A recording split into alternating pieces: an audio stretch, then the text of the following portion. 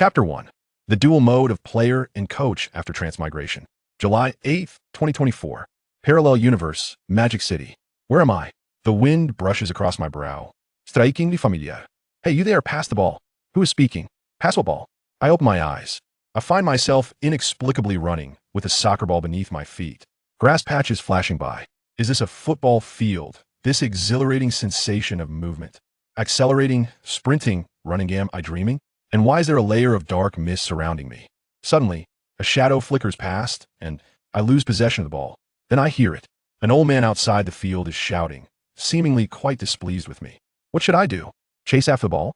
As I stretch out my arms to accelerate, my head tilts slightly upward. Suddenly, an image appears above my brow. What is this? I feel dizzy. Heavens! How familiar it seems, the interface from a game. When the world is happening to me. This dream feels so real. Could it be that I have transmigrated? It feels so wondrous, so exhilarating. I strain to recall. A tingling sensation courses through my body. My name is Wong Cohen. I am 22 years old. While playing FA5 in my rented room in the Magic City, I accidentally knocked over my cup, causing my laptop to short circuit. And then I transmigrated. The laptop had been tinkered with at a cheap repair shop just yesterday. Wong Kun's interest was instantly piqued. He saw the left half of the interface flickering like an old black and white television. Loading. A small screen appeared in the upper right corner. Then, Wong Kun saw a small avatar emerge. Goodness! It startled him. This handsome young man, could it be himself? That small screen instantly occupied the main display. Wong Kun began to scrutinize it earnestly. Wong Kun, nationality, Dragon Country. Languages, Dragonese and English. Position, striker, shadow striker.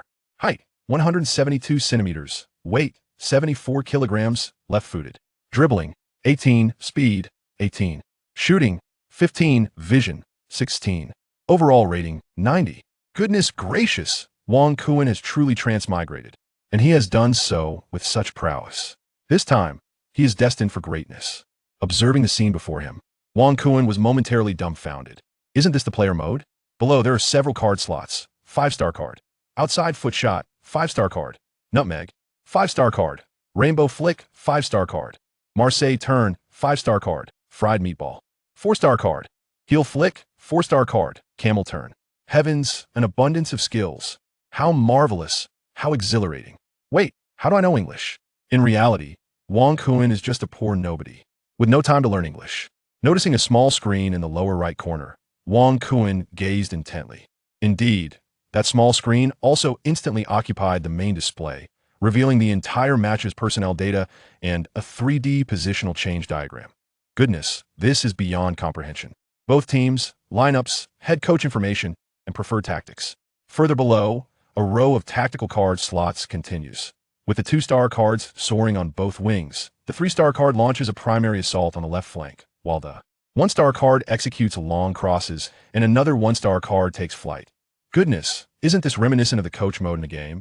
It appears that the skills are rather lacking. This is truly absurd. T.O. dominate the Premier League. Do I possess a dual system of players and coaches? Wong Kun engages in a bout of self-mockery. As he observes the opposing players advancing the ball ever closer to the goalpost, Wong Kun instinctively begins to sprint. Or perhaps, he starts to indulge in exuberance. Suddenly, the left panel reappears. However, this time, the snowflakes flicker momentarily before transforming into real-time footage of the match. Within the frame of his own movement, several cards make their appearance. Their debut is nothing short of explosive, with effects that are thoroughly impressive. Certainly, they are not of shoddy quality. Wong Kun glances at a particular card, which promptly vanishes before his eyes. The elderly coach beside him, inexplicably, raises his arms in fervent encouragement. Hey someone, get up there and tackle him. From the mist behind the field, a large man suddenly emerges. He is dark and robust. Wait a moment. Wong Kun squints to observe more closely. The man is tall and strides with an air of authority. His arm bears the captain's armband. A true warrior, he intercepts the opposing player with ferocity. The ball is decisively halted, and with a powerful kick, it is swiftly sent out of the penalty area. Wong Kun recognizes him clearly. The man flashes a grin, revealing a set of bright white teeth. Isn't that company? He gestures encouragingly, urging his teammates to press forward. Indeed, he is the captain. Hey Kun, what are you doing? Get back to your position. The elderly coach bellows furiously from the sidelines. What? What did he say? Kun, how does he know my name, and how is it that I can comprehend English? This is surreal. As he scrutinizes the scene, The old coach gradually regains clarity. Draped in a blue and white coat, his silver hair billows elegantly. It is indeed Mancini. The manager of Manchester City. By the way, is it particularly chilly in Manchester this time of year? Seeing Mancini shout at him, Wong Kun instinctively strides forward, running from the backfield towards the white line of the halfway mark. Glancing up once more, he notices several large English letters suspended above the stadium. Etihad Stadium. Wow. While he runs, a red dot suddenly flashes above his head, accompanied by a number on his right. 5.9. Soon after, a series of prompt sounds follow. Please remain within your designated area. You are a forward. Why do you keep seeking your goalkeeper? From where does this enchanting voice emanate? Wong Kun is momentarily taken aback. An unsettling feeling washes over him, as if something ominous is about to occur. Good heavens, is it just a system that I am lacking? Focus. Congratulations, host. You have activated the player and coach divine super mode. The alluring voice resonates once more. This individual is quite astute. They've grasped the mechanics so swiftly. Indeed, there is even a narration accompanying the events. Once again, a reminder, the system is rather capricious. It only activates under specific conditions when the host takes the initiative. That IT does not respond at one's beck and call. Wong Kun, initially perplexed, gradually came to terms with his new reality. He had traversed into another realm. It was indeed true. Absurdly, he had become a player, complete with a coaching mode. Even more astonishing was the presence of a haughty voice that would occasionally interject with comments. As Wong Kun raced toward the opponent's penalty area, the main screen suddenly illuminated once more. Words appeared alongside his graceful form. Direct assault, 2 against 1, diagonal infiltration into the penalty area, attracting opponent players. Was he to make a choice? Wong Kun strained to see the field ahead, but was shrouded in a veil of darkness. All he could perceive were the distant figures of Manich and company, the latter fervently gesturing from behind. What should he choose? In a moment of confusion, he found himself fixated on the 2 against 1 option. Though it had not been his conscious choice, he merely stood in a daze, uncertain of his next move. It appeared that decisions had to be made swiftly. Indeed, in the instant after the selection, the oppressive darkness dissipated in the opponent's half of the field. A figure emerged ahead, clad in blue, resembling a magician of the pitch, deftly maneuvering the ball. Though slight of stature, he moved with the grace of an elf. Number 21. In blue, Wong Kun focused intently. David Silva. How exhilarating. It truly is Silva. I long for an autograph. As Silva dribbled, he simultaneously plotted his passing trajectory. Just as he prepared to send the ball towards Wong Kun, a figure suddenly materialized in the empty space, garbed in red, his curly hair glistening in the wind. Indeed, it was none other than Evra. That red was the crimson of Manchester United. It was the Manchester Derby. Chapter 2. A tribute to the 93-20 miracle. In the brief moment of Wong Kun's astonishment, Silva approached Evra with increasing proximity, glancing sideways while calling out, "Hey, Kun." Wong Kun snapped back to reality, his feet still in motion. Silva, with a slight lift of his left foot, executed a low, arcing pass. Evra, unhurried, observed the trajectory of the ball. He positioned himself 2 strides ahead of where the ball would inevitably travel, extending his right foot to intercept. Yet, as the ball rolled along the ground, centrifugal force caused its arc to widen, narrowly evading Evra's outstretched toes. The earlier confidence had transformed into astonishment. Evra could scarcely believe his eyes. Was this truly the prowess of Silva? Meanwhile, Wong Kun, having outpaced Evra by several strides, found the ball at his feet mere moments later, as if guided by unseen hands. The position was exquisite. He hardly needed to adjust with a simple touch. Wong Kun surged forward into the encroaching darkness. Outside the field, the elderly Mancini nodded in satisfaction. All right. Ding. Oh, not bad at all receiving the ball so swiftly. That proud voice echoed once more. Congratulations, host. You have received the ball within the penalty area for the first time. A random real-time skill card has appeared. Do make your selection promptly. Bicycle kick. Powerful shot. Diving header. Wong Kun gazed at the options presented before him, recalling the distance on the pitch. Although shrouded in black mist, he felt that a hasty shot would be ill-advised. The diving header option elicited a derisive scoff from him. Then he turned his attention to the bicycle kick. Indeed, in the next moment, a brilliant light illuminated his path, revealing the small penalty area in the distance. However, his position was far from ideal, being near the left sideline. Fortunately, he had chosen not to go for the powerful shot that would have sent the ball soaring into the sky.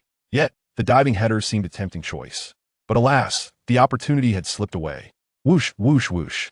This sensation was exhilarating. It felt as if he were soaring. After a series of movements, Wang Kun felt invigorated.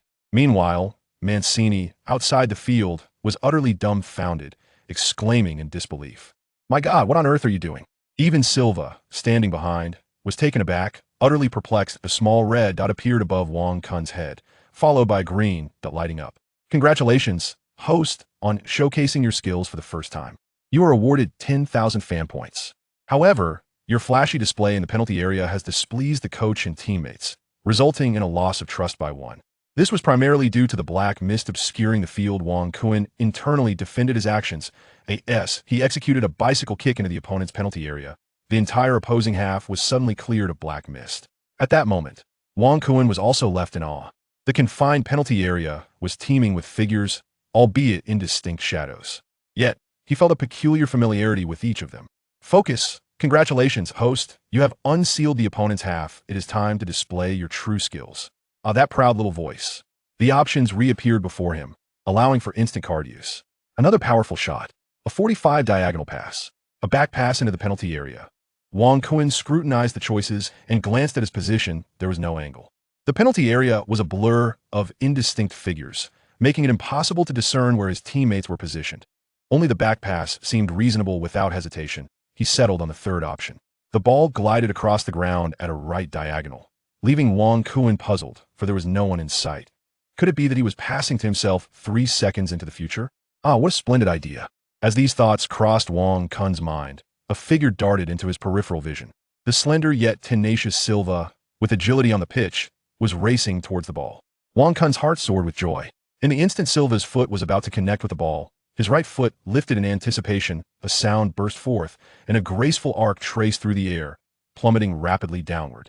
Players within the penalty area leaped high, seemingly poised to make contact with the ball, yet missing it by the slightest margin. Swish! The sound of the ball hitting the net echoed triumphantly. Wang Kun was intimately familiar with this tone. The ball, following a perfect arc, grazed the right post and found its way into the net. Joyelle! The crowd erupted in ecstatic shouts, dissipating the thick veil of darkness that had shrouded the stadium, revealing the entire arena before Wang Kun. A figure surged towards him, tackling him to the ground, soon followed by a throng of others who clamored to join the celebration, piling atop him. What a spectacular display of camaraderie. "Hey, Kun, what a brilliant pass! Truly imaginative." Wang Kun struggled to catch his breath beneath the weight of the jubilant crowd. From the loudspeaker, the excited commentary echoed. "Goal! Goal!" Manchester City initiated an attack from their defense. Forward Wang Kun dropped back to receive the ball, and Silva executed a splendid pass. By some stroke of fate, he delivered the ball to Wang Kun, who skillfully maneuvered it, performing a dazzling bicycle kick within the penalty area. Like a bolt of lightning, he curved the ball back towards the penalty arc, while the unmarked Silva made a timely run. With a deft flick, he sent a beautiful arc soaring into the net. That voice. Why does this commentary sound so much like someone? Wang Tao Tao. Then the loudspeaker once again resonated with clear English. Manchester City leads 10 against Manchester United, with David Silva scoring and Wang Kun providing the assist. As the announcement faded, Wang Kun's teammates, celebrating in the corner, gradually rose and began to jog back to their half, preparing for the next kickoff. Finally able to rise, Wang Kun took a moment to survey his surroundings. Inside the Etihad Stadium, he observed the stands brimming with fans from both sides. One side adorned in blue, the other in the red of Manchester United. He glanced at the billboards, where layers of text drifted by. August 7th, 2011, the English Community Shield. His gaze returned to the field, where players were making their way to their respective halves. In that sea of blue, he recognized number 10, Deco; number 45, Balotelli; number 21, Silva; number 42, Yaya Toure; number 7, Milner; number 4, Company; number 13, Kolarov; number 6, Lescott; number 2, Richards; number 25, Hart. Each of them worthy of a tribute, commemorating Manchester City's miraculous 93-20 and grateful for their spectacular performances. On the substitutes bench, he also spotted familiar faces. Number 15, Savic; number 5, Zabaleta; number 32, Tevez; number 34, De Jong; number 18, Barry; number 11, Adam Johnson; number 22, Clichy; number 20, Hargreaves. Wang Kun's eyes widened in astonishment, as if they might pop from their sockets. He forced himself to regain composure, lifting his hands to adjust his shirt. Then he saw it.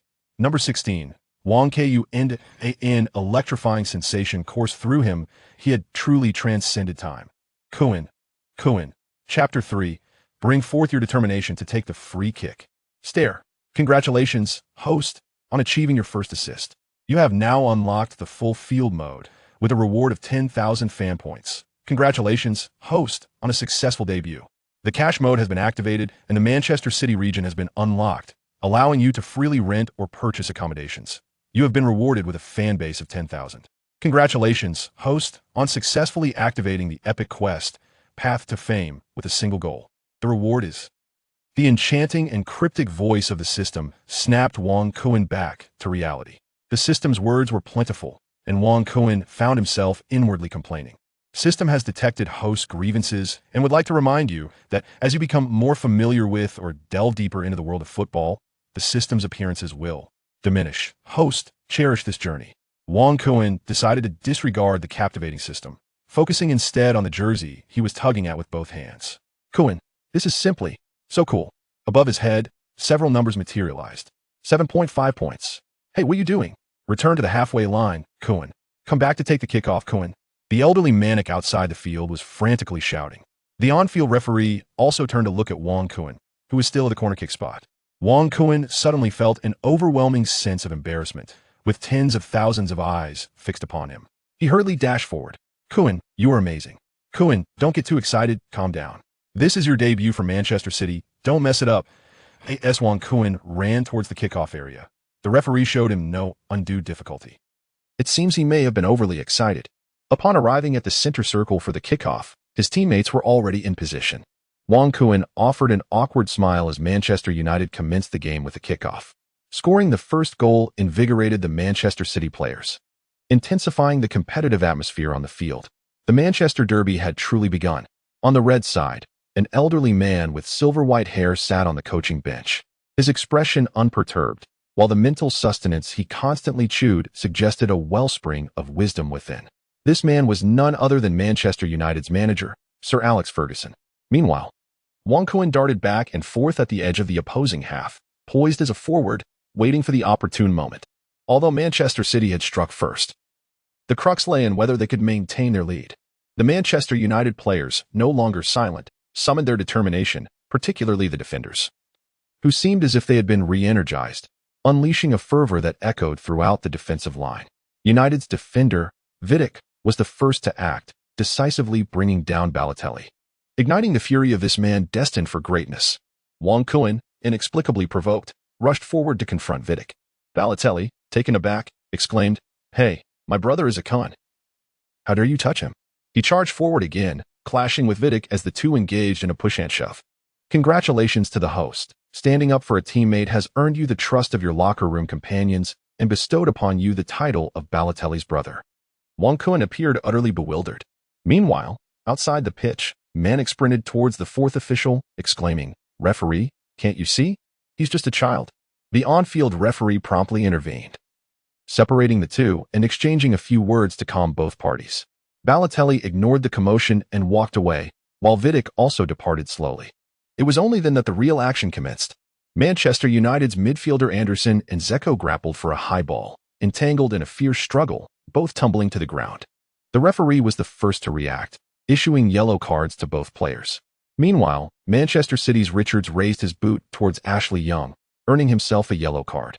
United's little fatty also found himself embroiled in a verbal altercation with Kompany, resulting in an unwarranted yellow. The impetuous Yaya Touré protested against the referee's perceived injustice, and in doing so, received yet another yellow card. Observing the escalating tensions, City's Milner aggressively tackled the recently signed Welbeck, also receiving a yellow card. This scene caught the attention of defender Evra, who seized the opportunity to retaliate with a fierce challenge on Milner at the edge of the penalty area. Both teams halted, gazing at the referee. Yet again, a yellow card was issued. The referee, overwhelmed by the explosive atmosphere, found himself wielding cards with increasing frequency and slowly pointed towards the edge of Manchester United's penalty area, indicating a free kick. The United players exhaled in relief, hastening to form a wall 9 meters away. Goalkeeper De Gea began to shout instructions to his teammates, while the announcement echoed, "Congratulations, host. You have activated a random task. Will you strive to be the designated free kick taker?" Wong Kuin was taken aback as the system's enchanting tone resonated once more. The host has been successfully activated by default. Wang Kuen's mouth fell agape in astonishment, while inwardly he cursed. Must it always be so hasty? Why can't they wait just a moment? At that moment, he felt a hand upon his shoulder. Hey, Kuen, why not give it a try? Wang Kuen turned around to find that it was none other than the team's inaugural free kick specialist, David Silva. The ball had already been passed into Wang Kuen's hands, while he himself dashed to the side, poised and ready for action. Wang Kuen, clutching the ball, gradually approached the lush green pitch. Outside the field, Manik rose once more, his gaze fixed intently on this precious opportunity. Meanwhile, Manchester United's manager, Ferguson, remained seated on the sidelines, seemingly indifferent to the unfolding events on the field. The referee repeatedly hastened towards the wall of players, urging them to refrain from pushing and shoving, as the atmosphere in the stadium grew increasingly hushed. Wang Kuen positioned the ball meticulously, and at the sound of the referee's whistle, he retreated a few steps before charging powerfully towards the ball. As the spherical object drew nearer, the Manchester United wall loomed before him. Just as they prepared to leap, Wang Kuen discerned a gap through which he noticed De Gea was positioned slightly to the right. At the moment his foot made contact with the ball, Wang Kuen directed his gaze towards the upper left corner of the goal. Simultaneously, the real-time scoreboard flashed once more. A random card appeared, a powerful strike, a low drive, a leaf-cutting shot. Wang Kuen was thoroughly prepared, his gaze unwavering as he directed it towards the falling leaf strike. At the very moment the ball made contact with the instep of his foot, it surged forward, soaring over the head of Smalling from Manchester United, heading straight for the upper left corner of the goal. The ball traveled with an astonishing straightness. In that instant of power, a collective chill ran through the onlookers. It truly seemed promising. The goalkeeper, De Gea, stood in stunned silence, merely watching as the ball hurtled towards the upper left corner of the net. Yet, as the ball drew closer to the goal, it maintained its trajectory without any deviation, propelled by a fierce wind, and narrowly veered towards the stands. Oh, heavens! What a stunning miss it was! A tone of regret echoed from the commentary booth as Wang Taodao lamented the near miss. Wang Kuen stood frozen in place, pondering the reason behind his predicament. Could it be that his abilities were insufficient, preventing him from executing the arc? This seemed implausible. Chapter 4. The Activation of the Great Intelligence 2.5 System.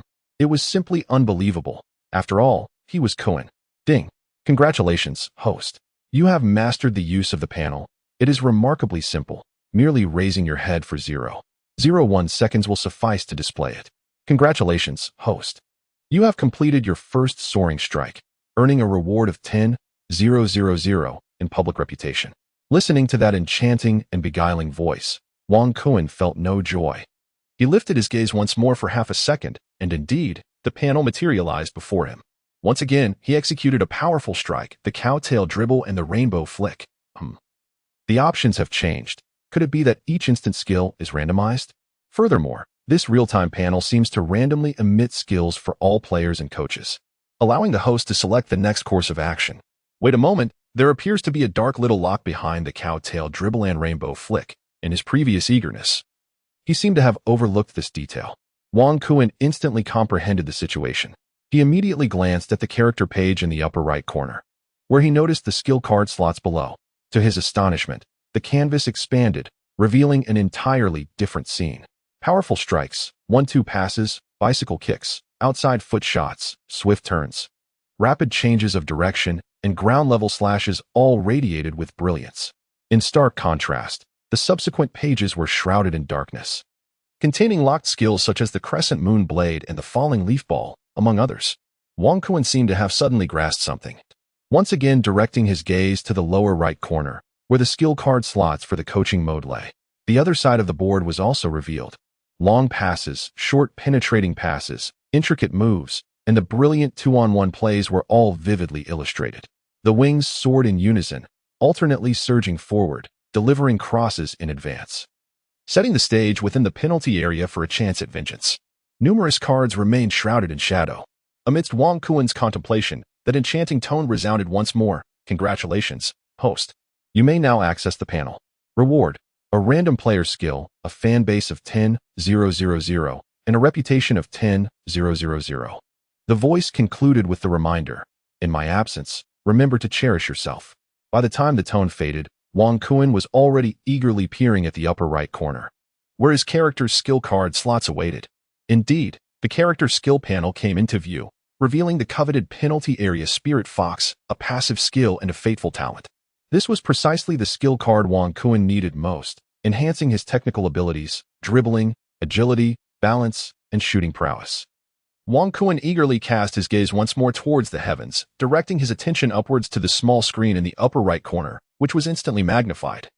As he observed the screen, he was indeed pleased to find that his data had undergone a transformation under the passive enhancement of Linghu from the police district. Several of Wang Kun's primary attributes had experienced a notable change. Wang Kun was overjoyed, as if he had stumbled upon the gateway to a new world.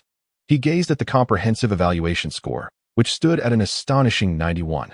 The improvement was remarkable, and it appeared that he needed to acquire those locked skill cards promptly. Ding ding. Congratulations, host, you have activated the Intelligent 2.0 mode. Indeed, by looking directly to the left, one can access the real-time God mode. The upper right reveals the player mode, while the lower right showcases the coaching mode on the field. How impressive is this new system? Do remember to leave a 5-star review. Subsequently, the real-time panel astonishingly displayed 5 blooming red flowers. Wang Kun has become more astute, silently reciting the number 5 in his mind. Congratulations to the host for activating the Great Intelligence Mode 2.5, where all real-time options can be executed without the need for eye contact. Merely a mental recitation suffices. The Qilin system is truly a worthy possession. Yet, despite the system's announcement, Wang Kun found no joy in the development. It appears that while the player's statistics have improved, the ineffective utilization of skill cards renders no benefit. How could that ball have flown astray? Surely it should have had some curvature. Balotelli jogged past Wang Kun, teasingly remarking, "Hey, Kun, believe in yourself," before returning to his defensive position. Following a brief incident with a free kick, the intensity between both teams gradually subsided in the final minutes of the first half. The clock struck the 45th minute, and just as everyone anticipated the conclusion of the first half, Wang Kun felt the weight of someone's gaze upon him. When he turned to look, a towering figure dashed past. It was Eco. This imposing striker was not one for many words, yet he was diligent and uncomplaining. However, the look he cast upon Wang Kun was distinctly peculiar, as if silently conveying, "I am new here, watch how I score." Indeed, during a throw-in for Manchester City, Milner delivered a powerful underarm throw, allowing Yaya Toure to receive the ball seamlessly. A few deft movements later, he passed it to Silva. At that moment, Wang Kun was already sprinting towards the opponent's right half, completely unmarked. Silva, without much hesitation, relayed the ball to Eco, who surged towards the flank, dragging the opposing defender, Smalling, along with him, seemingly intent on executing a 1-2 play.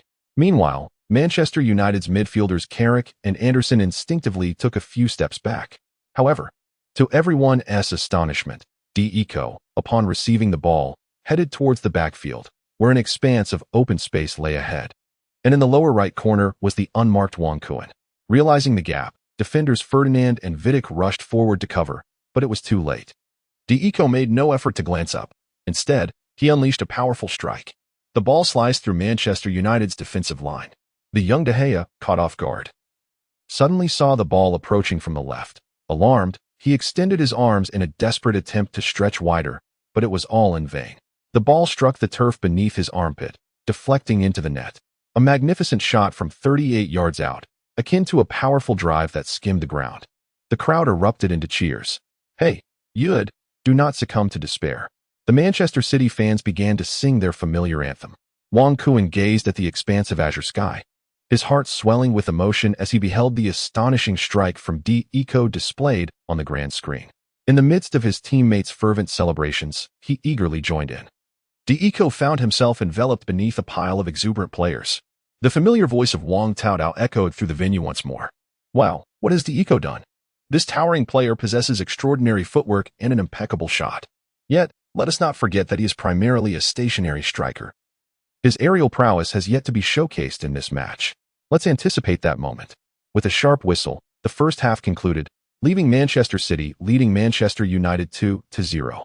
Thus, the first half came to an end. Wang Kun followed behind the players of Manchester City, each teammate offering him words of encouragement as they passed. "Hey Kun, that assist was splendid. Just relax and enjoy your first match. Don't be nervous for the derby." With the care of his teammates surrounding him, Wang Kun stepped into the players' tunnel. In the distance, he spotted a tall figure leaning against the wall, seemingly waiting for him. It was Zeko. Chapter 5. The Legend of the Locker Room Hairdryer. Congratulations, host, on completing your first half of the match. You have earned 10,000 fans, 10,000 reputation points, and a random skill reward. Be sure to check it out. The enchanting voice echoed once more. Wang Kuan silently recited to himself as he examined the skill board.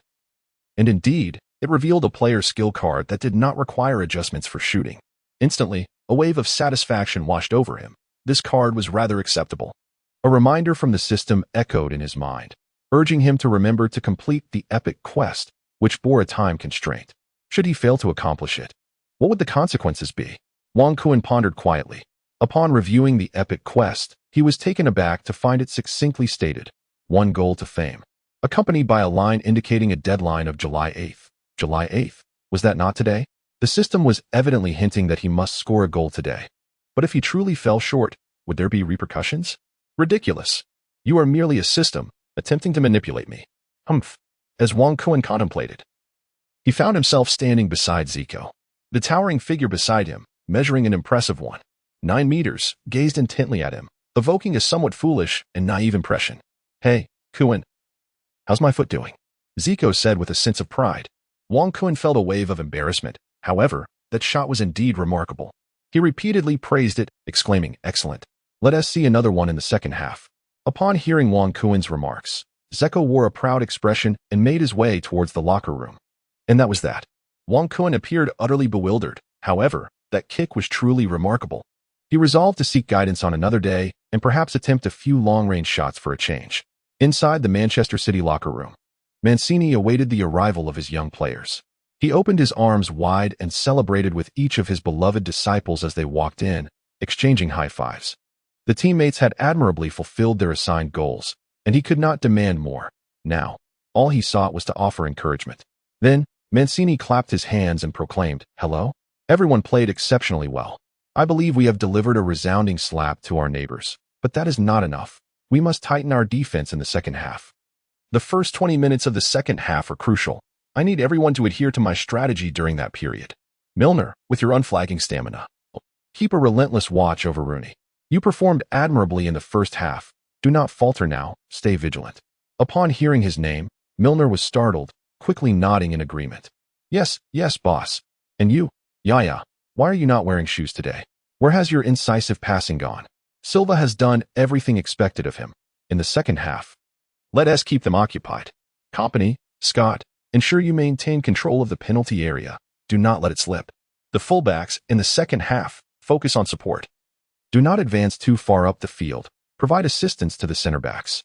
Mancini delivered a lengthy discourse while the players listened intently.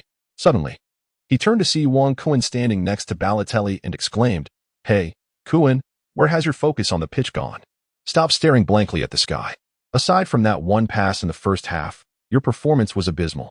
Oh my, even my grandmother plays better than you. The teammates burst into laughter but quickly stifled their amusement. Only Balotelli discreetly tugged at Wang Kuan's shirt, nearly revealing his broad grin. Focus in the second half. Do not let me down. Subsequently, Manik rose, having essentially concluded his speech, and departed the locker room. The young men had performed commendably in the first half. Ordinarily, he would refrain from nagging. However, today was different. This was a derby. Assistant coach Brian Kidd picked up the tactical board to discuss the strategy for the second half, while the players began to arrange their gear, preparing for another onslaught. Meanwhile, within the confines of the Red Devils locker room, head coach Ferguson had chastised his players thoroughly, nearly summoning their ancestors for a rebuke. You young scoundrels, I still haven't finished with you. Let us see whether my shoe soles are tougher than your heads. The 69-year-old Ferguson scrutinized his disciples once more, chewing on a piece of gum. In the second half, Phil Jones replaced the unfortunate Ferdinand. Evans took the place of Vidic and cleverly substituted for Carrick. The three singled out did not dare to lift their heads. Ferguson unleashed another tirade. You three wretched lads. You're responsible for the footwear this week. The trio exchanged glances, hardly daring to breathe. In the second half, Manchester City would undoubtedly adopt a defensive stance. It was your moment to unleash your potential. Go all out. Push forward. Conceding 2 goals is inconsequential. As long as you score 1, they will falter. Rooney, if you cannot sprint in the second half, you'd best focus on trimming down. Midfielder Anderson, you must tightly mark Silva, prove that you are not a liability. Ashley Young, where is your edge on the flank? Are you unable to muster any pace? And you, Nanny, what are you doing? Watching Silva perform, don't you feel envious? Where is your breakthrough? Remember, after your dribble, deliver the ball into the penalty area. Quite simple, isn't it? Pass it out. Most importantly, their flanks must be marked. Look for those expansive gaps. Nanny, Ashley Young, your opportunity has arrived. Let Rooney engage in the midfield tussle while you assault their wings. Go. Go. In the second half, show me your true capabilities. With a sharp whistle, the second half commenced. Manchester City made no adjustments, while Manchester United made a triple substitution. The two defenders and one midfielder clearly indicate that Sir Alex Ferguson has entirely dismissed his first-half performance, opting instead to respond vigorously in the second half. This is the hallmark of a legendary coach, having the audacity to acknowledge one's shortcomings and the courage to rectify them. In stark contrast, the coach from Longwa, paralyzed by the fear of failure and unwilling to confront the evident errors, stubbornly adhered to his misguided strategies throughout the match, ultimately digging himself into a corner. Subsequently, he sought to shift the blame onto one of his players during the press conference. As the ball was set in motion, Manchester City indeed commenced the implementation of Mancini's tactics, contracting their formation and retreating into their own half. Meanwhile, Manchester United, invigorated by Ferguson's rekindled spirit, began to dominate possession. The ball remained glued to the opponent's feet, intensifying Wong Kuen's anxiety as he found his forward line relegated to his own half. Gazing at the halfway line, which should have been his playground, Manchester United finally managed to press forward, only for the ball to be seized by Hart during an attacking sequence. Upon witnessing the scene, Wong Kuen had already sprinted towards the halfway line. Chapter 6. A desperate gamble for a goal. After several rounds of contention, the ball found its way to Milner's feet. However, his teammates seemed disinterested in mounting an offensive, merely maintaining their positions and passing the ball amongst themselves. This tableau left Wong Kuen at a loss, particularly as he was acutely aware of the epic quest that awaited his completion, which only intensified his anxiety. He silently recited the real-time imagery, and the panel materialized before him. Indeed, apart from his own leisurely movement, there were no indicators to be found. The coach's panel flickered, instantaneously revealing the formations of both teams. The 3D display vividly illustrated Manchester City's defensive retreat, while Manchester United's formation was notably expansive. The possession statistics were striking, with City holding 45 and United 55. Yet, a few cards at the bottom glimmered, indicating their usability: defensive zones, short passes, and a tighter formation with minimized movements. Wong Kuen was utterly bewildered after observing the situation. How could they possibly proceed under these circumstances? Could it be that the subjective perceptions of the head coach might influence the utilization of the coaching system's cards? If this were indeed the case, the coaching mode would be severely diminished. This simply would not do, as he still needed to accomplish an epic quest, which might yield substantial rewards. With this thought in mind, Wong Kuen began to ponder how to invigorate his team. They needed to at least get moving, ideally advancing into the opponent's half. At that moment, a shadow casually drifted by in the midfield. Ah, yes, that man. If he made a mistake, Mancini would surely not lose his temper. In an alternate reality, that was his very own son, number 45, Mario Balotelli. With this realization, Wong Kuen began to make his way toward Balotelli in the midfield. Hey, Kuen, are we changing positions? Balotelli inquired immediately, assuming Wong Kuen was indicating a tactical shift as he approached. Wong Kuen hesitantly spoke. Hey, Mario, today is my debut. Could you lend me a hand? Upon hearing Wong Kuen's plea, Balotelli extended his hands in a gesture of helplessness and remarked, "That old man just wants to defend. I am nearly bored to death." Wong Kuen chuckled and said, "Then I shall return to receive the ball. Let us collaborate and play together." Balotelli, taken aback for a moment, then shifted his gaze and replied, "Perhaps it would be better if I went back. Your positioning on the wing is too conspicuous today, which is not ideal." Upon hearing this, Wong Kuen immediately raised his thumb in approval. "Ah, you truly are my brother," he exclaimed. Balotelli, beaming with joy, swayed back to his own half of the field, seemingly unnoticed by anyone around. Meanwhile, Manchester City was entirely withdrawn, while Manchester United could only squander opportunities in their own half. Both teams appeared to be ensnared in a vicious cycle. We observed Balotelli securing the ball at the edge of his own penalty area. Yes, dear viewers, you heard correctly. Balotelli has retreated deep into his own half, indicating that Mancini has no intention of advancing. However, Wait a moment. At the very instant Balotelli gains possession, we see Wang Kun making a rapid surge down the left flank. It remains uncertain whether anyone will offer him a pass. Balotelli begins to dribble the ball, preparing for a strike. Wang Kun swiftly crosses the halfway line, and the ball is delivered to his feet by Balotelli. Goodness, Balotelli's powerful shot slices through Manchester United's defense, and as Wang Kun receives the ball, he is not in an offside position. He strides forward with great momentum. Behind him, we can see Manchester United smiling, with Ashley Young also trailing in pursuit. Yet, the entirety of Manchester United's defense appears vacant of Manchester City players, who are all advancing forward. It seems that only Balotelli's silhouette remains visible in the frame.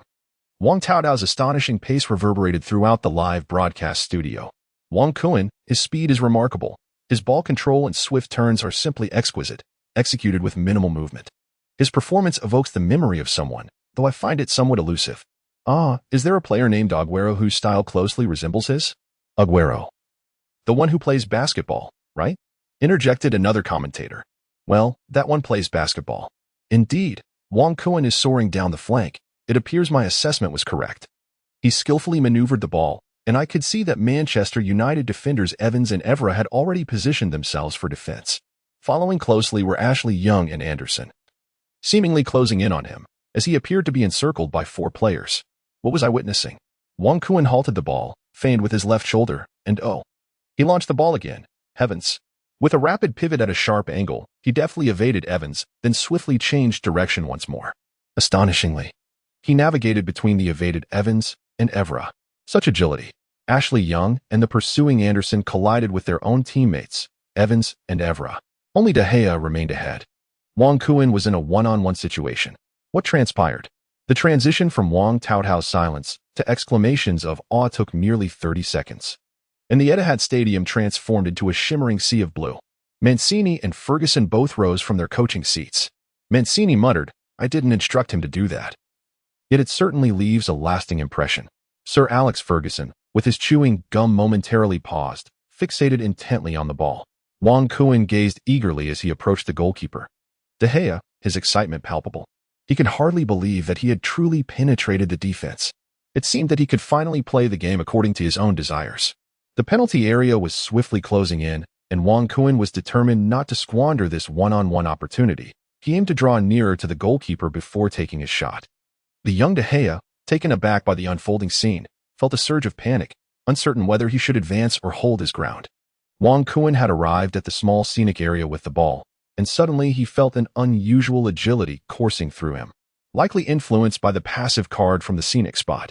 Sensing the potential for greatness, he noticed that he was perfectly aligned with the goalkeeper's position, prompting him to execute a deft change of direction. The young De Gea was utterly bewildered as his right flank lay completely exposed. It seemed as though Wang Kun was facing an open goal. De Gea could only lean towards the right, striving to extend himself in hopes of making contact with the ball. As the goal loomed ahead, it was clear that a gentle push would suffice to score. Observing the fallen De Gea, who had seemingly resigned himself to defeat, Wang Kun took another step to the right. His desire to score was overwhelming.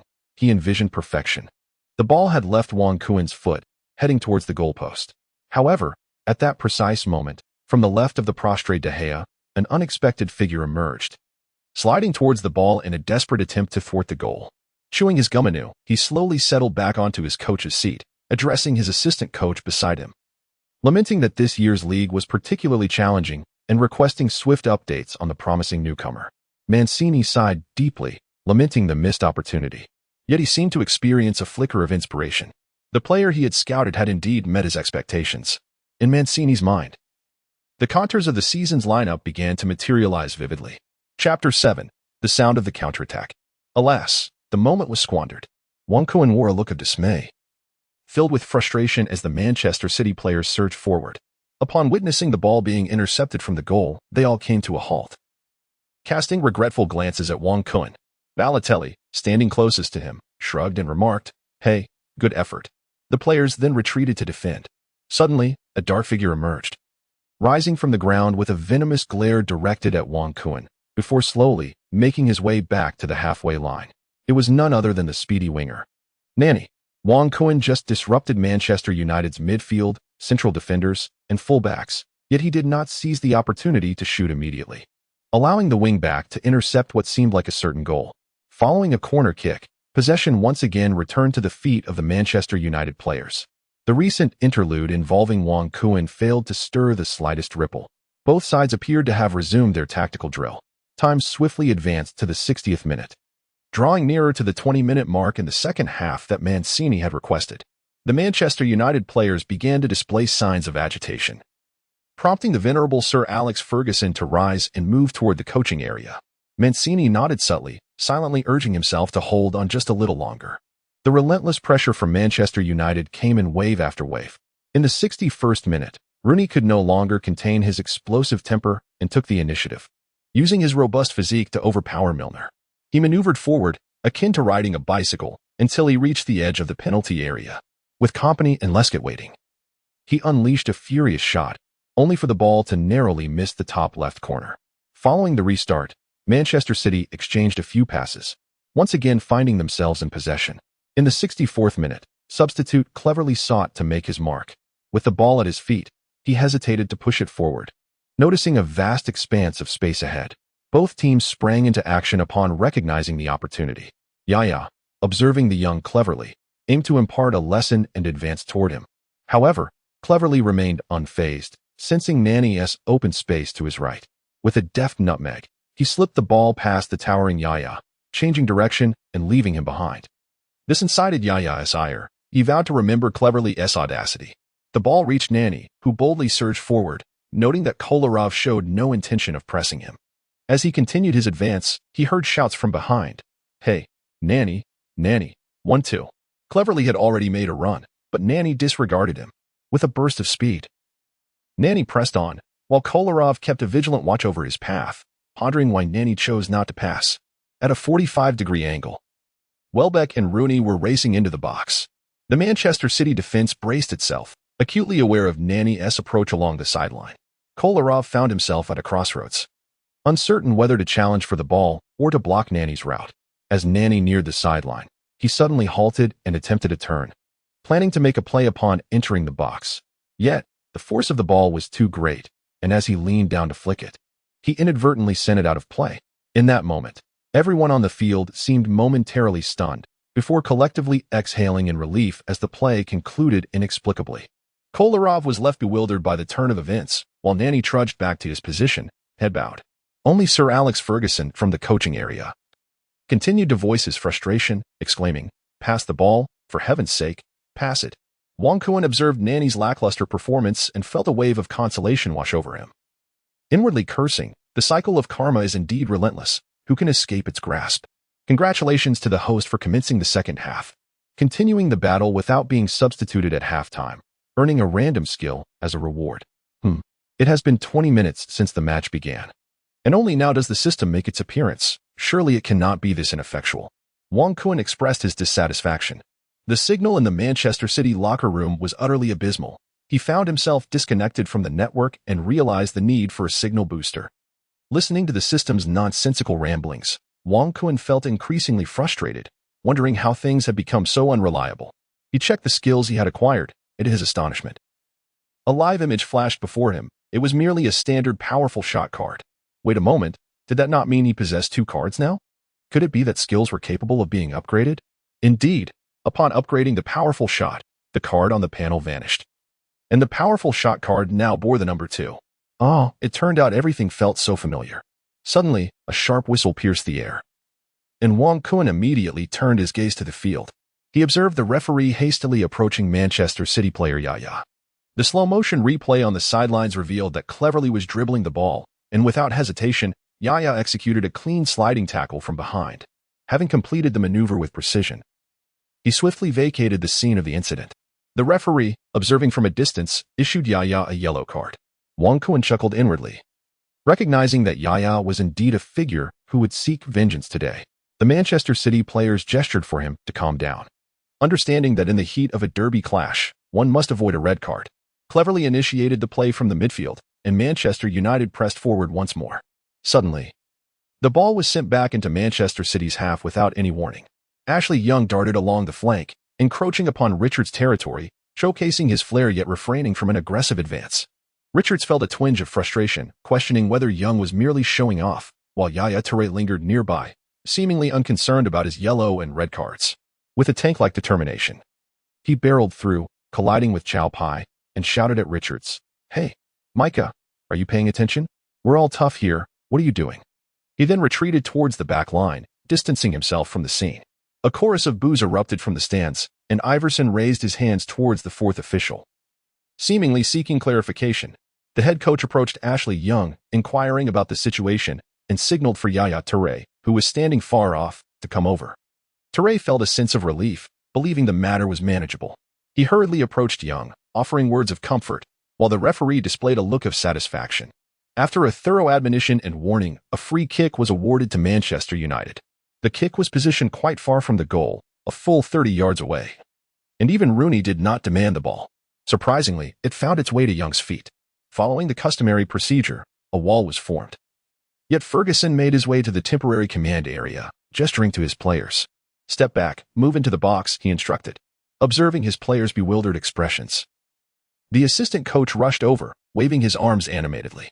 As Manchester United players shifted backward, the Manchester City players harbored their own intentions, while Young seemed to grasp Ferguson's strategy, preparing to send the ball into the fray. Recalling the earlier humiliation, Young gazed skyward, and at that moment, a pristine seagull glided across the field, evoking memories of the Manchester harbor. As he watched its fluttering wings, the referee's whistle pierced the air, prompting him to stride forward with a rhythmic grace. He struck the ball, sending a beautiful arc soaring through the air, descending toward the Manchester City goal. As the players noticed the approaching ball, the United players surged toward the goal, while several City players raced in the opposite direction. The ball sailed through the City wall, leaving only the leaping company to lament its trajectory. The referee did not blow his whistle. The ball was already en route to the goal. The young heart, realizing the impending threat, attempted to intervene, but it was too late. A figure leaped from 2 meters away, and the ball fell perfectly onto his foot. Without any additional effort, the ball rolled gently into the net, having lost all momentum. Without a glance at the goal frame, he sprinted toward the Manchester United supporters' stand to celebrate. Goal! The ball had found the net, scored by Smalling. A defender, with remarkable skill at his feet, effortlessly nudged the ball into the goal. Manchester United scored, bringing the time to 69 minutes. Was this the clarion call for their offensive surge? Mancini, glancing at his wristwatch, murmured to himself, "Not held firm yet, just a minute short." It is customary in international matches for substitutions to occur around the 69th minute. Chapter 8. Time is not on your side in that instant. Manchester United fans erupted in jubilation, their shouts echoing throughout the stadium. It marked the commencement of their counterattack. At 69 minutes, it was Monty who first rose to his feet, calling out to the players warming up on the sidelines. "Barry, you're up, replace Mario. Strengthen our midfield defense and keep a close watch on Cleverly."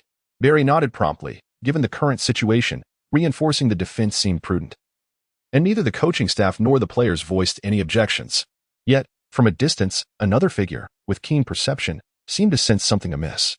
He gestured towards his midfield, drawing a circle with his hands to signal a move forward. The captain on the field, Evra, understood immediately and conveyed the message to his teammates. "Hey, Rooney. Drop back to receive the ball, apply pressure on their midfield. Cleverly, continue to disrupt their midfield. It's time to showcase your skills, Ashley Young, Nanny. Tear open the flanks. Go, let us push forward, defense, keep advancing." Balotelli, glancing at the fourth official S-board, looked quizzically at the coaching bench. After contemplating the score, he seemed to come to terms with it.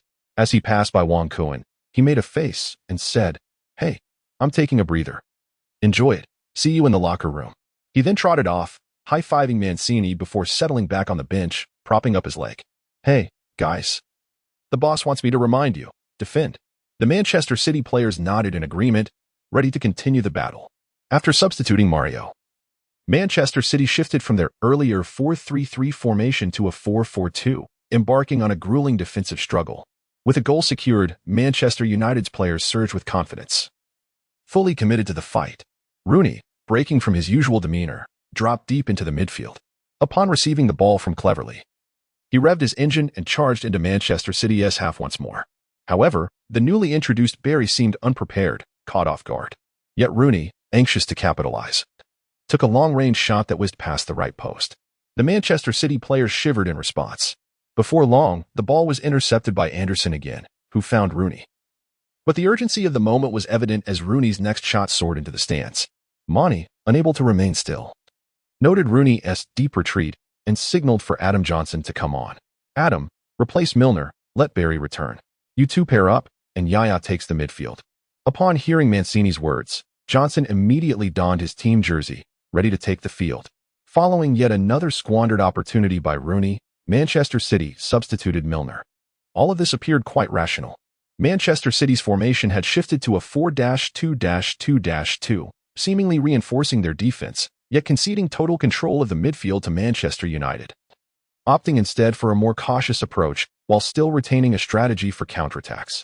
Wong Kuan observed Mancini making yet another adjustment, feeling a surge of impatience as he realized he hadn't touched the ball for several minutes, let alone the forward, Zeko. Silva, stationed on the flank, was utterly isolated, leaving little room for Yaya Touré to orchestrate from the midfield. As anticipated, the newly substituted Johnson faltered under the opponent's intense pressure, misjudging a pass to the nearby Barry. The ball was swiftly intercepted by Cleverley, who delivered it to Rooney, retreating into space. In an instant, the Manchester City players were thrown into disarray, hastily retreating to defend. Rooney, much like before, surged forward with the ball, the path ahead wide open. The City defenders, convinced Rooney was poised to take a long-range shot, fixated on his feet, neglecting to advance. However, this time, Rooney sensed a rapid movement behind him. A glance revealed it was Nani. Recalling the squandered opportunities from earlier, he deftly passed the ball to the flank and darted towards the edge of the City penalty area. As Rooney released the ball, Nani sprinted down the right side of the box. Spotting Kolarov ahead, he recalled the earlier challenge and executed a quick back pass to Rooney. Inside the penalty area, the City players clustered together, focusing intently on Rooney, determined to block his every move. Yet another figure emerged beside Rooney, Cleverley, who had surged forward at speed. Noticing Cleverley's advantageous position while lacking a clear angle himself, Rooney executed a subtle backheel, sending the ball to Cleverley. Upon receiving the ball, Cleverley found himself at the brink of the 6-yard box, drawing the attention of the City players. He then spotted the unmarked Rooney and returned the pass. In an instant, Rooney was one-on-one with the goalkeeper, Kompany quickly sliding in an attempt to obstruct his path, while Hart rushed to the right in a bid to intervene. The shot was too straightforward. Time was of the essence, and Kompany's body was poised to block the shot. Suddenly, a flash of red appeared at the near post. Nani. Without hesitation, Rooney allowed the ball to roll between his feet, and Nani effortlessly pushed it into the left corner of the net. Everything transpired so smoothly. Gualuil. Manchester United finally executed a cohesive play, initiated yet again by the indefatigable Rooney, a midfield interception, a splendid 1-2, a feigned shot that drew away defenders, followed by a beautifully timed pass and a simple finish. Truly, it was beautiful football. The score leveled at 2-2. The Manchester City players anxiously glanced towards the bench. This was untenable. Having conceded 2 goals, the clock now read the 80th minute. Hey, Clichy, come on, replace Kolarov. He's been exploited on that side. Upon hearing the coach's call, Clichy was undoubtedly eager to demonstrate his prowess. Observing Manchester City's substitution, Ferguson contemplated for a moment before signaling for Raphael to replace Evra. The expression on Berbatov's face was one of confusion, wondering if it was his turn to charge onto the field. Yet, his perceptive gaze remained fixed on the Manchester City bench, eager to discern the outcome of this fierce contest. With the introduction of the vigorous Clichy, Manchester City finally regained their composure, while the substitute Barry gradually found his rhythm. The match intensified as both sides continued to grapple for supremacy. Just one goal could seal the fate of the game. A voice chimed in, reminding the host that only 5 minutes remained in regular time, urging the completion of an epic task. Time was of the essence. Hearing that haughty tone, Wong Kuan felt a wave of disdain wash over him, his anxiety growing ever more palpable.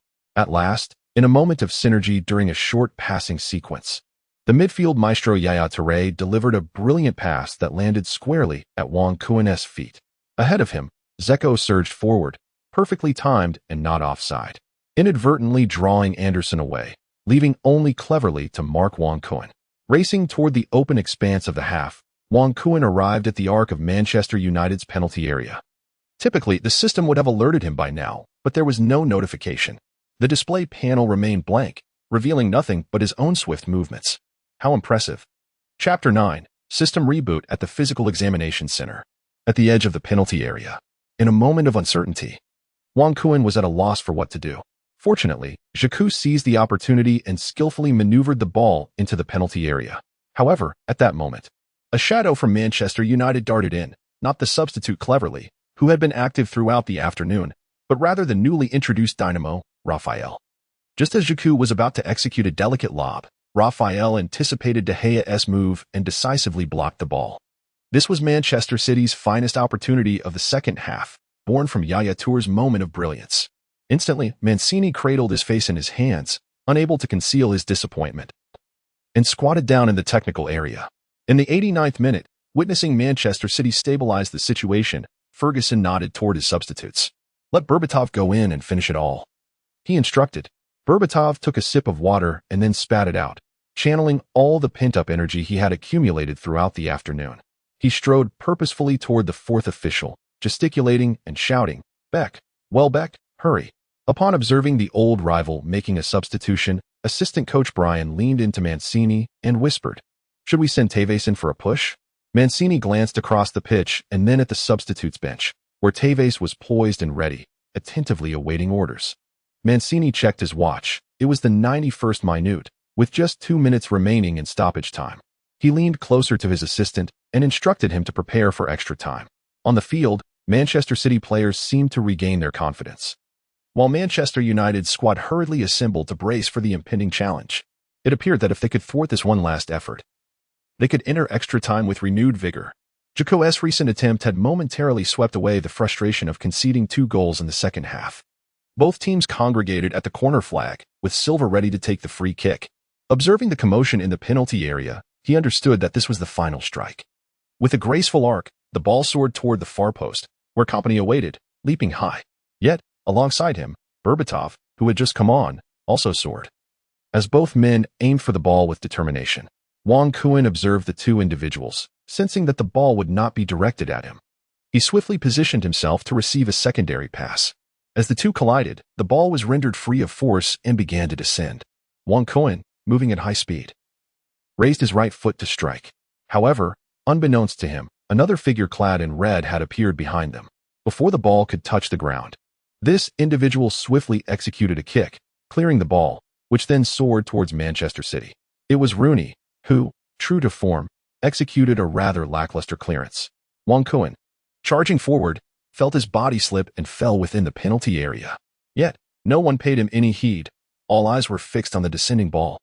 The Manchester City players collectively exhaled, as their captain Kompany and the dynamic Clichy were both present. However, the ball continued to ascend into the air.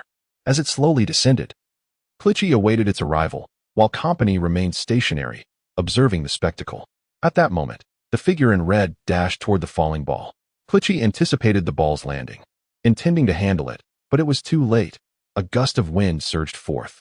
To his astonishment, the figure in red stood at the landing point of the ball, which bounced off the ground. Clichy, paralyzed by indecision, made no attempt to contest for it, believing Kompany was beside him. The sudden turn of events startled Kompany, who immediately sought to regain control, but it was all in vain. A defender's foot is no match for a winger's speed. The red figure deftly flicked the ball, which sailed over Kompany's shoulder, heading toward the Manchester City goal. Ahead lay a vast expanse, inviting freedom. Faced with the flustered goalkeeper Hart, there was still no shot taken. Dribbling was an art. Dribbling until the end of time. As he skillfully maneuvered past Hart, he gently nudged the ball. It found the net. It was Nani. At 93 minutes and 20 seconds, Manchester United delivered a last-minute victory. The echoes of the Ferguson incident reverberated once more. In the dying moments before the whistle, Manchester United clinched a dramatic triumph over Manchester City in the Community Shield Derby. Wang Kuan gazed at the vibrant red banners fluttering across the stadium, the event drawing to a close. Yet, he remained in a daze, entirely unaware of how he had found himself in the players' tunnel. Suddenly, a voice pierced through the haze. "Congratulations, host. You have completed your first match, awarding you a random skill, a coach's directive card, a fan base of 10,000, and a reputation of 10,000. As the system's voice echoed in his ears, Wang Kuan felt as though the world was collapsing around him. A cacophony of fragmented Kaspersky notifications reverberated in his mind. Host, the epic mission remains unaccomplished. Warning, The system will restart. Warning. Warning. System reboot in progress. Preparing to clear data. Data clearance in process. Beep, beep, beep. In a parallel world, on August 8, 2011, at the Etihad Stadium training base, a staff member was tidying the corridors, a radio hanging around his neck broadcasting the Manchester City fan station, CITV. Manchester City had invested $40 million to acquire the 22-year-old prodigious striker Wong Kuan from Atletico Madrid, who was set to undergo a medical examination and represent the team in the Premier League. Additionally, they had secured 23-year-old Frenchman Nasri for $27.5 million from their neighbors, Arsenal, and signed 19-year-old Savic for $12 million. A youthful storm was brewing under the guidance of head coach Mancini, and hopes were high for an extraordinary season for Manchester City. The staff member, humming a cheerful tune while listening to the broadcast, ascended to the next floor where large letters hung overhead, Medical Examination Center. He meandered past rooms filled with players undergoing medical checks, each engrossed in their tasks. Suddenly, a medical staff member rushed in, colliding with him, scattering several medical reports across the floor. The cleaning staff quickly stepped forward to assist, gathering the scattered papers. His eyes widened in surprise. Among them were the medical reports of several players, including Wong Kuan's. The medical personnel hurriedly apologized, and both resumed their duties. He hastily made his way to a corner room designated for electrocardiograms. "Hey, Kuan, wake up. It seems the journey has tired you out," remarked the supervising doctor as the medical staff entered. After receiving a stack of medical reports and glancing through them, he noted, "Everything is fine. You can inform the directorate." Upon hearing this, the medical staff departed for another department. The supervising physician gently patted Wong Kuan once more. "Hey, Kuan, congratulations. You've passed your medical examination and are cleared to play for Manchester City." He subsequently exited the electrocardiogram room. Moments later, the sun began its gentle descent in the west. Suddenly, Wong Kuan sprang up from his reclining position, gasping for breath as if he had just emerged from a vivid dream. Once he regained his composure, he surveyed his surroundings and slowly made his way toward the window. Before him stood a grand and expansive sports complex, bustling with activity below, while in the distance, several courts were visible, where individuals appeared to be engaged in training. As he continued to gaze upwards, a few prominent characters caught his eye. Etihad Training Base. Chapter 10. The system surprisingly recycled me. Wong Kuan found himself enveloped in a moment of bewilderment. He was still in Manchester. Could it all be real? Hastily, he cast another glance around the room, his eyes falling upon a mirror on the wall. Rushing over, he beheld a visage of Eastern descent before him. He remained strikingly handsome, yet upon closer scrutiny, he bore an uncanny resemblance to someone he could not quite place. Kuan. It dawned upon him that he had indeed traversed into the body of Kuan. Recalling the scenes from that dreamlike realm, Wong Kuan instinctively murmured to himself, "Open the panel." Everything remained unchanged. He was still a traveler of sorts. However, his elation was short-lived. Wait, why had this data altered? Wong Kuan, a citizen of the Dragon Kingdom, possessed a composite evaluation score of 69 in both Dragon language and English. Everything around him had vanished, and all data had reverted to a novice player template. This left Wong Kuan in a state of bewilderment for quite some time. Gradually, he regained his composure. Calm. He reminded himself that he had encountered nothing he could not handle. The events unfolding before him were astonishingly surreal. Surely, he must have revealed something. Slowly, he began to uncover certain clues. Remarkably, all the rewards from his previous match remained intact, including the elusive card of the Phantom Fox from the penalty area, as well as the ability to remove passive skill cards. Wong Kuan silently pondered to himself. His statistics had transformed into a score of 60. He felt a surge of relief, as a rating of 69 suggested that with diligent training prior to the league's commencement, he could potentially reach around 70. Such a level would be sufficient to qualify for a substitute position in the Premier League. Upon examining his player skills, he noted a powerful long-range shot at level 2. 1-2 passing, bicycle kicks, outside foot shots, rapid turns, swift directional changes, and ground shots. However, that was all there was. He then checked the coach's tactical cards, which included long passes, short penetrative passes, but to no avail. There was nothing else. Lastly, he inspected the real-time instant usage cards, only to find them blank. Wong Kuan's mind was a complete blank. What on earth was he supposed to do? He bore a staggering valuation of 45 million euros, and surely, he would be condemned as a worthless player. Wong Kuan found himself at a loss. Wait, wasn't he rewarded with player reputation and fan base bonuses? He had not studied their significance and was unaware of their effects. Upon examining the fan base, he sighed. This panel was entirely different. A holographic projection loomed large before him. Wang Kuan gazed at the small map before him. Certain areas radiated brightness, while others were shrouded in a somber gray. To the left, there was a ranking of teams. 20,000 fans for the Dragon Kingdom, 20,000 fans for the England team, and 10,000 for others. Adjacent to the ranking, there was a purchase box. Wang Kuan curiously murmured as he opened the fan shopping interface. Instantly, a subpar shopping scene unfolded before him. Reminiscent of the fleeting images from the Pinguagua platform, the Marseille spin boasted a fan base of 200,000. The fried meatballs attracted another 200,000. The falling leaves ball garnered 300,000 fans, while the crescent moon blade commanded an impressive 500,000 fan data. Below, a row indicated that 3 matches would refresh the figures. Should real-time updates be required, each refresh would cost a fan base of 20,000. Ah, how disheartening. Wang Kuan contemplated that it seemed this platform would not be of use for the time being. He opened the player reputation interface. With a deep breath, another scene unfolded before him. His own realistic 3D model gazed back at him with an amused expression.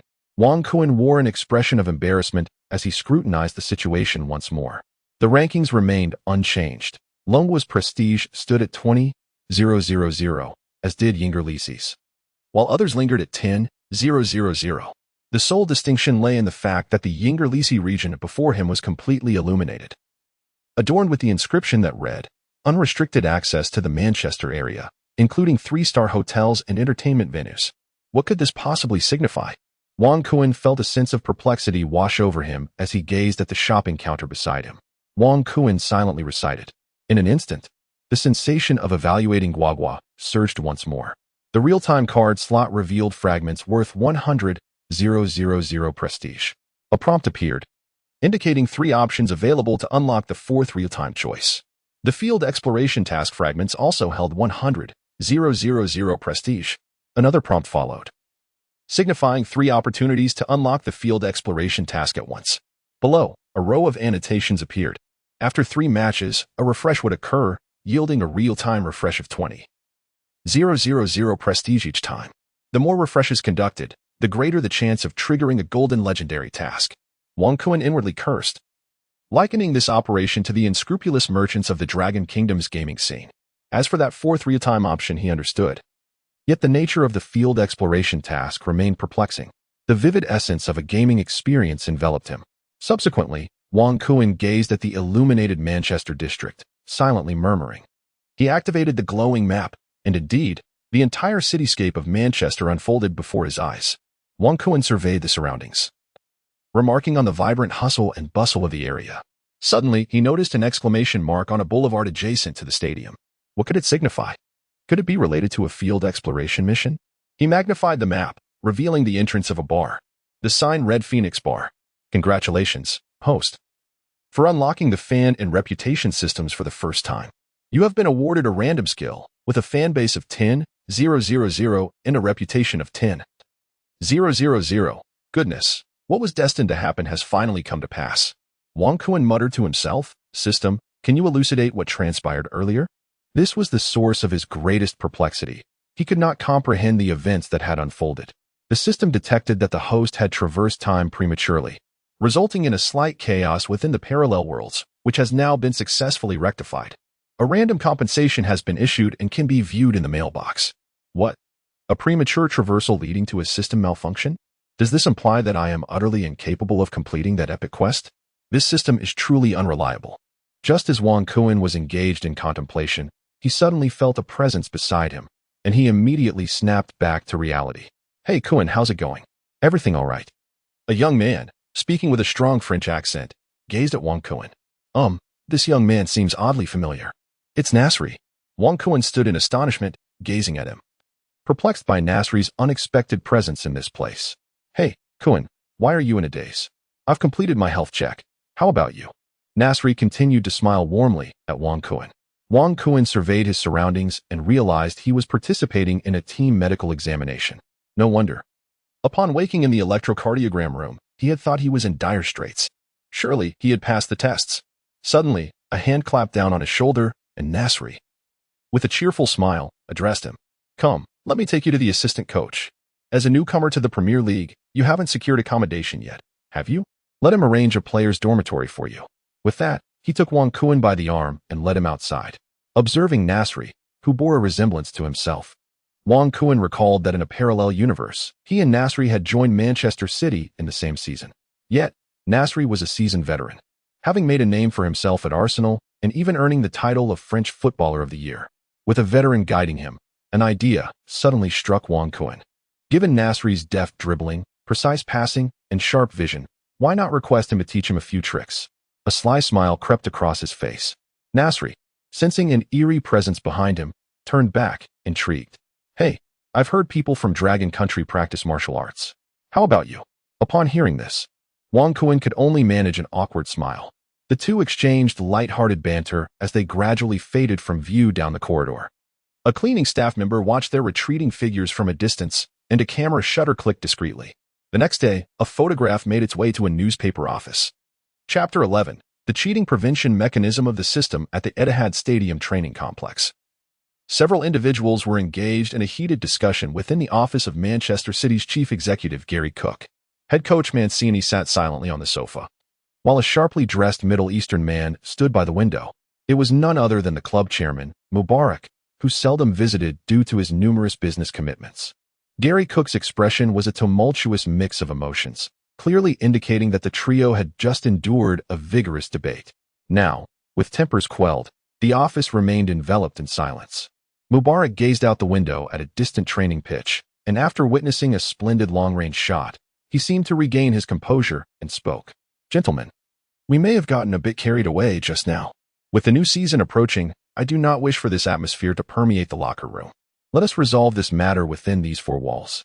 Upon hearing the boss's directive, Director Gary Cook promptly nodded in affirmation and discreetly nudged the seated head coach, Roberto Mancini.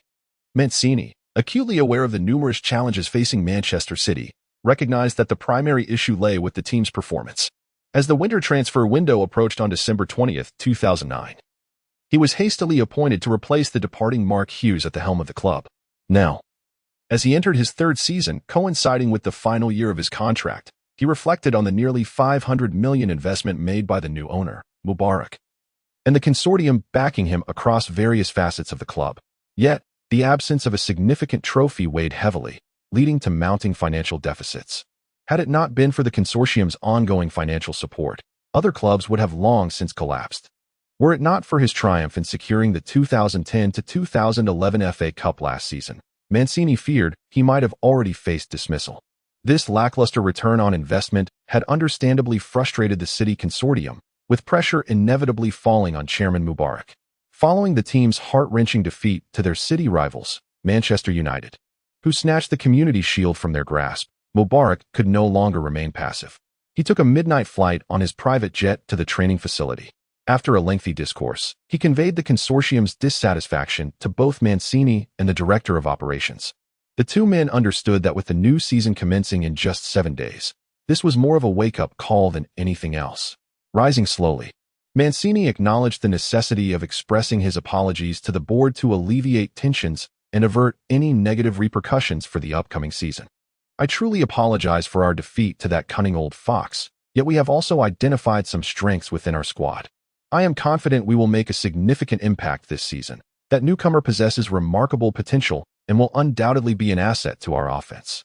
You are referring to Wang Kuan from Dragon Country. Of course, he is the marquee signing for this season.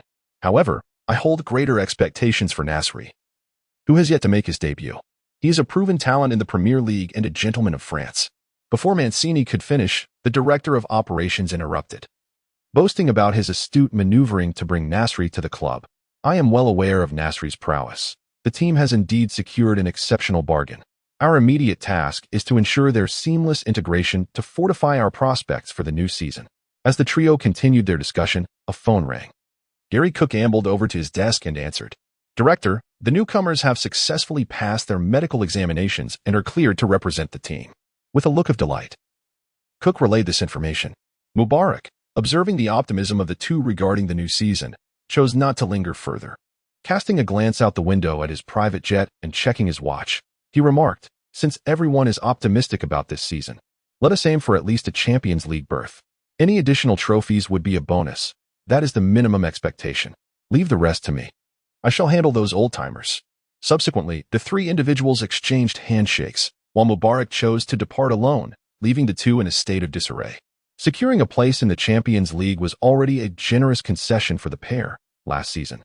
They not only qualified for the Champions League, but also claimed the FA Cup. Yet today, they still faced criticism. With a sigh, Manik resumed his discussion with Gary Cook. At the training facility, Nasri strolled through the grounds alongside Wong Kuan, attracting the attention of numerous staff members who paused to observe the two young players. Nasri, familiar with the surroundings, waved in greeting, while several young reporters outside the wire fence indiscriminately snapped photographs. Upon reaching the parking lot, they encountered an array of luxury vehicles belonging to the training players. Nasri approached a striking Lamborghini and remarked to Wong, "Hey, Kuan, where is your beloved car?" Wong Kuan was suddenly engulfed in embarrassment, unable to disclose that he had just traversed through time. He could only shrug and say, "Well, I flew directly from Spain. My belongings are still with Atletico Madrid." Nasri nodded in understanding, already igniting the engine, as Wong Kuan hopped into the car. And the two made their way toward the players' dormitory. The vehicle cruised at a leisurely pace, with various football training fields flashing by Wong Kuan's eyes. This place housed Manchester City's first team, reserve team, and youth team, and the players' dormitory was naturally designated for the young lads.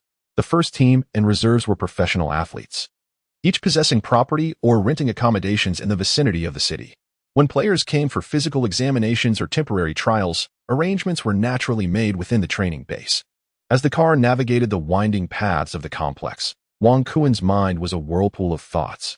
He was uncertain about how professional players lived outside the club and the pitch. Since fate had granted him this opportunity, he resolved to embrace and truly experience it. The car gradually came to a halt, and both Wong Kuan and Nasri alighted, spotting a sign that read, Manchester City Youth Players Dormitory. They entered and, after a brief conversation with the staff, it seemed everything had been prepared in advance. They were escorted to a room on the second floor, exchanged a few words, and then the staff departed. Nasri wandered around the room, feeling rather bored. After a brief chat with Wong Kuan, he excused himself, mentioning he had some matters to discuss with his agent. The roar of a car engine echoed downstairs, only to be followed by a return to tranquility. Wong Kuan rose from his bed and surveyed the dormitory. The wardrobe contained 3 sets of training jerseys. Upon opening another cabinet, he was instantly taken aback. There lay his old notebook, along with a flip phone of no particular brand that he had used for several years. Additionally, a backpack revealed several of his garments within. Wong Kuan was utterly astounded. What on earth had transpired? The situation was utterly chaotic. With no time for further contemplation, he opened his notebook and began to search online. He discovered that the timeline was indeed set for today, devoid of any information pertaining to the future. This indicated that Wong Kuan could not leverage his prior knowledge to secure victory in the game.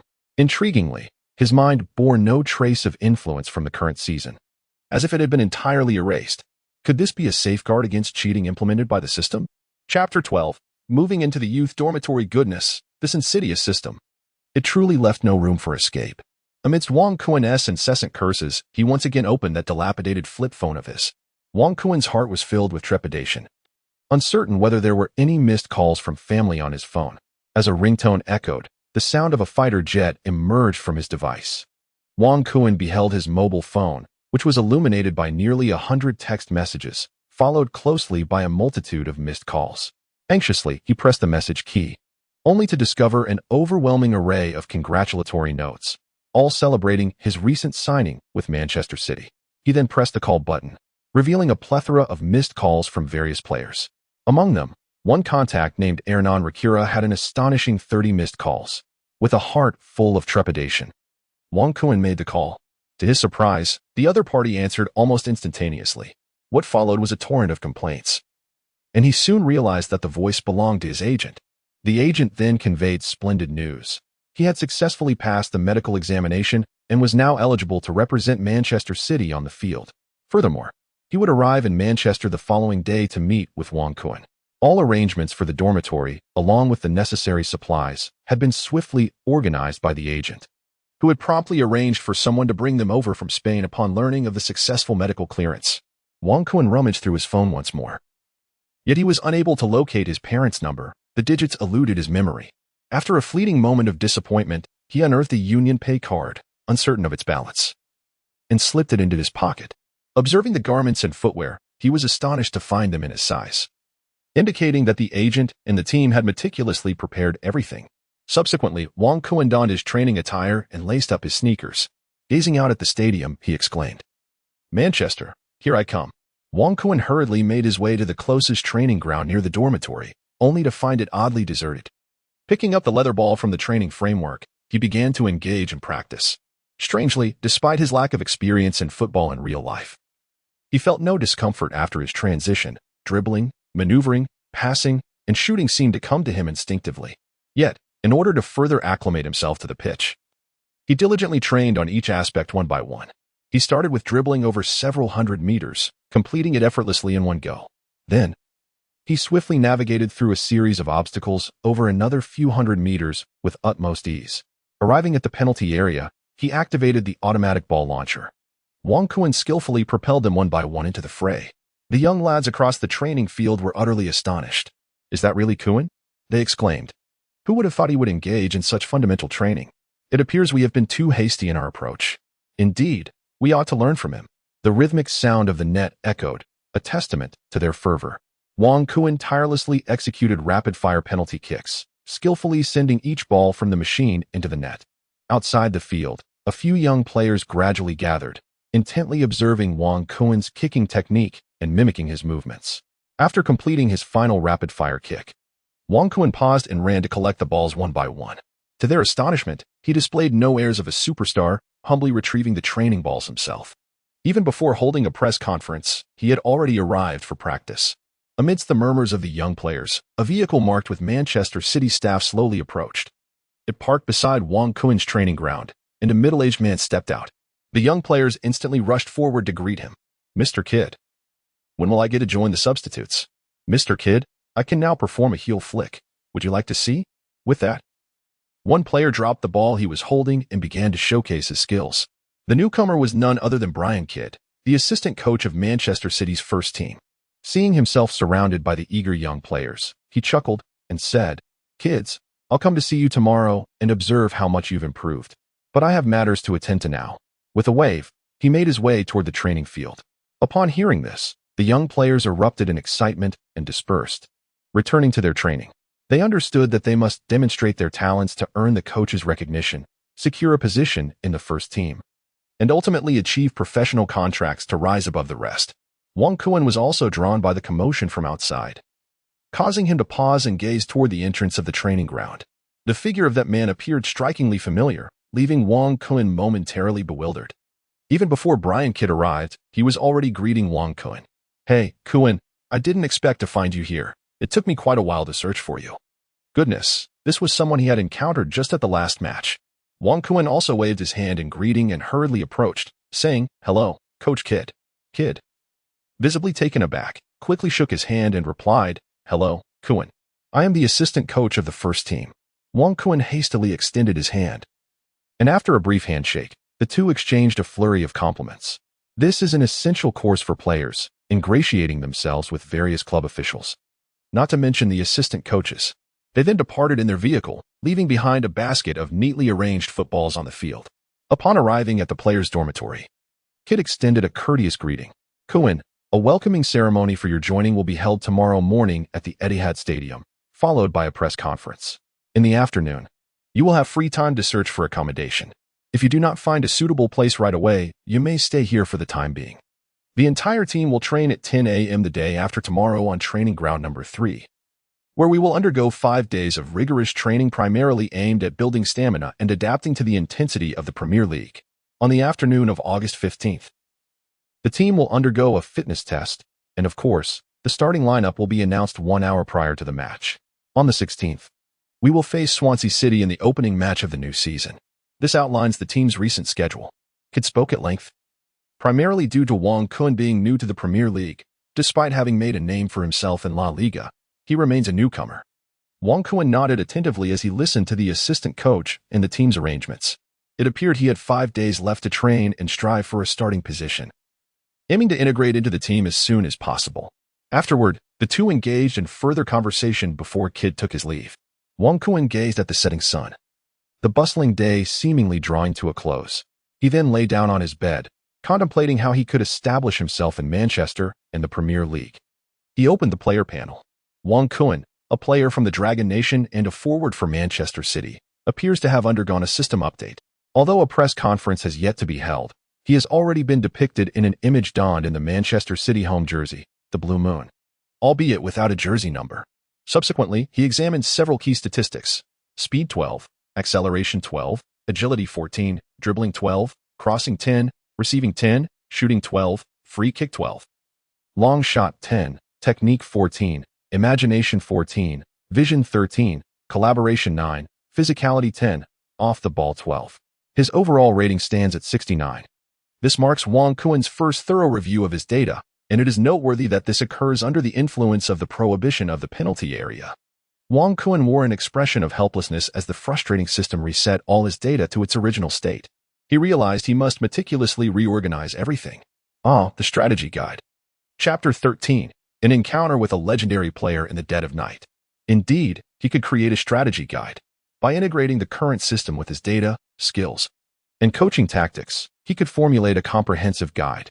This would enable him to gain a clearer understanding of himself, thus avoiding aimlessness. But how should he proceed? The read-time drawing board. Each time, there are only 3 options, and frustratingly, the skills presented often include those he has yet to master. Therefore, it is imperative to swiftly exchange for real-time skill card slots to unlock the 4th option as soon as possible. Player reputation should be rapidly acquired. Wang Kun exhaled deeply, resolute in his decision to participate in the competition, for it was through such endeavors that one could attain rewards. This system is truly challenging to navigate. He examined the player's reputation, and before him materialized a 3D holographic representation of the Earth. Behind several tiny figures, a reputation of 60,000 was displayed.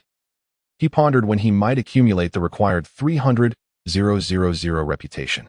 Suddenly, a thought struck him. He recalled the compensation package awarded after the system reboot. He wondered if it contained anything of value. Upon opening the compensation package, he was greeted with a message: "Congratulations, host, on opening the package for the first time. You are rewarded with 3 random skill cards, a fan base of 50,000, and a player reputation of 50,000.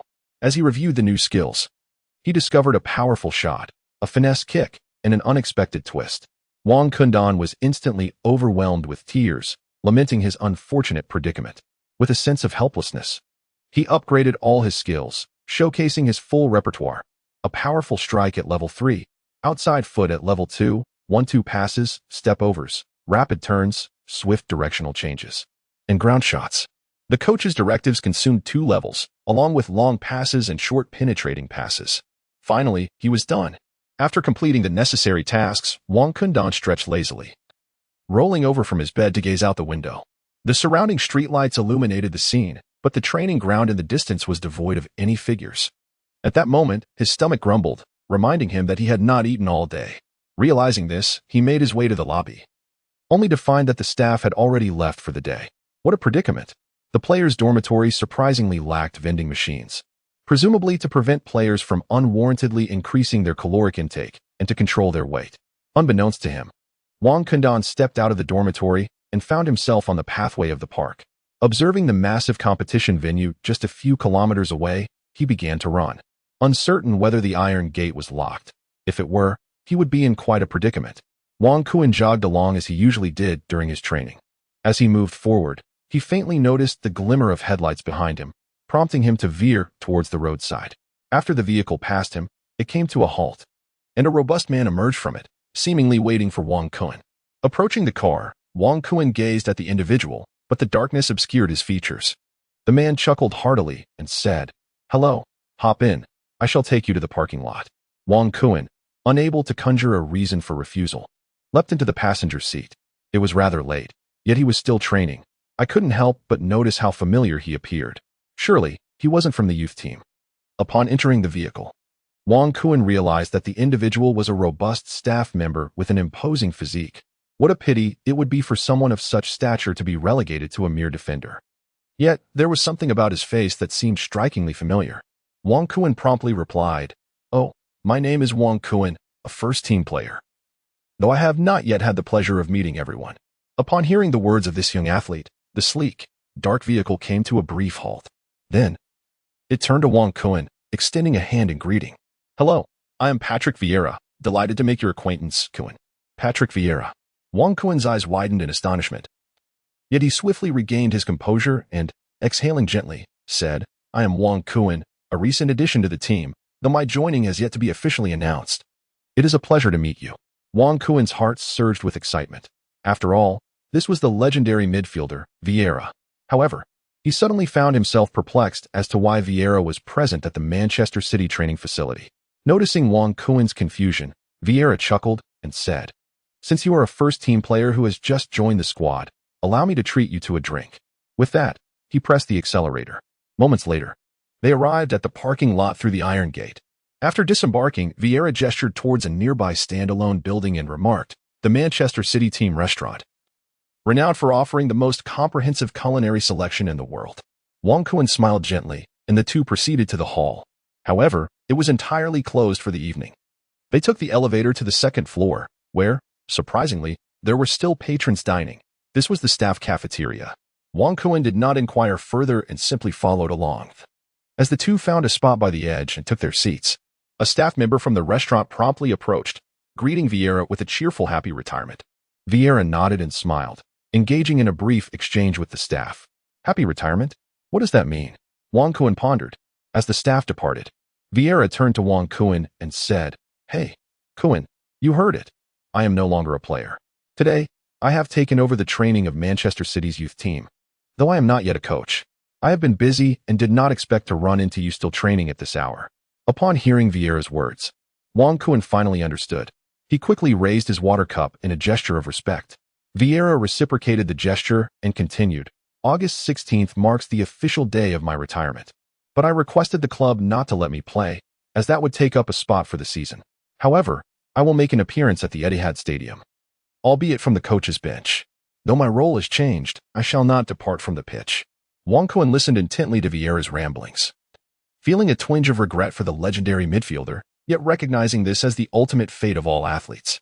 Fortunately, Vieira had secured a contract with the youth team, ensuring that he would not depart from the pitch just yet. This, at least, offered some solace. As they conversed, the restaurant staff arrived, wheeling a cart to their table. With the sound of a bell, the cloche was lifted, and in that moment, Wang Kuan was taken aback, exclaiming, "Wow, Peking duck." Vieira, pleased with Wang Kuan's reaction, took it upon himself to pour a fine spirit from the cart, declaring, "Though the new season has yet to commence, let us toast to my retirement and your debut." Wang Kuan did not hold back. Despite his uncertainty regarding the quality of the foreign spirit, he eagerly took a bite of the duck meat. This allowed Vieira to relax his demeanor, and soon both indulged heartily in their drinks. As the staff unveiled the remaining dishes, Wang Kuan turned his gaze towards the table. There lay French delicacies, foie gras, a platter of oysters, escargots, and a bowl of onion soup, with pasta as the main course. In that moment, Wang Kuan comprehended Vieira's intentions, realizing it was a gesture of hospitality. Wang Kuan raised his glass once more in a toast to Vieira, gazing at the legendary player before him. "Greetings, esteemed senior. I have also just arrived in the Premier League. Is there anything I should be particularly mindful of?"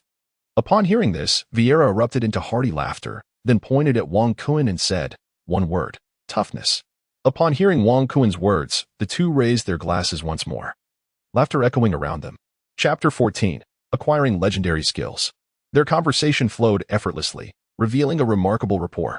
Before long, it was already past midnight. Noticing that there was still half a bottle of wine remaining, Vieira remarked, "It is getting late. Let us reconvene another day. It seems we shall have to make do in the office for the night." Wang Kuan chuckled and said, "Next time, it's my treat. Let's go to Dragon City, and I shall treat you to Chinese cuisine." The two exchanged a hearty clap, solidifying their agreement, and then made their way to the center of the parking lot. After a round of farewells, Wang Kuan advised Vieira, "Senior, please refrain for driving after drinking.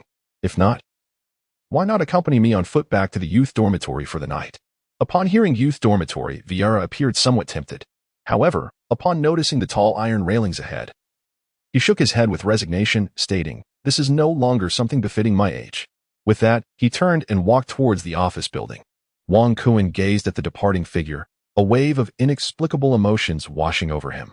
With a leap, he sprang into action, his foot catching the edge as he somersaulted across to the opposite side of the railing. Muttering to himself, he marveled at the unexpected turn of events on his very first day in Manchester, finding himself scaling a fence. Once he regained his balance, Wang Kuan glanced back towards the iron mesh, where in the distance, Vieira seemed to be watching him, seemingly offering a gesture of defiance. Wang Kuan inwardly cursed, "Ah, this old rascal." Just as he was about to turn and leave, Vieira called out to him once more, "Hey, Kuan, I actually need your assistance with something." Wang Kuan was taken aback and turned to look at Vieira, only to find him rushing towards him. The moving figure, running without the ball, bore down on him like an insurmountable mountain. At that moment, Wang Kuan found himself momentarily entranced. Was this not the youthful Vieira? He observed an object gently descending from above the railing, as Vieira had already turned to depart, leaving only a lingering voice echoing in Wang Kuan's ears. "Thank you, Kuan."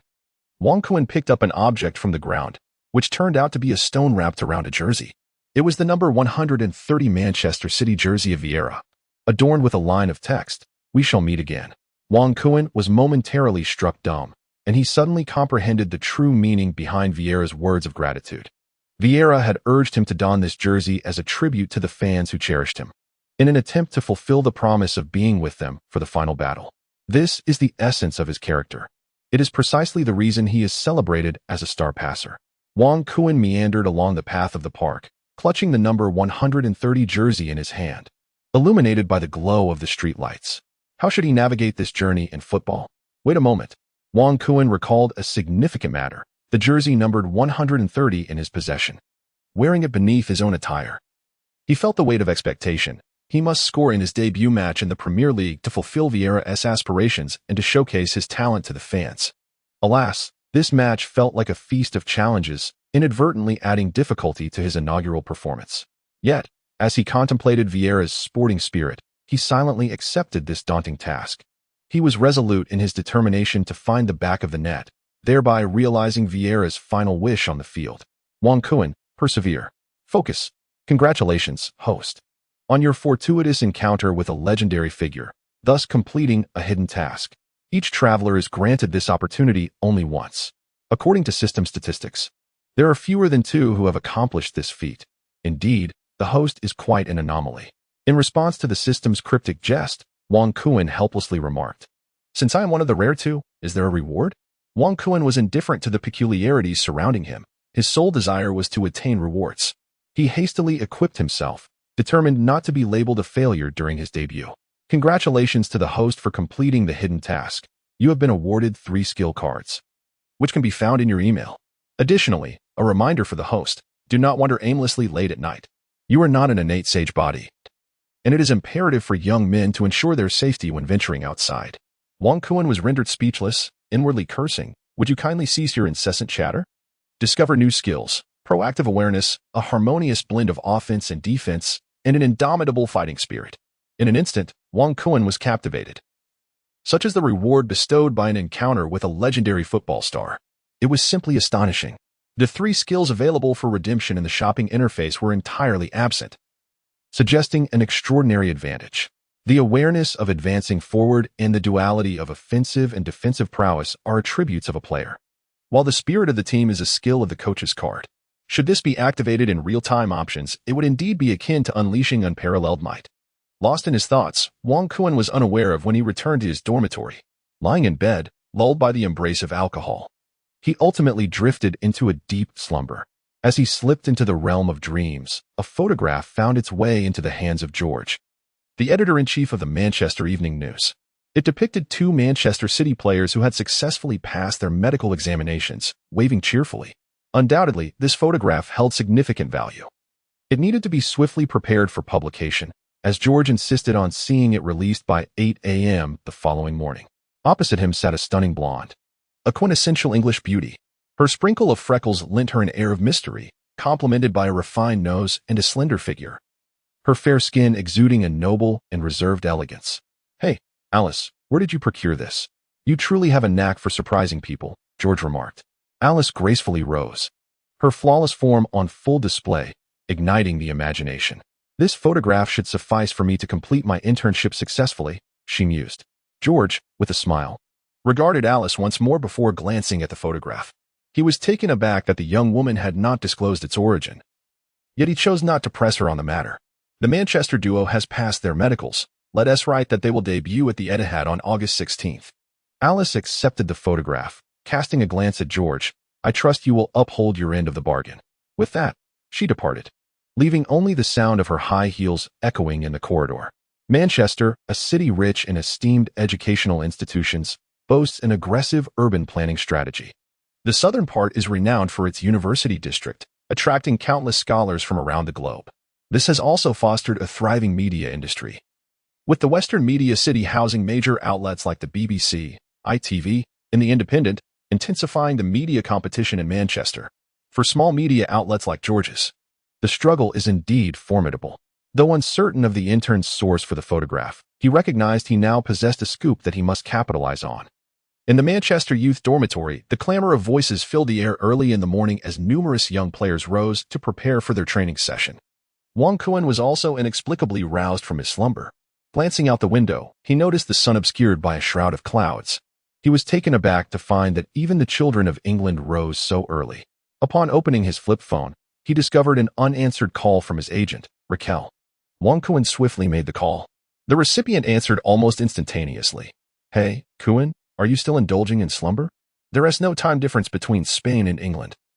It is already 10:30, and your press conference is scheduled for 12:30. I have been off the plane for nearly an hour and am en route to your location. Yes, you should await me at the office building. What? You haven't tea at breakfast yet? Oh my goodness, we must hasten. Chapter 15. The dedicated agent and outpouring from the agent, Raquel. Wang Kuan, initially bewildered, gradually regained his composure. He picked up his flip phone and deftly adjusted the settings, setting the time to match that of the United Kingdom. It was now 10:55 in the morning. Wang Kuan hastily tidied himself up before dashing out of his room, heading towards the iron railing that led to the training base. It was truly exhilarating, completing a daily 5-kilometer run. 20 minutes later, Wang Kuan arrived at the parking station, only to realize he had yet to obtain his player card. Meals required funds, and as he surveyed his surroundings, he spotted several ATMs, promptly making his way over. Oh, this one bears the Union Pay emblem. Wang Kuan retrieved his card and entered the password. The display spun incessantly. After a few seconds, it finally revealed the amount. Upon pressing the inquiry button, Wang Kuan was utterly astonished. 2024, 87 yuan. This cannot be possible. With a net worth of several million euros, how could he possess such a meager sum? He had envisioned that his journey through time would grant him financial freedom, yet this was utterly perplexing. Wang Kuan wore an expression of displeasure. After withdrawing 200, only a few pounds remained on his card. Upon arriving at the players' dining hall, he noticed the absence of familiar faces, as most players were likely engaged in training at this hour. However, the opulence of Manchester City's dining facility was undeniable. With a myriad of delectable dishes on offer, the staff greeted him warmly as he entered. Glancing at the menu left Wang Kuan astounded. A plate of fried rice accompanied by a bowl of seaweed soup cost him 40. This was not merely dining, it felt like extortion. The players' dining hall was also open to the public, and after settling his bill, Wang Kuan ordered a beverage and awaited Raquel. Nearby, the restaurant staff began to whisper and point at him, as if they had made a remarkable discovery, yet no one approached him, likely adhering to some team protocol. Indeed. A few minutes later, an airport taxi came to a halt at the training ground. A middle-aged man, burdened with large and small bags alike, hurried towards the players' dining hall. Looking rather disheveled, apologizing to influential figures along his path, and ultimately bursting into the dining area. At that moment, Wang Kuan was the sole patron in the hall, and he couldn't help but notice the brash individual making his way towards him. Wang Kuan also rose to his feet as the voice reached him. Hey, what brings you here? Aren't you going to the private room? Come, let us be on our way. Wang Kuan instinctively followed, as Layla tossed him a bag and urged him towards the office building across the street. Upon their abrupt exit from the restaurant, the staff began to exclaim in unison. It must be Wang Kuan, one remarked incredulously. Indeed, it is he, having consumed a plate of fried rice. The cash he paid. Ah, that money belongs to me now. Wang Kuan was ushered into the office building by Lei Kuela, who seemed quite familiar with the security personnel as they posed no obstruction. The two hurried to the elevator, finally exhaling a sigh of relief. Laquela set down her bag, firmly grasped Wang Kuen's head to align it, and earnestly advised, Kuen, you must safeguard your privacy and refrain from exposing yourself too often. You're entangled in complications once again. Do you understand? She then produced her smartphone, surprisingly a smart device, and held it up to Wang Kuen's face, stating, before the official announcement from Manchester City, a tabloid has already leaked photographs of you and Nasri passing your medical examination. Mishandling such matters could severely tarnish your reputation as a player. Remember to maintain an air of mystery. Moreover, as a player of your stature, avoid public appearances, dine in private rooms, refrain from being photographed indulging in your culinary preferences, and ensure that your hobbies remain undisclosed. Wang Kuen wore a face of awkwardness as he fixed his gaze upon Layla. Oh, I beg your pardon, but could you lend me some money? Layla cradled Wang Kuen's hands with both of hers, her expression a perplexing mixture of confusion as she managed to utter a few words. What? Hey, Kuen, you are a seasoned player, not a newcomer. Why do I suddenly feel that you seem somewhat unfamiliar? Layla found herself utterly bewildered by Wang Kuen as all her carefully laid plans were thrown into disarray. Wang Kuen also felt somewhat out of sorts, and he hastily remarked, I apologize, Raquela, I might be struggling to adjust to life in England. I mistakenly entered the wrong password for my card, so, you understand. Wang Kuen's face was suffused with embarrassment and remorse. Observing his demeanor, Laquela squinted and said, Kuen, it is not a matter of money. Rather, it is your attitude that is amiss. You need to swiftly immerse yourself in a productive mindset, just as I have. Wang Kuen gazed at him, momentarily at a loss for words. You must embrace the exhilaration, he urged. Hey, my friend, this is the Premier League. Soon you shall don the jersey and meet the fans. Raquel's hands had already departed from Wang Kuen's face as he shrugged nonchalantly. Observing Raquel's dedication and ambition, Wang Kuen inhaled deeply, acknowledging that his own state was indeed lacking. He began to jump lightly, shaking off the lethargy. Raquel, witnessing Wang Kuen's newfound energy, finally allowed a smile to grace his face. As the elevator doors opened, they stepped inside, with Wang Kuen following Raquel's lead, continuing to engage in light exercises that exuded a youthful vigor. Upon reaching their floor, voices called out, Hey, Raquel, Kuen, over here. It was the team's assistant coach, Kid. And they hurried over to greet him. The team director, cook, and head coach, Mancini, have already arrived. Follow me this way. Navigating through the corridor, they arrived at a spacious office at the end, distinctly larger than the others, with the words head coach's office emblazoned above the door. The sight of those words filled Wang Kuen with excitement. Once they entered, Mancini and Cook rose to greet them, and a round of mutual compliments ensued. Mancini turned to Wang Kuen, his enthusiasm palpable as he exclaimed, Kuen, are you ready? Wang Kuen's face radiated confidence, as if he could hardly contain his eagerness to meet the fans. The others rose in unison, exiting the office and taking the private elevator directly to Etihad Stadium. The main stand was already filled with supporters, proudly displaying banners proclaiming their allegiance. Manchester City is with you. Kuen, you are the god of soaring. As they strolled towards the pitch, the staff had meticulously prepared everything in advance. A stage had been erected in the center of the field, and the group stepped onto the carpet leading to that very spot. Witnessing the throngs of fans cheering for him, Wang Kuen raised his arms in exhilaration, chanting, Manchester City. Manchester City. The atmosphere reached an extraordinary crescendo. The invited media were fervently clicking their cameras, and among the crowd, a tall, elegant woman captured the moment of Wang Kuen engaging with the fans. Assistant coach Kid, microphone in hand, struggled to find his voice until Mancini took a few steps forward, waving to the main stand, which finally quelled the fervent cheers. With a beaming expression, Kid approached the podium and exclaimed, Ayok, are you ready? Chapter 16. The Grand Signing Ceremony, Contract Signing, and more. Within Etihad Stadium, the echoes of cheers reverberated. Now, let us invite the team's director, Cook, to extend the club-esque greetings to the newcomer, Wang Kuen. Kid's enthusiastic hosting caught Wang Kuen off guard. He had not anticipated that the typically diligent and reserved assistant coach would possess such charisma. Today is a joyous occasion. The club's board extends a warm welcome to our newly joined prodigy, Wang Kuen. Representing Mr. Mubarak, he offered his blessings, hoping that Wang would find a sense of home at Manchester City. Upon concluding, he turned to Wang Kuen, prompting another wave of cheers and applause from the audience. Kid took the microphone again, announcing, Now, let us welcome our head coach, Mancini, who will convey the first team's greetings to our newcomer. Mancini, beaming with joy, accepted the microphone, saying, "Kuhn is an exceptionally talented and humble young man. I am thrilled with his arrival. This season, I believe he will not disappoint the club or the fans." He then glanced at Wang Kuhn and added, "I can hardly wait to train with him." Laughter erupted throughout the stadium, and the microphone returned to the host. "Kid Kuhn, please step forward to the podium." Wang Kuhn was already overwhelmed with emotion, tears brimming in his eyes, as he never anticipated that Manchester City would host such a grand welcome ceremony for him. He slowly approached the podium, where he beheld a Manchester City flag, emblazoned with the emblem of the blue moon. Gently, he lifted it from its stand and raised it high above his head. At that moment, a gust of wind swept through, causing the blue flag to flutter gracefully in the breeze. He then turned his gaze back to the podium, where a Manchester City jersey awaited him.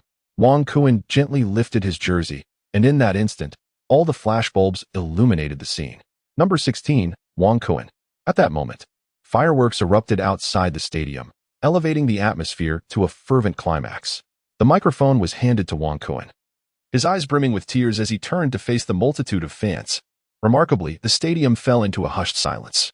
"Hello, Manchester City." Then came a moment of sheer exhilaration, with waves of cheers resounding one after another. Beside him, Cook, Manik, and Requillo approached, offering encouraging pats on Wang Kuhn's shoulder. The staff arranged a series of soccer balls for the performance, and seizing the moment, Wang Kuhn changed into his jersey and cleats, making his grand reappearance on the field. The crowd erupted once more into applause and shouts. This is the unwavering spirit of Manchester City's loyal supporters. Gazing at the sea of blue, Wang Kuhn began to jog, playfully kicking the ball towards the stands, spreading joy among the fans.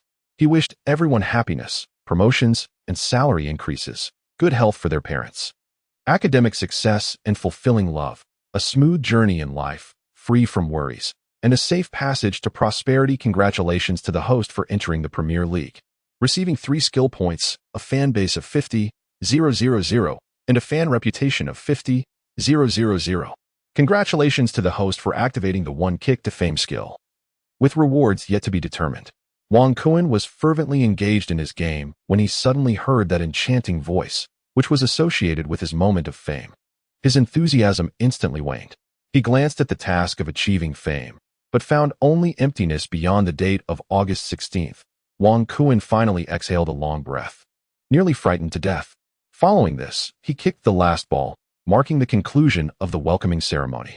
Yet, the fans in the stadium remained, still chanting, "Hey June, don't make it bad," and "Hi, Yud, each of our names, don't be so despondent."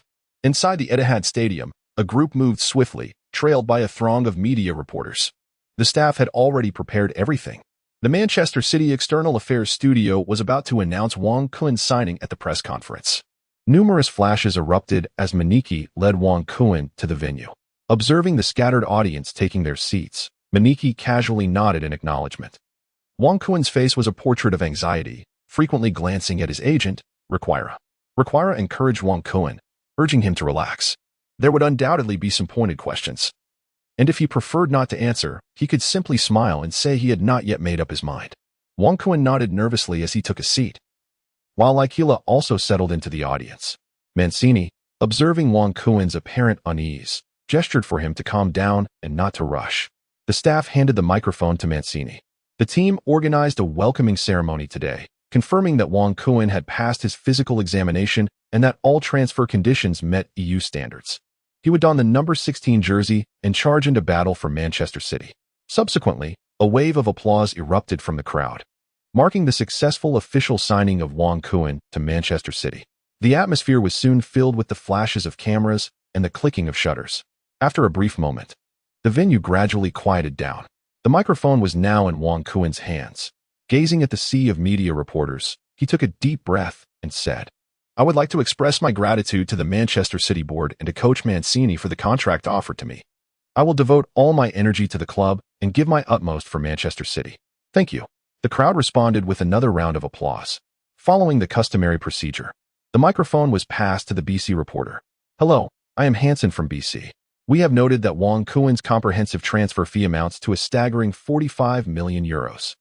With such a hefty price tag, how high are Manchester City's expectations for him? Mr. Mancini?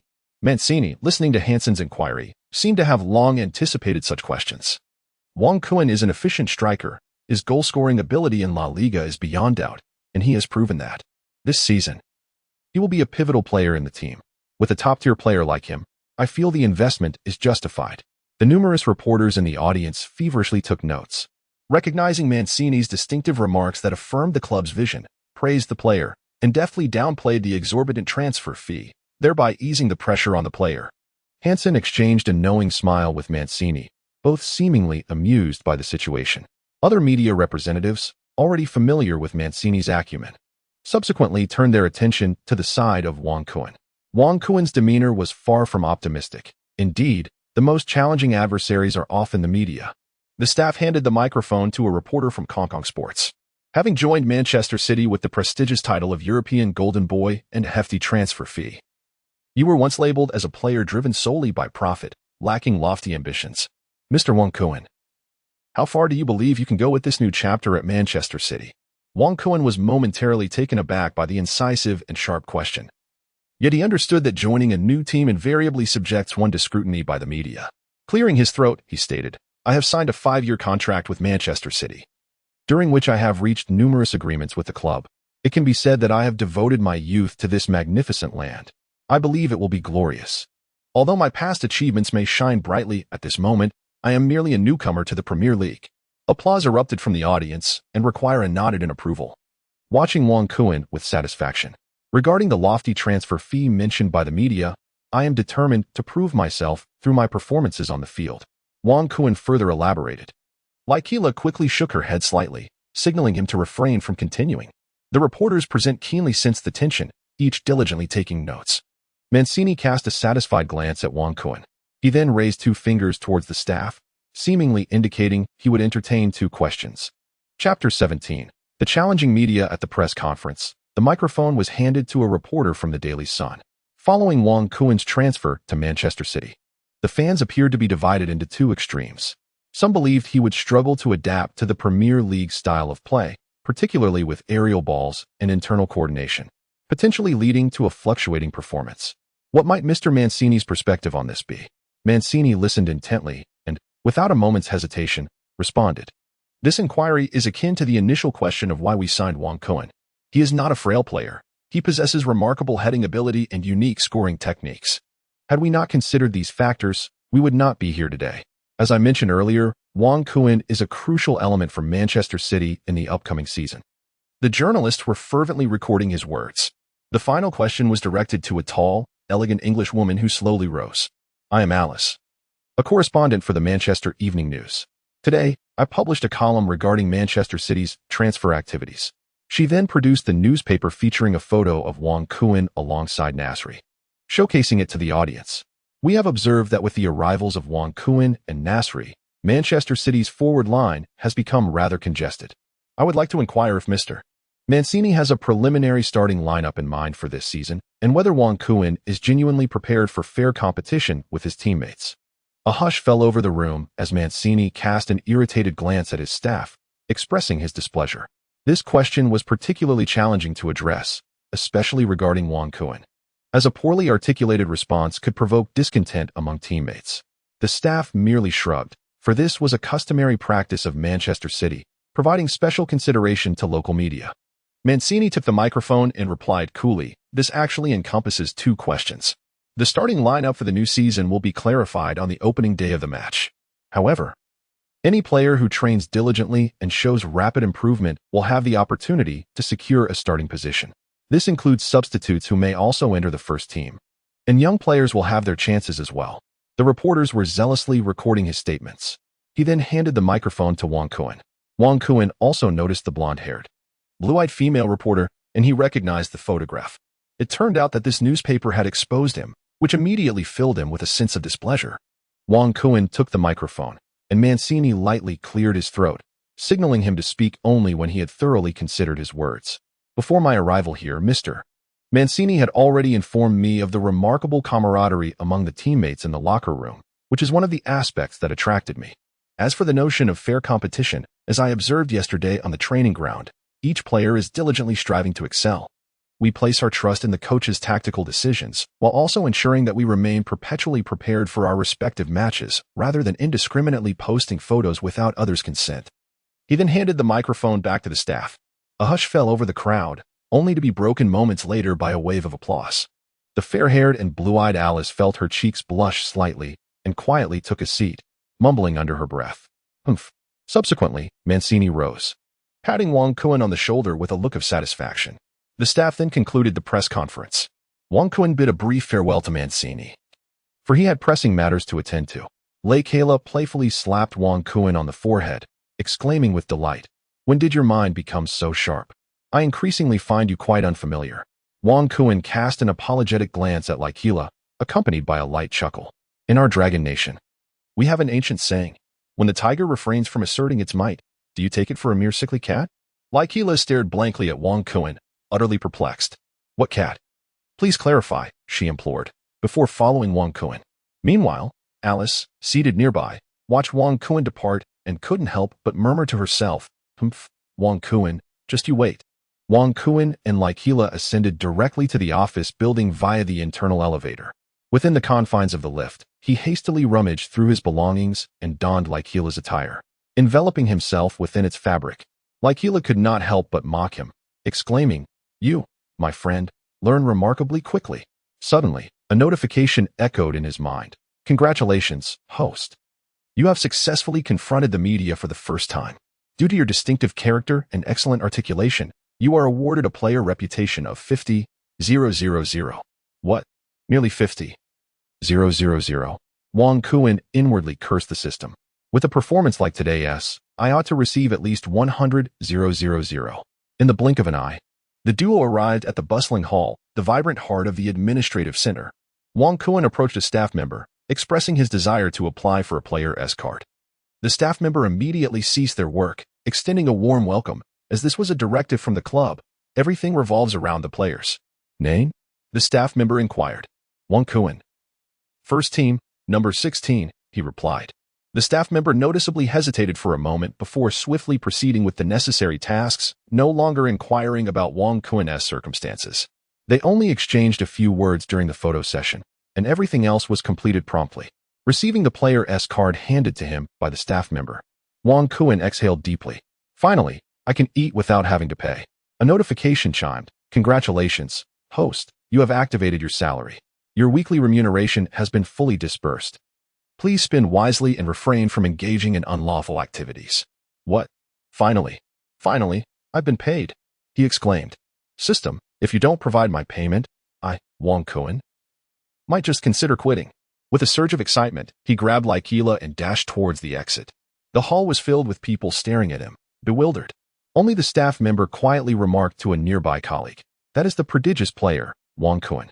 Wang Kuan dashed forward, arriving beside the ATM. Lei Kayla gazed at him, extending her arms in confusion as she inquired, "Hey, Kuan, you asked to borrow money from me, yet I haven't transferred it to you. I still need to inform my wife." The query button was pressed, and moments later, a string of numbers appeared before Wang Kuan's eyes. A weekly salary of 140,000 euros, approximately placing him fifth in Manchester. Meanwhile, at a distance, a shutter had already clicked. She had even conceived a title, without having played a single match. Manchester's marquee signing eagerly anticipated the confirmation of his salary deposit. Wang Kuan momentarily experienced a lapse in thought, realizing the extent of his newfound fortune. Beside him, Lei Kayla observed Wang Kuan's actions with a sense of bewilderment. "Hey, Kuan, what is happening? Have you forgotten the password?" Lei Kayla, displaying commendable professionalism, remained stationed by the ATM, entirely unperturbed by the screen's display. Aware of his uncharacteristic behavior, Wang Kuan hastily retrieved his card, grinning as he spoke. "Lei, which neighborhoods in Manchester boast quieter, independent homes that are close to the training facility?" Noticing Wang Kuan's exuberance, Lei Kayla wore a puzzled expression. "Hey, Kuan, why do I get the impression that you are experiencing a resurgence in your career?" "What resurgence? I haven't even begun to unleash my potential," Wang Kuan replied. "Very well. I'll take you to have a look. I've already made inquiries while in Madrid." "Huh. I knew you must have thought of something." Chapter 18. Practicing until the end of time in Manchester City. Lei Quila guided Wang Kun through several properties he had previously arranged to view. However, both were left unsatisfied, primarily due to the exorbitant prices. Wang Kun, both deliberately and inadvertently, sought to subtly prompt Lei Quila, attempting to extract information regarding any assets he might possess in Madrid. However, he struggled to find an appropriate reason to do so. At last, while hailing a taxi, Wang Kun murmured softly, "This vehicle is exceedingly slow, far slower than mine." Lei Quila gazed at him in confusion. Wang Kun cast a glance at the steering wheel and remarked, "Hey, Kun, you hardly drive in Madrid, do you? Are you saying you cannot adapt to a right-hand drive?" A look of embarrassment washed over Wang Kun's face. "Now that I think of it, I feel like crying. When I departed from Madrid, I donated my beloved car and my house to a children's charity." "What? You donated them?" Wang Kun wore a bewildered expression. Had he known of your intentions to drive, he would have refrained from making the donation, and we could have avoided the taxi altogether by transporting it to Manchester earlier. Listening to L'Aquila's complaints, Wang Kun felt a pang of sorrow. Why was this happening? Let us return to the training base. The driver abruptly slammed on the brakes, and L'Aquila cast a puzzled glance at Wang Kun. "Hey, what's the matter?" Wang Kun's face was etched with pain as he managed to utter a few words. "Let's hold off on purchasing a house for now. I actually find the youth dormitory quite satisfactory. Perhaps next month." Lei Quila, with an expression of disbelief, rolled his eyes and exclaimed, "Oh my goodness, it seems I must make another trip to Manchester. I truly enjoy it here." Subsequently, the two parted ways temporarily. Lei Quila returned to Madrid to attend to matters concerning other players, while Wang Kun made his solitary way back to the training base. Why, you ask? Simply because he lacked the funds to buy a house. Wang Kun was filled with resentment, pondering how a mere pauper like himself could possibly make a donation. The invisible pressure weighed heavily upon him, causing him great distress. Lying in bed, he gazed at the ceiling. Suddenly recalling the skill card he had received as a reward today, he proceeded to examine the skill card he had acquired, Powerful Shot, which had cost them, and Leaf Slash. Wang Kun finally found a modicum of solace in the presence of the young lady, and at long last, he had acquired a new skill. With thoughts of this newfound ability swirling in his mind, he felt an irresistible urge. He promptly donned his jersey and sneakers, preparing himself for a rigorous training session. Upon arriving at the nearest training ground, he discovered it was still deserted. Observing the numerous training balls, Wang Kun gestured decisively. Today, he was determined to complete 10 sets. Positioning the automatic ball launcher at the designated line, he commenced his training. With a powerful kick, the football soared with great intensity, and Wang Kun advanced, his foot making contact with a deft touch, propelling the ball forward. With a swift step, he had lifted the ball into the air. The speed he exhibited now was incomparable to what it had been before. Nonetheless, Wang Kun exerted every ounce of his strength, pushing his limits. After executing several intricate maneuvers, he found himself at the edge of the penalty area. Without hesitation, he unleashed a fierce shot.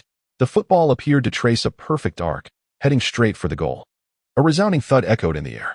Wang Kun shook his head, finding the straightforwardness devoid of any menace. He then sprinted back to the kickoff line once more. One need not inquire about the reason for his back-and-forth run. It was simply a means of physical conditioning. The ground was strewn with rolling soccer balls as Wang Kun deftly lifted one, skillfully dribbling towards the goal. He activated the real-time panel, engaging the training mode. Congratulations, host. On grasping the training mode, your talent is truly remarkable. Wang Kun felt a surge of pride within himself as he thought, "You dare to challenge me?" Indeed. Just as Wang Kun anticipated, all the skills he had acquired during the training mode were now on full display. As he sprinted with the ball, he once again approached the edge of the penalty area, unleashing a powerful shot coupled with a dipping trajectory. Wang Kun felt his right leg swing up abruptly. At the moment of contact with the ball, his calf pressed against the instep as he struck the sphere. The ball soared high towards the goal, and as it approached the small penalty area, it exhibited a pronounced descent. With a whoosh, the ball zipped past the upper left corner of the goal, missing by approximately 30 centimeters. Wang Kun watched as the ball soared towards the adjacent wire fence, yet he felt no pang of disappointment. Instead, his mind was engaged in contemplation. He then sprinted back to the service line, casually nudging a ball into the air, and attempted once more. The outcome remained unchanged, but there was a discernible sense of progress. Wang Kun once again returned to the service line. The training on the court is both arduous and requires immense patience. Even if one possesses extraordinary talent, mastery is achieved through relentless practice. Once, twice, thrice, Like the relentless march of a demon, Wang Kuan tirelessly darted back and forth, sweat saturating his entire being, yet he remained undeterred in his relentless pursuit. The veins in his thighs bulged, and as the number of balls near the penalty spot dwindled, a cold snort escaped his lips, seemingly igniting a deeper interest within him. He resolved to master the art of the powerful, arcing strike. At last, upon executing his final kick, a dull thud resonated, a powerful strike that ricocheted off the crossbar. Wang Kuan's lips curled into a subtle smile as he glimpsed a glimmer of hope. He dashed back to the service line, gently maneuvering the serving machine towards the baseline while collecting the scattered balls. Once more, he returned to the service line. The ball was launched with precision, and Wang Kuan sprang into action, the ball gliding toward the goal. Another resounding thud echoed, as if the ball were on the verge of breaking apart. Wang Kuan, without turning back, sprinted once more to the kickoff line. Once, twice, thrice, an endless cycle, repeating itself. A basket of balls was thus dispatched. Yet, he pressed on. At last, he reached the third basket of balls, and with a long exhale, he chuckled, "Let's do it again." The ball was sent forth, and he once more charged towards the goal, poised to strike. Wang Kuan had lost count of how many baskets of balls he had retrieved, nor could he ascertain the duration of his training. He was only aware that the training ground was suddenly illuminated by bright lights. It was then that he regained his senses and glanced around, realizing the sun had already set. Observing the few leather balls at his feet, he resumed his sprint. The sound of the ball striking the net was incredibly familiar, a sound that countless forwards yearned for. The goal was scored. Wang Kuan felt an overwhelming surge of excitement within him, yet he had other matters to attend to. He opened the goal-scoring interface. Wang Kuan gazed at the replay of the goal, watching it repeatedly, not out of admiration for his own graceful form, but rather to scrutinize the precise moment he struck the ball, the alignment of his body, and the extension of his legs, calves, and instep. After reviewing the footage, he contemplated for a brief moment before resuming his run. Indeed, following some refinements, the training ground was filled solely with the sound of swift movements. At last, after executing his final kick, Wang Kuan collapsed onto the ground. After a brief respite, he retrieved the balls scattered around and placed them back into the serving machine. Such is the high standard of our people. Dragging his weary body out of the training field, he felt his stomach rumble in protest. Wang Kuan was also caught up in the web of the situation. He hurriedly jogged back to the youth dormitory, quickly freshened up, and made his way to the training ground's iron fence. Another 5 kilometers lay ahead. Fortunately, the gate was still open, and Wang Kuan proceeded to the team cafeteria. As expected, the players' cafeteria on the first floor was already closed. With a simple disguise, he ascended to the second floor. Manchester City's nutritionist had already taken the lead over other teams by separating the dining areas for players and staff. However, this trend had yet to take root that season. Allowing Wang Kuan to smoothly place his order without any inquiries, he opted for a plate of fried rice accompanied by a bowl of seaweed soup, swiftly cleared his space, and left after tapping his card. Upon reaching the ground floor, he retrieved a few cans of juice from the vending machine, anticipating the first training session the following morning. Wang Kuan decided it was best to return and rest, as tomorrow would bring more training. He executed a graceful leap over the fence and headed towards the youth dormitory. Chapter 19. The first internal training session. I would dedicate my entire life to save you, merely hoping you will cease your wandering. Please grant me boundless love and the capacity to love in return, allowing me to find peace beneath the Bodhi tree. As a series of bells rang, Wang Kuan was awakened. In the Manchester City youth dormitory, he glanced at the time and then out the window. The sky was beginning to lighten, albeit shrouded in clouds.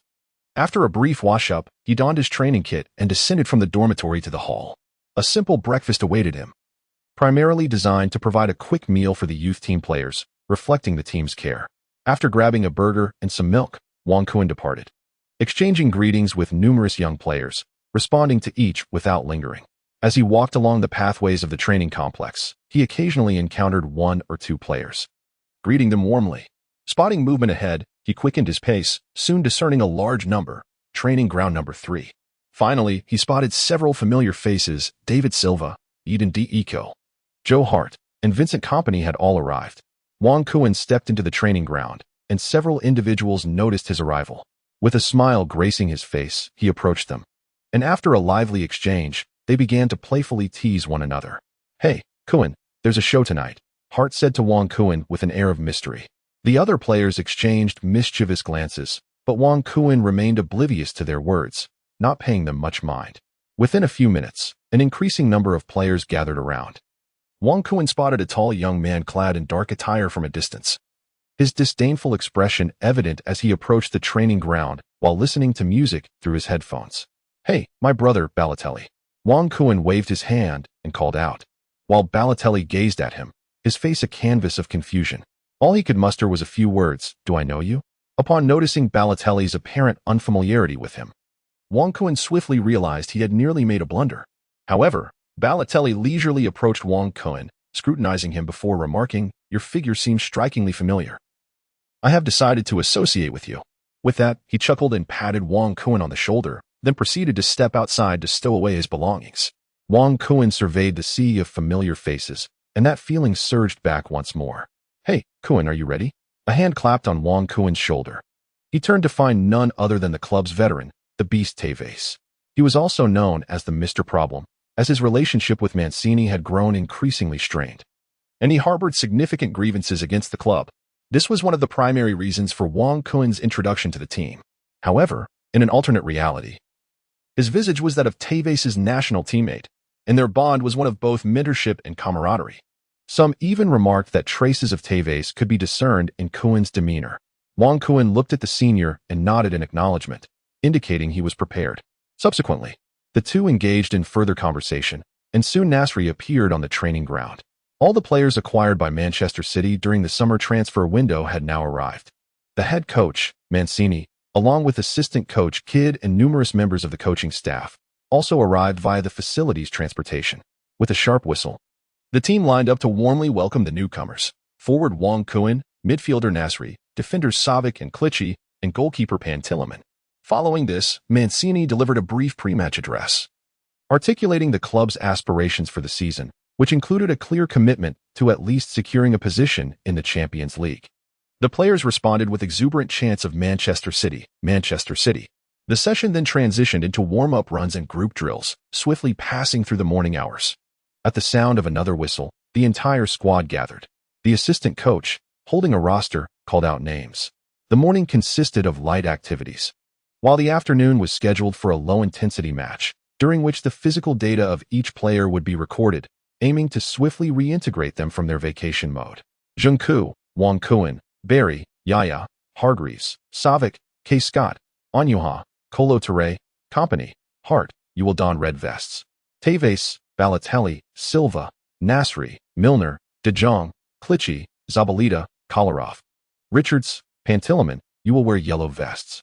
The team was instructed to gather at training ground number 5 at 2:30 p.m., with transport provided. After the meeting concluded, the players dispersed for free time and meals. As the assistant coach ensured everything was organized, Wang Kuan followed his companions onto the training vehicle, slowly making their way towards the training ground's iron gates. Within the Manchester City players' dining hall, this was Wang Kuan's first visit, and he was astounded to find a veritable feast of global culinary delights awaiting him. Wang Kuan savored a delightful fruit salad and a bowl of shredded pork noodles with fried sauce, and it truly was an exquisite experience. During moments of respite, the restaurant's screen broadcasted various gossip from the football realm. To Wang Kuan's astonishment, there was an abundance of news regarding himself today. The Manchester City marquee player, donning the number 16 jersey, confidently proclaimed his readiness. Wang Kuan asserted that his market value was not exorbitant and that he would demonstrate his worth. The internal dynamics within Manchester City appeared harmonious, with players fairly vying for starting positions. On the day of his signing, Wang Kuan checked to ensure his salary had been credited, the allure of wealth unmistakable. Accompanying this was a photograph, evidently capturing him glancing at his balance in front of an ATM. The gossip rolled on, and the players in the hall seemed unfazed, showing little interest.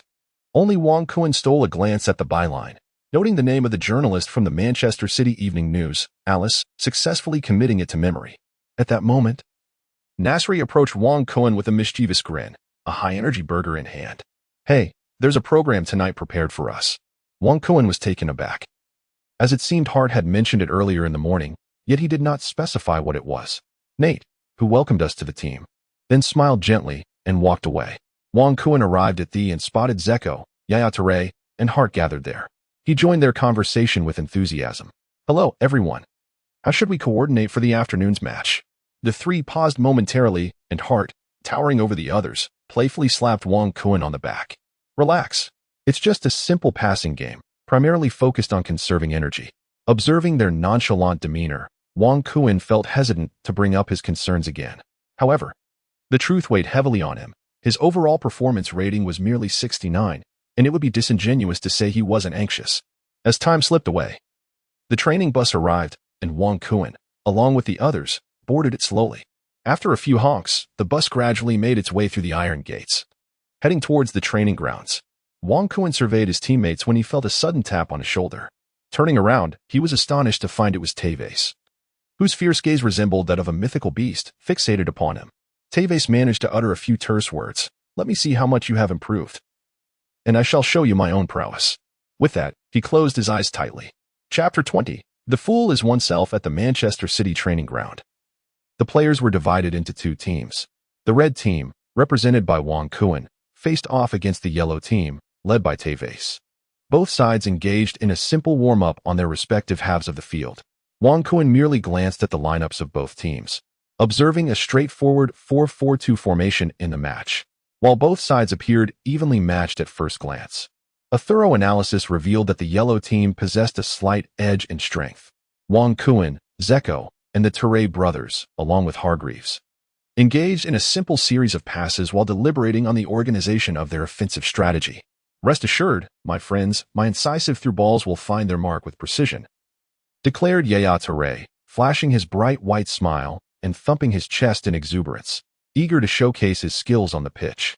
This Ivorian national team stalwart, recently crowned African Player of the Year, had garnered an impressive array of accolades during his time at Barcelona. As a champion of La Liga and the UEFA Champions League, he has emerged as a burgeoning midfield superstar, the sole member of the current Manchester City squad to have claimed the highest honors in football. His technical prowess renders him the envy of all coaches, with formidable physical attributes, exceptional interception skills, and remarkable dribbling ability. Notably, he possesses adept footwork, often delivering crucial passes and making incisive runs during the most challenging moments. Moreover, his long-range shooting instills a sense of trepidation in opposing goalkeepers. Wang Kun is acutely aware of Yaya's prowess. In the parallel universe, he is destined to reach the zenith of his career at Manchester City. Beside him stands Zeko, the most inconspicuous figure among all teams, akin to an unnoticed blade of grass. His remarkable efficiency belies his low profile, devoid of scandal. Those who perceive him merely as a tall, lumbering figure are gravely mistaken. Zeko embodies the archetype of a hidden, versatile striker, the kind that coaches hold in high esteem. In contrast to his own midfield, Kolo Toure, Barry, and Hargreaves have reached the twilight of their illustrious careers, yet they possess invaluable on-field experience. They undoubtedly know how to play, how to navigate, and will certainly fulfill their responsibilities with aplomb. Wang Kun conducted an analysis and suddenly realized that he himself was the unstable factor. It turned out that the jester was none other than himself. "Hey, Kun, what are you thinking about?" inquired the towering Zeko, patting Wang Kun on the shoulder. Brought back to reality, Wang Kun glanced at a few of his companions and chuckled. "I'm counting on you guys to feed me the ball." Upon hearing this, his friends erupted into mischievous laughter, playfully jostling one another. Meanwhile, Coach Mancini sat on the sidelines, observing the players on both sides while deep in thought. At that moment, assistant coach Kidd glanced at his watch and whispered a few words into Mancini's ear before dashing toward the pitch, prompting the coaching staff to straighten up and focus on the field. The whistle blew as assistant coach Kidd took on the role of the main referee for today's training session. The red team initiated the attack, with Wang Kun passing the ball to midfielder Yaya, who then began to maneuver in their half. Zeko remained at the kickoff spot, showcasing his aerial prowess and fulfilling his duties as a forward. The red team commenced a series of backward passes from the backline. On the opposite side, the yellow team Silva and Nasri began their assault on Wang Kun's flank. They were agile and perceptive, constantly repositioning to exploit the wings. Their midfielders, Milner and De Jong, remained steadfast in their positions. Despite several exchanges among the red team, the ball failed to advance to the front line. Instead, it was intercepted by De Jong of the yellow team, who, without dribbling, swiftly passed it to Nasri on the right sideline. Nasri penetrated deeply into the opponent's territory, where a vast expanse lay open beside Milner. He halted momentarily, nudged the ball, and sprinted forward, effortlessly bypassing the right back, Anyaha, before turning to send the ball racing down the wing. The path ahead was unimpeded. The entire defensive line had been torn apart. The yellow team as forwards had yet to arrive, leaving only Silva visible on the left flank. Nasri maintained his momentum, cutting inside once more. Anyaha, having been deceived, scrambled back to regain his position. However, no one marked Nasri, as defenders Company and Young Savage refrained from advancing. The seasoned midfielder, Kolo Touré, lagged behind. Striving to catch up, while behind him surged a figure imbued with boundless energy, charging like a beast. Touré's face contorted with frustration as he internally cursed. This Tevez is relentless. We're all veterans, and yet you're playing like this? Noticing that Tevez had distanced himself from Touré, Nasri hesitated no longer and returned the ball while positioning himself to dash into the penalty area. Young Savage, caught in indecision, followed closely behind. Coach Mancini's gaze remained fixed on Nasri, his mind racing with thoughts. Company, out of the corner of his eye, saw Savage being drawn away and silently cursed his luck. Resolutely holding his ground, Wang Kuan found himself in a precarious position at the back, while on the opposite flank, Silva had successfully evaded Richards and entered the penalty area. Tevez, having risen from the ground, surged towards the edge of the box, flanked by pathways on either side, with Nasri and Silva poised to converge within. Hart was in a state of disarray, frantically shouting instructions. Suddenly, there was a resounding thud as the ball rocketed from Tevez's foot towards the goal, a powerful long-range shot. The ball soared with remarkable speed, a high trajectory, and Company leaped, yet it narrowly evaded his reach, sailing just above his head. The players halted, their eyes wide, transfixed by the ball's trajectory. A dull thump echoed as the ball struck the crossbar with considerable force. The players within the penalty area sprang back to life, while Mancini on the sidelines shook his head, murmuring discontentedly about Tevez's tendency towards individualism, a flaw he seemed unable to rectify. Then, a figure darted past, nimble yet sturdily built. A smaller player on the right side of the penalty area. As the ball rebounded off the crossbar, he rushed forward with remarkable speed. It was Nasri, the newly joined talent, prompting Mancini to rise in surprise. Company and Hart raced towards the ball's landing spot, but Nasri was a step ahead, deftly redirecting the ball with his foot, sending it rolling into the left corner of the net. An uproar erupted from the coaching staff, their applause and cheers filling the air. Nasri is magnificent, they exclaimed. Indeed, he and Silva had developed a commendable chemistry, both finding their rhythm in the attack. Mancini stroked his chin, a glimmer of hope igniting in his eyes as he nodded in affirmation. With Nasri quickly assimilating into the team and adapting to Manchester City's style of play, he could not only sprint down the flanks but also cut inside for direct attacks, all while demonstrating excellent movement in the front line. This would liberate Silva, the true orchestrator of their offensive plays. Mancini scribbled notes fervently in his notebook, his anticipation for the new season burgeoning. The yellow-clad players rallied around Nasri, cheering him on, while Wang Kuan observed Nasri's performance, joining in the applause. After all, this was an internal match, an opportunity for everyone to find their rhythm and adapt swiftly to the field. Only Tevez sauntered slowly towards the kickoff line, kicking at the grass, seemingly lamenting his earlier shot. Watching his despondent figure, Wang Kuan quietly encouraged himself, reminding himself that the game had only just begun. In just 5 minutes, Nasri had orchestrated the opening goal. Chapter 21, The Spirit of Combat. At the kickoff line, Wang Kuan once again returned the ball to Yaya Touré, inwardly cursing the system for its laziness and lack of guidance. He examined the coach's panel and discovered that cards could be utilized, long passes, short passes, and several tactical cards they had acquired, all of which could enhance their fighting spirit. Unable to quell his restlessness, Wang Kuan silently recited fighting spirit.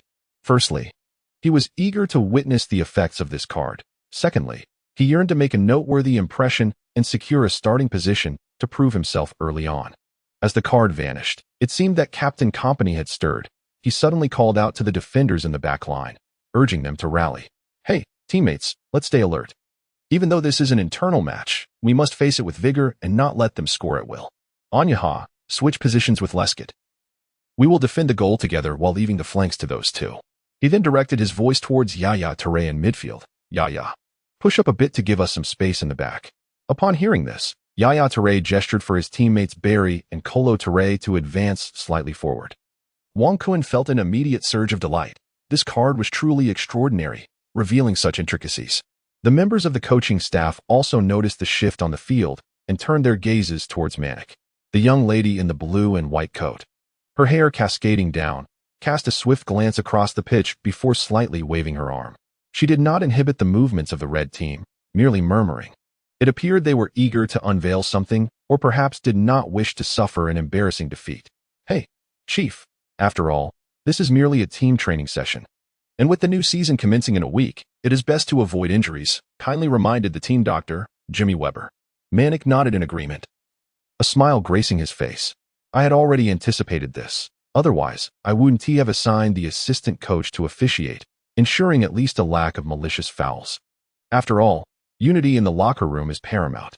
Subsequently, he patted the doctor's shoulder, signaling that he would not be increasing the number of injured players in his medical room. As the yellow team observed the seriousness of their opponents, they too became invigorated. Balotelli then called out to Wang Kuan from the sidelines. It seems you all are ready to get serious. Wang Kuan glanced at Balotelli and relaxed his shoulders.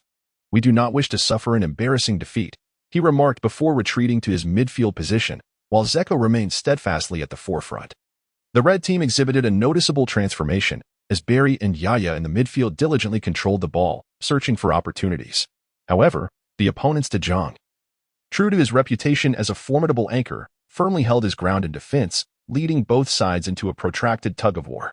Such an atmosphere stirred the crowd, stifling the players' spirits, inevitably resulting in fouls. Yet, this was not the scenario the coaching staff wished to witness. Wang Kuan is acutely aware of the underlying principles. Yet the competitive spirit inherent in every athlete drives their adrenaline to a crescendo, resulting in increasingly exaggerated movements. Upon joining the team, Savic found himself in a precarious situation when he mishandled a back pass from Klocher, giving the opposing Milner an opportunity to intercept him forcefully. In an instant, Wang Kuan's side lost possession once more, prompting the players in red to hastily retreat on defense. This incident incited considerable frustration in the midfield, where Yaya openly expressed his displeasure. Hey, can you take this more seriously, newcomer? Savic felt the weight of embarrassment, acutely aware of his teammates' dissatisfaction. Yet he had more pressing matters to attend to. Fortunately, in his youth, he managed to chase down the advancing Milner with fervor. In a bid to atone for his earlier mistake, Savic attempted a tackle from behind. Although he tried to retract his heel, it was insufficient to prevent him from toppling Milner. The players on both sides momentarily froze, at a loss for how to react. The assistant coach, Kid, swiftly blew his whistle, offering a few words of reassurance to the gathered players. Hey, don't be nervous. Be mindful of your footwork and unleash your imagination. This isn't traditional training. Milner, helped to his feet by Savic, expressed his contrition, saying, Oh, I truly apologize, veteran. I was a bit anxious. Milner then dusted off his attire and jogged away, as both sides dispersed and returned to their usual rhythm. Only on the coaching bench did Manik stroke his chin, seemingly having discerned the dynamics at play, yet he chose to remain silent. Milner epitomizes the diligent player. While his technical skills may be average, he possesses an indefatigable spirit and versatility, making him a valuable asset capable of performing multiple roles. In essence, he is both economical and effective, a type favored by any coach. During Manchester City's numerous grueling battles, should they find themselves at an impasse, Milner is often sent to make the necessary runs. As the game resumed, the yellow team obtained a free kick from the flanks. Although the position was less than ideal, both teams eagerly formed a wall. The task was entrusted to Silva, who assessed the positioning of the players before lofting the ball towards the edge of the penalty area. The players engaged in a fierce contest, their initial nonchalance having long since dissipated. As the ball descended, it passed through the players in front and continued to fall. There, in the back, Kompany from the red side and Kolarov from the yellow side both leaped high, while the others looked on. With a decisive thud, Kompany secured the ball, swiftly returning it to goalkeeper Joe Hart. This is Kompany's forte, and this season, his aerial prowess in the Premier League has been unparalleled. Recognizing their failed offensive attempt and hearing Hart's loud call, the yellow team understood that a counterattack was imminent. As Wang Kuan observed Hart seize the ball, he promptly dashed towards the opposing field, with Balotelli, his counterpart for the day, beside him. Without a moment's hesitation, he surged past Balotelli, leaving the latter with a visage of complaint. Hey, Kuan, wait for me, Balotelli exclaimed, hastily pursuing him.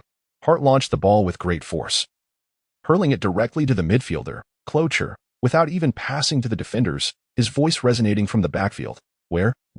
Your good brother Yaya is ahead.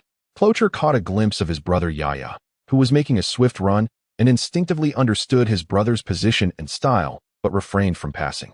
The players on both sides raced frantically, eager to position themselves.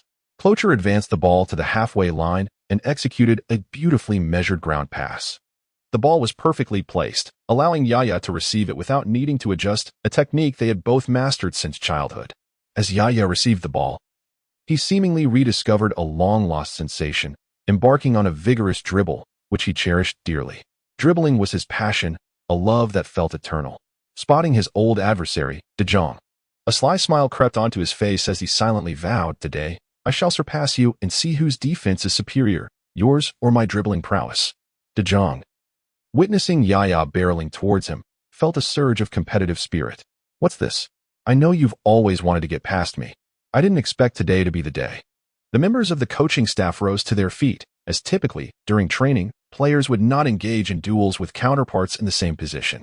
However, since the yellow team scored, a palpable shift had occurred on the field. The players were unaware of why they felt as if they were truly competing in a match. As Wang Kun sprinted forward, he cast a glance back, fully aware of the unfolding events. Yet, today, he was the protagonist. Unwilling to witness a confrontation between two formidable teammates on the training ground, as it would disrupt the unity of the team, he accessed the coaches' panel to employ a long pass strategy. In the vibrant atmosphere of the training field, Yaya Toure charged towards the opponent's penalty area, where the unwavering De Jong stood as Manchester City's steadfast defensive midfielder.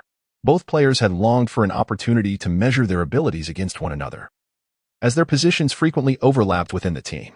The head coach typically positioned the offensively potent Yaya at the forefront, while the more adept interceptor, De Jong, was stationed behind, allowing Yaya the chance to forge ahead while De Jong tirelessly handled the less glamorous tasks in the backfield. Today's practice match, however, presented a rare opportunity for direct confrontation. The players on the field instinctively turned their attention to the dribbling Yaya, keenly observing his next move. With unwavering determination in his eyes, Yaya gazed at the nearby De Jong, almost audibly declaring, "If you wish to pass, you must contend with my formidable presence." Witnessing De Jong's resolute demeanor, Yaya was suddenly reminded of his own days at Barcelona, recognizing the parallel. De Jong, much like himself, was laboring in the background, often overlooked, as people tended to remember only the goal scorers, forgetting the unsung heroes who assisted them. With a sense of acceptance, Yaya lifted his left foot and deftly flicked the ball into the penalty area, where the towering Zeko awaited. He quickly attempted to ease his momentum, yet the two collided. Both Yaya and De Jong found themselves on the ground, but fortunately unscathed. "Hey, you big fellow, you've blocked my path. How am I supposed to get past you now?" Yaya teased. De Jong promptly rose, offering Yaya a hand as he replied, "I thought you were going to get by me. Don't let it affect my defense. I still have a job to do." He then sprang up and dashed towards the penalty area. The coaching staff outside the pitch finally exhaled a sigh of relief, with a faint smile gracing the lips of Manik. The team's chemistry was flourishing, igniting within him a heightened anticipation for the new season. As the ball was lofted into the penalty area, both sets of players tensed once more. Yaya delivered a delightful pass, which Zeko expertly controlled with his chest. With his back turned to Richards, he noticed Wang Kun making a timely run from the right flank and unhesitatingly sent the ball his way. There was space on the right side of the penalty area, which Wang Kun had ingeniously created by evading Kolarov. Without a moment's hesitation, Wang Kun swung his right foot, taking a shot without adjusting his position. In that fleeting moment, Pantilimon sensed a vulnerability in the defensive line and swiftly crouched down, ready to intercept the ball's trajectory. Time seemed to stand still. "This has to be it," Wang Kun thought, excitement coursing through him. Just as his foot was about to make contact with the ball, a powerful figure surged into view, a beast resembling Tevez, adorned with tattoos on his face and neck. The formidable physique of Tevez collided with Wang Kun, sending him crashing to the ground. Following that, a mighty kick sent the ball soaring out of play. Without a glance back, Tevez ambled away from the scene of the incident. Both sets of players were momentarily frozen in shock, while the oblivious Balotelli chuckled, saying, "Come on, let him score one." He then proceeded to help Wang Kun to his feet. Wang Kun felt a sharp pain in his internal organs, and being unexpectedly collided with by that beast nearly cost him his life. Assistant coach Kidd rushed forward to assess the situation, and upon realizing that Wang Kun was relatively unscathed, he promptly issued a yellow card to Tevez and pointed towards the penalty spot. awarding a penalty kick to the red team. However, he refrained from admonishing Tevez, recognizing that this beast was beyond even Mancini's control. The coaching staff dared not meet Mancini's gaze, fully aware that discussing Tevez in his presence was akin to courting disaster. Instead, they turned their attention to the penalty spot, eager to observe how the newly recruited Wang Kun would execute the kick. As Wang Kun meticulously arranged his shoes, his gaze fixated on the goalpost, fully aware that he would be the one to take the penalty kick. However, a persistent voice beside him murmured, "Hey, Kun, would you like me to take the shot? You know I never miss." It was Balotelli, wearing a mischievous grin as he looked at Wang Kun. After organizing his cleats, Wang Kun cast a sidelong glance at Balotelli and retorted, "You're my opponent today. Don't distract me." He then sauntered towards the penalty spot. At that moment, the players from both teams finally congregated. "I don't know why, but I feel an overwhelming urge to create some chaos today," spoke Zeko. "Indeed. There's a fire within me that longs to be unleashed," added his teammate Yaya Touré. "What's with you all today? You seem rather unruly. I can't quite grasp it," inquired the team's little sprite, Silva. Zeko and Yaya Touré shrugged, shaking their heads in unison, expressing their own confusion. Suddenly, the sound of a goal echoed through the air. Wang Kun deceived goalkeeper Pantilimon and deftly struck the ball into the lower right corner, which promptly found the back of the net. Several teammates approached, patting Wang Kun on the shoulder in celebration. Only Balotelli wore a face of disappointment, exclaiming, "Oh dear, please don't come and steal my penalties in the future." This man, destined for greatness, possesses an extraordinary talent, boasting an astonishing penalty success rate of 95. The reason is simple: no goalkeeper can anticipate his next move. In the 28th minute of the first half, with Wang Kun's successful penalty, the score was tied at 1-1. A chime resonated, announcing, "Congratulations, host, on scoring your first goal in life. Although it is a training match, it marks a promising beginning. Reward: 1 point of trust in the locker room." It was the voice of the system, a rather unreliable entity that had not made an appearance for quite some time. Wang Kun silently lamented the situation. What was the purpose of the locker room trust point? He had not discerned it from the panel. Seizing the opportunity before the system went offline, Wang Kun hurriedly inquired, "System, could you elucidate the function of the locker room trust point?" Approximately a second later, the system's enchanting voice responded, "The system is quite occupied, diligently repairing vulnerabilities and recording all your data. Please refrain from disturbing me. I am currently in seclusion to cultivate my powers." What? Wang Kun felt on the brink of despair. What use is the system's cultivation? He thought, yet he dared not voice his frustrations. Instead, he merely let out a cold huff to express his dissatisfaction. The locker room trust point can assist players in quickly establishing their presence within the locker room. If you aspire to be the leader, then you must charm them into submission. Furthermore, as your trust points accumulate, you will receive an increasing number of passes, and your teammates will stand up for you. Much like how today, when you were assaulted by Tevez, a teammate would defend your honor. Listening to the system's explanation, Wang Kun instantly comprehended the necessity of appeasing these insufferable men. Why was playing football so arduous?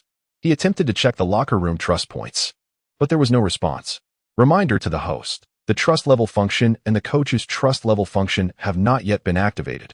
The system declines this service. Wang Kun inwardly cursed the system. As he observed his teammates gradually making their way to the kickoff line, he hurriedly followed suit. With the sound of the whistle, the yellow team initiated the game.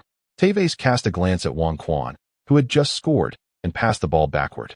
The battle between the two sides resumed with fervor. Manik diligently recorded notes in his little notebook. Chapter 23. Can the elders play football properly? A whistle pierced the air, signaling the end of the first half.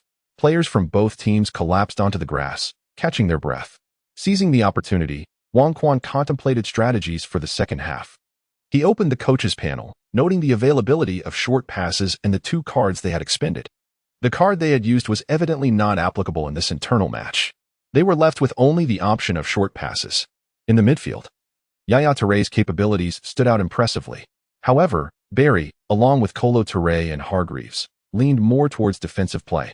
Thus, only he and Yaya were left to challenge the opposition. With Zeko positioned further forward, the ball at his feet would almost guarantee a shot on goal. What a predicament this was. Furthermore, he assessed the opposition's midfield arrangement, which resembled that of a first-string team. Silva and Nasri dominated the flanks, capable of cutting inside. The midfield boasted the industrious Milner, while the backline featured the formidable De Jong. This match was proving to be quite the challenge, especially since he had ignited the winning spirit in both teams with his fighting will in the first half. The opposing side was unlikely to ease up. As he pondered this, Wang Quan glanced toward the sidelines, knowing that everything was orchestrated by that man. The current lineup seemed to be a test of the new member's abilities. But one aspect puzzled him. Tevez, who was supposed to be his counterpart today, belonged to the yellow team. It appeared deliberate, a way to diminish his reputation in La Liga, using Tevez to gauge his skills. Moreover, he had yet to earn the trust points from the coaching staff as the system had indicated, likely because he had not showcased anything noteworthy to impress Manik. Having analyzed the situation, Wang Quan shifted closer to Yaya Touré. Yaya, with his bright smile, was regaling other players with tales of his recent accolade as African Player of the Year. Upon noticing Wang Quan approaching, he pulled him into a warm embrace. I love partnering with successful players, just like our new addition, Quan. Aren't we all the same? The teammates around them erupted in laughter, their mirth echoing across the field. Wang Quan, feeling helpless, was rendered speechless by Aya's defense and could only awkwardly suggest, Aya, let us enhance our teamwork in the second half and score another. The others, upon hearing Wang Quan's words, were momentarily taken aback before bursting into laughter, each casting him peculiar glances. Aya laughed heartily, exclaiming, haha, see? I told you the newcomer is quite ambitious, just like we were in the beginning. Upon hearing this, Wang Quan's heart sank. It was over. This group of elders had merely come to warm up and make an appearance. Indeed, Quan, we should channel our strength against our opponents rather than squander it on our teammates.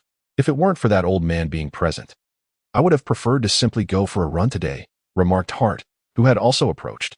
Wang Quan was inwardly seething with indignation. Surely, he was apprehensive that his opponent would shatter his goalpost. Amidst the throng, only Savic remained silent. As a newcomer, he had already faltered in the first half, losing possession of the ball. His mind was clouded with trepidation, fearing further mistakes that might jeopardize his starting position.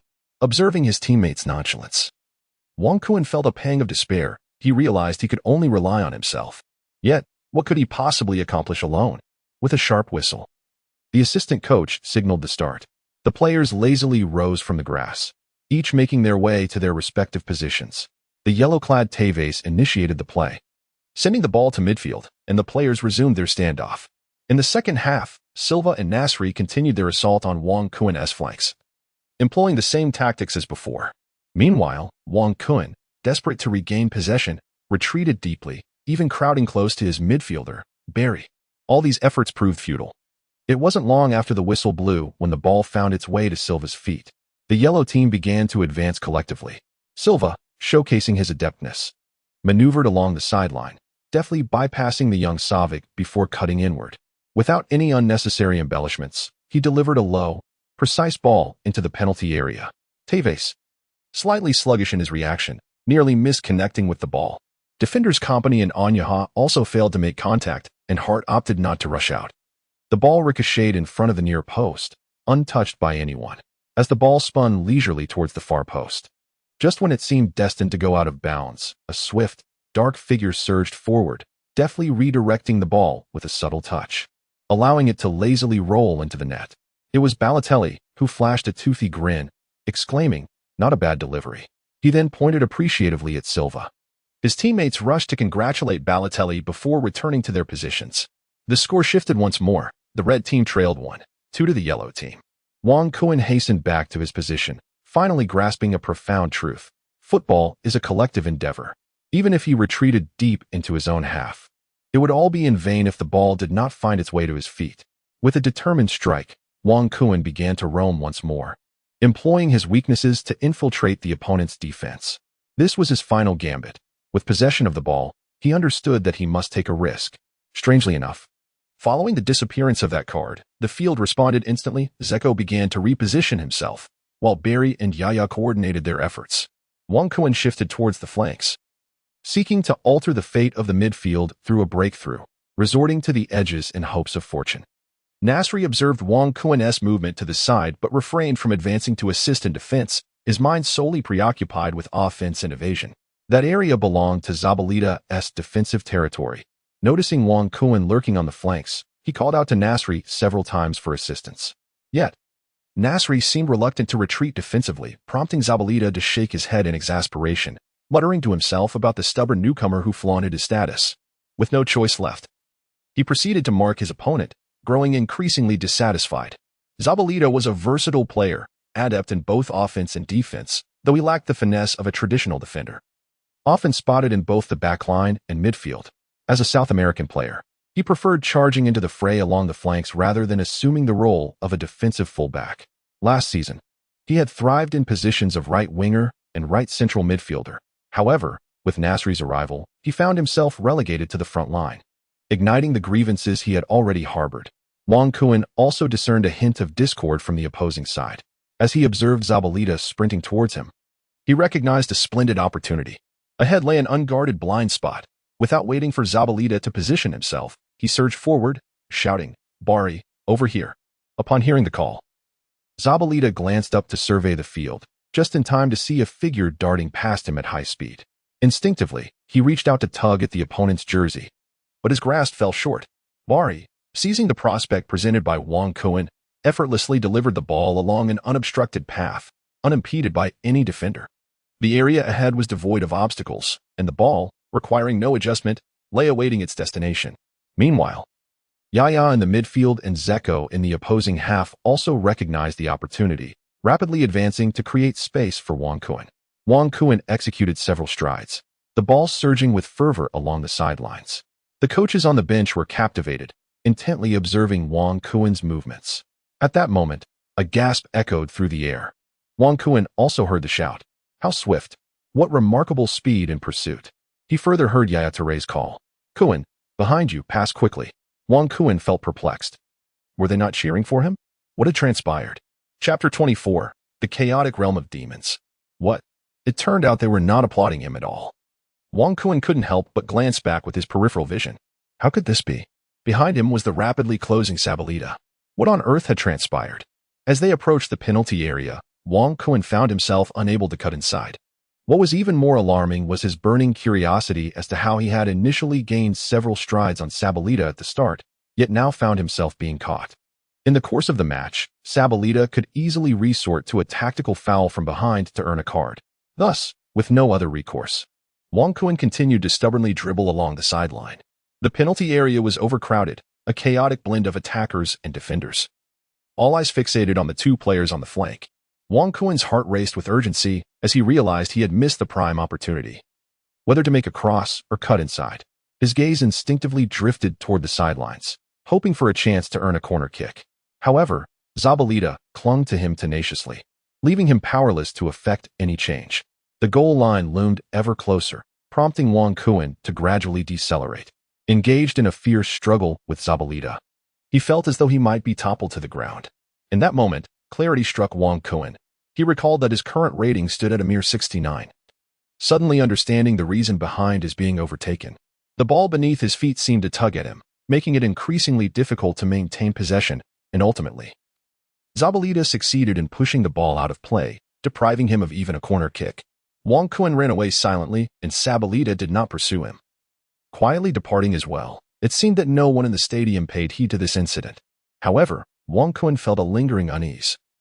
Relieved that it was a defender who disrupted the ball. Had it been a direct opponent or a midfielder, he would have found himself in a most embarrassing predicament. He let out a long sigh, narrowly escaping exposure. His teammates applauded him. After all, he had fought hard for that throw-in. Milner launched a powerful throw into the penalty area, where the towering Deco awaited. Yet it was Kompany's impressive leap that truly stole the spotlight. With a firm header, he directed the ball into the net with a resounding force, making it all seem effortlessly simple. This was his forte, witnessing his teammate effortlessly score. Wang Kuan felt a sense of relief, deeming it a shared triumph. At the 50-minute mark of the second half, the score stood at 2-2, placing both teams once again at the starting line. After a brief celebration, the players returned to their positions. Mancini, seated on the coach's bench, was diligently jotting down notes. Clearly having gleaned some insight, Tevez initiated the play, with possession shifting to the red side. Silva began to maneuver around the midfield, while Nasri remained active on the flanks, thus intensifying the pressure on Wang Kuan's side. Though Silva was diminutive and slender, his resilience was notable. He possessed remarkable interception abilities in midfield, a rare talent among Spanish players. In the midst of the midfield, Wang Kuen's side found themselves under immense pressure, much to Yaya Tour's frustration. This was not his preferred style of play, and he shouted toward his brother, Colo Tour. "Hey, brother, push forward. I can barely see the line of my own penalty area." Colo Tour, wearing a face of helplessness, glanced over at Hargreaves and felt even more disheartened as Nasri continually probed for an opportunity to cut inside. The defensive line of Barry had already been breached, forcing him to remain outside the penalty area, steadfastly guarding his baseline. Such was the comprehensive offensive strategy of the red team. Any lapse in concentration from the yellow team could result in a pass breaching their defense, and a shot on goal was merely a matter of time. The ball found its way to Silva's feet, his exceptional organizational skills allowing him to assess the distribution of players on the field and determine the optimal approach. Noticing Nasri poised on the right flank, he dribbled in that direction. This time, Tevez refrained from making an aggressive advance as the interior was congested, leaving Balotelli waiting in vain for a pass. Observing Nasri had found space, he delivered a low, precise through ball that effortlessly sliced through the yellow team's midfield, penetrating the flanks. The defensive players, drawn in by the distraction, fell victim to this straightforward yet lethal tactic. As he surged forward with great speed, Nasri felt an inexplicable lack of excitement as he began to dribble after cutting inside. He aimed to outmaneuver Onyuha and to reposition Savic, envisioning a solo effort. Onyuha, a seasoned player, felt a surge of indignation as he witnessed Nasri's audacity, having been relegated to the bench each season. The thought of being outplayed by a newcomer was infuriating. He called out to Savic, and together they charged at Nasri. The coaching staff watched in astonishment. Such behavior was strictly prohibited in internal matches. Savic, recognizing that Onyuha was attempting to cover for him, had also lost his position, and both raced toward Nasri, leaving Company in a state of bewilderment, a pang of inexplicable sorrow resonating within him. "Hey, guys, you've all abandoned me. What am I supposed to do?" Nasri observed the two encircling him, instantly intrigued, thinking to himself, "Let me see how I can outmaneuver you." He feigned a movement to Onyuha's feet, then swayed his body, initiating his little engine. With a deft pivot, he maneuvered past Onyuha, his position now surpassing that of his opponent.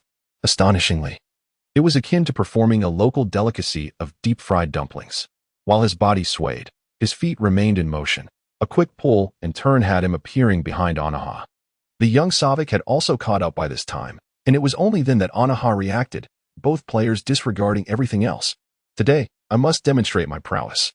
They both collapsed to the ground, lunging simultaneously. Suddenly, three had transformed into a tangled mass. The ball was gently squeezed out.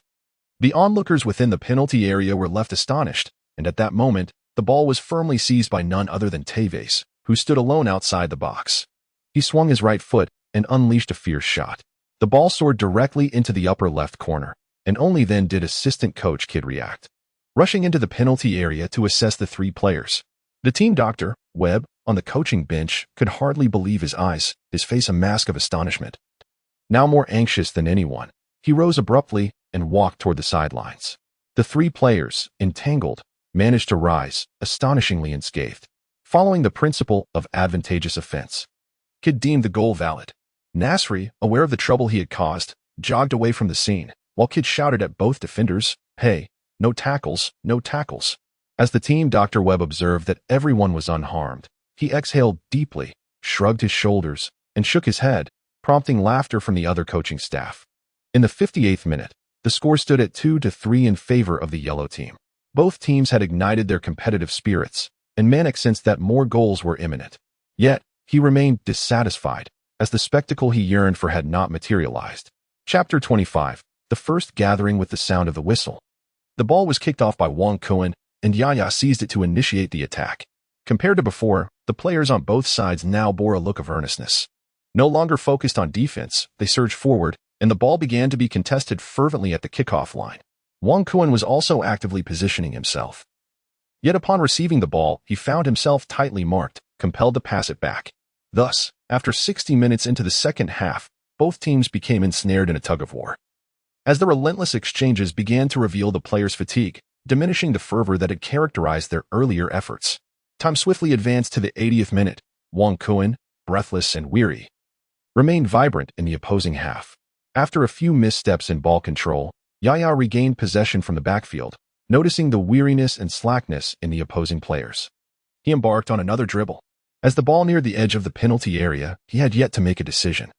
And both sides were acutely aware that he was poised to showcase his skills once more. With a slight adjustment, Yaya readied himself in the most comfortable stance. Without a hint of hesitation, he struck the ball decisively. The sphere, adorned with a slight curve, soared towards the upper right corner. It was a splendid shot. Despite having squandered several opportunities, Yaya Touré still dared to take the risk, demonstrating his indomitable spirit. He exhaled deeply, expressing, at last, "I found my rhythm." The entire team rallied around him, offering their congratulations. Manik observed the players on the field, revealing little of his thoughts. It seemed he had not witnessed what he had hoped for. It appeared that he would have to seek it in the formal matches. Subsequently, he rose and departed in the vehicle designated for the facility. Moments later, the assistant coach blew the whistle, offering a brief summary, and thus, the inaugural intra-squad training match came to a close. Wang Kuan finally regained his senses, realizing that it had come to an abrupt end. He had not been afforded many opportunities to showcase his talents. Despite a full 90 minutes on the pitch, seizing every moment of possession was crucial for scoring. Congratulations, host. Your first training session has been successful and all data has shown improvement. Please check for yourself, came the haughty and alluring voice. As he opened the data panel and glanced through the information, disappointment washed over his face. Aside from the passing, dribbling, running, and vision metrics, which displayed an upward arrow, the rest remained stagnant. It appeared that certain attributes required a specific level of cultivation to improve even slightly. "Hey, hurry up and pack your things," said Balotelli, playfully patting Wang Kuan on the shoulder, a mischievous grin illuminating his face. "Have you forgotten? There's an event tonight," he added with a smirk. Wang Kuan also recalled that during the physical activities, Hart mysteriously uttered a phrase to him. "You mentioned welcoming newcomers." Balotelli enigmatically nodded in agreement. "City Avenue, Sky Garden. The entire team will assemble at 10 p.m. Wang Kuan, with a cheerful smile, nodded while donning his coat and squeezed onto the bus. After enjoying lunch at the players' canteen, he parted ways with his teammates. When the others learned that Wang Kuan intended to return to the youth dormitory, they were utterly astonished, their faces registering disbelief. Only Nasri chuckled heartily, saying, "You wouldn't believe it even if I told you. I personally escorted him there." Wang Kuan, with a look of embarrassment, hurriedly explained that he had yet to find a house that captured his fancy, assuring everyone that he would be the first to invite them for a gathering once he did. Amidst the hearty laughter of his teammates, they momentarily parted ways. Upon returning to his dormitory, Wang Kuan was enveloped in a profound sense of fatigue. After a refreshing shower, he set his laptop to power on at 10 p.m. However, with the clock still reading 7 p.m., he opened the drawer and gazed at the antiquated notebook, slowly pressing the power button. The laptop flickered to life, revealing a rather inexpensive startup screen. Kuan brand computer, a worthy possession indeed. Wang Kuan chuckled, a familiar sensation washing over him as he gazed at the world depicted in the lower right corner. On July 8, 2024, he silently clicked to update the configuration, adjusting the time to the present moment. With a deep sigh, he ultimately came to terms with it all.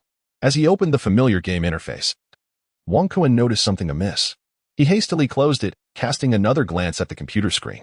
His FM 2024 seemed to have transformed. The string of numbers had reverted to FM 2012. Alas, what a trick the system has played. Wang Kuan unleashed a torrent of invective upon the system. Astonishingly, everything that ought to have changed remained unchanged, while everything that should not have transformed did so entirely. He clicked to launch the game once more, finding everything so remarkably familiar. With a series of deft maneuvers, he immersed himself into the virtual realm, eager to discover any alterations within this world. After gazing at the screen for an extended period, Wang Kuan was left utterly speechless. His name appeared prominently on the Manchester City roster, albeit not in the tactical starting lineup, but at the very end of the first team. The disheartening number glared back at him, 69. Having already initiated the game, Wang Kuan decided to elevate his in-game self. "Hey, my brother Balotelli. Allow me to take your place first." He then arranged a 4-4-2 formation with D. Eco as a dual spearhead, simulating a match against Manchester United. Indeed, his performance was profoundly disappointing. He was dispossessed, missed shots, and failed to connect with his teammates. It was unbearable for him to watch. His interest in playing dissipated, leading him to shut his laptop and succumb to slumber. In a hazy state, he lost track of time. The familiar ring-tone echoed once more. "I would spend an eternity to save you, longing only for you to cease your ceaseless flow. Please grant me boundless love, and the capacity to be loved, so that I may find peace beneath the Bodhi tree. Wang Kuan silenced the ringing phone and struggled to rise. Glancing outside, he could see the ominous dark clouds, an unmistakable sign of rain. This dreadful weather persisted day after day. Contemplating the upcoming gathering at the bar, he looked at his attire and shook his head in resignation.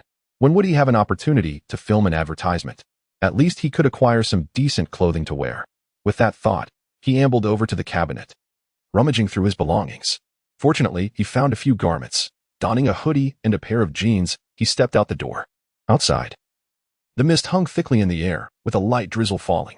Wang Kuan quickened his pace towards the iron railing. The city avenue was lined with numerous theme bars, earning its name due to its proximity to the city center. It was also a significant gathering spot for Manchester City supporters. A Maserati glided to a stop. The man in the trench coat, with his hood obscuring his face, glanced at the door number before hastily entering. Upon arriving in the lobby, he was immediately intercepted. "Hey, that kid is quite swift. He has just darted past us." The other security personnel in the lobby quickly converged on him. "Sir, this venue has been reserved for the evening. Please vacate the premises." The man in the trench coat leaned in to whisper a few words to one of the nearby security guards, who promptly altered his demeanor. One of the guards quickly shielded him, and soon he was escorted to another floor. Tonight, the City Garden Bar had evidently heightened its security measures. Occasionally, individuals entered, all wrapped up tightly in their attire. It was not until a bus turned onto the avenue that a security guard at the entrance expressed his impatience, exclaiming, "Hey, get out of here." He then strode forward with purpose. A person disembarked from the bus, clad in jeans and a small hoodie, their head also wrapped securely. The guard hesitated momentarily before advancing again, saying, "You," taking a taxi, trying to act important. Upon alighting from the vehicle, Wang Kuan cast a glance at the doorplate. He then nodded and remarked, "This is indeed the place. To think it costs me £20 for such a short distance is truly." Before he could finish his self-deprecating thought, he suddenly felt his body tilt as he was abruptly pulled aside by someone. Wang Kuan was immediately astonished. Who could it be? In broad daylight, under the clear blue sky, it is a challenge to the strong. Chapter 26. A Conversation with the Beast Teves. At the City Avenue, in front of the Sky Garden Bar, Wang Kuan was abruptly pulled aside by a security guard, which ignited his ire. Damn it, he thought. I have traversed realms, and yet I am still subjected to indignities. In that moment of being tugged, Wang Kuan swiftly pivoted, positioning himself beside the guard. And with a deft application of force, he executed a move that was both subtle and powerful. The imposing guard lost his footing and tumbled into a foul-smelling ditch nearby. The onlookers outside the gate were momentarily stunned, but soon several security personnel rushed forward to confront Wang Kuan. At that juncture, a piercing beam of high-intensity light illuminated the entrance of the garden. The crowd instinctively shielded their eyes, and then a figure leapt from a vehicle. The darkness obscured their identity. "Oh my God, my brother Wang Kuan, were you just employing some form of kung fu?" Recognizing the familiar voice and the confident stride, Wang Kuan managed an awkward smile. "Hey, my brother Balotelli, it seems I might be in a bit of trouble." Balotelli, adorned with sunglasses, swaggered over to Wang Kuan, glancing at the surrounding security personnel and nonchalantly shrugging. "It appears you have encountered someone not to be trifled with." He then grasped Wang Kuan's arm and led him towards the hall, leaving behind the disheveled security guards. With the one who had fallen in the ditch rising to his feet, a scowl of frustration marring his face, lamenting his lack of foresight. Meanwhile, the entire scene had been captured by a press photographer as a window of a nearby vehicle slowly rolled down. A golden-haired, azure-eyed reporter named Alice from the city news outlet observed the unfolding drama. She rolled the window back up, seemingly awaiting further developments. Balotelli, keeping a firm grip on Wang Kuan, led him from the hall to the stairwell without relinquishing his hold. Once they reached the top floor, they entered the elevator. "Hey, Kuan, was that move earlier truly a form of martial arts? You must teach me sometime," Balotelli exclaimed, casting flirtatious glances at Wang Kuan. Wang Kuan was also amused by Balotelli's antics, bursting into laughter. "All right, I shall teach you a few tricks another day," he said. The two of them, engaged in light-hearted banter, had reached the pinnacle of their evening. After yet another round of security checks, they pushed open the door. Inside, the atmosphere was already vibrant with a cacophony of voices, lively and exuberant, with several elegantly dressed high-end beauties pouring drinks. Upon noticing the two newcomers, Wang Kuan and Balotelli, their Manchester City teammates erupted in boastful cheers, calling out their names in jest. You two have arrived rather late. Soon after, Wang Kuan found a glass thrust into his hand. Casting a glance at Balotelli, they both downed their drinks. The enchanting blonde beauty promptly refilled their glasses. After consuming a round of penalty shots, Wang Kuan settled into a seat by the window. At the center of the bar, the team had engaged a private band, passionately keeping the rhythm, while the lighting dimmed to enhance the atmosphere. Wang Kuan sipped from his glass, gazing at the vibrant nightscape of Manchester City and the opulent gatherings surrounding him, such as the allure of this sleepless city. Balotelli had long since vanished from sight, retreating to some hidden corner. Tonight's soirée comprised only the first team, devoid of coaching staff, presumably to facilitate the newcomers' seamless integration into the squad. Nevertheless, the team upheld its regulations, mandating attendance for training at 8 in the morning. Wang Kuan originally intended to embody the spirit of the Dragon Nation by engaging each individual in conversation. However, he ultimately discovered that everyone was preoccupied with their own affairs. Some were vociferously shouting, while many others were immersed in playful games of rock-paper-scissors with the beautiful ladies. As he surveyed the surroundings, he noticed a familiar figure, none other than Tevez, who had imparted valuable lessons to him during today's competition. Wang Kuan hesitated for a moment before stepping forward. The beast, Tevez, was engrossed in his drink, seemingly inebriated, having indulged in several cups already. "Hello, brother. Are you here alone?" Wang Kuan leaned down and whispered. Upon noticing Wang Kuan, Tevez instinctively shifted his body, prompting Wang Kuan to quickly draw closer. The two lightly clinked their glasses, each consuming half of their drink. "Kuan, do you know how difficult it is for an ordinary person to play football?" Wang Kuan was taken aback, although he did not fully comprehend the meaning of Tevez. The thought of Tevez's origins in a slum within a parallel world stirred something within him, prompting him to gently pat the man's shoulder. This individual had been raised amidst violence and crime, which had rendered his temperament profoundly solitary and prone to fury, earning him the moniker of the beast on the field. Moreover, he was shrouded in numerous secrets, particularly concerning his contract and the issue of his identity. To this day, it remains an enigmatic affair. "I may have to leave Manchester City," he lamented. "Throughout my life, I have loved playing football, yet I have never truly experienced the joy of a single match. If pressed to choose, I would prefer to be with that distant old boys team." With that, he drained his cup in one swift motion. Wang Kuan gazed at the elder before him, uncertain of how to console him. He merely reached for the bottle and filled Tevez's glass to the brim. Tevez swirled the drink within the glass, observing the rippling liquid. He cast a glance at Wang Kuan and murmured, "You know, no one here believes in me. Everyone claims that I play football solely for money." Let them think it's all for money." Wang Kuan was at a loss for words, merely listening to Tevez's complaints. "Hey, do you know? Your performance this afternoon was quite dismal. However, that is of little consequence. Opportunities will come your way soon." Tevez remarked before finishing his drink in one gulp and preparing to leave. After taking a few steps, he returned to Wang Kuan's side and leaned in to whisper, "I truly envy you free spirits who can run unabashedly across the field."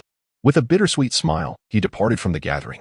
Wang Kuan was uncertain about what transpired with Tevez, yet he always sensed a genuine passion for football emanating from him. Perhaps there were circumstances beyond his control. Subsequently, he downed the contents of his glass in one gulp, failing to savor any particular flavor. A graceful blonde woman approached and replenished Wang Kuan's drink. She scrutinized him for a moment before smiling and remarking, "You are a mysterious figure from the East." Upon locking eyes with the woman, Wang Kuan instinctively nodded, feeling an undeniable sense of awkwardness. "I have always yearned to meet enigmatic individuals from the East, hoping to forge a friendship." With that, she revealed her delicate, graceful hand. As Wang Kuan was engulfed in a surge of crimson excitement, uncertain whether it was the influence of alcohol or a forthcoming stroke of romantic fortune, he hastily extended his hand to greet a beautiful woman. However, a tall figure, showing no mercy, abruptly pulled him away. Wang Kuan looked up and saw the towering figure of Hart. With a mischievous grin plastered on his face, Hart pointed at Wang Kuan and cackled, "Hey, buddy. Watch your wallet. These ladies are no pushovers." Wang Kuan touched his head awkwardly, offering a sheepish smile. "What can I say? It's just a matter of getting acquainted."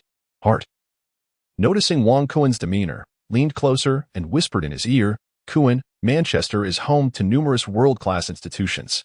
As a local, I shall take you to explore them one day." He then cast another flirtatious glance. Wang Kuan found himself in an awkward predicament, resorting to alcohol to alleviate his clumsy demeanor. Chapter 27. A first encounter at the Phoenix Bar amidst the interplay of lights and clinking glasses. Wang Kuan felt a slight intoxication. He took out his flip phone to check the time, and to his surprise, it was still quite early.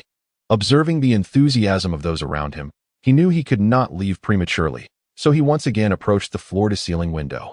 On this rainy night, Manchester displayed a uniquely captivating scene. As he savored the moment, someone tapped him on the shoulder. It was Nasri, dressed in a hoodie and jeans, who, noticing Wang Kuan's slightly tipsy state, chuckled and said, not bad at all. Your tolerance for alcohol is impressive." Wang Kuan turned around with a smile, raising his glass to clink with Nasri's. Nasri also moved to the window, casting a glance at the nocturnal splendor of Manchester, and pointed towards several houses in the distance. The Altrincham area, the finest locale in Manchester, boasts a 2,000 square meter villa accompanied by an expansive garden, which can also be customized to one's liking.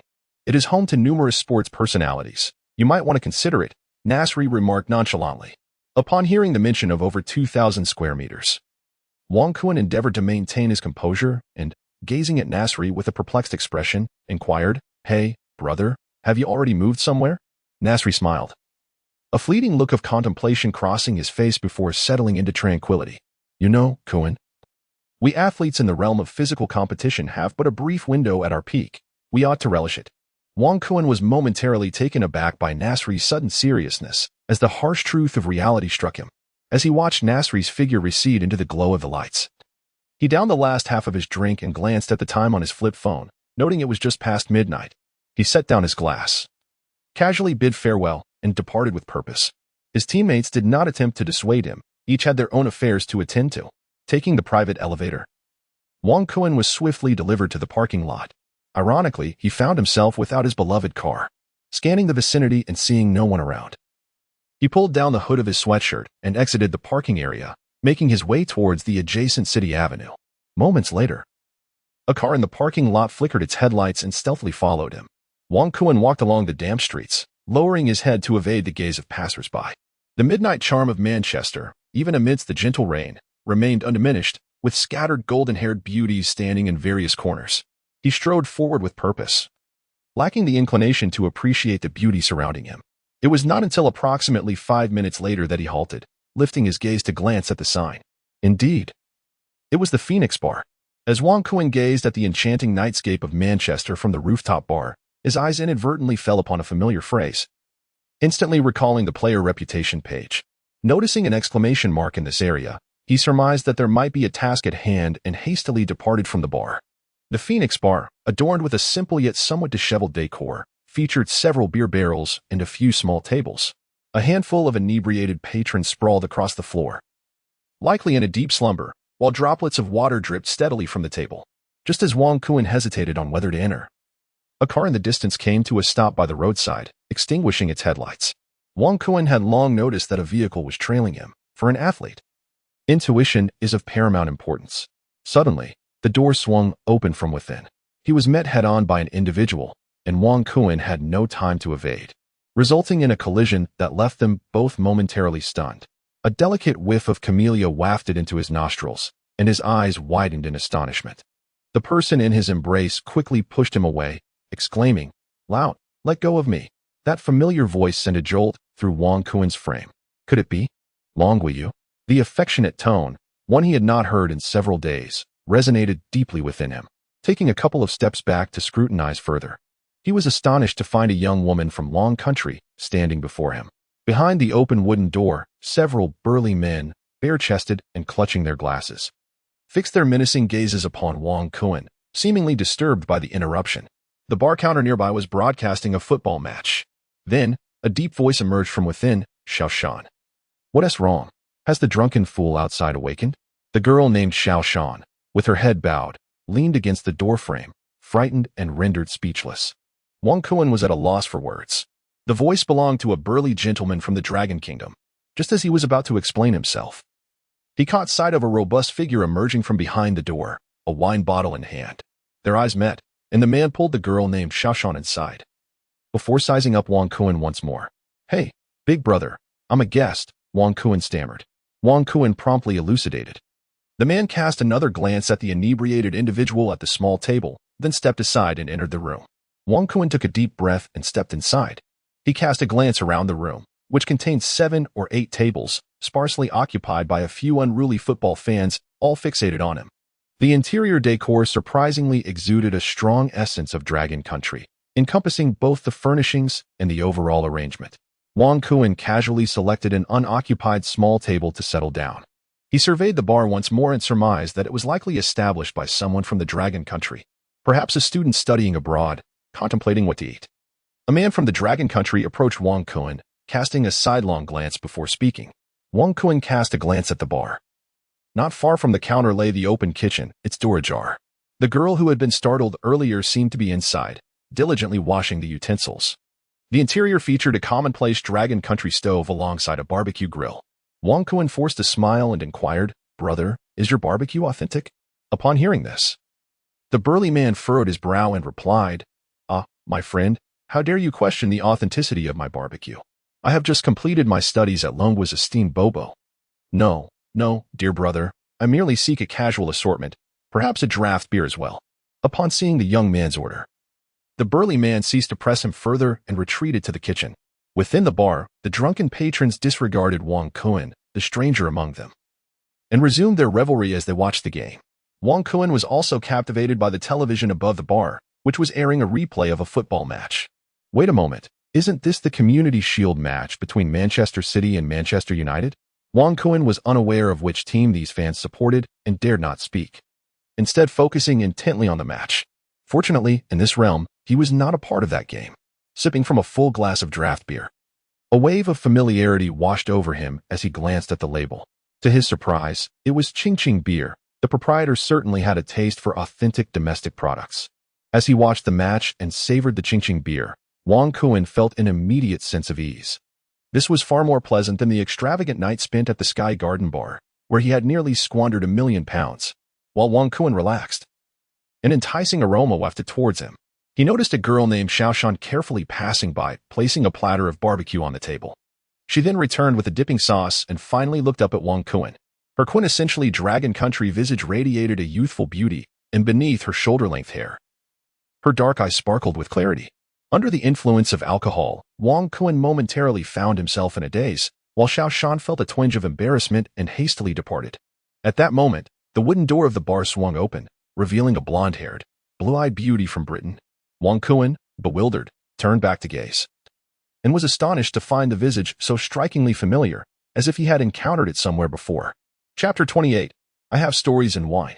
Within the Phoenix Bar, all eyes were drawn toward the enchanting blonde-haired, blue-eyed beauty who had just entered. In a moment of distraction, Wang Kuan found himself face to face with a woman who gracefully approached and unceremoniously took a seat opposite him. The group of fervent fans, visibly agitated, muttered complaints while casting glances of disdain toward Wang Kuan, as though they wished to consume him whole. "Hey, beautiful, come over here. The drinks are plentiful.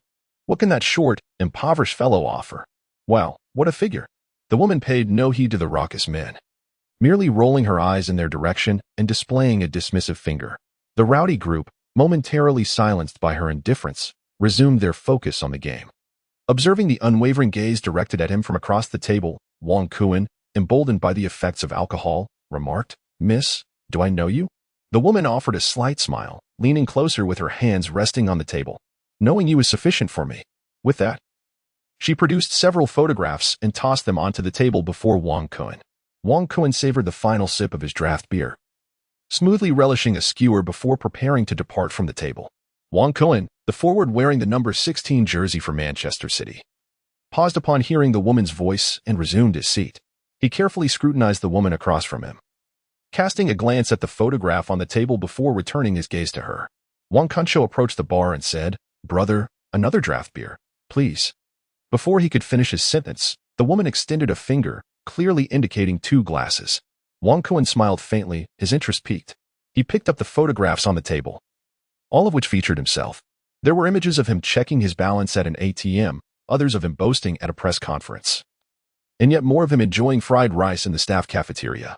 Wang Kuan shook his head, realizing that the female reporter or paparazzo opposite him was indeed fixated on him. As he was about to peruse a few remaining photographs, the woman abruptly snatched them all away. Wang Kuan chuckled lightly, while the woman across from him looked at him with an air of triumph. She then tucked the photograph into her handbag. "Had it not been for your presence in this bar, I would not have spared you a second glance," she remarked, her brow arching slightly, imbued with a hint of arrogance and disdain. Wang Kun was momentarily taken aback. Although he was unsure of her meaning, he glanced around the bar. It seemed he had noticed something unusual. The restaurant's theme was blue, even the tablecloths. Could it possibly be a bar for Manchester City fans? Before Wang Kun could fully comprehend the situation, the heavy sound of footsteps approached. It was a man from the Dragon Country. "Alice, you're here." The man disregarded Wang Kun and placed a beer on the table, addressing the blonde woman, suggesting a familiarity between them.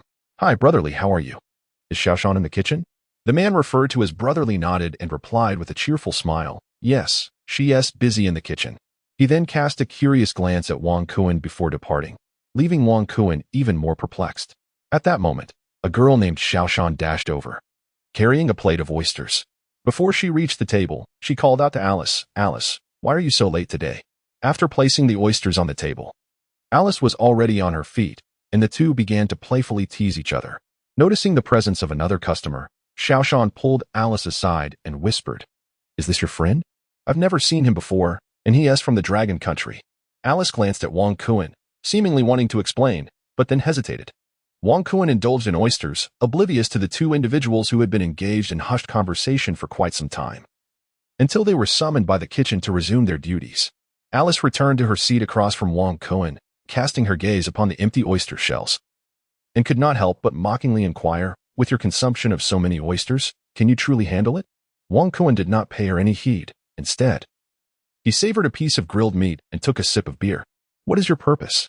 Speak quickly, for once I finish this plate of oysters, I shall take my leave." Alice fixed her gaze upon Wang Kun, playfully toying with her delicate hands and fluttering her large eyes as she teased. "Is this what you would call a private interview opportunity for me?" Wang Kun gazed at the oysters on the plate, counting them as he conveyed to Alice that her time was running short. What he did not anticipate, however, was Alice rising from her seat, flashing him a charming smile. "Your imagination is quite fanciful. See you on the headlines tomorrow." With that, she produced a photograph from her hand and slowly tucked it beneath the plate of oysters before departing from Wang Kun's table, making her way towards the kitchen. Wang Kun could not help but feel curious as he extracted the photograph, which turned out to be a close-up of himself peering around the training base's railing. It was utterly mortifying. An uncontainable anger surged within him as he cast a fierce glare towards the kitchen. There, he observed her and the petite Shan whispering to each other, seemingly engaged in a discussion, occasionally glancing in his direction. When their eyes met, Shan swiftly pulled Alice away to the other side.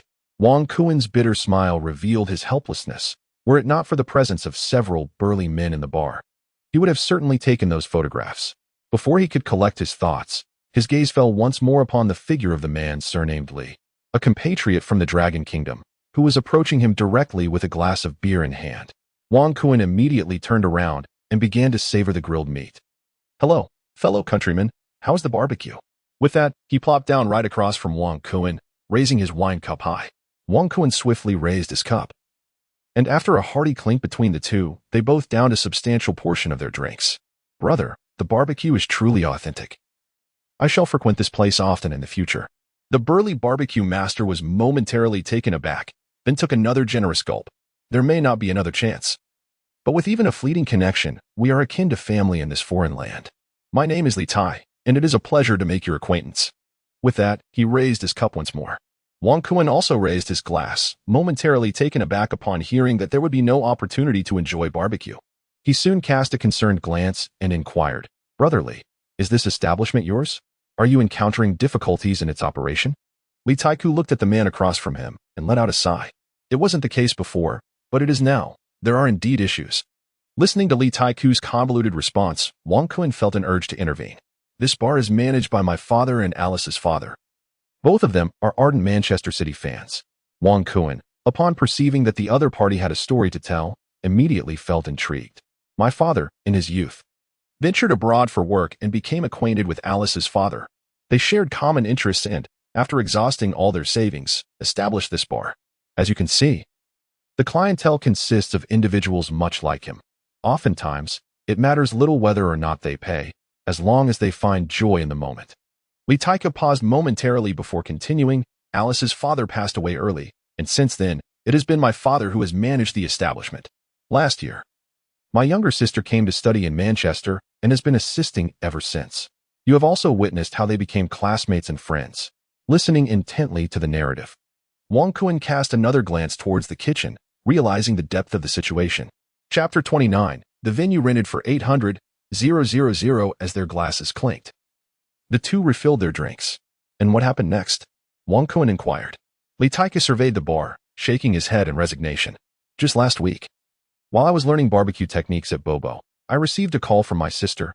Our father had suddenly passed away after drinking too much. The atmosphere fell into a profound silence. Wang Kun remained silent. At this moment, all he could do was this. I hastily traveled to Manchester to attend to my father's affairs, inheriting his legacy and continuing his endeavors. Subsequently, we encountered a formidable challenge, the inheritance tax imposed by the Kingdom of England. Wang Kun, equally bewildered, murmured softly, "What a nuisance. The burdensome inheritance tax." Wang Kun later came to realize that this country imposes its own inheritance tax, a concept he had previously been oblivious to. Following a professional appraisal, the bar was valued at approximately £2 million, necessitating that Alice and he muster around £800,000 to inherit it. Otherwise, if the time limit lapsed without action, they would merely receive compensation. What was most infuriating was that the land itself belonged to Alice's family, and a real estate company had already made an offer, which they had declined. Listening to Li Ji's lengthy discourse, Wang Kun expressed his sympathy towards him. He then cast another glance at the bar, puzzled, and remarked, "Brother, do not deceive me. This bar is truly worth £2 million. Li Tai looked at Wang Kun with an expression of disbelief, rising to directly pull Wang Kun along. Wang Kun, quick-witted, exclaimed, "Hey, brother, let us speak calmly. There is no need for violence, and if it must come to blows, let it not be to the face." He then proceeded to shield his own visage. Li Tai, with a wry smile, responded, "I have a penchant for dealing with those who are obstinate."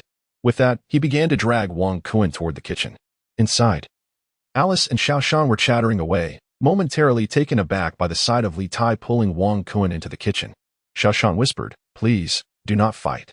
Observing the two, Alice moved toward the side door, opening it and gesturing outside. "If you must fight, do so out there. There is 1,000 square meters for you to unleash your brawl." Li Tai then hoisted Wang Kun and marched toward the door. With a resounding clang, the door slammed shut, a gust of cold wind sweeping through, mingled with a few raindrops. Wang Kun abruptly regained his senses.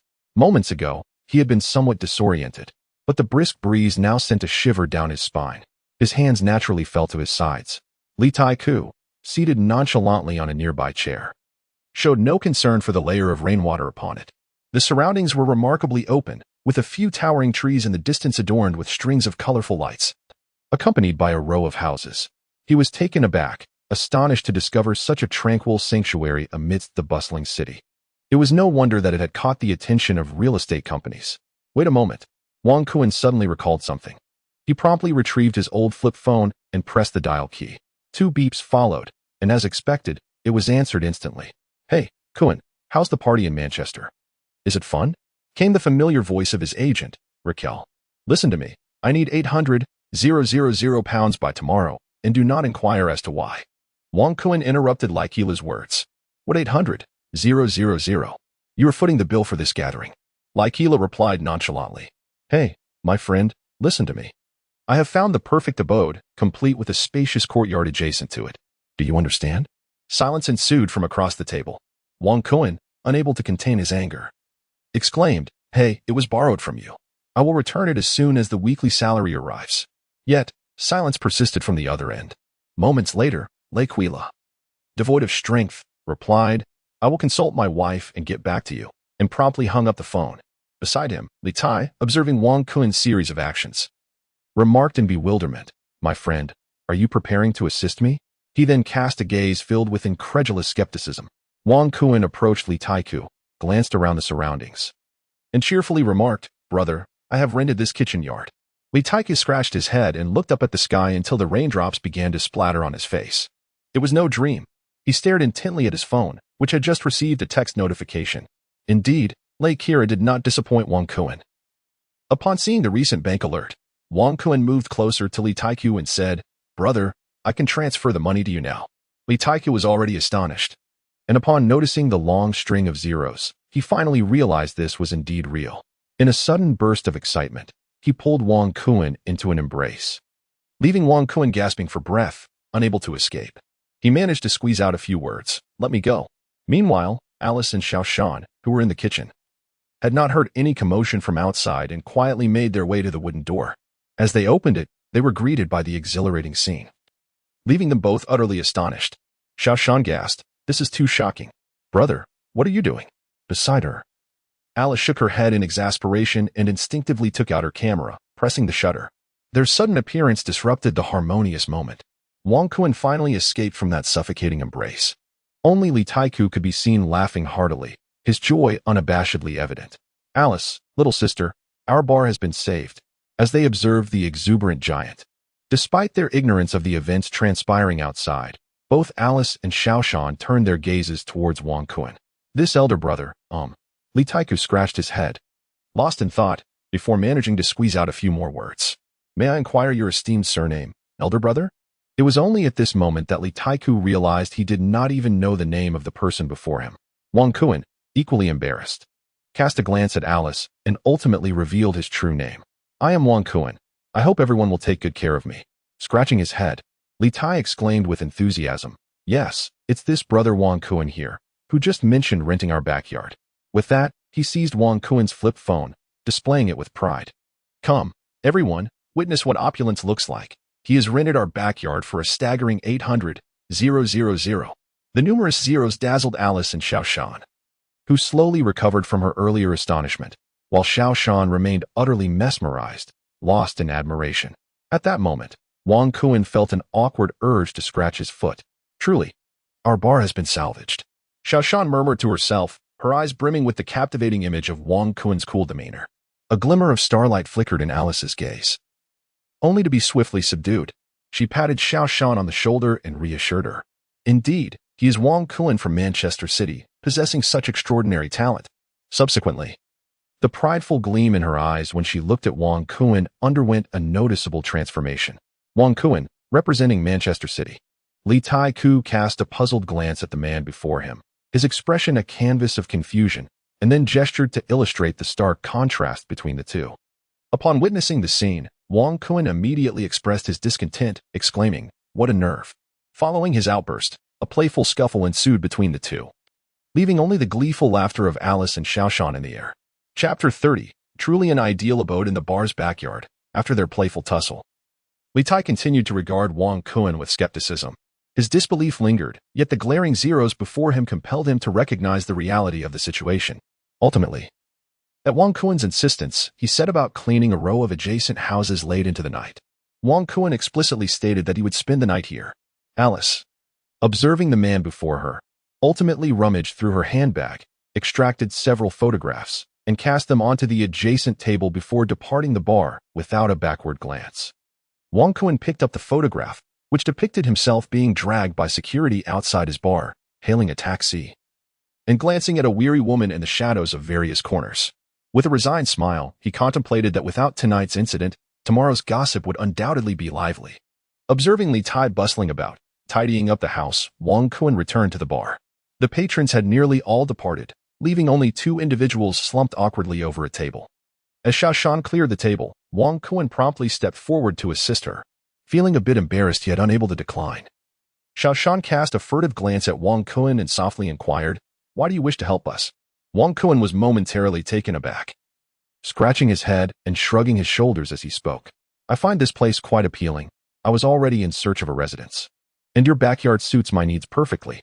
Listening to Wang Kuan's explanation, Xiao Shan nodded, seemingly wanting to say something but faltering. "You are indeed the newly joined forward of Manchester City, as they say." This question had perplexed Wang Kuan for quite some time, as new acquaintances would repeatedly confirm it. Noticing Wang Kuan's embarrassment, Xiao Shan chuckled softly and returned to the kitchen with her utensils. Suddenly, a melodious voice resonated, "Congratulations, host, for completing the field exploration task awarded by the system, with a comprehensive evaluation of a splendid conclusion." Wang Kuan snapped back to reality, astonished. "What? I've completed the exploration task just like that? Ah, this is rather intriguing." Observing that the table had been tidied up, his interest in indulging in skewers and drinks dissipated, prompting him to head back to the backyard once more. As he passed by the kitchen, Xiaoshan offered him a delightful smile. Upon reaching the row of bungalows, it was Wang Kuen's first venture inside.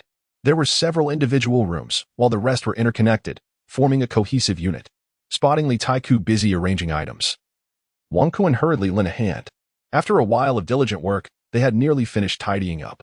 Li Taiku sat on the ground, wiping the sweat from his forehead, and gestured towards the individual rooms. Originally, this was a food stall operated by my father and others, but it eventually fell through. Wang Kuen surveyed the venue once more, his mind weighing various possibilities. Suddenly, he turned to Li Taiku, his eyes gleaming as if he had stumbled upon a new continent. He exclaimed, "Li Gu, I have devised a plan for transformation." With that, he grasped Li Taiku's arm and pointed to a stretch of empty space within the room. "We must convert this entire area into a grassy expanse, an unmistakable football half-pitch."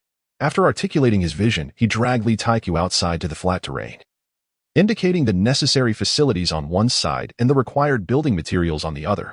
The two of them circumnavigated the vacant plot, discussing their ideas. Exhausted from the late-night exertion, Li Taiku eventually succumbed to fatigue and lay still upon the ground. Wang Kuen gazed at the grand blueprint he had meticulously designed, nodding in satisfaction. Everything appeared to be utterly perfect. "Li Gu, have you taken note? Tomorrow, please find someone to calculate the costs. I will transfer the necessary funds to you. As you know, my schedule is quite demanding, leaving me little time to manage these affairs." Observing Li Taiku lying motionless on the ground, Wang Kuen, exasperated, gave him a gentle kick. Li Taiku, with a sorrowful expression, lamented, "You have spoken too much. I truly cannot remember all of it. If it becomes too overwhelming, perhaps you could ask Xiaomei to take notes, and I shall handle it." Wang Kuen wore a wry smile, realizing that entrusting such matters to a girl might lead to unforeseen complications. A sudden spark of clarity struck him. How could he forget someone like Iyala? With this thought, he relayed Iyala's contact information to Li Taiku, thus finalizing their connection. Observing that everything was essentially in place, Wang Kuen felt a wave of relief wash over him. The prospect of having his own training base filled him with joy. He envisioned days ahead filled with barbecues, beer, and football. What a delightful life it would be. "Brother, the guests have settled their bills. We can close up now," came the clear voice of Xiaoshan from a distance. Li Taiku immediately stood up, pulling Wang Kuen towards the bar, muttering, "Oh, finally, this wretched night is over." Wang Kuen took out his flip phone and glanced at the time, utterly astonished to discover that it was already 4 a.m. He realized the urgency of getting some rest, as the entire team had training scheduled for 8 a.m. the following morning. After a brief tidying up, the lights in the Phoenix bar dimmed. Not far away, a car was parked, and Alice pulled out her empty camera, exhaling deeply. Starting the car, she gradually drove off into the distance, lying on the comfortable bed. Wang Kuen savored a sensation he had not experienced in several days. The modest single rooms had been converted from guest accommodations, fully equipped with everything one might need. That night, Wang Kuen slept soundly. The tranquility was abruptly shattered by a series of urgent knocks at the door in the early morning. Wang Kuen rubbed his eyes laboriously, bewildered by the unfolding events. He sluggishly rose to his feet, dragging his weary body towards the door. As he opened it, a delightful aroma of fragrant millet porridge wafted towards him. Wang Kuen's drooping eyes suddenly brightened considerably. It was Xiaoshan, standing at the door, holding a bowl of congee and a few flaky pastries, her youthful eyes glimmering as she spoke. "Brother Wang Kuen, this is breakfast I made for you. Seeing that you all had not yet risen, I brought it over first. Also, I heard you have training at 8, so I went ahead and woke you up." With that, she lowered her head and squeezed past Wang Kuen, placing the breakfast on the small table in the room. Wang Kuen was instantly awakened, dispelling any lingering confusion, and he expressed his gratitude fervently. "Brother Wang Kuen, please enjoy your meal. I must head to school now," said the young girl, dashing away after her words. As he watched his neighbor's little sister, Xiaoshan, an unexpected wave of warmth washed over him. Gazing at the breakfast spread before him, he was inexplicably filled with a sense of living in Longhua, that simple and delightful feeling. Just as Wang Kuen was immersed in this pleasant reverie, a ringing phone abruptly interrupted his thoughts. It was the morning alarm. After a brief wash-up, he sat down to relish his breakfast, feeling utterly content. "Delicious, indeed," he mused. Noticing the stillness emanating from Li Tai's impressive abode, he decided to depart on his own. He sincerely hoped for good news following today's training session. A few minutes later, Wang Kuen was already hailing a taxi to the Etihad training base. As the Phoenix bar receded in the rearview mirror, he sensed that this journey was destined to unfold with increasing excitement. Chapter 31. The end of the system is alone. To the northwest of the Manchester region lies the renowned football city, home to two globally celebrated teams. The vibrant red hue has led the European football scene for half a century. Yet, within this city, the blue side boasts the largest number of supporters. A phenomenon rooted in Manchester's industrial nature and the admiration of its hard-working laborers. It was not until the turn of the millennium, with the rise of wealth-driven football, that the Blue Moon underwent a strategic transformation. However, despite the team's evolution, the fans' affection remained unwavering. As the taxi navigated the city streets, the grand oval-shaped blue and white structure came into view through the window. It was the city stadium, affectionately referred to by fans as the Etihad Stadium. After a few swift accelerations, the car came to a stop in the parking lot, where Wong Kuan spotted the team's training bus. A few familiar teammates were engaged in conversation nearby, and upon jumping out of the taxi, he greeted them from a distance. "Hey, brothers, good morning." Upon recognizing Wong Kuan, they all raised their hands in response. Isn't he supposed to be living in the youth dormitory? Why did he come in a taxi? Hart teased with a mischievous grin. While Yaya Touré joined in the banter. "Where did you go? You must take us there next time." Laughter ensued among the group. Wong Kuan approached a few individuals, chuckling softly, and declared, "I have found a house. Once the renovations are complete, I shall invite you all to come and see it. And I will treat everyone to a meal." Upon hearing this, the expressions on their faces turned to disbelief. "In the dead of night, you went searching for a house? Who would believe that?" One exclaimed. "Have you perhaps had too much to drink and ended up at some girl's place?" His good friend Balotelli chimed in. Instantly, laughter erupted among the group. With a resigned shrug, Wong Kuan stepped onto the bus. After a few low rumblings, the vehicle slowly set off. Seizing the opportunity, he closed his eyes to rest, unaware of what the day's training would entail. Moments later, the bus arrived at the third training ground. This facility, a versatile space, was equipped with a variety of training apparatus and served as the venue where Manchester City players exerted their utmost effort. Inside the office adjacent to the training area, Mancini gazed through the expansive floor-to-ceiling windows, surveying the entire field. Assistant coach Kidd succinctly outlined the day's training agenda, which, according to the schedule, involved group drills in the morning. As a forward, the focus, of course, was on shooting. The illustrious quartet of Wong Kuan, Tevez, Balotelli, and Dzeko has officially been established. The four of them embarked on a leisurely jog of 5 kilometers, an indispensable undertaking that not only invigorates the body but also fortifies their stamina. Observing from a distance, Wong Kuan noted the staff diligently manipulating soccer balls and training dummies, contemplating that this must be a shooting drill. Fortunately, he had engaged in an intensive training session the previous evening, honing his powerful shots and curling strikes. He hoped to navigate this exercise with relative ease, avoiding any embarrassment. After completing several laps, the group was panting heavily, yet Wong Kuan appeared remarkably at ease, fully aware that he had run the 5 kilometers more than once recently. "Oh, I'm utterly exhausted," Balotelli complained, collapsing onto the grass. Among the group, Tevez did not take a break. Instead, he bent down to catch his breath before sprinting toward the arranged soccer balls. Dzeko promptly helped Balotelli to his feet, and the trio followed Tevez towards the training area. The drill involved dribbling past dummies and shooting from 12 yards, a fundamental exercise for forwards. Tevez took the lead, showcasing his skills as he darted back and forth, successfully scoring twice. Balotelli, appearing somewhat lethargic, nonetheless managed to strike the ball into the net with precision. Dzeko, too, unleashed powerful shots, one of which soared past the dummy and nestled into the corner of the goal. Wong Kuan, navigating the course with care, skillfully sidestepped the dummies and, from 12 yards, deftly directed the ball into the net with the inside of his heel, earning a commendable score of 69. However, the significance of the training seemed lost on the others, as only Balotelli furrowed his brow and exclaimed, "Hey, Kuan, be bolder and don't hold back." Wong Kuan shrugged, for he was a newcomer and understood the virtue of humility.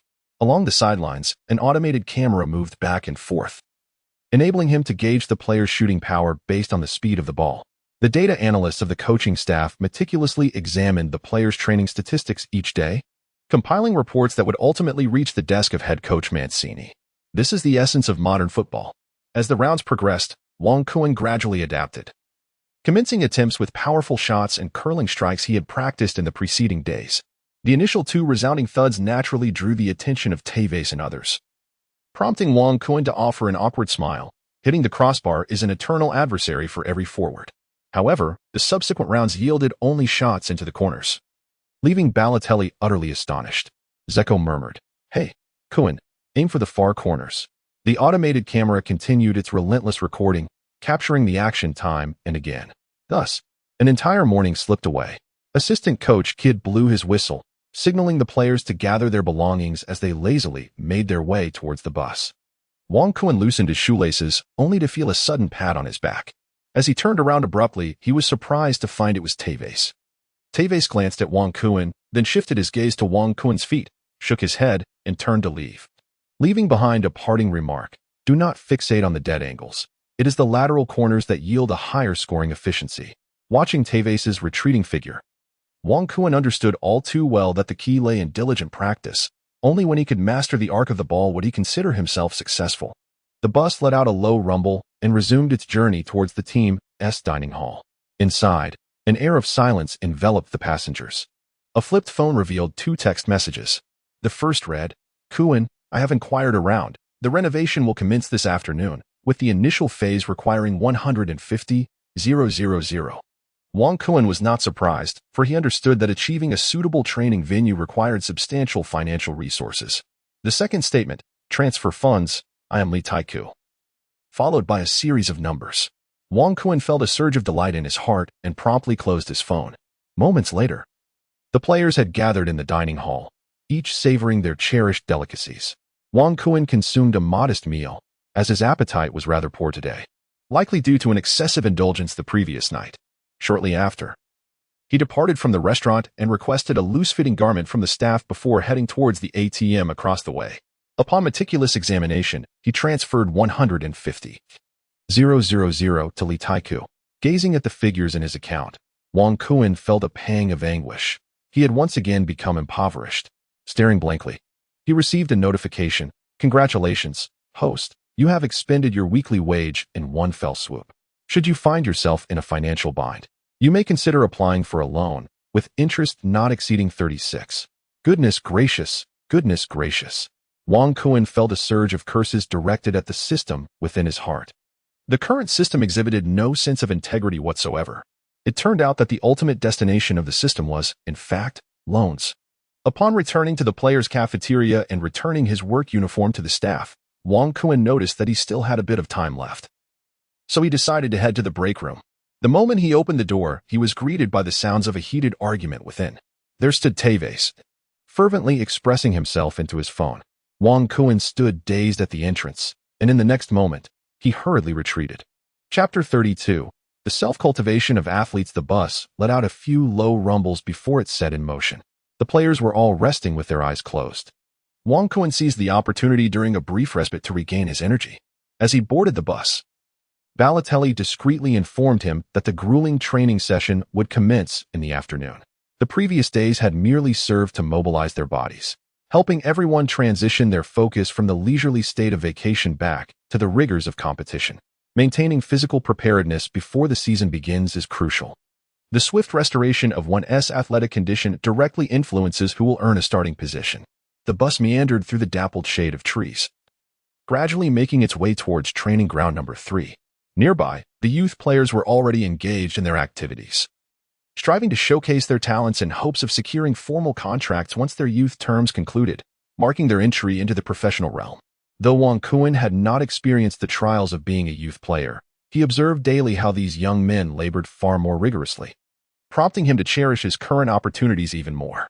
The bus came to a halt beside the 3rd training ground, accompanied by a hissing sound. The players, stretching their arms and yawning, grew tense as they caught sight of a figure with flowing hair, clad in blue and white, standing on the pitch. The head coach, Manik, had arrived, indicating that the afternoon would be eventful. In an instant, they broke into a light jog, converging towards assistant coach Kidd. Wang Kun stood in the front row, and after a brief moment, a whistle pierced the air.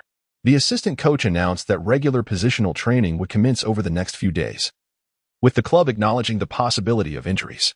After Kidd outlined the training topics, head coach Mani delivered his inaugural address for the new season. "Hey, lads. The curtain raiser is just a week away.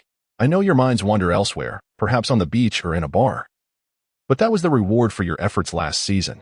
This season, however, begins anew. Every day, you arrive for training in the team bus, observing the young players alongside you. Those were once you. As professional athletes, you understand what is expected upon entering the training ground. You all share the same worth. A collective group of aspiring talents. Prepare for 5 days of grueling training. I have already submitted the injury list, so show me what you are capable of. He then shook a blank sheet of paper, indicating to the players that the starting lineup was still undecided. Impress me with your training, and your name shall grace the list. With another whistle, the players commenced their warm-up exercises. As in the morning session, they grouped according to their responsibilities on the field. The only difference was that each group now included an additional member from the coaching staff. Offensive coach Hughes followed closely behind Wang Kun, warming up alongside him. After a few simple laps, Wang Kun's quartet approached a corner of the training ground, which was designated for small-sided penalty area drills.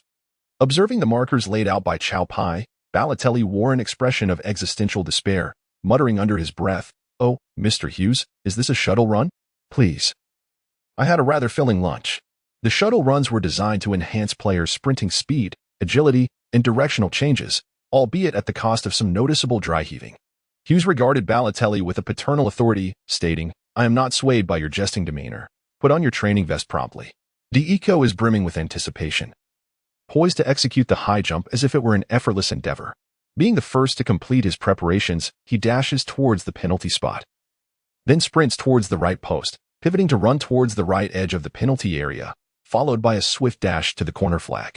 He then races towards the arc of the penalty area, veering towards the left post, the left edge of the penalty area, and the left corner flag, before making a final pivot and charging back to the penalty spot.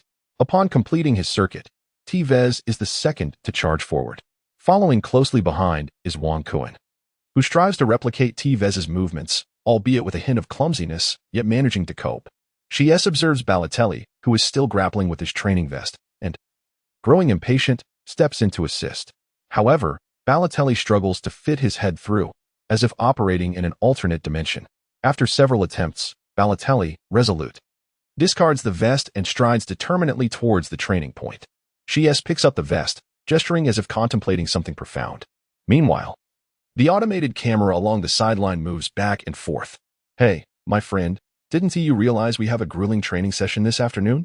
Why consume so much?" Wang Kun teases, hearing the footsteps approaching from behind. "Oh, don't even mention it. I thought we were doing shooting practice, not this rigorous training," Balotelli laments. This is the arduous nature of pre-match training, yet it serves as the optimal method for regaining fitness. After several laps, Wang Kun finds himself breathless, his heart racing, sweat pouring down, and feeling as though his chest has been emptied of air. The leading D-Eco's pace begins to falter, his movements less fluid, with some positions barely completed on the line. Tevez, however, remains experienced and precise in his execution. She keeps a hawkish eye on each participant, frequently shouting instructions. "Get to your positions. Don't slow down. You there, Kun, your turns are too sluggish. My newborn son could run faster than you." Suddenly, several figures collapse to the ground. "Hey, all of you, get up. No lying around." After an hour, the long-awaited rest period finally arrives, and the quartet collapses onto the grass, utterly exhausted. She yells at each of them to rise. "Bend your backs. Those lying down will face an additional half-hour of training." Wang Kun grasped an energy drink, fervently pouring it into his mouth, only to expel it all moments later, leaving but a trace slipping down his throat. He had been subjected to such torment that he was hardly recognizable, and in those final 10 minutes, he was oblivious to how he managed to endure. His stomach churned, retching violently, with nothing left inside, despite having mentally prepared himself for the grueling training ahead. Reality delivered a harsh lesson. "Hey, how are you feeling, Kun?" Balotelli approached with a mischievous grin, eyeing the pallid Wang Kun with a teasing remark. The lifeless Wang Kun lacked the strength to lift his gaze, forcing out a few words with great difficulty. "You're the clever one," avoiding a few laughs. Beep, beep. The sharp sound of a whistle pierced the air as Shios signaled the commencement of yet another training session. The quartet sluggishly straightened their postures, uncertain of what lay ahead. Balotelli, observing the untouched punctuation, inquired with curiosity, "Hey, Mr. Shios, are we about to discuss training insights?" Wang Kun and the others couldn't help but chuckle. Shioshi's eyes widened as he glanced at the thighs of a few individuals, then took a step forward. With a vigorous slap on Balotelli's thigh, he began to knead it firmly. "Hey, Coach Shoshi, this isn't right," Balotelli exclaimed. The trio was utterly bewildered, rendered speechless by the unexpected scene. The muscle twitched, indicating a lack of muscle memory, while the disarray in language suggested a surge of blood to the brain. "Everyone, continue with the current training subject." Soon after, the whistle blew again. The four stood there, dumbfounded, as Zeko slowly made his way to the marker. Only Shoshi's voice rang out, urging, "Hurry up, hurry up. My son runs faster than you all." Chapter 33. The Self-Improvement of Players. This is torment. This is suffering. Wang Kuan never imagined that the devilish training would be such an ordeal. He finally understood why Balotelli faltered at the mere sight of the shuttle runs. Even seasoned veterans of the pitch found themselves overwhelmed by the intensity of such training. Tevez' movements had grown increasingly perfunctory, while Wang Kuan swayed unsteadily, nearly losing his balance on several occasions. The automated camera along the sideline leisurely followed their pace, revealing just how sluggish the quartet had become. Wang Kuan appeared to be devoid of consciousness, his limbs instinctively following Tevez as he circled around. Not far away, Mancini's figure came into view. He passed by various groups, occasionally pausing to observe and engage in conversation with the coaches nearby. Upon reaching the quartet of forwards, he noted their disheveled state without uttering a word. After casting a glance at the automatic camera beside him, he leaned in to whisper a few remarks into Susi's ear before taking his leave. Wang Kuan was utterly oblivious to Mancini's arrival, his feet tirelessly trailing behind Tevez. Out of the corner of Tevez's eye, he caught a fleeting glance of Mancini's departure. His expression flickered momentarily, yet he persisted in his exertions. The sun was veiled behind clouds, rendering the time indiscernible, while Wang Kuan's consciousness had long dissipated, leaving only the rhythmic repetition of his muscles. Within a towering edifice of Media City, UK and Manchester, the melodic clip of high heels echoed through the corridors. A striking blonde, clad in formal attire, hurriedly traversed the hallway, pausing for merely half a second before the office door of the editor-in-chief, where she rapped gently on the wooden surface. It was Alice. "Come in," a robust male voice resonated from within. Upon entering the office, she was enveloped by the pungent aroma of cigars. The man seated in the office chair was none other than George, the editor-in-chief of the Manchester Evening News. He held several football column newspapers, glancing at them before setting them down on his desk. "Alice, the subscription numbers for our football columns have noticeably declined in recent days. Since that minor explosive news, we have been devoid of significant stories." As Alice stepped in, she was immediately met with George's grievances. Although she had anticipated this, she lowered her head in silence. "I see you are working diligently. I've even approved your internship report and offered you a contract, appointing you, a newcomer, to oversee the football column. This cannot continue." Listening to George's lamentations, Alice refrained from engaging in an argument, recognizing that in the realm of media, possessing a scoop is tantamount to wielding power. This was the price she had to pay after handing those photographs to Wang Kuan. Yet, she felt compelled to take that step. Ever since Wang Kuan extended a helping hand at the bar, she had been reluctant to exploit others' privacy for news. However, this decision would undoubtedly complicate her journey in journalism. Observing Alice's silence and lack of expression, George instinctively set down his cigar. This was not the Alice he knew. In the past, they had engaged in numerous disputes, a quality he had valued in her. Now, however, her fighting spirit seemed utterly extinguished, a sight George was loath to witness. Subsequently, he leaned forward, hands resting on the desk, and fixed a penetrating gaze upon Alice. "Hey, Alice, this isn't like you." His words struck a nerve, prompting the young Alice to slowly lift her head, her gaze fixed on the newspapers as if contemplating something profound. Suddenly, her eyes sparkled with the light of revelation, as if she had unearthed a brilliant idea. Sensing the impact of his words, George settled back into his chair. "I have a plan. Chief, await my good news." Having spoken, she departed from George's office, leaving the door ajar. George, seated in his office chair, once again lit his cigar, nodding in satisfaction. Though he was unaware of the girl's thoughts, he recognized that a media professional, brimming with ideas, would inevitably generate news. He was intrigued to discover what type of news would emerge. The sharp sound of a whistle pierced the air. Assistant coach Kid had signaled the end of training. Upon hearing those few life-saving notes, the quartet collapsed in exhaustion.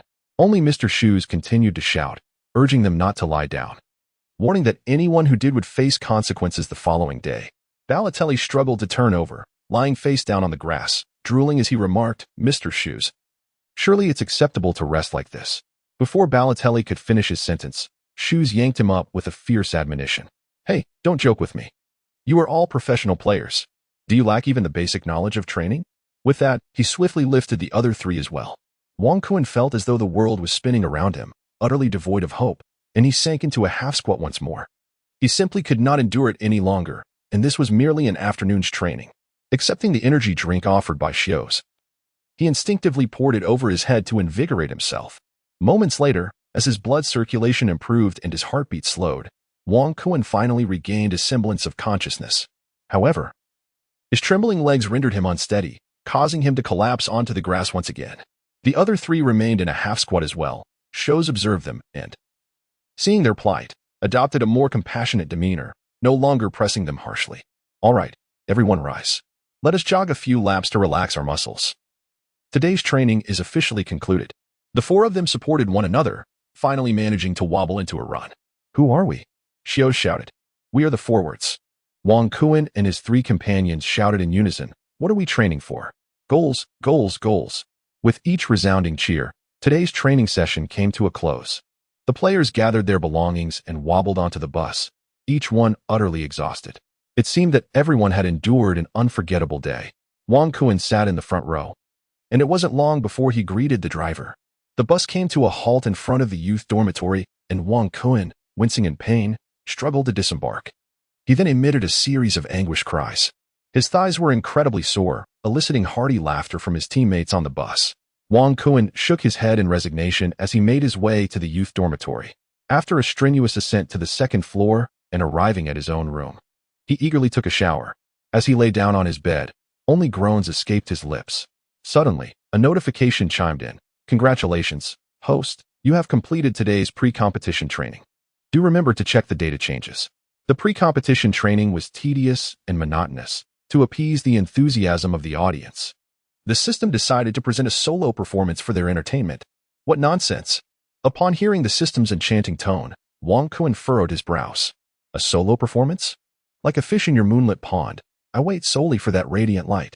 Through the seasons I have swum, yet the lotus remains fragrant. Waiting for you in the heart of the sea. Wang Kun spat out a mouthful of phlegm, his desire for rest utterly vanquished. He turned to examine the data panel. Upon witnessing the speed and agility, he added a small digit, 1, and finally, with a sense of satisfaction, murmured to himself, heavens, such exhaustion, yet the data has finally shifted. However, the glaring figure of 69 still pierced through him, a stark reminder that training is a long-term endeavor, not something that can be transformed overnight. Wang Kun, having tidied up his belongings in the dormitory, slung his backpack over his shoulder and gently picked up the trash bag before softly closing the door behind him. His limping figure meandered along the pathway of the campus, casting a glance back at the youth dormitory. Wang Kun was acutely aware that a new journey had commenced. Chapter 34. A bowl of noodles sparks distrust in front of the Phoenix Bar. A bustling crowd swarmed about. The atmosphere was particularly lively that day, with vehicles coming and going, and people frequently entering and exiting. Li Taiku was engaged in a constant flurry of activity, alternately greeting and bidding farewell to numerous individuals clad in work attire, all responding to his commands. After seeing off the last group, he slumped into a chair at the entrance, exclaiming, "This day has exhausted me more than cooking." He then proceeded to grab a pitcher of beer and indulge. Across the bar, a taxi came to a slow halt, and a figure emerged, grimacing while clutching their thigh. Casting a furtive glance across the street, they stealthily made their way over. The sight of their limping gait drew the attention of passers-by, who pointed and whispered. Upon reaching Li Taiku, who was intently savoring his drink, the newcomer slapped him on the shoulder. Startled, Li Taiku jumped, spilling some beer in the process. He exclaimed in annoyance, "Hey, who is it? Trying to stir up trouble, are you?" In a sudden burst of energy, he rose, swinging his fist toward the person behind him. Wang Kun instinctively dodged, and the soreness in his body suddenly vanished. He remained somewhat dazed even after completing the motion. The two locked eyes, each wearing a mischievous expression, before breaking into laughter and pointing at one another. "Brotherly, have you already begun drinking so early?" Wang Kun placed his backpack upon the adjacent table and seated himself on the chair, lost in thought. Li Tai let out a cold hum as he set his beer down on the table, brushing off his clothes. After a cursory tidying up, he glanced at Wang Kun. Overwhelmed by an inexplicable sense of sentimentality, he conveyed to him the events of the day, sharing the depths of his toil, expressing his grievances to Wang Kun.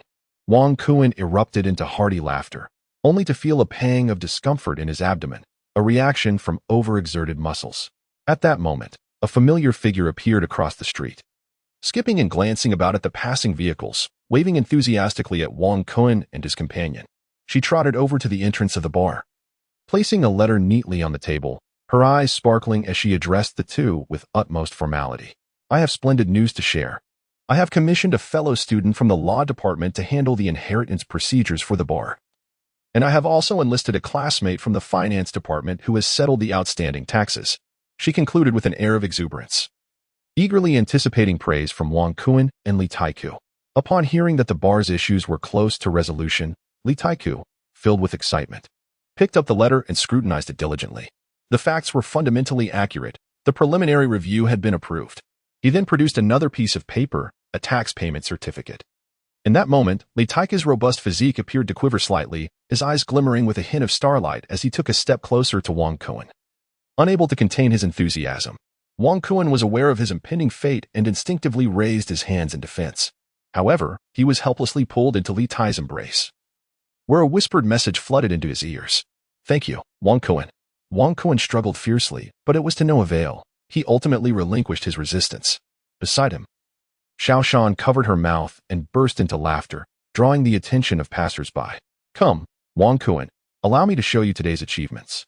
With that, she grasped Wang Kuan's arm and pulled him into the bar, leaving behind his cries of despair. Li Gu, slow down. My legs are aching. Xiao Shan followed behind, her laughter ringing out like a melody. As the kitchen door swung open, Wang Kuan's eyes widened in astonishment. Before him lay several bulldozers leveling the ground, while a construction crew was busy laying sod behind them. This was merely the commencement. Numerous mechanical tools awaited their turn to enter.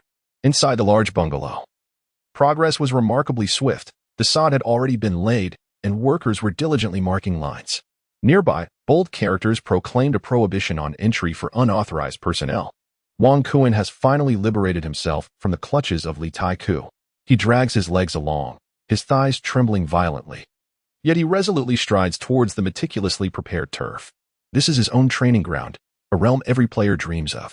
Wang Kuan gently lifted his head, savoring the sanctuary that belonged to him. Li Taiku and Xiao Shan observed his demeanor, seemingly moved by it, and chose not to intrude, quietly departing instead. In the eyes of the siblings, the bar left behind by their late father represented their entire world. For Wang Kuan, having traversed through time, this training ground that he claimed as his own would accompany him through each passing day. Hey, do not tread here. The turf is still being prepared. A staff member's shout shattered Wang Kuan's daydream. He hurriedly apologized and stepped away from the grass. After placing his belongings at the back of the house, he glanced at the industrious workers and left the backyard, acutely aware that he was of no use there. Initially intending to rest, he nonetheless made his way to the bar. Upon pushing open the door to the kitchen, he discovered that the siblings were already hard at work. Observing Li Taiku deftly arranging a fruit platter, Wang Kuan felt a stirring in his stomach. He had not dined at the player's cafeteria that day due to the lengthy distance within the complex, which had left his body aching and fatigued. Contemplating the matters of the training facility, he decided to take a cab directly to Phoenix Bar. Li Gu, is there anything to eat?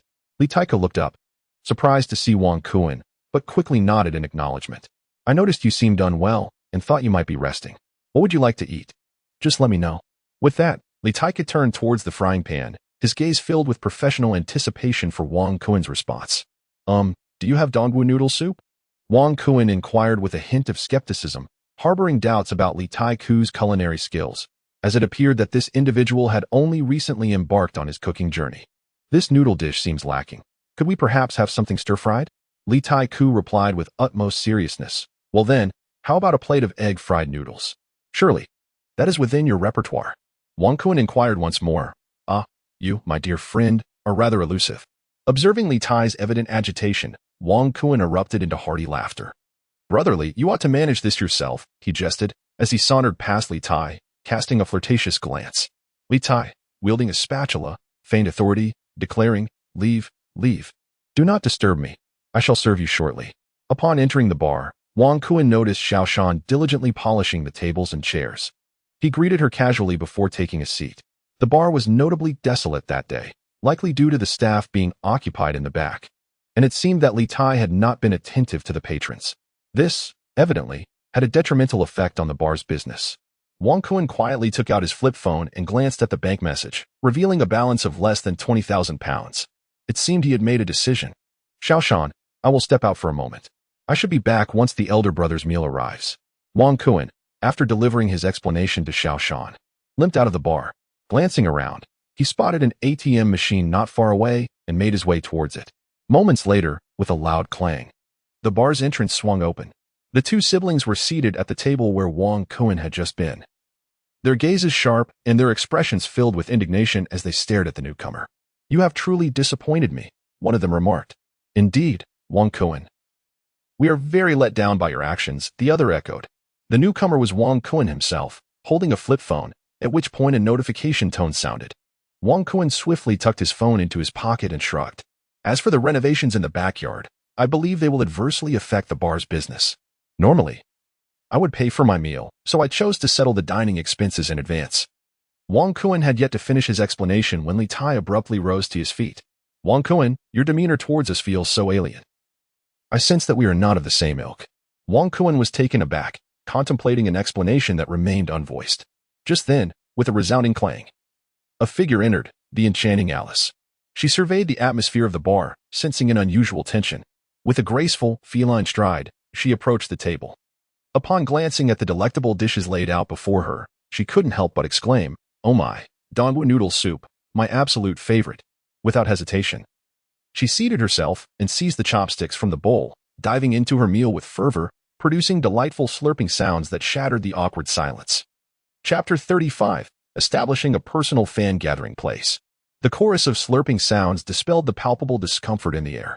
Wang Kun and the two others gazed at Alice, who was savoring the delightful Eastwu noodle soup, a dish so enchanting it lingers in one's memory. Wang Kun felt perplexed, pondering whether Li Tai-ku, who was notoriously inept at making noodles, was merely jesting. This fellow was certainly no saint, as he observed Alice, who was engrossed in her meal. The other three siblings awkwardly fidgeted, and a palpable silence enveloped the scene.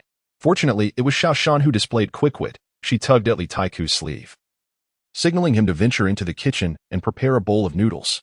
Despite his simmering frustration, Li Tai-ku glanced at Wang Kun and acquiesced to his younger sister's urging, making his way to the kitchen to commence his culinary endeavor. Ahem. How would the noodles taste? Wang Kun observed with curiosity as Alice savored her meal with great enthusiasm. Her dexterous use of chopsticks was commendable, and her manner of consuming the noodles felt refreshingly down to earth. Indeed, it was this very bowl of noodles that brought my father and me into acquaintance with their family, he remarked. Nearby, Xiaoshan, upon hearing this, could not help but shake her little fist in excitement, addressing Alice. What transpired among our newly acquainted friends? I sensed a bit of tension earlier. Might you enlighten me?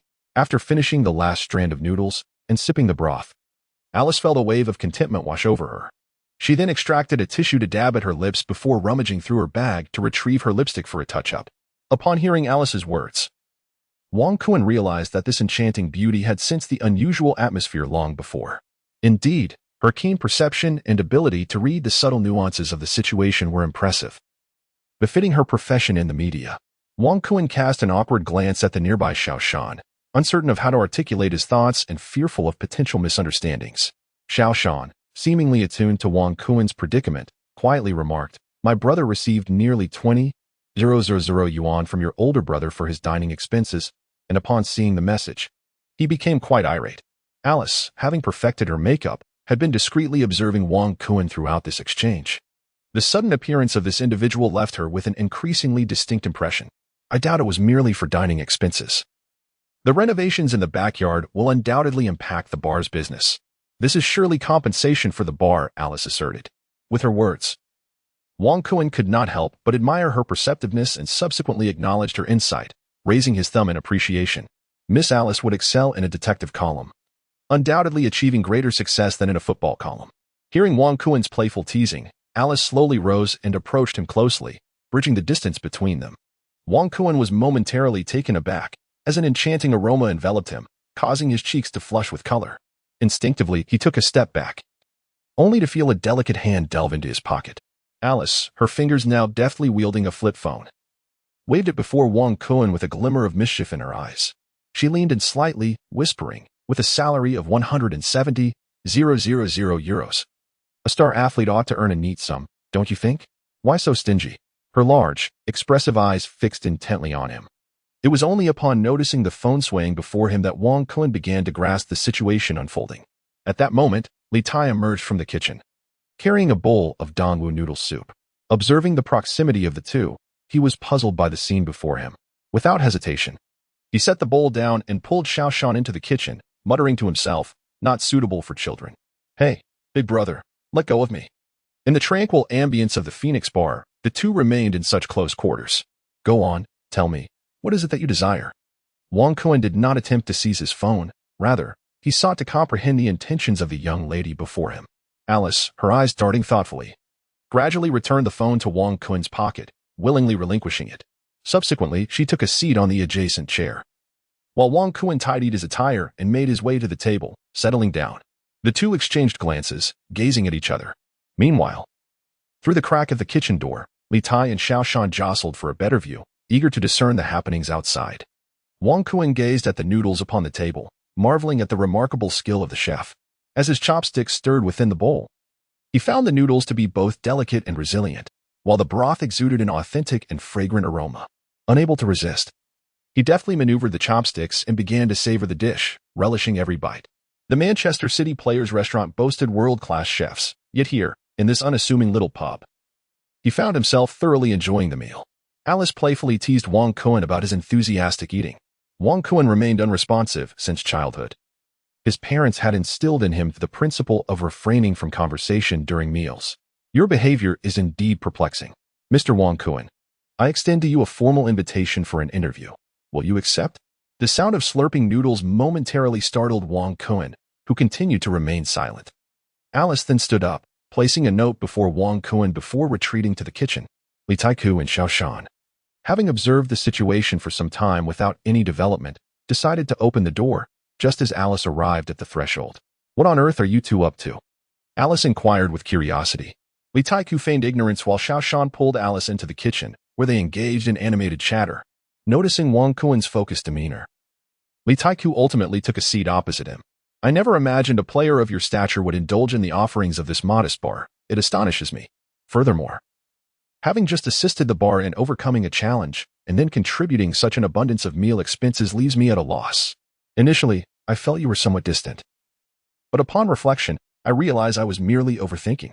Li Taiku began to ramble, and Wang Kun, having finished his noodles and sipped the last of his broth, could not help but give a thumbs up. This noodle dish is truly authentic.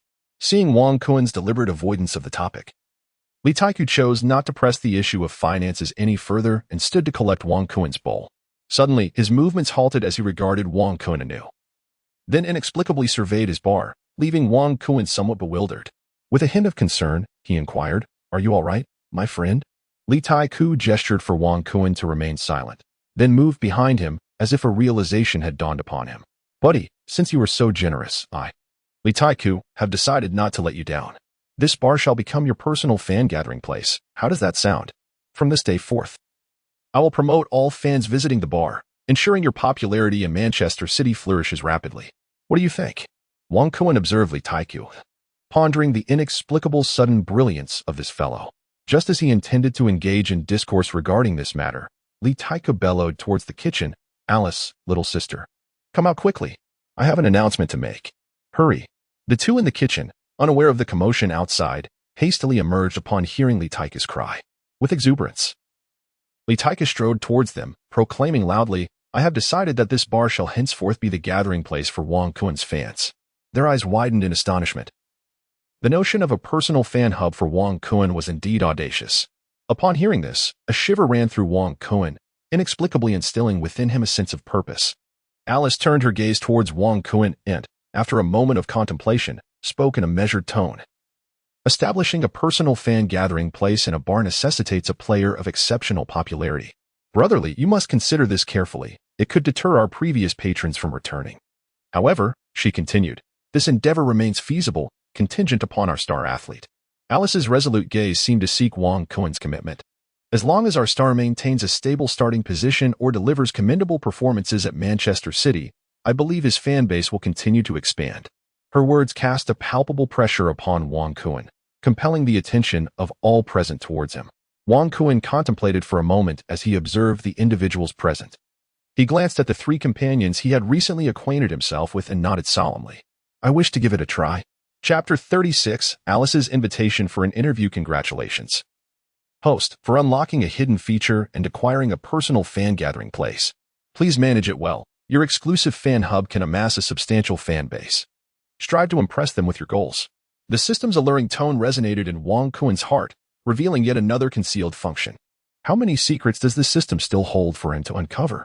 He examined his personal fan gathering place. A screen flickered, projecting a 3D blueprint of the Manchester City region before his eyes. On the city avenue, a red dot pulsated. Phoenix Bar, Wang Kuan's personal venue. Number of fans, 3. After the image faded, Wang Kuan looked at the three individuals before him with newfound clarity. It seemed those three fans were indeed his companions. He sighed inwardly. Recognizing the arduous path to scoring goals, a player must exert great effort. Upon hearing Wang Kuan's desire to try, Li Taiku and the others erupted in applause. While Alice suggested they raise a toast, Xiaoshan promptly headed to the bar to fetch some beer. Observing Xiaoshan, Li Taiku sternly remarked, "What are you doing drinking alcohol?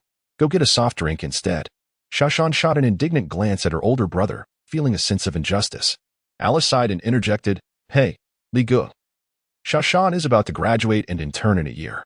She's already an adult. You cannot dictate her choices. Besides, with so many joyous events occurring recently, a toast to celebrate is quite appropriate." Li Taiku paused, glancing at the young girl beside him, and ultimately nodded in agreement. The group raised their glasses in a cheer, instantly enlivening the bar.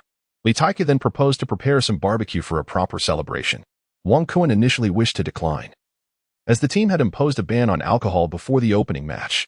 However, given the auspicious occasion, he felt compelled to make an exception and enjoy a modest drink with his companions. At that moment, the bar's entrance opened intermittently, with patrons and fans coming and going. Xiaoshan and Alice began to busily attend to the guests. "Uncle Mike, from now on, this will be the exclusive fan gathering place for Manchester City's forward, Wang Kuan. I hope you will support him in the future," Xiaoshan exclaimed upon spotting a familiar customer, eager to rally more fans for Wang Kuan. "What? Kuan? I don't know him." "I only support Manchester City," Uncle Mike replied nonchalantly. "But he is the forward for Manchester City," Xiaoshan urgently clarified. "I don't know him. I only recognize Manchester City." "If you keep bothering me, I'll just go next door for a drink," he retorted. Xiaoshan promptly fell silent, while Alice discreetly smiled beside her, leaving only Wang Kuan in an awkward predicament. The evening swiftly passed. The group indulged in Li Taiku's barbecue and savored a bit of beer. Due to the frequent need to attend to guests, they concluded the gathering rather early. Wang Kuan, aware of his inability to contribute at the bar, quietly retreated to the backyard. The construction team had also departed, leaving behind a disheveled scene. He returned to the spacious house, where the sign prohibiting entry to unauthorized personnel had been removed. The space had been transformed into an indoor training facility, now featuring 2 additional tracks, while various exercise equipment lay scattered in other corners. Following the track, Wang Kuan began to jog lightly, filled with exhilaration. Despite his body aching all over, he could not quell the fervor within his heart. As he jogged, he leaped and engaged in recovery exercises, striving to relax the muscles that had been strained throughout the day. Time slipped by swiftly, and the clouds obscured the moonlight. Wang Kuan, drenched in perspiration, had thoroughly explored all the equipment available to him. Perhaps it was merely curiosity that drove him, a simple desire to experiment. Upon returning to his room and performing a brief ablution, he reclined upon his bed. As he inadvertently shifted his body, he noticed a corner of a piece of paper peeking out from his shorts. Pausing for a moment, he ultimately reached out to retrieve it. The note, left by Alice, read, "Tomorrow at 9 p.m., Knowledge Corridor, South District University Town, 3rd floor of the Modern Bookstore." Wang Kuan exhaled deeply, tucking the note back into his pocket before drifting off into a deep slumber, filled with pleasant dreams. The following morning, he was awakened once more by the cheerful visage of Xiaoshan and the enticing aroma of breakfast. After a brief tidying up, Wang Kuan ventured outside and settled into a taxi, gazing at the bustling cityscape as he uttered, "Etihad Training Base." The training bus had already arrived at the parking lot, where a few players stood, stretching lazily, some even bending over, rubbing their thighs while voicing complaints to one another. "Hey, have you heard? Hargreaves and Kolo Touré have taken the day off. I heard there's a bit of a sprain," Hart muttered quietly while fiddling with his gloves. "Oh, my aching back. I absolutely detest pre-match training. When will it ever end? In response, Balotelli seemed indifferent to the injuries of others, focusing solely on his own discomfort. At that moment, Wang Kuan exited the taxi, feeling considerably better than he had the night before, likely due to the restorative training he had undertaken. Observing the group engaged in their banter, he jogged stealthily behind Balotelli and playfully slapped him on the back. Upon turning around and recognizing Wang Kuan, the others were taken aback by his lively demeanor. "Hey, how come you look completely fine?" Balotelli inquired, a look of confusion on his face. "Could it be that you possess the miraculous healing arts of the Dragon Kingdom? Recovering so swiftly?" Zico chimed in, giving Wang Kuan's thigh a playful slap. The group, noticing Wang Kuan's unperturbed reaction, widened their eyes in astonishment. Wang Kuan, brimming with vitality, ascended the bus with purposeful strides, leaving a few individuals in disarray amidst the wind. Let him revel in his triumph. "I hear that today's training for the forwards involves the intricate maneuver known as Qin Wang Rao Zhu, which will surely exhaust you all." Hart wore a mischievous grin as he directed his words towards Balotelli. What? Upon hearing Qin Wang Rao Zhu, Balotelli squatted down, exclaiming in a fervent outburst. "My heart aches for help. Who will come to my rescue?" With a few low rumblings, the bus once again set forth. Its slow pace accompanied by the lamentations of the weary, weaving through the pathways of the park. Wang Kuan pondered the meaning of Qin Wang rounding the pillar. Observing how Balotelli shielded his head with his clothing as he boarded the bus, perhaps indicating a challenging training regimen ahead. Moments later, the bus came to a halt beside training field number 3. The assistant coach, Kidd, blew his whistle punctually, and after a brief address, he indeed mentioned that today Hargreaves and Clocher were sidelined due to muscle strains, and that the grouping would remain unchanged from yesterday. Subsequently, each coach took charge of their respective members. The quartet of forwards, under the guidance of the attacking coach, Hughes, commenced light jogging to warm up. Balotelli intermittently leaped to glance at the training area from the previous day, appearing utterly perplexed. "Hey, Coach Hughes, what are we doing today?" he inquired. Hughes, upon hearing Balotelli's voice, felt a headache coming on. He furrowed his brow and shouted sternly, "No talking in the ranks. Complete 100 push-ups in silence." Instantly, the quartet fell silent. Hughes then bellowed, "What are we?" Wang Kuan addressed his companions, declaring, "We are the forwards. What is our objective? To score. Chapter 37. What is the Qin King's pillar training within the confines of the training base's office? Manik was engrossed in reviewing a series of videos sent over the previous night. Upon encountering the footage of the quartet of forwards, he noticeably paused. Leaning in closer for a meticulous observation, they appeared excessively restrained, rigid, and sluggish. This was not the Wang Kuan he remembered. Was he perhaps attempting to shield himself from injury? While muttering to himself, Manik rose and ambled towards the expansive windows, which afforded him a panoramic view of the numerous training fields. His gaze settled on Training Ground 3, the regular practice area for the first team. Here, Shios had led the quartet of forwards through their warm-ups, and they had now congregated at the largest training zone.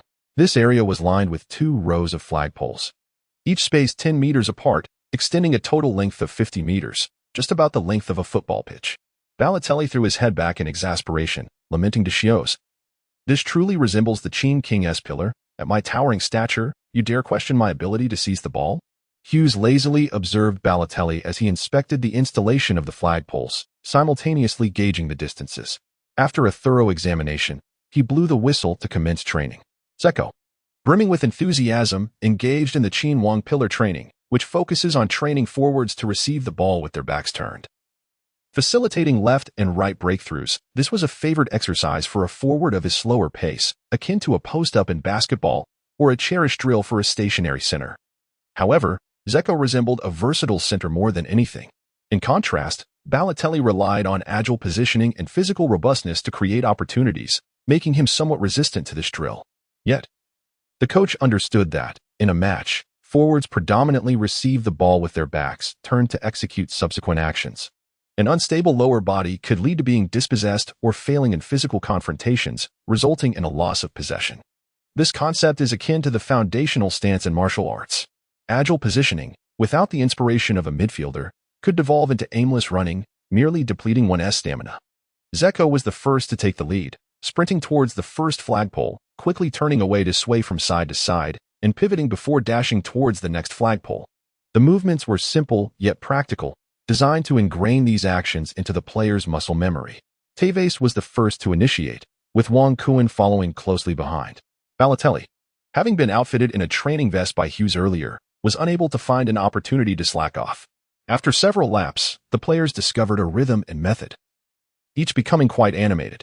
This was significantly easier than the initial day's shuttle runs. As time passed, the sun gradually receded behind the clouds.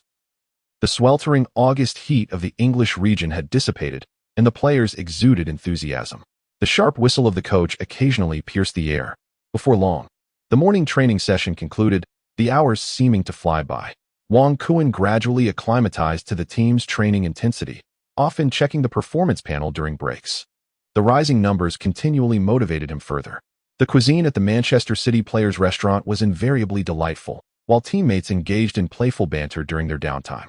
Standing by the window, he observed the bustling crowd at the training facility, busy staff members and curious visitors from around the globe, each pursuing their own goals and rewards, contributing to the orderly ebb and flow of the world. The bus navigated through the shade of trees, with the young players perpetually embodying enthusiasm, their presence a constant on the training grounds at any hour. As Hughes's whistle blew once more, Wong Kuan trailed Tevez, now with a football at his feet. It appeared that the training had increased in difficulty. A few raindrops fell, heralding the arrival of the autumn season in England. A gentle chill accompanied a few beads of sweat, yet the lively training ground remained undeterred. Finally, with the sound of a whistle, Wong Kuan's performance metrics underwent a transformation, an overall score of 70. The bus continued its circuit, and in the parking area, players exchanged farewells as they departed. Wong Kuan donned a casual hoodie and denim jeans, accompanied by a small backpack.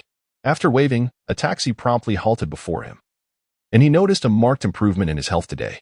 He directed the driver to the Knowledge Corridor Modern Library at the South District University City. Upon hearing the destination, the driver, elated, exclaimed, "Sure thing. Buckle up, we're off." As the taxi navigated through the bustling traffic, it was Wong Kuan's first venture beyond the urban thoroughfare. He relished the experience of sitting in the vehicle, observing the world outside. The Manchester football teams resided in the northern part of the city, renowned as a football hub, adorned in vibrant hues of red and blue. Additionally, numerous large factories congregated here, and as he gazed upon the steel frameworks and billowing chimneys, a wave of sentiment washed over him, reflecting on the city's rich history.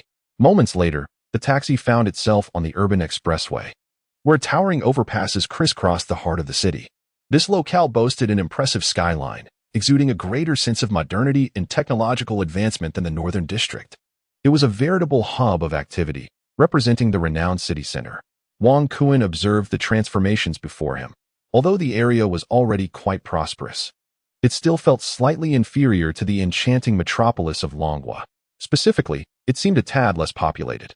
The vehicles continued their journey, while various buildings receded into the distance, and the sky grew increasingly dim. In the distance, several large signs hung beside the highway, welcoming visitors to the university town. Manchester boasts numerous prestigious institutions, including the Manchester Public University, City University, Royal Academy of Music, Bolton University, Manchester School of Architecture, and the Royal Technical Institute, among others. The taxi gradually exited the highway, heading towards the city center. Soon, a broad university entrance came into view. Wong Kuan was uncertain which university it belonged to, yet the bustling crowd instantly imbued him with a sense of youth. Indeed, a palpable atmosphere of vitality filled the air, as young talents from around the globe congregated in this vibrant locale. The streets were teeming with students, and an abundance of beautiful young women added to the allure. The taxi came to a stop at the roadside, and Wong Kuan contemplated, believing they had arrived. "Sir, this journey spans 25 kilometers, and the fare is £250. Upon hearing the awkward figure, Wong Kuan rummaged through his bag. "Here, take 251. With that, he leapt out of the taxi. The driver, wanting to voice his thoughts, ultimately refrained, cursing inwardly. What a miser, leaving only £1 as a tip. Wong Kuan walked along the sidewalk as the streetlights illuminated the surroundings and nearby. A sign flickered with bold letters, Knowledge Corridor. Beneath it lay a map of the university town, revealing that this area was entirely composed of educational institutions, with several streets extending from the central intersection, aptly named the Knowledge Corridor. Upon reaching the intersection ahead, Wong Kuan glanced around, and indeed, his expectations were met. Directly across stood a solitary building, its facade boldly displaying the words, Modern Library. Crossing the street, he arrived at the entrance of the Modern Library, where a bustling crowd of diverse individuals flowed in and out. Wang Kuan meticulously organized his thoughts and stepped into the Modern Library. Chapter 38. I am ready for my debut. Inside the Modern Library, a throng of people bustled about, while bookshelves adorned every corner. This was the scene on the first floor, resembling a veritable book supermarket. Wang Kuan did not linger excessively, but instead ascended the staircase to the second floor. Here, the atmosphere was significantly quieter than below, resembling a business study area, where numerous tables and chairs intertwined, and each individual was engrossed in a sea of books. Wang Kuan quietly made his way to the third floor. Before his eyes lay several areas, resembling a sort of social gathering place. Wang Kuan traversed the corridor, occasionally encountering staff members engrossed in their duties. He observed an area resembling a gathering of a certain society, where individuals engaged in animated discussions while seated on the floor. In another section, it appeared to be a meeting where participants exchanged insights and experiences. Wang Kuan cast a casual glance, surmising that these were likely academic exchange conferences. After traversing several areas, he discovered that behind them lay numerous smaller sections. Wang Kuan, from a distance, spotted an individual whose visage seemed strikingly familiar. Meanwhile, the corridor was adorned with several promotional posters announcing a special interview event featuring Manchester City forward Wang Kuan. Wang Kuan's heart suddenly sank. What was Alice thinking? Why was it an open press conference? This certainly required prior notification to the team. Wang Kuan instinctively understood that the team undoubtedly held the majority of his portrait rights. While private interviews with the team were unlikely to face strict prohibitions, public appearances inevitably raised concerns regarding these rights. Just as he hesitated on whether to step forward, Alice caught sight of Wang Kuan, her face aglow as she approached him, cheerfully calling out from a distance, "Hi, Kuan, you've arrived." Wang Kuan found himself momentarily at a loss, yet out of courtesy, he nodded and greeted her. "I knew you would come." Alice, today adorned in formal attire, exuded an air of poise and professionalism, embodying the essence of a career woman with a hint of maturity. Remarkably, she had just graduated. British beauties indeed mature swiftly. Upon hearing Alice's words, Wang Kuan, for reasons unknown, felt a surge of curiosity. "Oh, I didn't expect you to be so self-assured. How did you deduce that I would agree to your interview?" Alice, with an effortless grace, placed her delicate hand over her lips, her eyes darting playfully before revealing a touch of youthful charm. "Given your approach to work and everything you've done for the Phoenix Bar, I can confidently conclude that you would come." Wang Kuan nodded in acknowledgement, yet his expression betrayed a hint of dissatisfaction. He remained silent, merely offering a faint smile. "Furthermore, you show kindness to everyone around you, ensuring that you do not disregard the invitations extended by others," Alice added. Wang Kuan felt entirely at the mercy of this British woman. With a resigned smile, he replied, "I have been invited, but I regret to inform you that I shall not be accepting your interview." Wang Kuan shrugged helplessly and was about to turn to leave. "Wait, you might want to take a look at this." Wang Kuan, feeling a tinge of impatience, shook his head and remarked, "Miss, please refrain from threatening me. I have absolutely no interest in your photographs." With that, he proceeded to walk away. The drama of invited stars playing hard to get and canceling is indeed sensational news. Alice displayed no signs of anxiety. Instead, she retrieved a letter from her pocket and added, "I believe this interview invitation from Manchester City might persuade you to stay." She waved it playfully, her confidence unwavering. After taking a few steps, Wang Kuan halted, uncertain of the truth behind her words. Yet as a man, he recognized the importance of not appearing petty. He turned around, gazing at Alice with a look of surprise. "As a professional sports columnist, I certainly understand the rules," Alice stated as she approached Wang Kuan, stopping just shy of touching noses. Wang Kuan felt a pang of anxiety. It seemed he had suffered another defeat, causing his shoulders to slump in resignation. "It appears that you are indeed quite adept at this. However, I am curious as to how you obtained the interview letter, as I have not received any notification from the team." Wang Kuan was aware of his defeat, yet he still wished to maintain a facade of bravado. The City News Evening Post has a strategic partnership with Manchester City. If it were not for our newspaper consistently elevating the profile of your team, do you truly believe you could contend with that splash of red? After Alice finished speaking, she elegantly swayed away with a catwalk. "Superstar, you still have half an hour for makeup, so please do not keep me waiting." Wang Kuan was suddenly overwhelmed by a wave of embarrassment. Wondering how he could possibly be acquainted with such a woman, a woman of countless transformations. Wang Kun ceased his lingering hesitations and complied as he made his way to the adjacent dressing room, where the staff began to apply his makeup and style his hair. At that moment, figures intermittently began to stir in the venue. Although their origins were a mystery, Wang Kun instinctively understood that these individuals were likely paid audience members. His suspicions were further confirmed when he spotted two familiar silhouettes, leading him to ascertain that something was indeed amiss.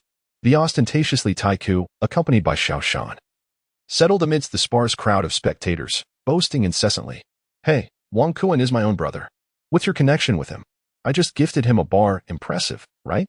And by the way, he is renting my house. I've given him quite the discount." The volume of his voice was both loud and obnoxious, prompting Wang Kun to wish for a place to hide. Xiao Shan pulled at Li Taiku in vain, but to no avail. It was not until Wang Kun had completed his makeup that Alice suddenly emerged, casting a fierce glare at Li Taiku, prompting him to finally fall silent. Following this, he began to sip the tea prepared nearby, his face radiating smug satisfaction. After a few introductory remarks from Alice, Wang Kun was invited onto the interview stage. At this point, sparse applause erupted from the audience. Li Taiku took on the role of the atmosphere enhancer, shouting, Wang Kun, my favorite. Wang Kun, you're the best in Manchester." The scene was exceedingly awkward. Ultimately, under the intervention of the on-site staff, Li Taiku ceased his antics, throwing a flirtatious glance at Alice, as if to convey that everything was under control. Should a more vibrant atmosphere be desired, additional funds would be required. With the cameras clicking and flashing, the interview commenced in earnest. "Hello everyone, the individual opposite me is the newly joined forward for Manchester City, Wang Kun. A name surely familiar to the fans. Let us warmly welcome him as he partakes in this exclusive interview." Alice's tone was remarkably professional, as if she had transformed into an entirely different person. Wang Kun appears to be somewhat nervous, merely offering a foolish smile and nodding incessantly. "I would like to express my gratitude to Manchester City Football Club for the opportunity to conduct this interview." Subsequently, Alice turned her gaze from the camera towards Wang Kun, revealing a quintessential workplace smile.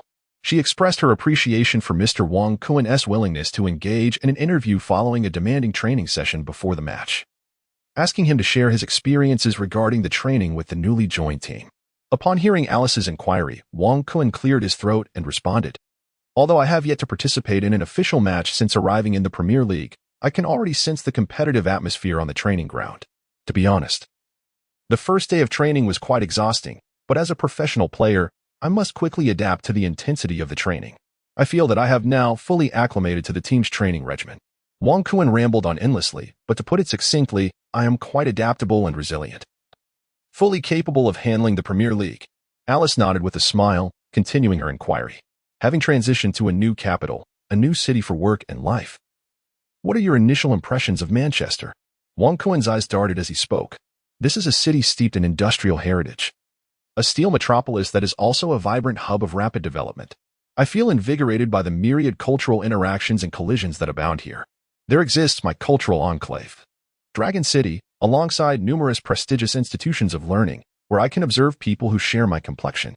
This offers a comforting solace in a foreign land."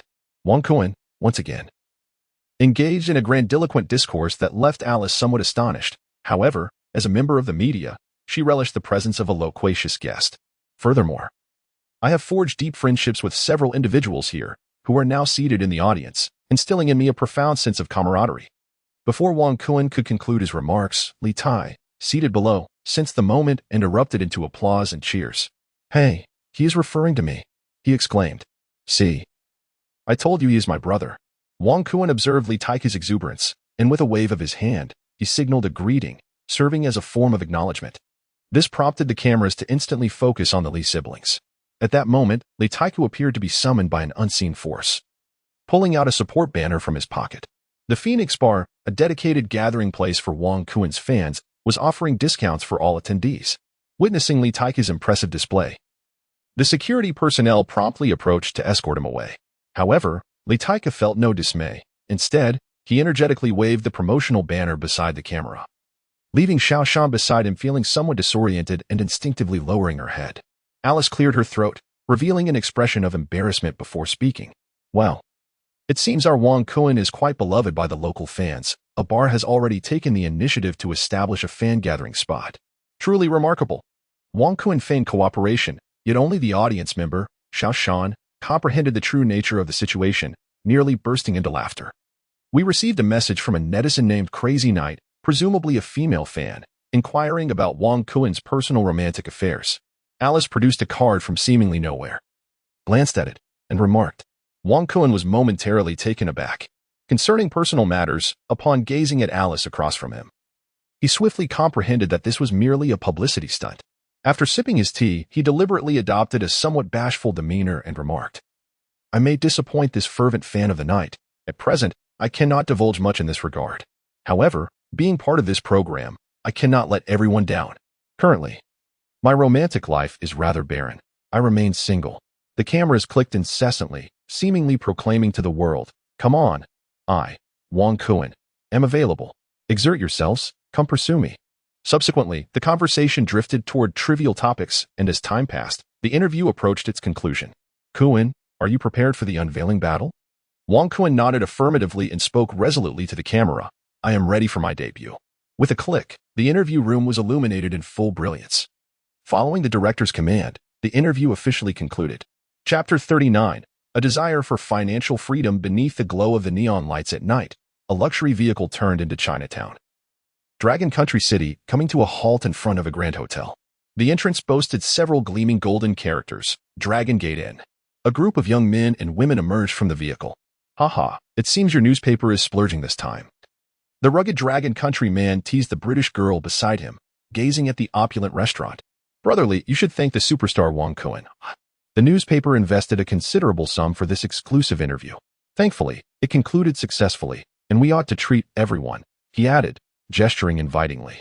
Xiao Shan, unable to contain her excitement, eagerly pulled Li Tai into the restaurant, observing Wang Kuen's apparent distraction as he gazed at the establishment. Alice waved her hand in front of his eyes. Hey, why are you lost in thought, superstar? Jolted back to reality by Alice, Wang Kuen rubbed his eyes and jested. This architecture reminds me of some past events in Dragon Country. After Wang Kuen finished speaking, Alice suddenly had a moment of inspiration. She couldn't help but glance at Wang Kuen, as if a thought had sparked within her. The past. It seems we can have another private interview. I shall delve deeply into your history. Wang Kuen was momentarily taken aback. He swiftly shook his head and promptly gestured for the other to enter, leading the way into the restaurant one after the other. What past experiences could Wang Kuen possibly have? Perhaps merely the story of dropping out of school early to work as a handyman at the Dragon Gate Inn. Upon entering the hotel lobby, he was immediately enveloped by an ambience rich with the essence of the Dragon Kingdom. The resplendent golden-hued glass, the towering decorative trees, and the intricately carved wooden dragons all exuded an air of opulence. The four were escorted by a waiter to a private room on the second floor. This prestigious room was simply awaiting the arrival of their dishes. It turned out that Alice had made a reservation well in advance. The selected dishes were all renowned delicacies from the Dragon Kingdom, including stir-fried shredded potatoes, sautéed Shanghai greens, and mapo tofu. The group devoured the meal ravenously, while only Li Taika criticized each dish, pointing out the absence of certain ingredients or the lack of specific cooking techniques. In a word, he claimed they were not as delicious as they could have been, yet he was the one who consumed the most. Time seemed to slip away. The press car sped along the highway, and the two young ladies had already drifted into a light slumber. Only Li Taiku remained wide awake, animatedly discussing the progress of the backyard renovations with Wang Kuen. Wang Kuen listened intently, conveying the essence that the subsequent arrival of equipment and maintenance costs would approximately require 3 weeks' worth of wages. The message was clear. A profound sense of financial scarcity lingered in the air. Wang Kuen felt a wave of awkwardness that he struggled to conceal. He was acutely aware that achieving a training facility on par with that of the club would require a substantial financial investment. It seemed imperative for him to improve his performance on the field to augment his earnings. As he contemplated his situation, he realized that his contract included separate incentives for starting matches and scoring goals. Indeed, financial constraints could thwart even the most valiant of heroes. Wang Kuen sighed inwardly, contemplating how he had transcended into the realm of a star athlete, yet still pondered when he might attain financial freedom. He absent-mindedly touched his flip phone in his pocket and thought of someone, like Hila. The call was answered almost instantaneously. Hey, Kuen, how did the interview go? And how is your training facility coming along? I'll be returning to the English region in about 3 days. Is there anything you need to address? A classic trifecta of inquiries. Wait, how did you know I had an interview? What are you talking about? Any commercial activity concerning the Manchester Club would be communicated to me. You're starting to feel a bit unfamiliar. Wang Kuan could only let out a brief sound to mask his embarrassment, yet his quick mind immediately prompted him to inquire, "Why didn't you inform me beforehand?" The other party clearly hesitated for a moment before muttering, Why do I have the impression that you've been rather short on funds lately? Which is why you agreed to this interview. You weren't like this before. Moreover, my wife constantly laments about where your money has gone and mentions the money you borrowed." Wang Kuan felt a shiver run down his spine and quickly interrupted Likila, saying, all right, my brother, let's discuss this further when you have time. Right now, I need your assistance in finding any endorsements. I'm in dire need of money. There was a long pause on the other end. Oh my, Kuan, you have truly changed. You used to refuse endorsements, claiming they would hinder your agility on the field. But now, I see you are well. I will contact you as soon as possible.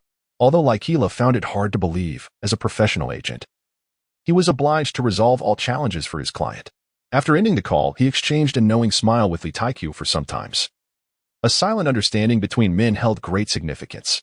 Moments later, the vehicle arrived in the northern district, gliding along the city avenue, with both men gesturing and commenting on the scenic corners. Their laughter inadvertently stirred Alice and Xiao Shan from their reverie, prompting the two to immediately feign decorum. You two really can sleep. We're almost at the bar, Li Taiku remarked, pointing towards the street ahead. The vehicle gradually came to a stop beside the Phoenix Bar, evoking a sense of familiarity. Xiao Shan glanced around, hurriedly made her way over, removed a small sign from the entrance, and opened the bar door.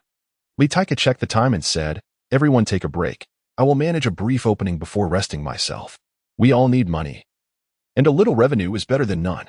Wang Kuan and the others exchanged little conversation before retreating to the backyard. Xiao Shan had classes to attend the following morning, so she bid farewell and took her leave. This left only Wang Kuan and Alice in the yard. The backyard had undergone a remarkable transformation. The turf had been swiftly laid, and several solar lamps were now aglow. The two of them instinctively wandered towards the newly laid grass, taking in the changes that surrounded them. Alice appeared to be moved by the sight. She approached the towering trees and reached out to touch their bark. Wang Kuan did not venture into the past. He merely stood at a distance, observing. He too noticed that this place seemed to evoke a ripple of emotions within Alice. Yet he was unable to grasp it fully, remaining there, lost in thought. After a considerable time, it appeared that Alice had wiped away some lingering sentiment and made a subtle adjustment before approaching Wang Kuan. She shrugged and remarked, "I hope I haven't embarrassed you, but I must express my gratitude for preserving certain remnants." In a moment of contemplation, Wang Kuan cast his gaze upon the towering trees, which he had initially intended to have felled. However, recognizing that this was not a professional training ground, he decided to leave them standing. He envisioned future gatherings beneath their boughs, indulging in barbecues and sipping beer. Yet, on a deeper level, he was acutely aware that in the Yengelisi region, the act of deforestation incurs exorbitant fees, and he currently lacked the means to pay such costs. In his childhood, his father often played with him beneath those very trees, swinging joyfully from their branches. As he grew older, such moments faded from collective memory, and even before your arrival, he felt no sense of nostalgia.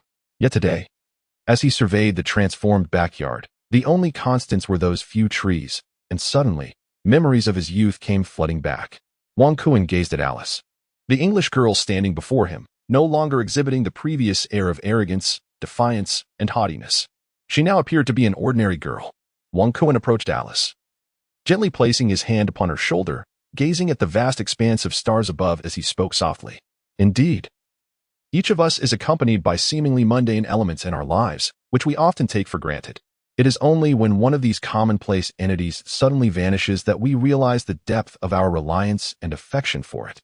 As Alice listened to Wang Kuan's words, she gradually lowered her head, lost in contemplation. I have come to understand the importance of cherishing everything around us, for we should not wait until something is lost to feel regret. This is a simple truth, yet many of us fail to grasp it throughout our lives. Slowly lifting her head, Alice appeared to find solace. A faint smile graced her lips as she embraced Wang Kuan, and then she hurriedly departed. Wang Kuan felt a rush of warmth to his cheeks, uncertain whether it was a custom of the British or signified something else entirely. Upon noticing that the last room in the row of houses was illuminated, he realized that the previously vacant dwelling belonged to Alice. Chapter 40. A day like smoke finally comes to an end, a night of restful sleep. Wang Kuan felt invigorated.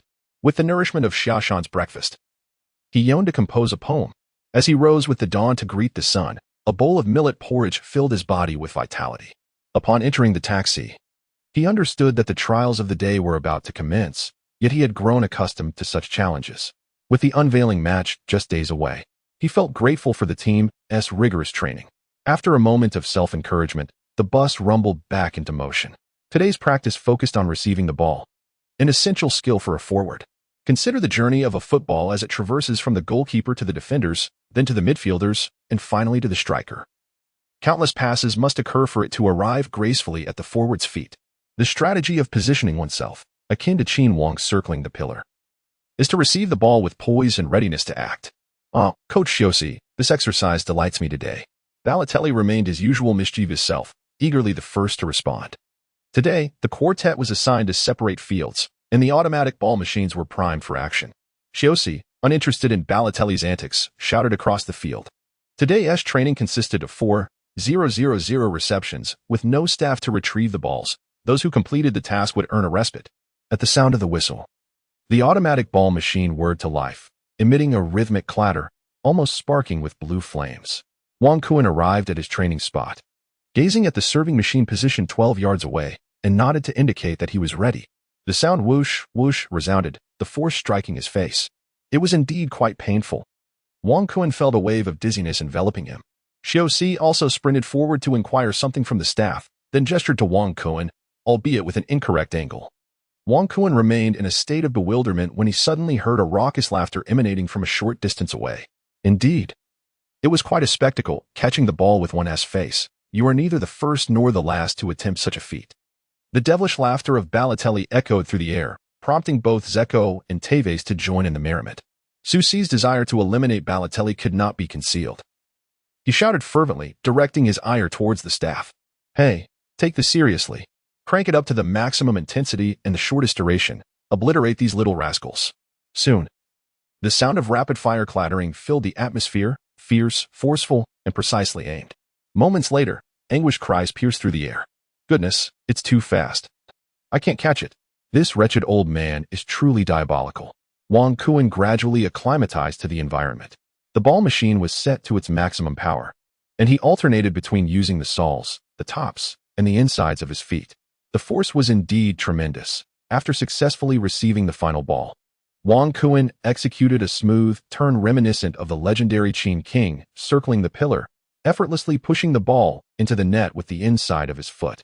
The automatic ball machine served 20 balls at a time, and today he was required to practice 200 times, along with retrieving the balls for reloading. By the end of the day, he would surely shed several pounds. Oh, what a feat! Truly, he was hitting multiple targets with a single arrow. Even more frustrating were the missed catches or the balls that failed to find the net, which required additional time to address. It was indeed a day of relentless toil. Time flew by as Wang Kuan collected the balls, immersed in his daily routine of traveling by bus and sweating it out on the training ground. In his spare moments, he would gaze at the scoreboard, the incremental rise of a few small numbers bringing him joy for hours on end. In a daze, he caught sight of the words Phoenix Bar, and suddenly, darkness enveloped the scene. It felt as if the world were spinning, accompanied by the delectable aroma of millet porridge, the bustling workers adjusting their equipment, and the increasingly radiant backyard. The persistent sound of whistles echoed relentlessly. His legs moved ceaselessly, punctuated by the rhythmic thuds of the net. He maneuvered the ball with the inside of his foot, then with the outside, spinning until he felt dizzy, until the world was suffused with love. He executed left flicks and right shots, sending the ball soaring through the air, witnessing the cycle of blooms and withering. With weighted sprints and high jumps, he could summon strength that seemed to defy the heavens. The air was filled with an exhilarating rush. Time seemed to stand still. Sweat cascaded down as Wang Kuan crouched, calming the rapid beat of his heart. A sharp whistle jolted him upright instinctively. He lost track of the days, but he knew that sound would awaken him in an instant, propelling him into the zone. The entire team surged towards a single point, and Wang Kuan felt a gentle shove. Hey, Kuan, the pre-match training is finally coming to an end. It was Balotelli, who seemed to bring news that was neither good nor bad each time. Wang Kuan also began to jog towards the assembly point. It turned out to be the team's head coach, Mancini. He held numerous documents in his hands, seemingly engrossed in some research, while the players remained silent, as if awaiting something. Wang Kun found himself among the players, as if awaiting some fateful roster. Hey, just relax. The starting lineup will only be announced 2 hours before the match, remarked Tevez, who appeared remarkably composed, seemingly unperturbed by the anticipation. Following a brief exchange with the assistant coach, Mancini nodded in acknowledgement of some discourse. Moments later, he stepped forward and blew his whistle, addressing the team. Congratulations, everyone, on successfully enduring the pre-match grueling training. Starting tomorrow, we shall gather at the training ground at 10 a.m. and again at 4 p.m. Our training schedule will revert to normal. After each regular match, we will only practice half the session the following day. The teammates erupted into applause, relieved that after several days of hardship, everything was returning to normalcy. Subsequently, the team engaged in tactical drills, dividing into 3 groups according to their respective roles on the field. Tactical integration, as the term suggests, involved passing the ball until it reached the forwards who would finalize the play, emphasizing the importance of on-field cooperation. Such synergy cannot be achieved overnight. It requires extensive practice during matches, with each player attuned to his singular purpose. Evidently, this was Mancini's objective for today, to familiarize the team with tactical arrangements ahead of the opening match, particularly how to maneuver the ball into the net.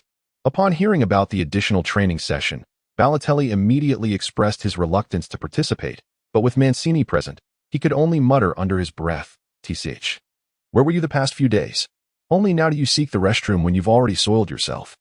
Wang Kun was so close to bursting into laughter that he had to suppress it with great effort. The assistant coach divided the entire team into 3 groups, with the goalkeeper initiating the play by passing to the defenders. The defenders, adhering to their usual practice, took several touches before relaying the ball to the holding midfielder or central midfielders. The midfielders then engaged in a series of exchanges, reluctantly sending the ball forward to the attacking line. Within this forward sector, there were shadow strikers or half-nines, as well as attacking midfielders, whose role was to seize opportunities to break through or deliver a precise pass to the advancing center forward. The composition of forwards depended on the coach's arrangement, and the players on the field had to adapt their positioning, whether it be spreading wide or cutting in, according to the dynamics of the match. Today, Wang Kun was positioned as a winger, with Balotelli on the left flank and Tevez on the right, while Dzeko occupied the central striker role. His primary responsibility was to receive passes from the midfield and deliver the ball to Dzeko's feet, after which he could either make a forward run or maintain his position in the attacking third. The midfield was densely populated, a constellation of nearly 10 players, each adept at dribbling before relaying the ball to another midfielder. As time slipped away, Wang Kun received only a handful of passes during the 2 hours of extra training. In an effort to avoid embarrassment, he consistently directed the ball to Dzeko without showcasing his own skills. In contrast, Balotelli and Tevez were more flamboyant. Upon receiving the ball, they would either weave along the flanks to deliver a 45-degree cross to Dzeko or cut inward to unleash a powerful shot from the edge of the penalty area. Time continued to elapse until Kidd blew the whistle, and the sun dipped low on the horizon. The players gathered together as Mancini approached the group. Surveying his Prot GS with a smile, he remarked that the team's tactical synergy must be cultivated and accumulated on the pitch. The camaraderie developed in the locker room could be fortified at any moment, and he had arranged for a special meal at the restaurant today for everyone to enjoy before the season opener. Applause erupted, and the players cheered as they gathered their belongings and made their way to the training bus. Wang Kun exhaled deeply. The pre-match training had concluded. Chapter 41. Do you play Jinzi? In the parking lot of the base, before the bus had fully come to a halt, the players eagerly tumbled out, driven by their ravenous hunger. Today, Mancini had generously treated the team to a sumptuous meal, and his beloved Prot GS certainly would not hold back on indulging. The restaurant had gone to great lengths to create an inviting atmosphere, adorning the space with various slogans such as "Flag flies high" and "Striking success." Chefs from around the globe were busily preparing, as today's fare was not merely a buffet, but a splendid Blue Star banquet. The dining area was intentionally arranged to foster a communal ambience, with staff diligently preparing beverages, teas, and an array of fruits. Some players were engaged in light-hearted banter during their respite, while others gathered around to catch up on the latest gossip. A hush fell over the hall when the evening news flickered onto the large screen, as the players recognized a familiar face, Wang Kun. Soon after, they began to jest among themselves. "Oh my goodness, Wang Kun is dressed so poorly," they exclaimed, mocking his disheveled appearance, observing his teammates ridicule him on the television. Wang Kun merely shrugged, indifferent to their comments, embodying a steadfast resilience. Meanwhile, from a distance, Nasri approached Wang Kun, voicing his grievances. So, the team decided to give the rookie interview to you this year? Fine by me, I couldn't be bothered. But really, you ought to lighten up, show some personality. It would attract a multitude of fans to support you. Wang Kun gazed at Nasri, engaging in an extensive dialogue while striving to express his agreement, assuring that he would certainly comply next time. At the chef's commanding call, the staff rang the service bell. Behold, the servers emerged in a long, serpentine line from the kitchen, artfully arranging dish after dish upon the dining table. The players, unable to contain their anticipation, eagerly grasped their utensils. And at Mancini's prompt to commence, the only sounds that remained were those of hearty consumption. The entire team savored the exquisite Blue Star banquet while watching Wang Kun's exclusive interview, reveling in the beauty of the moment. Time, in a fleeting blur, passed in mere hours. Wang Kun arrived at the Phoenix Bar by taxi.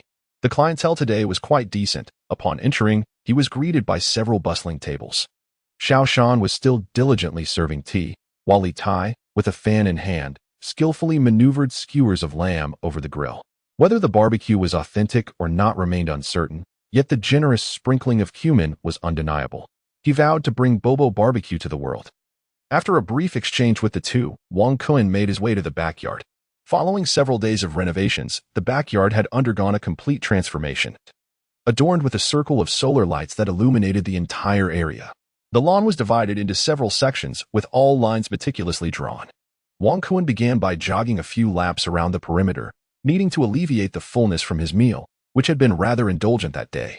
Currently, the training ground featured only one designated area for shooting practice, equipped with the necessary facilities. The rest of the space remained barren. Why was that? The answer, of course, lay in the lack of funds. Wang Kun fervently anticipated the arrival of the upcoming week, when he would receive his weekly earnings to cover the costs of equipment. Glancing at a nearby basket brimming with footballs, he casually picked one up, skillfully flicking it with his foot to gauge its quality, which proved satisfactory. As the ball descended to the ground, he struck it with precision, producing a resounding thud. Wang Kun shook his head, realizing that his recent practice in shooting had been insufficient, leading him to strike the crossbar once more. At present, he lacked the financial means to acquire an automatic ball dispenser, forcing him to position each ball manually. Yet, this inconvenience did not deter him. Reflecting on the training facilities in Longhua, he recognized that many large counties lacked decent training grounds, and he considered himself fortunate. Once again, he carefully placed the ball, took a deep breath, and sprinted forward, striving to fully extend himself. With a powerful strike, he sent the ball soaring, and to his delight, it nestled firmly into the top left corner. 1, 2, 3. Wang Kun tirelessly repeated his movements, as if he were engaged in an endless lateral agility drill. It was not until he had finished kicking an entire basket of balls that he finally paused, observing the field littered with soccer balls. He casually wiped the sweat from his brow and began collecting the balls into the basket. As he gathered each ball, the sound of their impact resonated, prompting Wang Kun to recall Teves' advice: do not always aim for the dead corner. Focusing on the left and right corners ensures a higher scoring efficiency. Wang Kun understood Teves' wisdom. Forwards typically targeted the lower flanks. Yet, he still struggled to find that elusive sensation. While shots aimed at the corners, albeit slower, could find the net, they lacked any real threat. He did not wish to be branded a soft-shell shrimp by the fans. However, applying too much force often resulted in wild misses, leaving him feeling as though he were losing control. He needed to resolve this dilemma. Amidst his contemplation, a scene from a Dragon Kingdom football film flashed through his mind: monk football. When it came to shooting, he realized he was unable to effectively manage the angle and power. What recourse did he have? In a moment of inspiration, Wang Kun smacked his forehead. Of course, using a lighter object smaller than a soccer ball could potentially resolve this issue. Ah, what a splendid idea. It is certainly worth a try. With this thought in mind, Wang Kun hastily began to gather the balls. He preferred to complete one task before embarking on another, as leaving things unfinished would only inconvenience others. If he neglected to manage the balls, his colleagues Li Taiku and Xiao Shan would undoubtedly come to collect them after their night shift. They were already fatigued, and he felt it was only right to complete his own responsibilities. After several minutes, Wang Kun finally finished collecting the balls. Stretching his tired back and reflecting that once he had the means, he would hire someone to assist him with ball retrieval and practice. Strolling across the grassy field, he glanced at the time: 1 a.m. Realizing that training was scheduled for 10 a.m. the next day, he made his way to the bar. Without the disturbances from the backyard, the bar's business had indeed improved significantly. Li Taika had even adorned several prominent areas with Wang Kuen's posters. This fellow truly kept his word, demonstrating his reliability. Noticing that Xiao Shan was absent, he assumed she had already gone to rest, as she had classes to attend. Upon Wang Kuen's arrival, Li Taiku expressed mild surprise.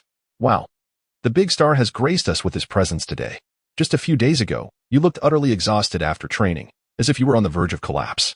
Wang Kuen paid little heed to Li Taiku's jests, his gaze scanning the bar's surroundings as if in search of something.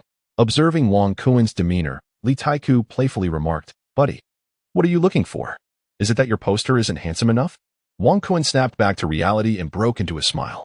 "Dashing, indeed. But my focus is not on the posters. I am searching for something specific." Li Tai, coolly surveying the bar's walls, noted that aside from the posters, there were merely slogans and atmospheric decorations, and he inquired with curiosity, "What is it you seek? What kind of thing?" Wang Kuen shook his head, pondering for an extended period, before once again shaking his head and stating, "I am uncertain about what exactly I am seeking, merely something that aids in training. To be more precise, it pertains to controlling force and angles, among other aspects." Observing Wang Kuen's unsteady expressions, Li Tai found himself utterly perplexed. Is there truly none among the professional training equipment? Wang Kuen, deep in thought, continued to shake his head when the bar's door swung open. A strikingly beautiful British woman with blonde hair and blue eyes entered. It was Alice. "You always finish work so late," Li Tai remarked casually, greeting her. Alice, noticing Wang Kuen among the two, appeared somewhat surprised, pondering why he had not succumbed to slumber that evening. She shrugged and said, "There's nothing I can do. I work for the evening news channel, and the final edits are often late, followed by the broadcast." Upon hearing Alice's words, a spark ignited in Wang Kuen's eyes, and he exclaimed, "Eureka! I've just remembered." Wang Kuen's sudden exclamation drew the attention of everyone in the bar. Alice too was startled, wondering what had possessed this fellow. Wang Kuen swiftly advanced to stand before Alice, fervently exclaiming, "Do you engage in that? Do you partake in that?" His ambiguous expression evoked a sense of veiled insinuation. Instantly, the bar fell silent, and Alice's face flushed crimson, her eyes wide open as if in a state of bewilderment. A few seasoned patrons exchanged glances, as though they had stumbled upon an entirely new realm.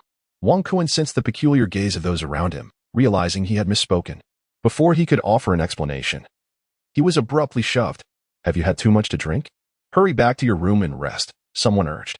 It was Li Tai, sharp-witted as ever, who swiftly intervened to salvage the situation.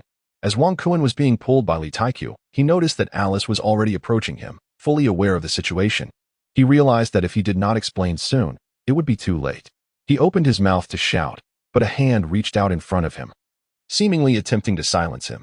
It was Li Taiku, striving to make a final attempt at damage control. In a moment of urgency, Wang Kuen squatted down and shouted, "Do you play Jianzi?" Chapter 42, An Unusual Training Method. The scene was enveloped in silence. What on earth is Jianzi? Could it be something peculiar? The seasoned drinkers present exchanged puzzled glances at the crouching Wang Kuen. Li Taiku, with drooping eyes, looked at Alice, finally exhaling deeply, and remarked, "He is referring to Jianzi." Just like that, he then began to demonstrate. "I can play Jianzi, so what?" Li Taiku was taken aback, while Wang Kuen slowly rose, glancing at the bar's patrons and hastily bowing in apology. Alice had already grasped Wang Kuen's ear, drawing closer. "Give me a rational explanation, or I shall annihilate you." Observing Alice's fierce demeanor, Li Taiku discreetly retreated to the side. Wang Kuen, acutely aware of his fault, winced as his ear throbbed painfully from being tugged. He hastily exclaimed, "Ouch, my ear, be gentle. I had conceived a training method to practice shooting, aimed at controlling the power and angle of my footwork, and I intended to inquire if you possess such a tool.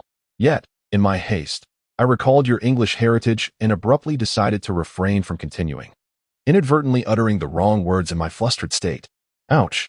Alice released her grip, fixing a fierce glare upon Wang Kuen before silently retreating to the kitchen. A loud clang echoed through the bar, startling the patrons, who turned to Wang Kuen, smirking and pointing at him. Wang Kuen continued to bow humbly to everyone, while Li Taiku, standing nearby, savored the spectacle with delight. The atmosphere was indeed exhilarating. Suddenly, with a loud clang, the kitchen door swung open once more, drawing the attention of the crowd. Moments later, Alice emerged, brandishing an object with a fierce demeanor as she strode into the bar. without uttering a word. She demonstrated the art of kicking a shuttlecock, enlightening the patrons about this peculiar pastime. Subsequently, Alice tossed the shuttlecock to Wang Kun, gesturing dramatically for silence while mimicking a throat-cutting motion directed at the audience. With renewed ferocity, she retreated to the kitchen. Li Taiku, in a mockingly low voice, remarked, "Alice, you certainly have a knack for kicking shuttlecocks." Just before the kitchen door slammed shut, a fierce female voice echoed, "Xiao Shan taught me this. I'll deal with you both if you keep it up." The crowd hastily resumed their activities, while Wang Kun, engulfed in embarrassment, lowered his head and made his way to the kitchen. As the door closed behind him, the bar erupted with laughter, a cacophony of amusement that resonated throughout. Upon reaching the back courtyard, Wang Kun let out a deep sigh, glancing at the illuminated room of Alice, feeling hesitant to linger in that vicinity. Quietly, he made his way toward the training ground, arriving beneath the glow of the street lamp. Wang Kun began to ponder this object. He attempted a few kicks and, surprisingly, given his daily practice of juggling, he quickly became adept at it. Indeed, he found it rather easy to manage. As he felt the point of force exerted by the shuttlecock, Wang Kun keenly discerned its distinctiveness from a soccer ball. Yet, this sensation was more nuanced, enabling him to analyze effectively the necessary adjustments in force and angle for his next kick. This was precisely the feeling he sought, one that he could seamlessly translate into his soccer practice. Thus, he could master the degree of force in the curvature of his foot. With this understanding, the challenges of power and arc in shooting would be easily surmountable. Let us begin the training. In the stillness of the night, Wang Kun found himself engaging in the art of kicking a shuttlecock. He began with the top of his foot, alternating between the inside and outside of his foot in a series of continuous attempts. It was not until the moonlight was obscured by clouds and the sweat that adorned his brow was met with a gentle breeze, bringing a touch of coolness, that he realized how much time had elapsed. He understood that such training methods require patience, yet he believed that once he grasped the essence of it, mastery would come swiftly. However, on this first attempt, Wang Kun still could not quite capture that elusive feeling. Glancing at his flip phone, he noted that it was nearly 3 in the morning. He had practiced for an additional 2 hours. It was time to cease his endeavors. He needed to allow his muscles to recuperate and take a well-deserved rest. Wang Kun placed the shuttlecock into his pocket and began to jog leisurely along the track that encircled the training ground. Beneath the streetlights, it seemed as though the first droplets of rain began to fall, casting a long shadow that trailed in his wake. Alice stood by the window, observing the distant figure until he paused to catch his breath, at which point she extinguished the light. Lying in bed, she found herself reflecting on this man who had so unexpectedly intruded upon their lives. Unbeknownst to her, a subtle smile graced her lips, perhaps amused by some scene involving Wang Kun that had elicited her laughter. A sudden clatter echoed as Li Taiku slammed the door to the kitchen and stepped into the backyard. The distant figure and the sound of footsteps compelled him to halt, and he found himself watching intently. He couldn't help but marvel at how this young man, already a prominent star, was still dedicated to training. Initially inclined to approach and offer some words of caution, he ultimately refrained. Perhaps this is the distinction between an athlete and an ordinary individual. Li Taiku then returned to his abode, even neglecting to turn on the lights. Moments later, a chorus of cheers erupted into the night. Wang Kun, after completing 2 leisurely laps of running, returned to his room at a relaxed pace. Following a brief refreshment, he reclined upon his bed. He activated the data panel, and several glaring figures caught his attention. His overall score stood at 72. A sense of satisfaction surged within Wang Kun. This was the reward of a week spent in grueling training. As the clock struck 10, he concluded a day that was both exhausting and richly rewarding. In his dreams, he was celebrated by fervent fans, responding to a barrage of questions at a press conference. The sound of the ball hitting the net echoed in his ears, signifying goals, more and more goals. This night was truly fulfilling. Oh, curse dream. Knock, knock, knock. A series of knocks resounded at the door. Wang Kun naturally opened the door, and without a doubt, it was Xiao Shan delivering breakfast. He had intended to inform her of his altered schedule, but upon reflecting on his meager data, he resolved to rise at 8 a.m. and practice diligently in the backyard. Xiao Shan's smile remained as innocent as ever, making Wang Kun shy away from her gaze. After accepting the bowl of millet porridge and fried dough sticks, she skipped away with a light-hearted bounce. After hastily devouring his breakfast, Wang Kun donned his training attire once more and resumed his exercises on the training field. Not long after, Alice also awoke. As she stepped out, the sound of her footsteps instinctively made her pause. She absent-mindedly ran her fingers through her hair. What on earth happened? Did he run all night? Alice murmured, her large eyes wide with surprise. What a weirdo. With that, she slung her bag over her shoulder and departed without a backward glance. After a brief warm-up, Wang Kuan retrieved the shuttlecock and made another attempt. The subtle points of pressure rhythmically struck against his foot. He felt as if time itself had accelerated. Suddenly, a tingling sensation coursed through the top of his foot, prompting Wang Kuan to unleash a powerful kick, sending the shuttlecock soaring straight towards the nearby tree. Wang Kuan was astonished. He had attained enlightenment. In that fleeting moment, it felt as though he had become one with the shuttlecock, achieving a profound sense of unity between himself and the object. Subsequently, he cast his gaze towards the nearby basketball hoop, pondering whether that sensation could be applied to the basketball. Chapter 43. The Mystery of the Locker Room. The bus moved slowly along its route. On the training grounds, the young players had already begun their practice early in the day. As they watched the first team's bus pass by, expressions of envy illuminated their faces. Wang Kuan closed his eyes in meditation, for today marked the final day of training before the opening match. The team had returned to their regular schedule of 2 training sessions lasting 4 hours each. However, he pondered whether he was truly prepared. In a moment of distraction, a whistle pierced the air. After a brief warm-up, they resumed their tactical drills.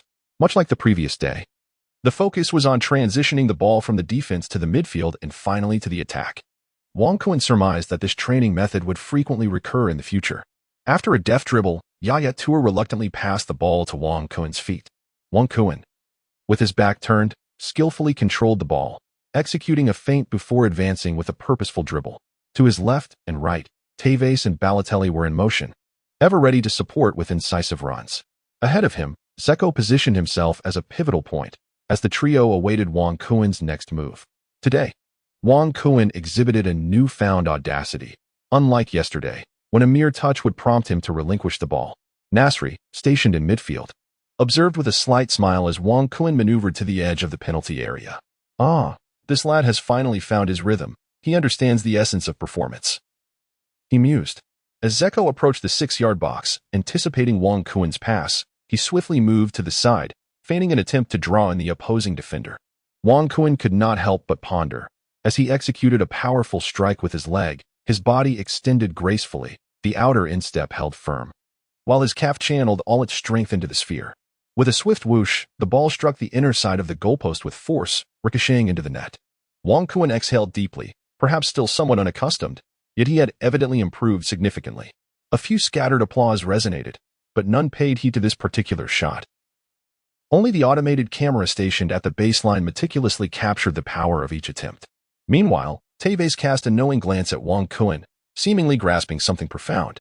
Hart initiated the play, and moments later, after tiring of the defensive maneuvers, he sent the ball to Nasri stationed at the flanks. Yaya Toure, agitated, bellowed, "Hey, give me more. I haven't had enough fun yet." With the ball now distributed to the side, Wang Kuan promptly began to move, executing predetermined motions, feigning an intent to break through while darting side to side to confuse the opposing midfield and defenders.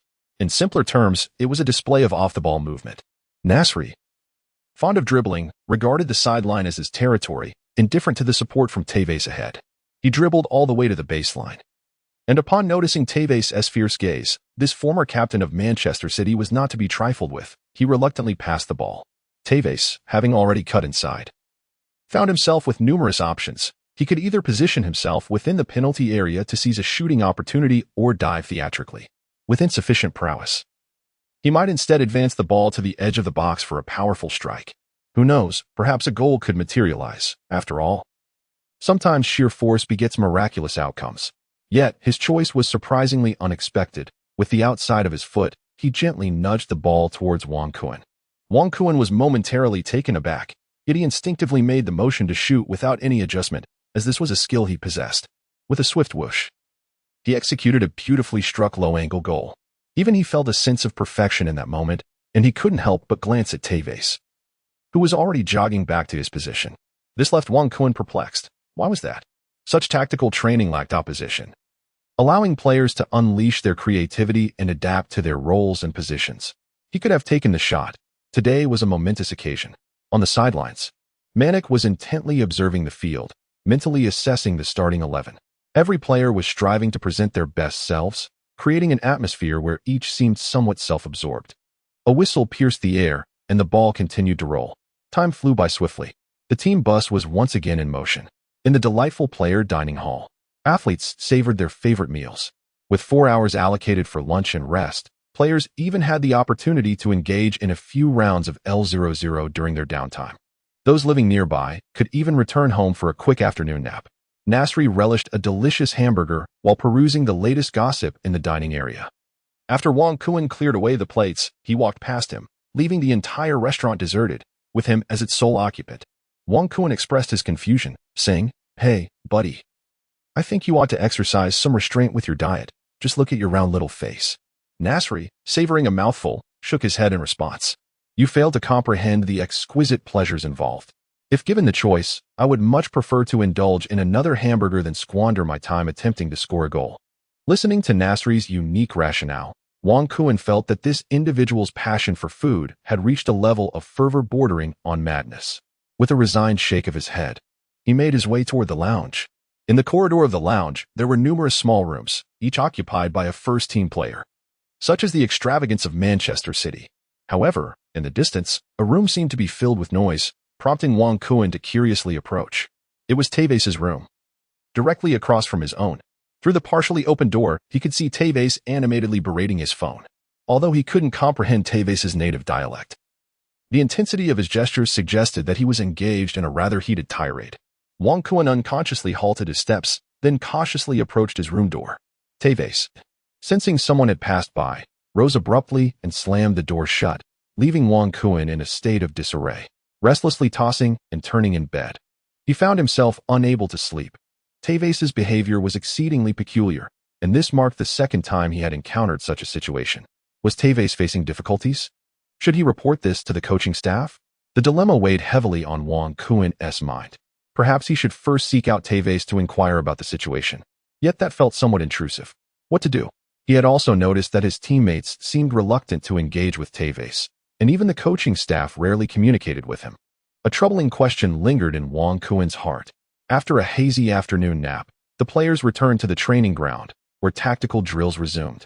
Just like in the morning, the players exerted themselves to showcase their abilities, with one exception, Teves. He did not attempt a single shot today. Each time he received the ball, he would pass it directly to Wang Kuan. The players transitioned from initial surprise to a growing sense of acceptance. Finally, when Kid blew the whistle, signaling the end of training, Mancini approached the center of the field, and his disciples quickly gathered around him. Once the atmosphere settled, he engaged in a brief exchange with Kid, nodding as if a decision had been reached. The players murmured among themselves, uncertain of what announcement was forthcoming. Kid stepped into the center of the team, cleared his throat, and stated, "Tomorrow marks the opening match. The captain for the new season has yet to be announced."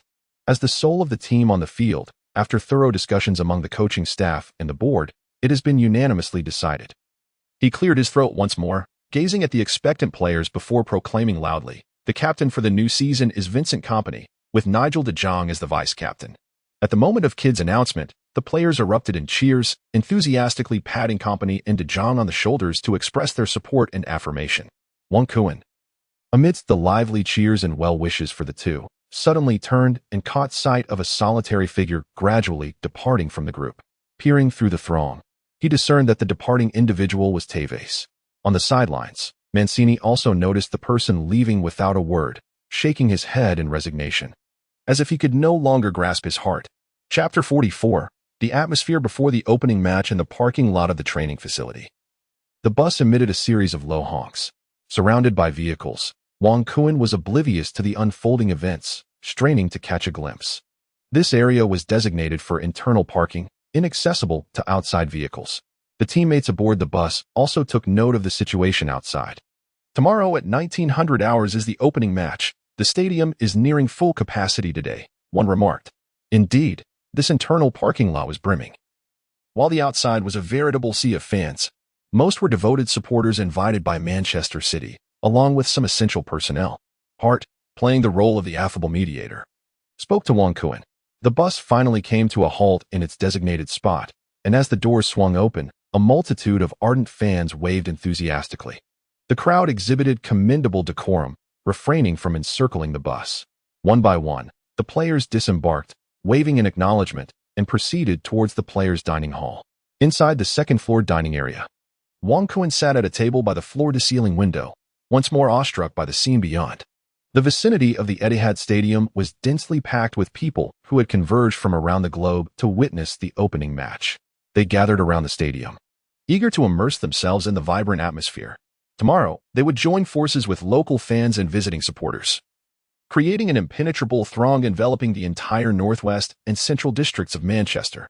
Outside the stadium, personnel had begun to set up promotional banners and atmospheric decorations, with the surrounding experience shops brimming with eager patrons. Tomorrow, as the home team, the players would not endure the fatigue of travel, as they would be accommodated at the team hotel.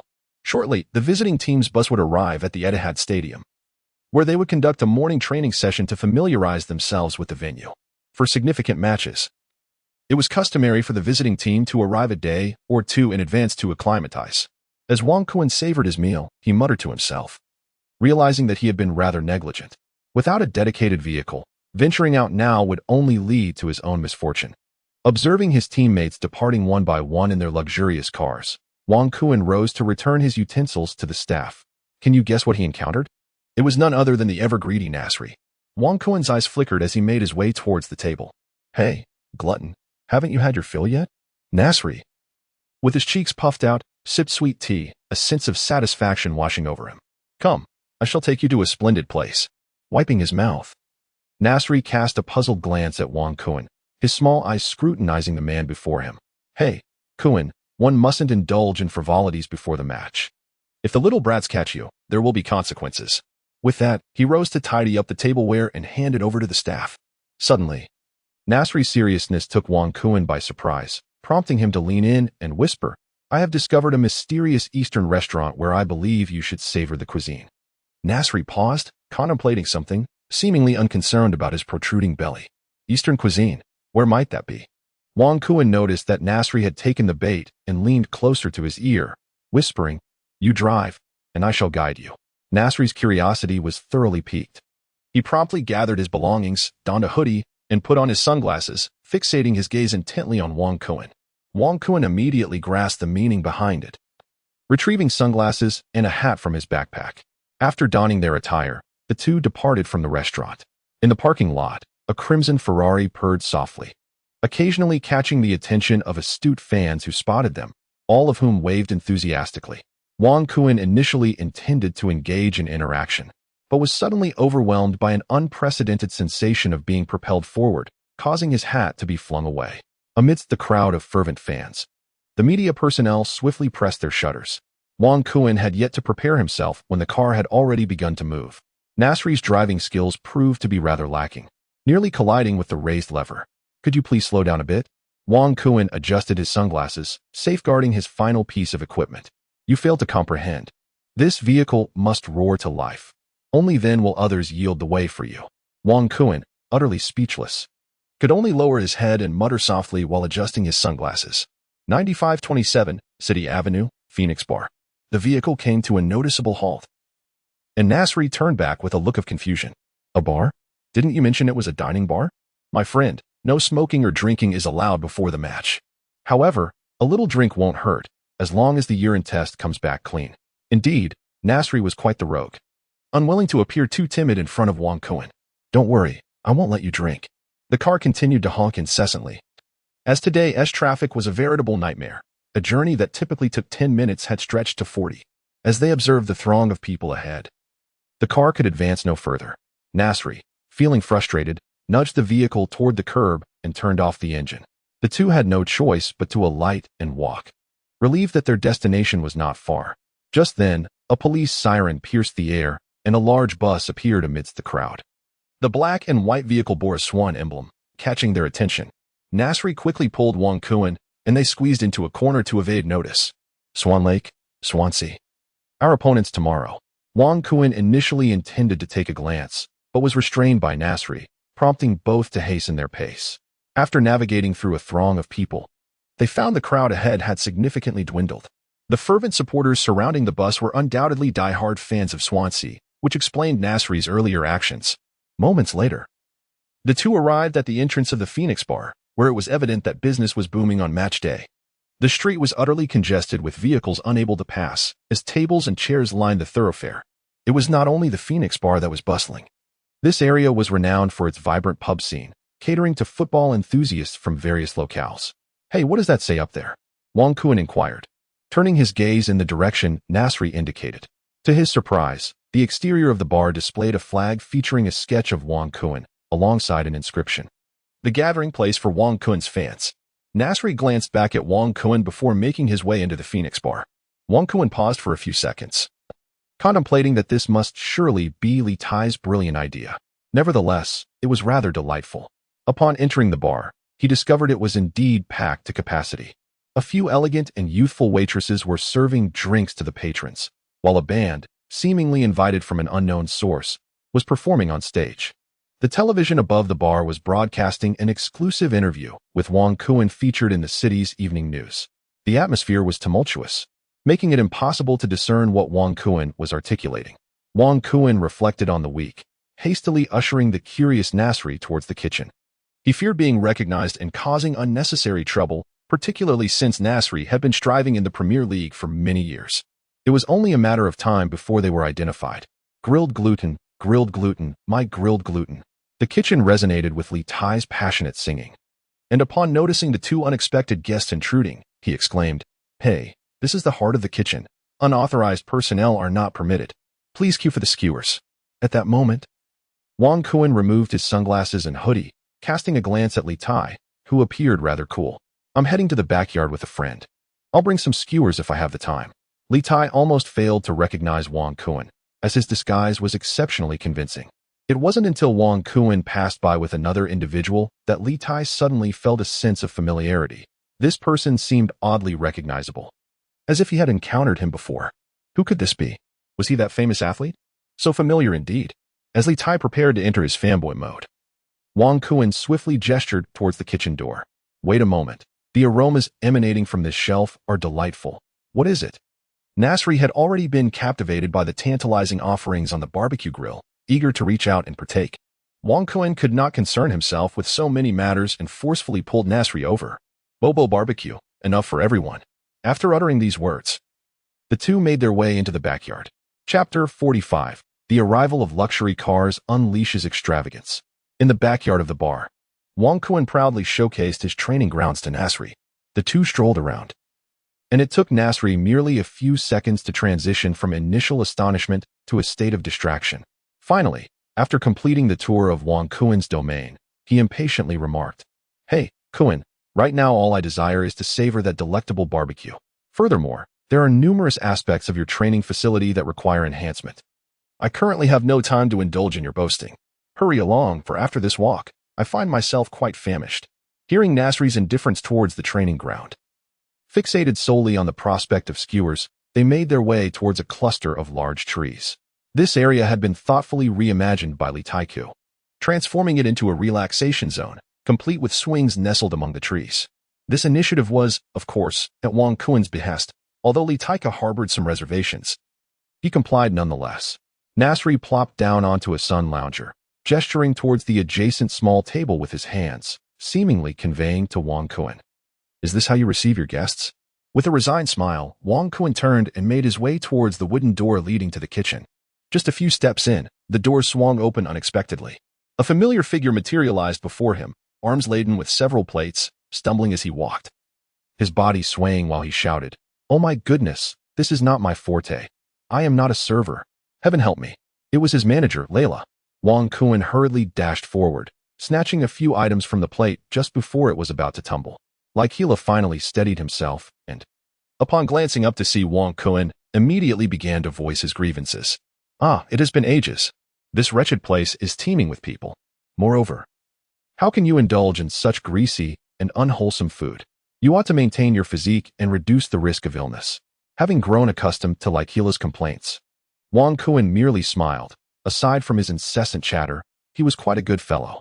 Meanwhile, Nasri, upon spotting the arrival of food, sprang up with an exclamation.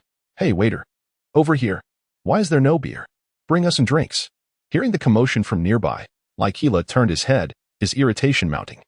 He strode purposefully towards the individual beneath the large tree. Hey, who are you calling? Who is the waiter? Whom do you think you're directing?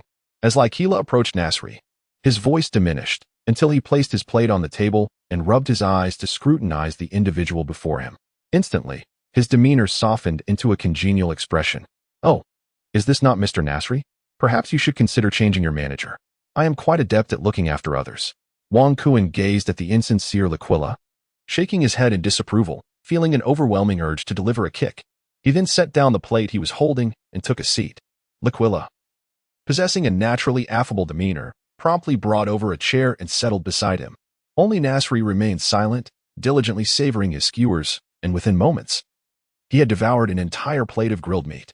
Hey, let's grab some beer and enjoy, he suggested. Wang Kuan and L'Aquila exchanged glances, ultimately deciding to venture into the kitchen to retrieve a few pints of draft beer. As Nasri gulped down a mouthful, he gazed intently at the enchanting glass, as if savoring a cherished memory. This refreshing green beer is delightful, he mused, before resuming his indulgence in the skewers. Wang Kuan observed the reticent L'Aquila and playfully remarked, with such an impressive nose, how did you manage to find this place? Upon hearing Wang Kuan's words, L'Aquila merely shook his head and rose to his feet, casting a glance at Wang Kuan as they made their way towards the training ground. As L'Aquila surveyed his surroundings, a spark of interest ignited within him, prompting him to nod in admiration. When I first discovered your residence, I felt as if the sky might collapse upon me. This is either a bar street or a bustling commercial district. Now, witnessing this extensive training area brings me great relief. However, I feel compelled to caution you. Do not lose yourself amidst it all. L'Aquila halted, gazing earnestly at Wang Kuan, for he understood that in such a vibrant urban landscape, it is exceedingly difficult for players to quell their restless hearts. Thus, most athletes choose to reside in secluded villa districts, allowing them to focus on their training, evade prying eyes, and safeguard their families. Wang Kuan, fully attuned to L'Aquila's sentiments, gently patted his shoulder and reassured him, not at all. I still need to earn money to cover the appearance fees and the rewards for scoring goals in order to properly procure equipment. At Wang Kuan's words, both of them burst into laughter.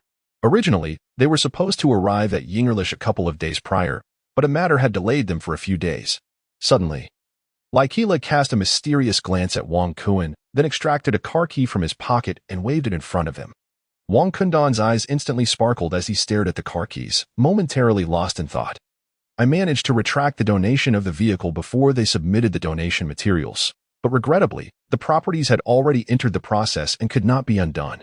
Wang Kuan's astonishment was palpable, almost rendering him speechless. A luxurious car had descended from the heavens, signaling the onset of an extravagant mode. L'Aquila triumphantly shoved the car keys into Wang Kuan's pocket, exclaiming with pride, "What do you think? Am I not exceptionally competent?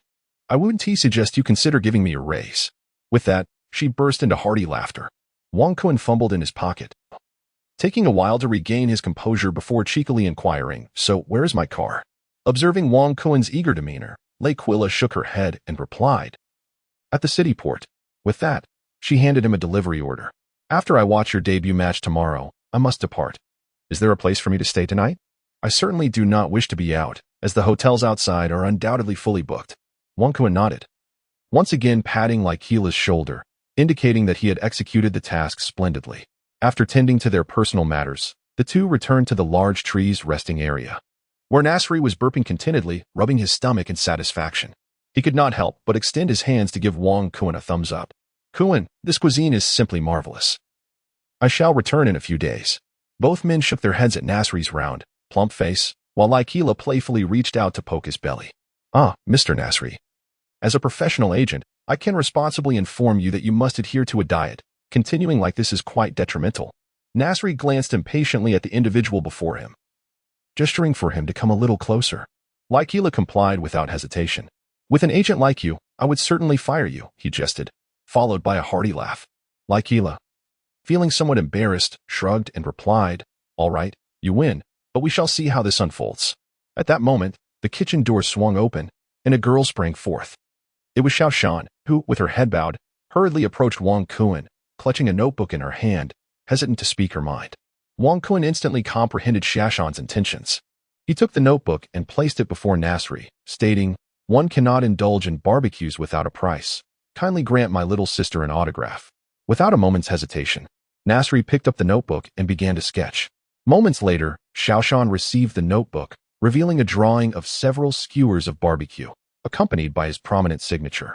Delighted by the signature, Xiaoshan gleefully scampered away. Having dined sufficiently, let us engage in some physical activity. Wang Kuan readily agreed to Nasri's suggestion, while Lei Kayla showed no interest in joining. Observing the bamboo skewers on the table, he seemed to find newfound interest and made his way to the kitchen. Wang Kuan and Nasri made their way towards the training area near the penalty box. As the sun began its descent, their figures came to life upon the lush green grass. After a brief moment of playful running, they paused. Nasri glanced at the training ground and then turned to observe Wang Kuan, suddenly intrigued. "Come on, NK." Wang Kuan was momentarily taken aback. Yet he could not afford to appear timid, so he nodded in tacit approval. Nasri retrieved the ball from the hoop and began to bounce it a few times. Engrossed in his own activities, Wang Kuan also lowered his body, assuming a defensive stance. At the very moment the ball touched the ground, Nasri deftly shifted his left shoulder and executed a feint with his left foot. Although Wang Kuan was momentarily led astray, he remained steadfast, his feet unmoved. He discerned Nasri's ploy, and the two began a cautious exchange. Nasri chuckled softly, employing the same trick once more, yet this time he quickened the rhythm of his movements. Wang Kuan, too, adjusted his footwork, adopting a series of quick steps. Amidst his seemingly playful demeanor, Nasri introduced an unexpected maneuver, abruptly incorporating a heel flick during his feigned movements. Wang Kuan swiftly extended his foot to intercept the ball, but Nasri deftly flicked it away with his heel, leaning forward to brace against Wang Kuan's upper body. His heel remained planted, while Wang Kuan, in his eagerness, failed to make contact with the ball, which glided effortlessly between his legs after Nasri's deft maneuver. Furthermore, he lost his balance, and Nasri swiftly executed a close turn, evading Wang Kuan with ease and charging towards the goal with the ball at his feet. With a swift motion, the ball found the back of the net. To make matters worse, Wang Kuan, having been outmaneuvered, stumbled forward, losing his footing entirely. Nasri appeared utterly unfazed by the turn of events. He turned back with a smile directed at Wang Kuan, mockingly exclaiming, "Oh my, you are so feeble." He then erupted into laughter, thoroughly enjoying the spectacle. Showing not the slightest concern for the fallen Wang Kuan knelt partially, still in a state of bewilderment, when he heard Nasri's mocking laughter. His face flushing with embarrassment, he felt humiliated, as if he had been utterly outmaneuvered. Instantly, he sprang to his feet, wanting to unleash his anger but restrained by the realization that no one was watching. Otherwise, it would have been utterly disgraceful. Nevertheless, the fire in his heart was uncontainable, and he impulsively shoved Nasri forward, declaring, "Hey, kid, I was just careless. Let us go again." Wang Kuan was ignited by a surge of anger as he strode purposefully towards the hoop, seizing the basketball. This time, it was his moment to break through. Nasri, sensing the shift in Wang Kuan's demeanor, ceased his laughter and approached him with a serious expression. Both sides shifted into a state of earnest focus as the offensive and defensive transitions unfolded. Wang Kuan juggled the ball a few times, and as it descended, he forcefully pressed his left foot onto it, leaning forward. This time, he was determined not to repeat his previous mistakes. He firmly planted his position and adjusted his center of gravity. He could not afford to be humiliated again, having already suffered the indignity of being nutmegged, and now facing the prospect of a dramatic fall. The thought ignited his frustration. With a subtle shift of his left shoulder, he pulled the ball back, attempting to pivot and break through. However, in that moment of rotation, Nasri seemed to anticipate his move and deftly repositioned himself to block Wang Kuan's path. "Hey, buddy, this is far too easy," Nasri teased. Wang Kuan, feeling the need to respond, took a step forward. Just as they were about to collide, he unexpectedly turned his back to Nasri, initiating a training maneuver reminiscent of the Qin King circling a pillar. Nasri paused, only to mock him further. "Come on. We're both diminutive players, and you're merely a shadow striker. You must rely on your agility and ability to maneuver past your opponents, rather than depending on sheer physicality to overpower them. Do you think you're Diiko?" Listening to Nasri's banter, Wang Kuan was acutely aware of his own limitations. Attempting to outmaneuver a midfielder with his current skill set was a daunting task, especially against someone of Nasri's caliber, a distinguished figure in French football. He simply wished to avoid a disheartening defeat. As they engaged in this contest of wills, the ball beneath Wang Kuan's feet became increasingly precarious. Realizing that persisting in this manner was futile, he leaned back and applied pressure on Nasri, then swiftly darted to the right. With a deft flick, he finally steadied his body. Yet, Nasri was remarkably agile, unfazed, and swiftly closed the gap.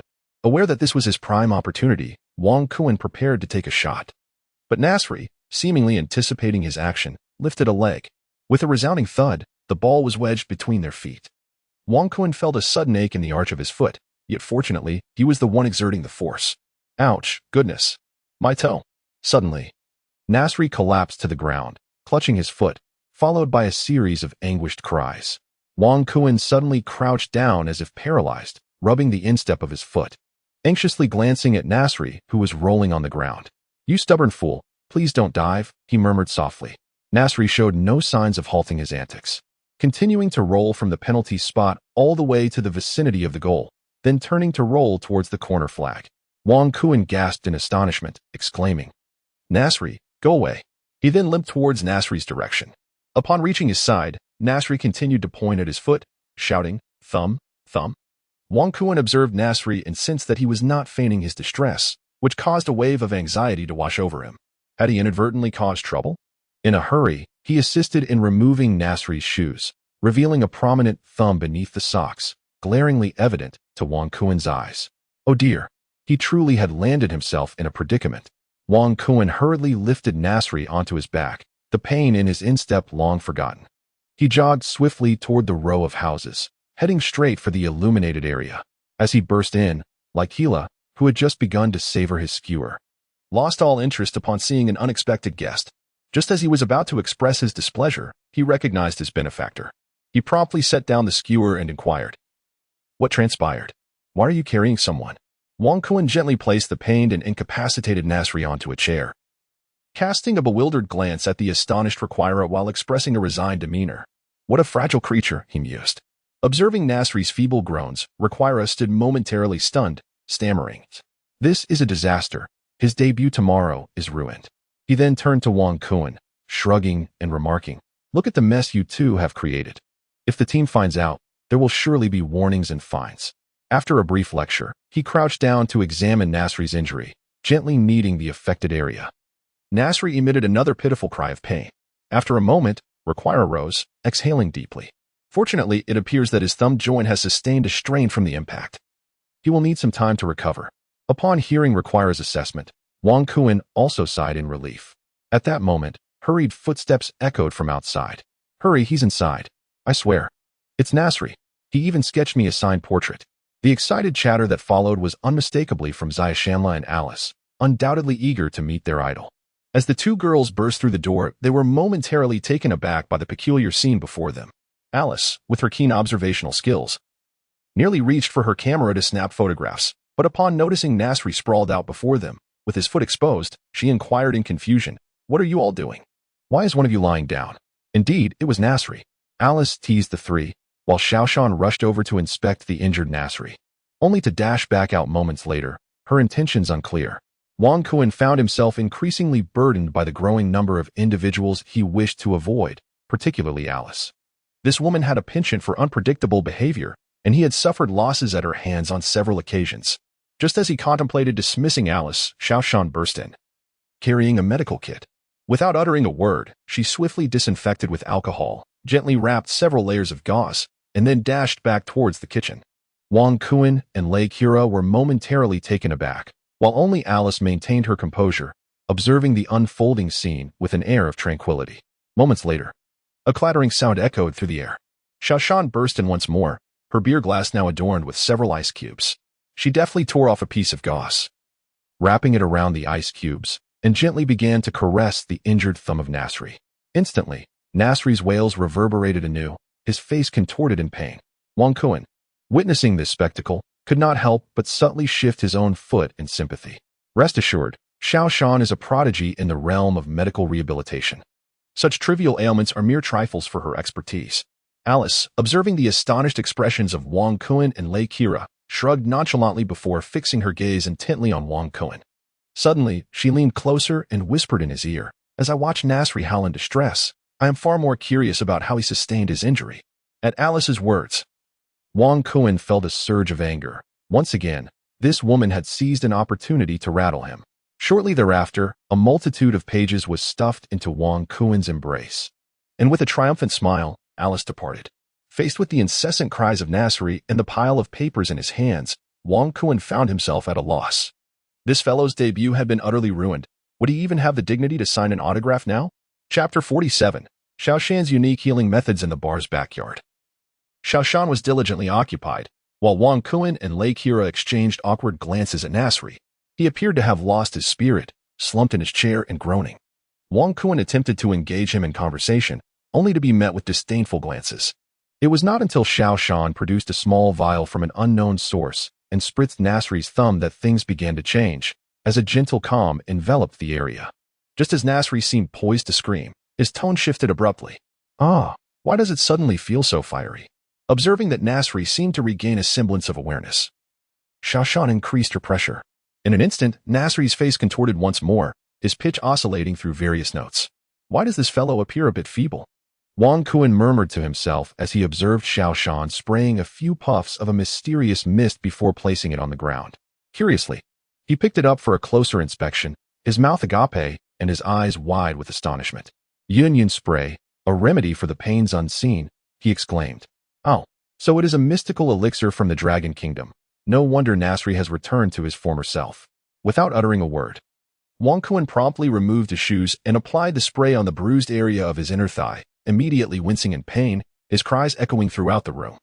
Noticing Wang Kuen's discomfort after tending to Nasri, Xiaoshan quickly approached him, saying, "Brother Kuen, this is not right. Let me take care of it." With that, her delicate hands cradled Wang Kuen's foot, meticulously kneading it, showing no regard for the unpleasant odor. The sudden shift left Wang Kuen at a loss. Just as he attempted to retract his foot, Xiaoshan gently restrained him. "Brother Kuen, hold on. Your injury is minor, just a bit of bruising. Resting for a night will not affect tomorrow's match." She resumed her gentle ministrations, and Wang Kuen found it difficult to decline her assistance. Though occasional pangs of discomfort surged through him, forcing him to suppress any sounds of distress. Nearby, Lei Quila observed Xiaoshan's unique therapeutic technique, seemingly contemplating something. Perhaps he was considering trying it himself. Moments later, the lights in the backyard flickered on, signaling that Xiaoshan had completed her task. She flashed a youthful smile, completely shedding her earlier professional demeanor. "Remember to warm up during training, and feel free to seek me out if you experience any discomfort," she said, before cheerfully skipping away with her medical kit in hand. The three men exchanged glances, the atmosphere growing awkward. After a prolonged silence, Lei Quila could no longer contain himself and spoke up. "Perhaps we should inform the team sooner rather than later." Nasri, gazing at his tightly bandaged foot, turned his eyes towards the ceiling, tears nearly spilling from him as he retrieved his phone and dialed a number. After several beeps, the call connected, and he heard the voice of assistant coach Kid. "Hey, Nasri, is there something going on so late?" Nasri tried to maintain his composure, stammering, "Hello, Coach Kid. I need to tell you something." Yes, I kicked a stone on the roadside, and my big toe is hurt." The room fell silent once more as both ended their calls. Lei Quila, feeling the tension, picked up a leftover skewer from the table, nibbling on it to mask his embarrassment. Wang Kuen remained silent, his facial expressions conveying a sense of helplessness as he sought to comfort Nasri, whose heart was bruised by injury. Unable to bear the situation any longer, Nasri spread his arms and exclaimed, "Hey, buddy, bring me a few beers and some barbecued skewers. I feel utterly miserable." Upon hearing Nasri's lament, Wang Kuen immediately bent low and hastened away, though his foot still ached, causing him to limp awkwardly towards the kitchen. Inside the Phoenix bar, the atmosphere was vibrantly alive. Li Tai had also invited friends to assist in preparation for the match day. Enlisting the help of nearby beautiful university students who were attending to the guests, this night promised to be one of sleepless revelry. Shortly after Wang Kuen made his appearance at the bar, he was swiftly spotted by enthusiastic fans clamoring for barbecue, instantly elevating the excitement in the venue to its zenith. With no recourse amidst the fervent cheers of the fans, he could only raise his glass for a brief toast with them before making a hasty retreat to the backyard. Upon hearing that a star had descended upon their midst, the fans outside the bar surged forward, each eager to catch a glimpse of the celebrity. "Who is it? Which star?" they clamored, only to learn that he had reportedly escaped through a secure passage. It seemed to be someone named Kuen. In the backyard of the bar, Wang Kuen finally managed to slip inside, shielded by Li Tai Ku, narrowly avoiding exposure. Once inside the house, Lei Kayla, perplexed, inquired about the commotion outside, which had been filled with incessant screams. Wang Kuan shook his head, pointing helplessly at himself, and Lei Quila immediately understood the situation. Nasri could no longer contain his fury and shouted, "Oh my goodness, you incompetent fool. I never want to see you again today. I am stuck here." With that, he picked up a plate nearby and hurled it. Wang Kuan, aware that he had created trouble, hastily fled the house, never to return. Congratulations.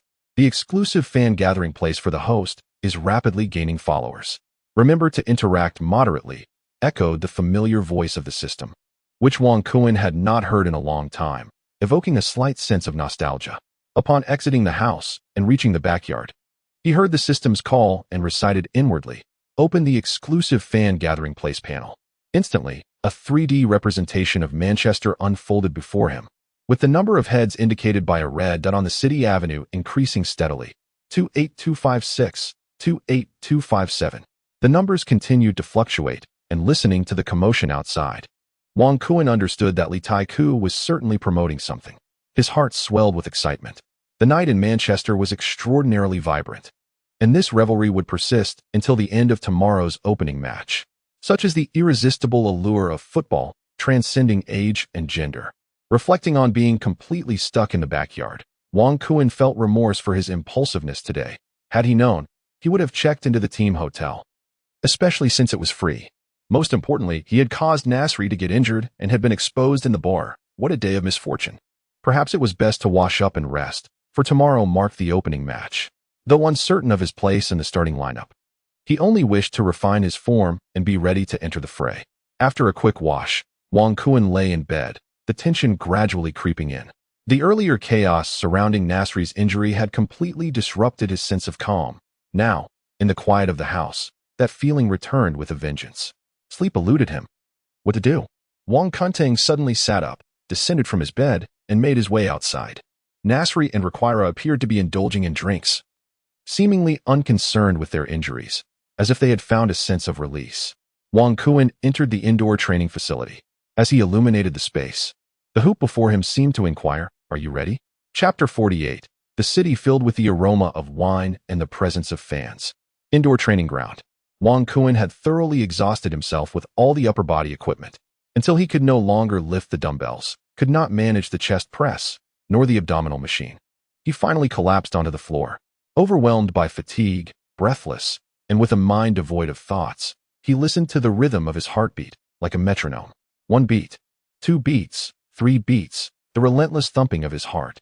His vision gradually blurred, and he succumbed to slumber.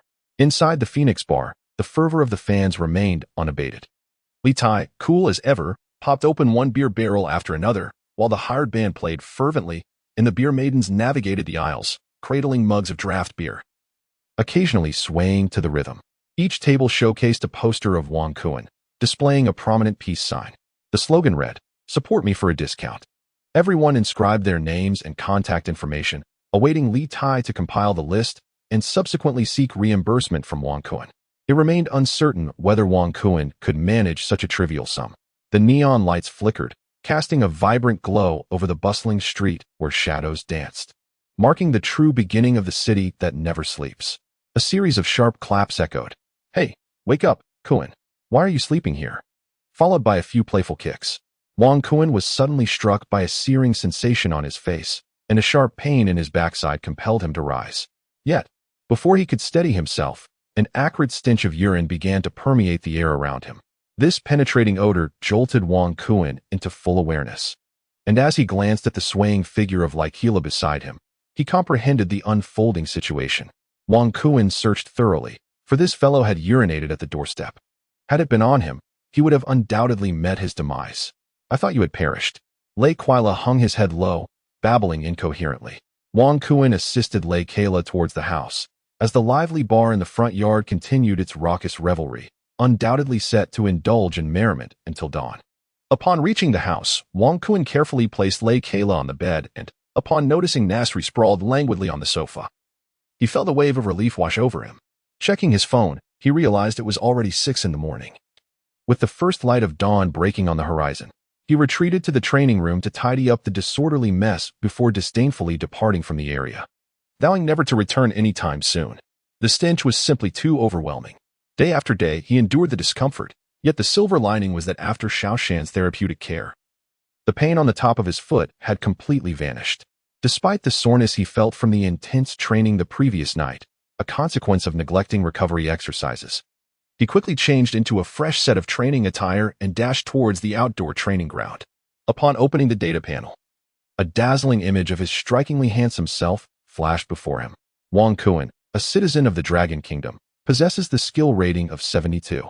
Upon examining his abilities, he showcases a powerful strike at level 4, an outside foot shot at level 2, ground shots, leaf shots, 1-2 plays, bicycle kicks, rapid turns, swift directional changes, and unadjusted shots.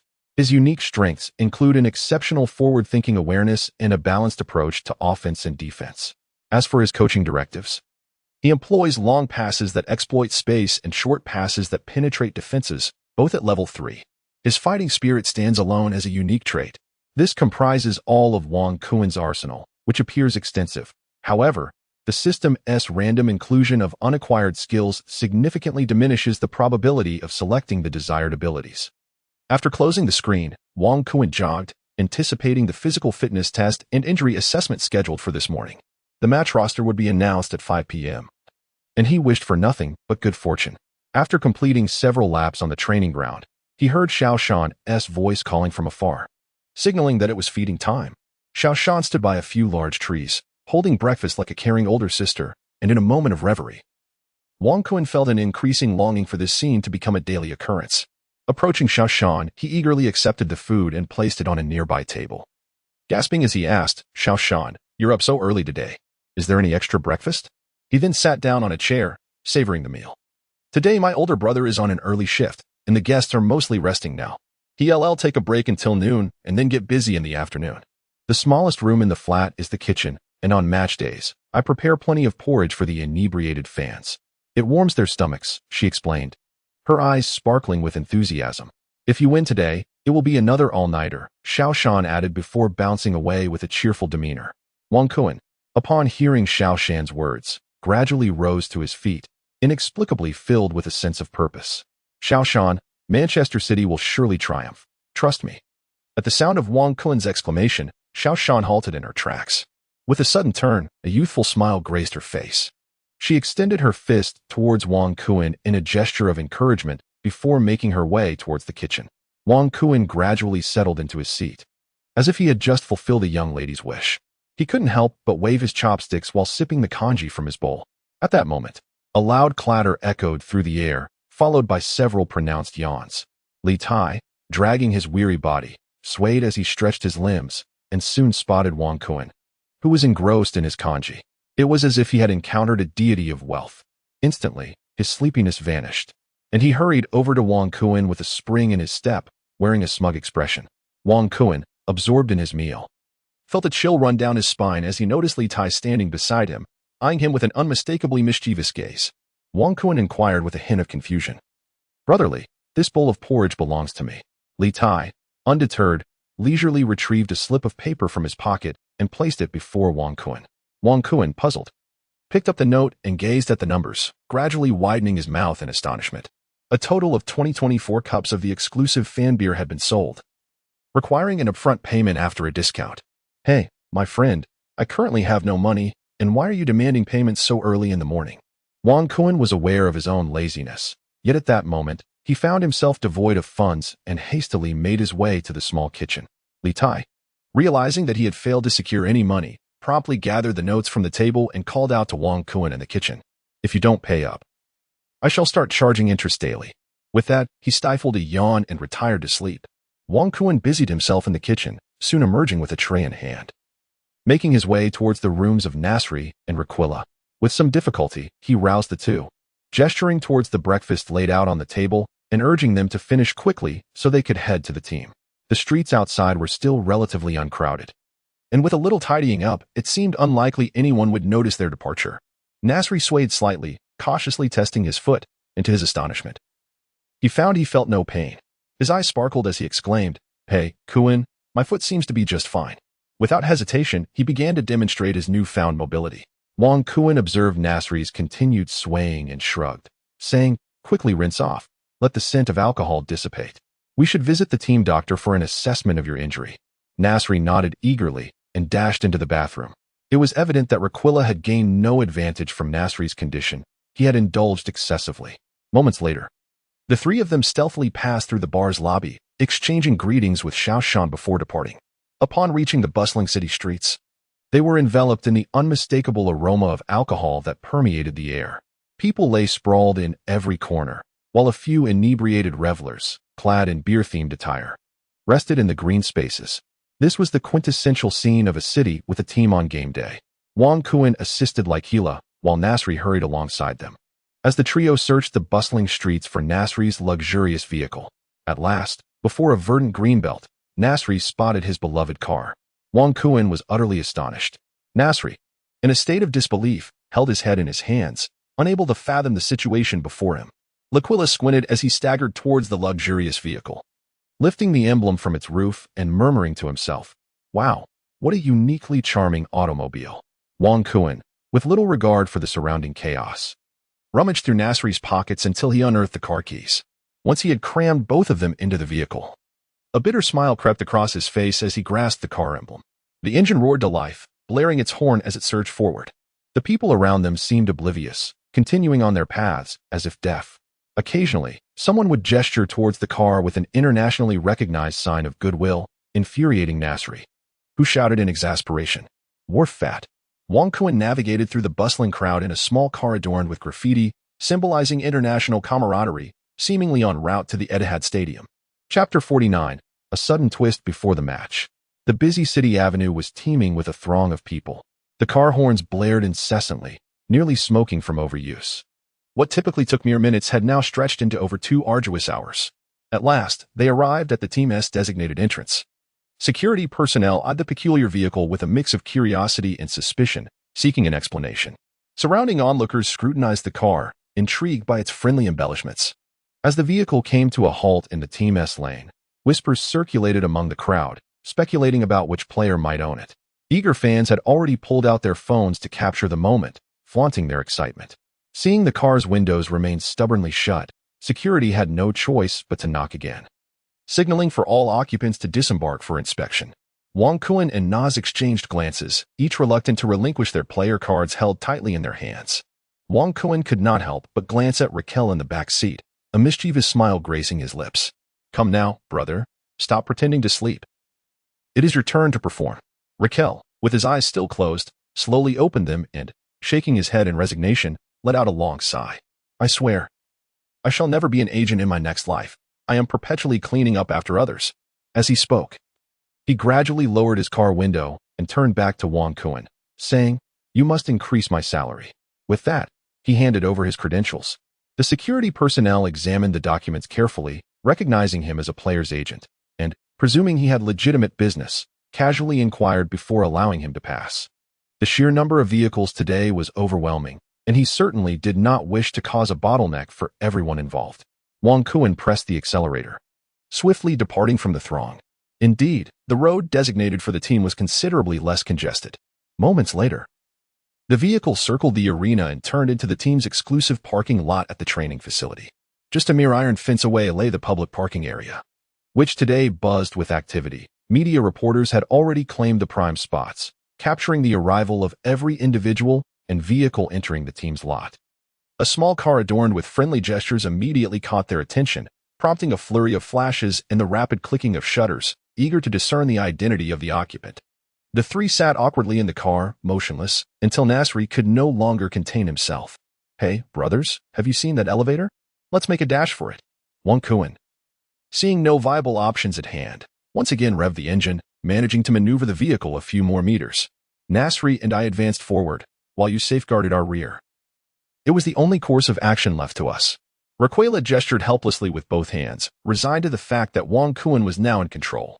The two of us swiftly exited the vehicle, our heads shielded against detection, and Raquela rushed out as well, cradling both of us and pressing our heads down low. The trio then sprinted towards the elevator, ultimately disappearing from the sight of the onlookers. Among the throng of media reporters, a blonde woman with piercing blue eyes bore a hint of a smile, shaking her head as she glanced at her film, bursting into laughter. Inside the elevator, The three of us finally breathed a sigh of relief. I'm heading to the business floor. You two can do as you please. I never wish to see either of you again today, Raquela complained as she pressed the button for the nearest floor.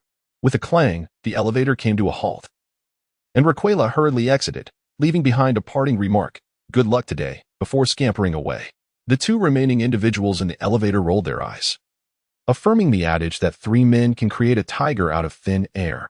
Moments later, the elevator stopped again, and the two had arrived at the medical floor. This was a mandatory stop for every player before a match, where they needed to undergo examinations to determine their fitness for play, alongside various tests, including league-mandated urine samples. After a thorough assessment by the team doctor, it was concluded that Nasri had an abnormality in the joint of his big toe, necessitating further therapy and advising against his participation in that day's match. Subsequently, a fax detailing his unfit status was dispatched to head coach Mancini's inbox. Nasri, shaking his head in resignation, acknowledged that he would have to cheer for the team from the stands. Wang Kun could not escape the discerning gaze of the team physician, as bruises marred the inner part of his foot. Whether he could take to the field would be determined by the head coach, and a fax had already been dispatched regarding this matter. As the two exchanged their sentiments, a few teammates appeared in the corridor, namely Hart, Yaya Touré, and Silva. After a brief exchange of greetings, they learned that Nasri's debut would be postponed, eliciting a chorus of mischievous smiles from the group. Subsequently, they each proceeded to their respective evaluations. Nasri headed to the treatment room, while Wang Kun departed the testing facility. Upon reaching the parking lot, the team bus was already awaiting the players. Wang Kun did not linger and directly boarded the bus, closing his eyes to rest. Time passed, though he could not tell how long, when the bus emitted a low hum and slowly started moving. Upon opening his eyes, familiar faces came into view, and the shouts from outside were rising and falling in a chorus. The bus navigated through the shade of trees, while the young players cast envious glances. At training ground number 3, a whistle blew, and the coaching staff divided the players into several groups for a simple physical fitness test prior to the match, which posed little challenge. Following this, tactical drills commenced, and Wang Kun increasingly showcased his liveliness on the training field. He endeavored to perfect his shooting technique, and as the ball's arc descended lower, he realized he had mastered the basics of being a forward. Tevez, as always, refrained from shooting and continued to provide assists to Wang Kun. Mancini, observing from the sidelines, scanned each player with a contemplative expression. Finally, the whistle blew again, signaling assistant coach Kidd to conclude the day's training. The team gathered, and Mancini approached the group, smiling as he surveyed his players, nodding in satisfaction. With the afternoon marking the opening match and a new journey about to begin, he wished everyone good fortune before dismissing the team. The brevity of his words left Wang Kun slightly stunned. Hart patted Wang Kun on the shoulder, saying, "Come on, brother, let us get on the bus for a meal. The locker room will be lively for you this afternoon." Accompanied by a playful glance, Wang Kun felt a bit uncomfortable as he boarded the bus with the others. It was unusual to hear music playing, likely intended to help everyone relax. In the players' dining hall, the meal was exceptionally lavish. Wang Kun savored his beloved beef noodles with 2 eggs, standing in stark contrast to the other players.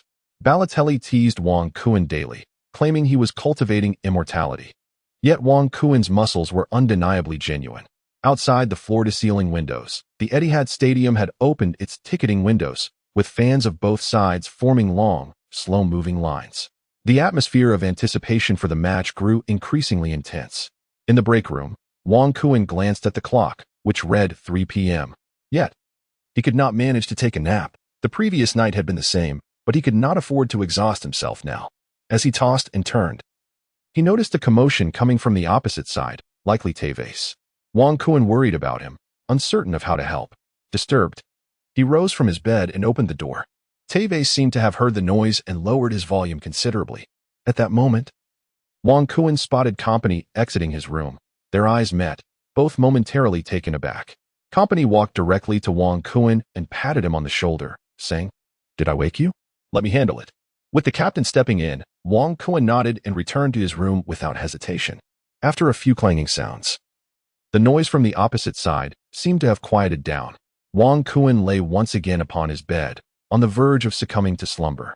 Suddenly, a cacophony of noises emanated from the room across the hall, followed by an uproar. His fellow teammates from the adjacent rooms, too, began to open their doors, peering out to discern the source of the commotion. Wang Kunting abruptly rose to his feet, his heart racing with a sense of impending doom. Chapter 50. The opening match lineup. Within the corridor designated for the team's midday respite, an increasing number of players congregated. Although the specifics of the situation remained unclear, a general understanding of the unfolding events began to take shape. The team's defenders, including Clichy and Richards, hurried towards the scene. As they had always shared a camaraderie with their fellow defender, Company, Richards forcefully pushed open the door, and Wang Kunting, positioned directly opposite, witnessed Tevez and Company entangled in a fierce struggle. As more and more teammates surged into the cramped space, the two combatants were finally separated. Tevez, already bearing burns on his neck, now exhibited a menacing demeanor, with bulging veins that sent shivers down the spines of all present, prompting each of them to retreat from the room. Company, too, was assisted out by De Jong, the vice-captain who had rushed to the scene. Wang Kuen's mind was a complete blank, although he was unaware of what had transpired. The gravity of the situation unfolding before the opening match suggested that something significant was amiss. Indeed, mere minutes later, head coach Mancini and assistant coach Kidd appeared in the corridor of the lounge. Kidd gestured for the players to refrain from congregating and to return to their respective rooms. The sparse crowd dispersed, leaving the corridor enveloped in silence. Wang Kuen gently closed his bedroom door. Being in close proximity, he could distinctly hear the commotion outside. In Tevez's room, the presence of defender Zabaleta, a fellow national teammate, suggested that perhaps only someone from their homeland would counsel him against acting impulsively. Additionally, Vice-Captain De Jong was also attempting to reason with Company. Moments later, Mancini spoke up. It appears you all possess a great deal of energy. Why not channel it into this afternoon's match? Are you aware of the dire consequences of discord within the team? Tevez, as the seasoned captain, your failure to return on time and missing the earlier Community Shield was taken lightly, considering your participation in international events. Yet, you continue to express your dissatisfaction on the training ground, neglecting your responsibilities as per the team's training requirements. I have refrained from holding this against you. But today, this cannot continue. You owe the team an explanation. Mancini vented his frustration, then turned his gaze towards Company. And you, Company, newly appointed captain, how could you find yourself in conflict with your teammates? I require you to submit a report immediately, as it pertains to your potential starting position this afternoon and your ability to fulfill your captaincy duties. Mancini felt overwhelmed. He merely wished to resolve this troublesome situation swiftly, as he was still formulating strategies for the upcoming match when he was abruptly informed of the altercation. No sooner had Mancini finished speaking than Tevez rose from his bed. Zabaleta attempted to restrain him, but Tevez broke free. Let it be. Lower the offer and allow me to leave. Under the gaze of the assembled individuals, Tevez departed the resting quarters, his destination unknown. Kidd swiftly intervened to smooth over the situation, exchanging a few polite words before ushering Mancini away. The corridor soon fell silent. Wang Kuen heard the words clearly, and it is likely that the other teammates caught the essence as well. Publicly complaining about a reduced offer to leave the team signifies a genuine desire to part ways. This is a tactic employed by players to exert pressure on the club. A dangerous game of brinkmanship. However, it remains unclear what transpired with Tevez that led him to behave in such a manner. As time swiftly passed, it was already 4 p.m. It seemed that the team had not rested well, as they boarded the bus once more, heading to the training facility. What surprised Wang Kuen was that Tevez was seated in the last row of the bus, eyes closed, presumably deep in thought. The afternoon training session was rather straightforward, with players engaging in individual warm-ups and a brief tactical rehearsal. Before long, the whistle blew, signaling the end of practice, and the players boarded the bus again. This time, however, the route had changed. The bus drove onto the dedicated lane for match vehicles, circling around the Etihad Stadium. This was a ceremonial welcome for the team bus, as fans continued to gather outside the stadium, eagerly awaiting entry. They cheered, sang, and clinked their beers in celebration. Wang Kuen was equally taken aback by this fervent atmosphere. Could this indeed be the madness characteristic of a football city? He dared not imagine the spectacle that a local derby would evoke. The bus moved slowly, this time entering through the underground entrance of the stadium, a departure from the previous routine. As he gazed at the clock at the entrance, it read 6 p.m., just an hour before the match. The underground parking lot led directly to the changing rooms, where players alighted from the bus one by one, each carrying their belongings. The corridor was adorned with personal posters of the Manchester City team, and Wang Kuen spotted his own poster, still showcasing that dashing snapshot of him making a peace sign. He found himself puzzled, wondering when that photograph had been taken. In the passageway, journalists from around the globe clamored, eagerly pressing against the door with microphones extended towards the players, hoping for a brief interview. However, the team had regulations in place, discouraging solo interviews whenever possible. Wang Kun spotted Alice from a distance. Her exquisitely delicate visage appeared particularly radiant today. She, too, noticed Wang Kun. The players passed by one after another, each keeping their distance. Yet this did not dampen the fervor of the media reporters, as every opportunity for an interview was deemed a valuable gain. Wang Kun strolled past Alice, playfully making a face at the camera before sprinting away into the distance. He thought to himself that while he would not breach the team's regulations by speaking, a mere gesture of mischief should pose no issue. Alice smiled gently. Fully aware of Wang Kun's intentions, he was merely offering her support. With the exclusive shot captured moments ago, she felt content. As the players departed one by one, the media reporters hastily made their way to another room. In that space, head coach Mancini sat at the podium alongside team captain Company, prepared to commence the pre-match press conference. Under the guidance of vice captain De Jong, the remaining players began to line up in the player tunnel. Once the formation appeared orderly, they made their grand entrance onto the pitch. Instantly, the crowd erupted in cheers. A vibrant sea of blue surging as the deafening roar of tens of thousands filled the air. As Wang Kun found himself at the tail end of the team. The moment he stepped onto the home turf, his body began to tremble with excitement, as if a surge of adrenaline coursed through him, causing even his teeth to quiver slightly. His legs shook beneath him while his teammates had already dispersed. Wang Kun remained rooted in place until Balotelli, standing nearby, gave him a gentle nudge, awakening him from his reverie. In the distance, he could see the opposing half of the field bustling with figures, evidently the visiting players, who had arrived early to familiarize themselves with the arena. Wang Kun swiftly made his way back to his half, executing high knees as a warm-up. As a reporter for BC, I inquired, Mr. Mancini, may we now unveil the starting lineup? Mancini, casting a slight smile at the assembled media, replied affirmatively. The starting lineup for Manchester City is as follows. Goalkeeper number 25, Joe Hart. Right back number 13, Kolarov. Center backs number 6, Lescott, and number 4, Company. Right back number 2, Richards. The defensive midfielders are number 18, Barry, and number 34, De Jong. Left midfielder number 45, Balotelli. Central midfielder number 42, Yaya Touré. Right midfielder number 21, David Silva. And the lone striker, number 10, Zeko. After announcing the starters, Mancini produced another slip of paper containing the substitutes. Number 16, new signing forward Wang Kun. Number 15, new signing center back Savic. Number 7, midfielder Milner. Number 22, new signing defender Clichy. Number 5, defender Zabaleta. Number 11, midfielder Adam Johnson. And number 12, substitute goalkeeper Taylor. This configuration represents a 4-2-3-1 formation with dual defensive midfielders, indicating Mancini's conservative approach for the season opener. As a reporter from Yangyang, I posed a pointed question to Mancini. Having spent nearly $100 million this summer, why does the starting lineup feature no new signings? And why are some players not even on the list? This was a sharp inquiry, but Mancini was prepared. He cleared his throat and responded. Today's new signings primarily came to experience the atmosphere of the league. Whether they play depends on the situation at hand. But I am confident they will soon grace the pitch with their presence. Additionally, some players are sidelined due to injuries or failed fitness tests and are currently in recovery. Mancini then gestured casually with his hand, indicating he would take one more question, which naturally fell to Alice from the City News Evening. Thank you, Mr. Mancini. I would like to ask the new captain, Mr. Company, about the pressure of being a leader in the dressing room this season. Will you address any discord among the players? Company appeared somewhat distracted, likely still affected by the earlier incident involving Tevez, and was clearly unprepared for such a sensitive topic. I appreciate the trust from the team and my teammates, he replied. I will certainly fulfill my responsibilities and provide everyone with assurance. Listening to Company's response, it was evident that he lacked professionalism.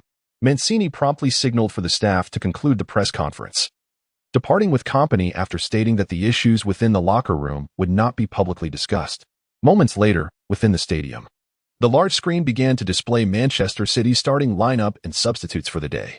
Upon noticing the absence of their names, several first-team players gradually exited the field and made their way to the designated stands for the team. Among them, it was apparent that one individual, Tevez, was particularly discontent. At that moment, our old acquaintance, Wang Taodao, began showcasing his eloquence. After calling out the name of the substitute Wang Kuan, he paused for a moment and added, "Oh ho ho, look who we have on the list. From the Dragon Country, Wang Kuan. Will he make his debut today? Let us wait and see." At this moment, Wang Kuan also realized that he was on the substitute list, releasing a long breath, uncertain of what awaited him next.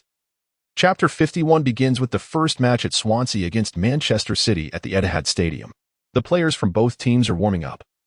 While the attendance has once again shattered the stadium record, surpassing a staggering 50,000 spectators. Even before the match has commenced, the home fans are already in high spirits. As the opening strains of Blue Moon resonate throughout the venue, Swansea City has announced its starting lineup. Goalkeeper number 1, Vorm. Right back number 22, Rangel. Center back number 2, Williams. Center back number 4, Cocker. Left back number 5, Taylor. Midfielder number 24, Allen. Midfielder number 7, Britton. Midfielder number 14, Dyer. Left forward number 11, Sinclair. Center forward number 10, Graham. Right winger number 12, Dyer. Forming a 4-3-3 formation, it appears that the Welsh team, Swansea, in its inaugural Premier League appearance, under the guidance of coach Gary Monk, aims to showcase something special to their fans, or perhaps to give Manchester City a run for their money. Time swiftly passes, and soon the players from both teams begin to return to the dressing rooms one by one. Wang Kuan appeared to be in a trance, trailing behind his teammates. Keen to avoid any embarrassment on this day, quietly absorbing everything around him. Inside the home team's locker room, the starting players donned their formal training attire, while the substitutes slipped into vests for distinction. Everyone sat attentively as assistant coach Kidd and the coaching staff produced the tactical blackboard at the very last moment. Mancini slowly approached the board, surveying the locker room before fixing his sharp gaze upon each individual. After making a few decisive strokes on the board, he addressed the players. "Today, we face Swansea, the first Welsh team to ascend to the Premier League. We are all somewhat unfamiliar with them, myself included. However, regardless of the opponent, the essence of the match lies in our strength. On paper, we possess significantly greater prowess than they do, so it is imperative to have faith in ourselves. We are indeed the strongest. We must project an aura of dominance before them, yet internally, we must respect our adversary, for they will undoubtedly fight valiantly today. The first 20 minutes are crucial, which is why De Jong will partner with Barry as our double pivot. Once they tire, we shall deliver the final blow. Our strategy is straightforward. We shall first wear them down, and then strike decisively." Upon concluding his remarks, the players nodded in agreement, finding clarity and simplicity in his words. Free from any ambiguity. Go, go. Let us show them some color and teach the Welsh how to play the game. As Mancini finished, Captain Company immediately rallied the team with a loud call to action, inspiring everyone to rise and encourage one another. Wang Kuan, like everyone else, felt a surge of fighting spirit that was instantly unleashed. Following closely behind the group, he exited the changing room. Within the players' tunnel, the resounding shouts from outside echoed fervently, and Wang Kuan spotted the visiting Swansea players clad in white. The teams gradually made their way forward, with each starting teammate holding a small football treasure, while Wang Kuan brought up the rear until they reached the entrance. The sight of tens of thousands of fans and the majestic Etihad Stadium unfolded before him, presenting an entirely different scene. Company led the starting lineup directly towards the center of the pitch, while Mancini guided the substitute players and coaching staff towards the designated bench. As the clock struck 1850, a league representative addressed the crowd, followed by a profoundly significant moment of silence, which was met with a renewed wave of applause. The players returned to their respective positions, and the captains engaged in a cordial flag exchange ceremony.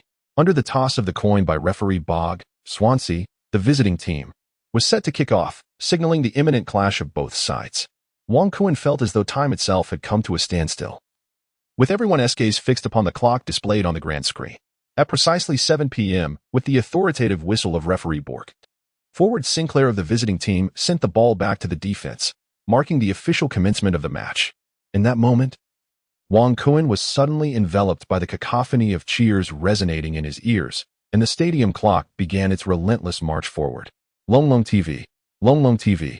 Dear viewers, you are now witnessing the opening match of the English Premier League, featuring a home game between Manchester City and the newly promoted Swansea. Today's live commentary is brought to you by me, Wang Taodao, alongside our old friend Su Dongong. You may also share your thoughts by sending messages to the Hong Fanky Faishon Yimin comment section and join us in discussing this thrilling encounter. All right, everyone.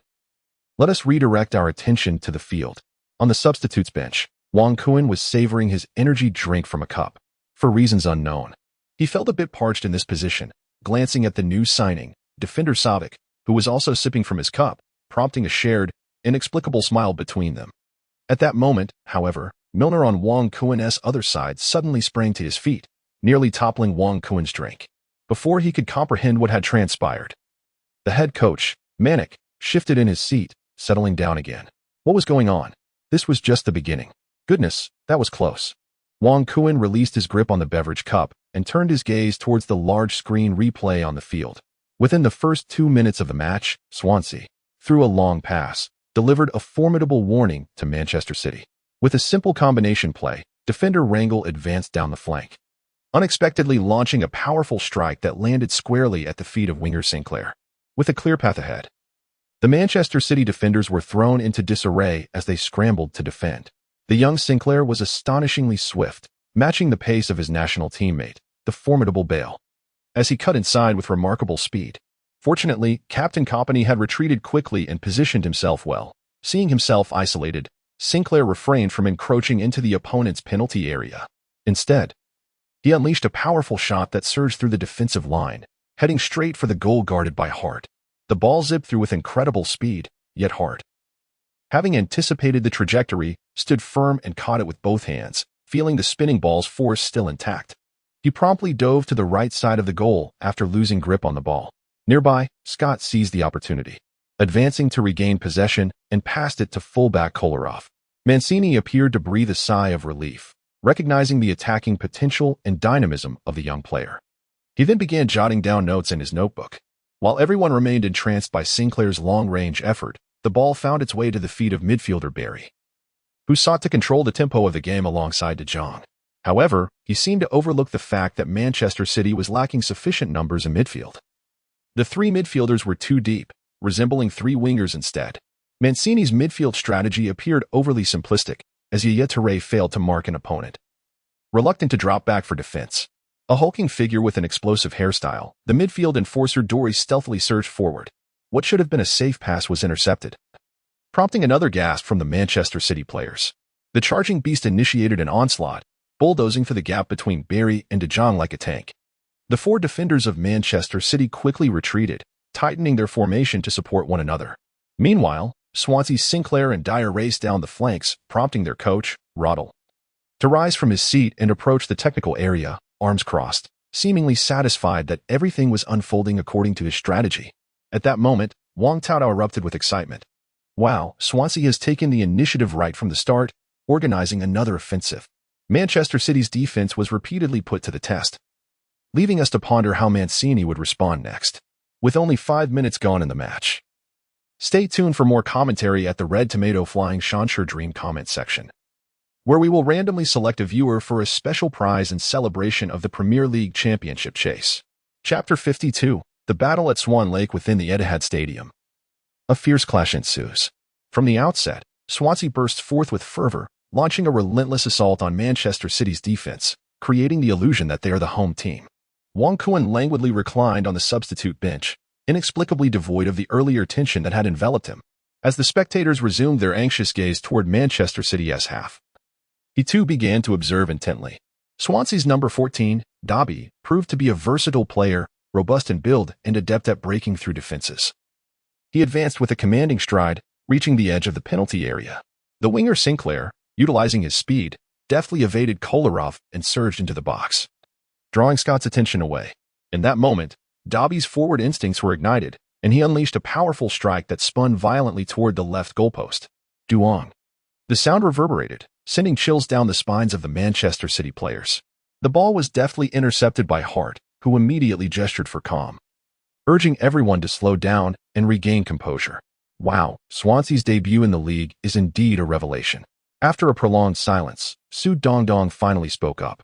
Indeed, the first point of intrigue in today's match is how the Welsh team performs in the Premier League. The second point of interest lies in whether Manchester City, having spent nearly 100 million, can secure a triumphant start. The third point revolves around whether the star-studded substitutes of Manchester City can make their inaugural appearance at the Etihad Stadium. Among them, our greatest anticipation rests on Wang Kun. With a plethora of past glories, we eagerly await to see if he can once again achieve greatness. Wang Taotao spoke at length until Su Dongdong stepped on his foot, thereby concluding the discussion. The subject at hand was none other than Wang Kun, who had long been blacklisted by the Dragon Country Football Association. Yet, this individual, akin to a resilient cockroach, seemed impossible to erase from the annals of influence. As Wang Taotao elaborated on the highlights of today's match, the situation on the field shifted once more, with Swansea successfully earning a corner kick following a well-executed play. Manchester City's penalty area was crowded, and Hart was vociferously directing his teammates' positions. It was at this moment that the large screen displayed a series of statistics. Swansea's possession rate had soared to an astonishing 75 within the first 15 minutes. This audacious style of play left Manchester City struggling to respond, and it appeared that the home fans were gradually falling silent. Mancini could no longer remain seated. He ascended to the makeshift command area. Though he exhibited no outward signs of emotion, the Manchester City players in the penalty area were acutely aware of Mancini's presence. They had 5 minutes remaining to fulfill their defensive duties. The captain, Kompany, was shouting for his teammates to concentrate. As Swansea took their corner, players from both sides jostled for position. Forward Graham positioned himself near the near post, anticipating the ball's trajectory. The ball was struck forcefully and deflected towards the far post. Hart, misjudging the situation, failed to make contact, and no one was there to intercept it. All eyes were fixed on the far post, where no players awaited. The ball landed and veered off the pitch, eliciting gasps from the crowd. Swansea's forwards demonstrated remarkable attacking prowess, and the away fans in the south stand fervently cheered, their voices momentarily drowning out those of the home supporters. Mancini paced back and forth in the command area. After observing for 15 minutes, he seemed to discern the necessary adjustments. He gestured to the two holding midfielders, Barry and De Jong, who immediately grasped the coach's intentions. De Jong remained stationed in defense while Barry advanced, providing support to Yaya Touré in the center. Manchester City swiftly transitioned to a 4-1-4-1 formation. Mancini's rationale for this shift was his realization that Swansea was employing an all-out attacking strategy, necessitating a bolstered midfield to invigorate Manchester City's front line. Engaging in a direct confrontation with the opponent was essential for seizing opportunities. Approaching the 20-minute mark, remarkably, neither side had committed a foul. It was evident that defense would no longer play a role in this match. Following this simple adjustment, Mancini returned to the bench to confer with his assistant coach, subsequently glancing at the substitutes bench, seemingly preparing for the second half. After the adjustments, Manchester City finally began to contest with Swansea at the midfield. Once Barry received the ball, both teams commenced their movements. This time, Swansea refrained from attempting to intercept. They were preparing to counter. Yaya Touré, growing increasingly impatient, shouted for the ball. He dribbled forward. But as the opposing defense positioned themselves effectively, he hesitated before passing to Balotelli on the flank. This fellow had been absent from the limelight for quite some time. And as the ball arrived at his feet, he audibly lamented, "What on earth are you all doing? I've been waiting so long that the flowers have withered." However, he found himself deprived of opportunities to showcase his talents. The penalty area was congested, and he could only helplessly shake his head as he returned the ball to Silva, who was advancing into the box. This ethereal man, upon entering the opponent's penalty area, was instantly marked by defenders who knew his intentions. Dico was ensnared by two defenders, rendered immobile. Time was of the essence, and he had to act swiftly, just as a defender prepared to strike. He deftly lifted his left foot and curled the ball with finesse, sending it spiraling past the multitude of players towards the goal frame.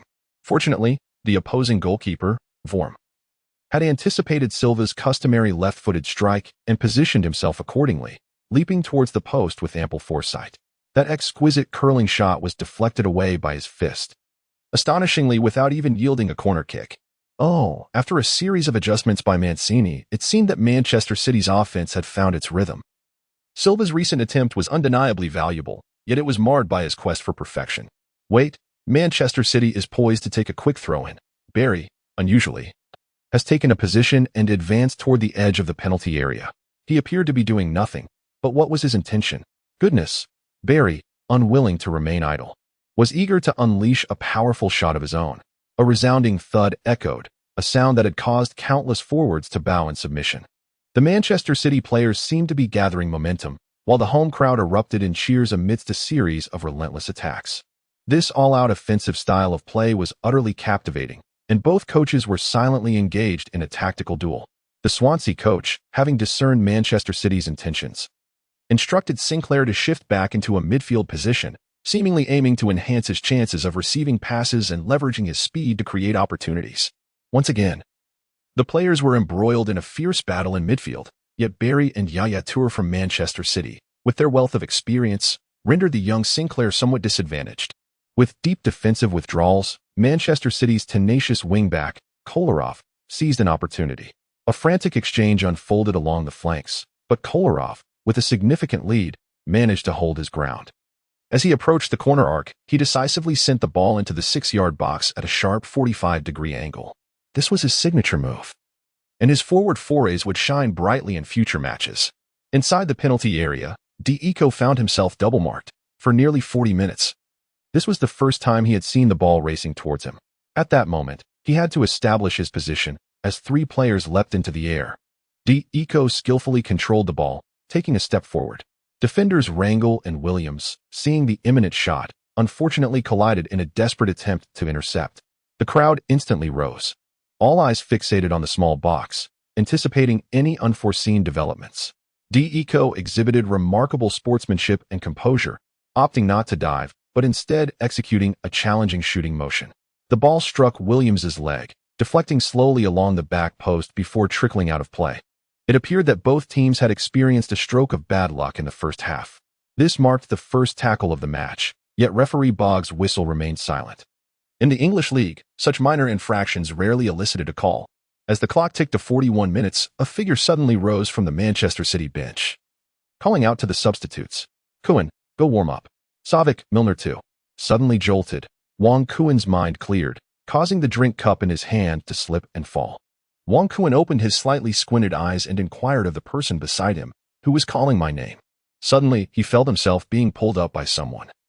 It was Savic, who leaned in close to Wong Kuen's ear and said, "Brother, the assistant coach has instructed us to get our bodies moving."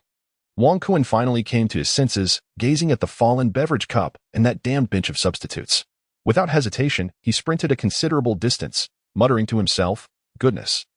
The allure of the substitute bench is utterly addictive. It's astonishingly terrifying. Subsequently, he donned the substitute vest and jogged towards the boundary of his half of the court.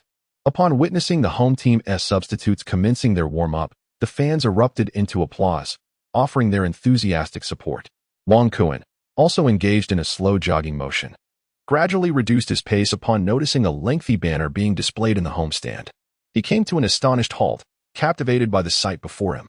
Among the sea of blue, he appeared to discern several familiar figures, who were swaying a banner adorned with what seemed to be a portrait. Wong Kuen observed closely, and to his astonishment, it was indeed the photograph of his scissor hands. There was also a hasty inscription, "Support my beer at half price." A dedicated gathering place for fans of Wong Kuen at Phoenix Bar. Wong Kuen scratched his head, feeling an overwhelming sense of embarrassment, utterly unable to bear the gaze of those around him. Behind him, a throng of thousands was restlessly shouting something, "Kuen, Kuen." Chapter 53. The underlying struggle of the head coach. What transpired at the scene was electrifying. The home team supporters erupted with fervor, resonating even within the confines of the studio. "Su Dongdong, did you sense the commotion?" Amid the cacophony, I discerned the repeated calls of "Kuen, Kuen." "Ah, you won't believe what I just witnessed. The new addition to Manchester City's bench, Wong Kuen, has begun to warm up. With just 4 minutes remaining in the first half, it seems that Mancini is poised to make a significant alteration in the second half." "Keep your voice down. Have you forgotten?" Wong Taodao could only feel a sharp pain in his feet, exclaiming in discomfort. The atmosphere at the scene left Wong Kuen in a once again, as he stared, astonished, at the fervent crowd of fans. Behind him, Savic inadvertently nudged him. Wong Kuen returned to the field, promptly elevating his legs and resuming his run, gesturing towards the stands. In an instant, applause and cheers surged once more, with fans from other sections joining in. The name Kuen reverberated throughout the Etihad Stadium. Mancini involuntarily turned to glance back, sensing the high popularity of the newly acquired player. He then cast a sidelong look at the Swansea coaching bench, where the coach, feeling the shift in atmosphere, suddenly noticed the active Manchester City players, his brow furrowing in concern. Did the opponents intend to make a substitution at halftime? With a sharp whistle, the first half concluded. Both teams displayed a back-and-forth struggle, yet it fell just short of a breakthrough. Mancini was the first to return to the players' tunnel, followed closely by the coaching staff, while the substitutes began to gather their belongings, gradually entering the tunnel. In the Manchester City locker room, assistant coach Kidd had prepared the tactical board, and shortly thereafter, the players assembled. Those who had participated in the match wiped the sweat from their brows, while medical staff checked for injuries, and equipment managers ensured there were no jerseys needing replacement. A few minutes later, the staff slowly exited the locker room, allowing the players' heart rates to stabilize. At an opportune moment, Mancini entered, prompting his disciples to rise slowly, but he gestured for them to remain seated, indicating that he was pleased with their performance in the first half. It seemed their luck had merely been lacking. Let me share some news. In today's first round of matches, only one of the 9 home teams has yet to concede a goal. And that team is us, Manchester City. This news would surely be relayed to the Swan Lake midfield during the break. There would be no changes at halftime. My only request is that everyone remains composed and patient, wearing down their adversary's vigor. Upon hearing that Mancini would not make substitutions at halftime, the players on the field finally exhaled in relief, for being substituted at halftime was indeed a matter of embarrassment. However, Wong Kuan felt a twinge of disappointment, as he had envisioned making a substitute appearance in the second half. It seemed he would have to wait longer. Nonetheless, he resolved to prioritize the team's victory above all, accepting that his entry onto the field would be left to fate. As he pondered these thoughts, Kompany called out once more, prompting the players to move towards the players' tunnel. In the stands, where Wong Kuan's supporters congregated, the cheering fans waved their banners enthusiastically. Those around them, who had yet to join in, were drawn in by the enticing offer of half-price beer. The Manchester City club provided beers for fans at the stadium for $5 each, and with the discount, it was quite the appealing deal. "Oh, what a tiring day this has been, even more exhausting than a day at the pub," Li Tai complained while jotting down notes. "Hey, weren't you the one who said we should show up to support Kuan in his match? You said he would falter if we didn't come." Xiao Shan meticulously sorted through the papers handed over by Li Tai-ku, her large eyes wide with anticipation. "This fellow still hasn't taken the stage. The waiting crowd is growing anxious," she remarked. Li Tai-ku cast a glance at the player tunnel, observing that both teams were gradually returning to the field. "Look, Brother Kuan is warming up on the sidelines. It seems that Manchester City has made no substitutions during halftime," Xiao Shan exclaimed. "Indeed, it's quite disheartening to see him still stretching." As both teams took their positions, the head referee, Borg, blew his whistle, signaling the commencement of the second half. To everyone's surprise, Swansea opted for an early substitution, removing forward Dale in favor of midfielder Lida, seemingly aiming to bolster their midfield tenacity. Mancini remained comfortably seated on the bench, engaged in light-hearted conversation with Kidd, while occasionally gesturing to the players' performances on the field. This demeanor caused Swansea's head coach, Roddle, to furrow his brow as he appeared to have misjudged Mancini, resulting in subtle shifts in the dynamics of the match. In an effort to facilitate Sinclair's involvement, Roddle instructed him to retreat to a midfield position. With the removal of another forward, only Graham remained in the attacking front. Realizing this, he quickly gestured for Sinclair to return to the center forward position, adjusting the formation to a 4-4-2. The on-site commentator, Wang Taodao, noted the tactical shift, quipping, "We see Roddle altering his formation in the 47th minute, just 2 minutes into the second half. He truly is a man of many changes. I wonder what adjustments Mancini will implement. Let us wait and see." After the kickoff, possession remained firmly with Manchester City, as the players diligently adhered to Mancini's instructions, maintaining their composure and avoiding haste. De Jong exhibited remarkable control, engaging in a series of backward passes with the defenders, deliberately refraining from advancing the ball to the midfield. This was due to the presence of Yaya Touré, who would inevitably take the ball and unleash a powerful strike. Consequently, the 4 midfielders of the opposing team found themselves in a precarious position. Any reckless advance would cede control of the midfield, while their passive stance rendered them mere puppets on the field. Indeed, the newly arrived Lida, still acclimating to the situation, would not afford Manchester City any leniency. With a loud shout, he charged towards De Jong, the Swansea captain Williams hollering from the backfield, yet it failed to rouse the oblivious player. Who is De Jong? You might wonder? Perhaps you are unaware of his renowned stature, likened to the likes of South De Jong and North Pepe. Sensing an approaching adversary, De Jong had just received a back pass from Kompany, yet before he could pivot, he felt the ground tremble beneath him. Instinctively, he evaded to the side, deftly keeping the ball at his feet. Then came a thud as a figure collided with the ground at his feet. De Jong executed a deft maneuver, stabilizing his balance before deftly bypassing Lida's body. His heel nearly grazed the head of Lida, who lay with his hands clasped over his head and eyes shut tight. And then he was off, sprinting as a gap opened up in the Swansea midfield, with Manchester City's defenders advancing in unison. The dynamics of the game shifted rapidly, prompting the Swansea coach to shrug his shoulders and mutter in discontent. What were you thinking? As Lida picked himself up from the ground, he noticed his coach's complaints and, brushing off his jersey, hurried back to chase after De Jong, seemingly replying to his coach, "Wasn't it you who told me to end the play?" Yet, it was all too late. De Jong had been successfully activated into warrior mode, sprinting while continuously assessing the positions of his teammates on the field. Ahead of Yaya Touré, Zeko made a commendable run, and De Jong, with determination, delivered a precise through ball. However, he overlooked one crucial detail. Yaya Touré, positioned along the pass's trajectory, executed a deft nutmeg as the ball passed by him. Everyone anticipated a graceful display of letting the ball pass, yet he did not disappoint. He controlled the ball effortlessly. Subsequently, he embarked on a powerful dribble, a movement that unfortunately left Zeko in an offside position. The fluidity of Touré's dribbling left only a disoriented De Jong in its wake. Then came Yaya Touré's remark, "Thank you for the assist." He had now confidently advanced into the opponent's penalty area, where the Swansea defense had already set their formation. Touré could only shift to the side before unleashing a fierce shot, the ball soaring towards the goal. With a whoosh, the crowd gasped in astonishment as the ball struck the side netting, creating an illusion from afar as if it had found the back of the net. Touré shrugged nonchalantly. "I am not a forward." Subsequently, he dashed back to the midfield, where the ever-pensive Manik smiled wryly. It appeared that the players on both sides were beginning to exhibit signs of impatience. At this juncture, whoever scored would seize victory. A little more effort was required. He then turned to observe the new signings stretching and warming up.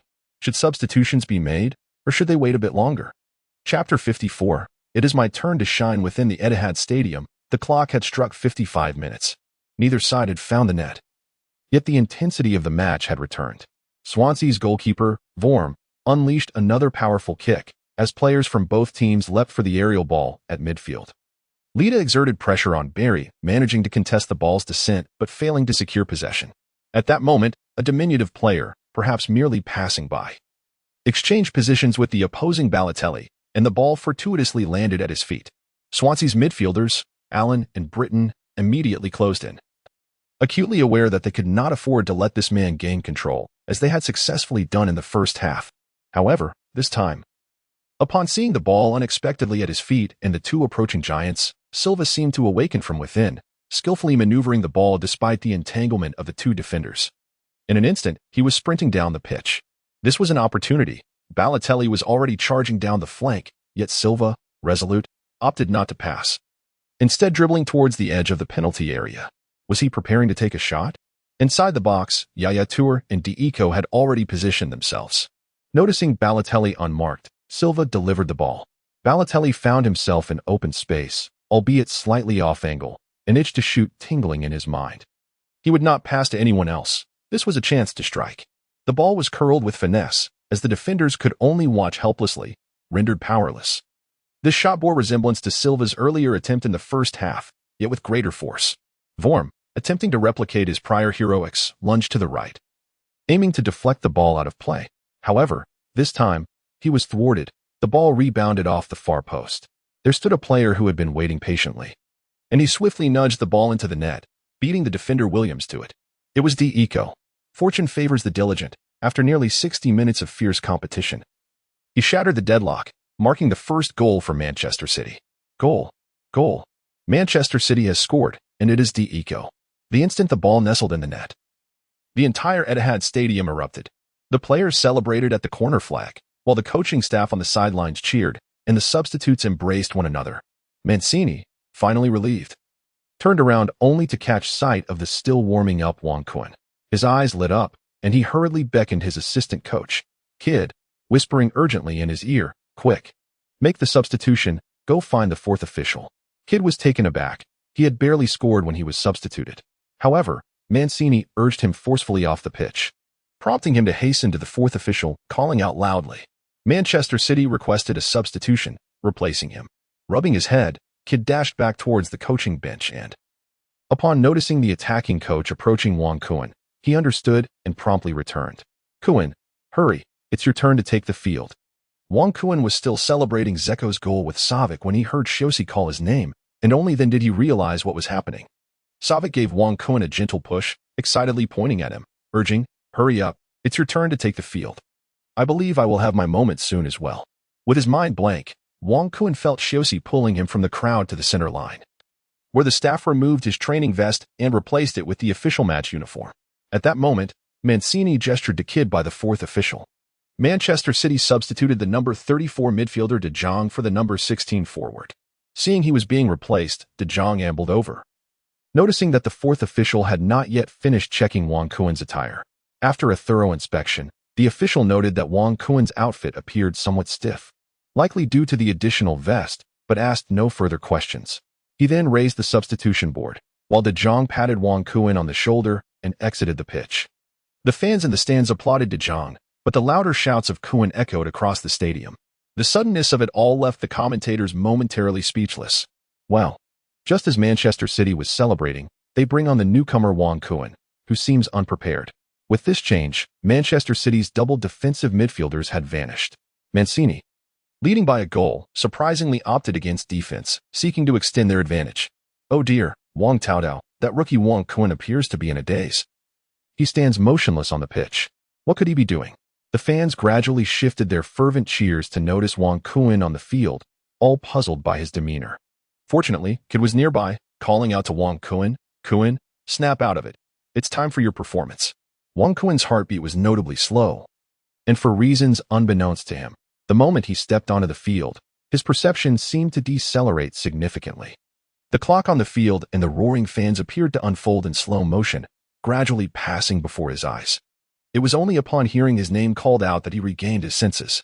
What transpired? How did he find himself on the field? The elderly man shouting at him seemed vaguely familiar, and why were the individuals on the coach's bench so animated? He noticed someone beside him gesturing with a sign, seemingly complaining about something. At that moment, a figure rushed towards him, brandishing a sign, only to be swiftly pulled away by others. Wait. The person in the blue and white coat appeared to be gazing at him. That flowing long hair seemed reminiscent of someone he had encountered before. Kuan Gu. Kuan Gu. Give it your all. A faint voice echoed from the stands, so distant yet so close. It was interspersed with a rough shout, a girl's voice. It was Xiao Shan. It was Li Taiku. It was Mancini. The individual who had just been signaled was Kid. Wong Kuan suddenly jolted, shaking his head. He then grasped the hem of his garment with both hands.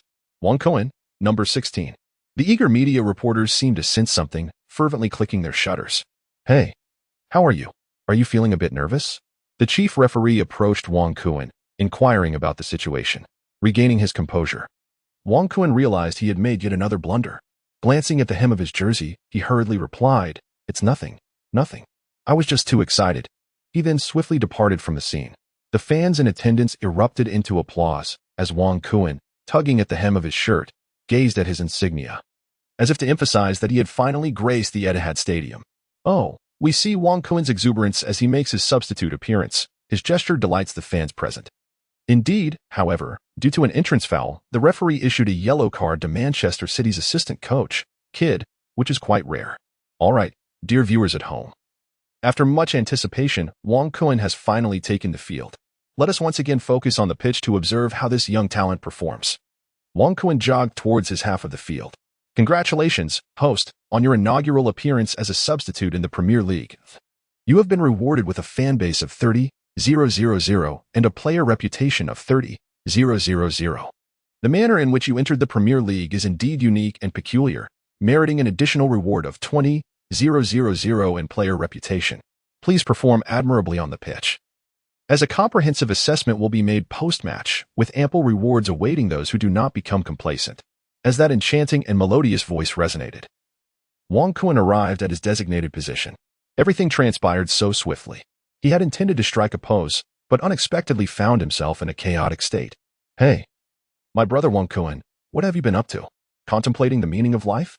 Teased Balotelli, revealing a broad grin as he observed Wong Kuan's leisurely approach. Relax. It's our time to shine. Kuan, Unleash yourself. I'll set you up for a goal.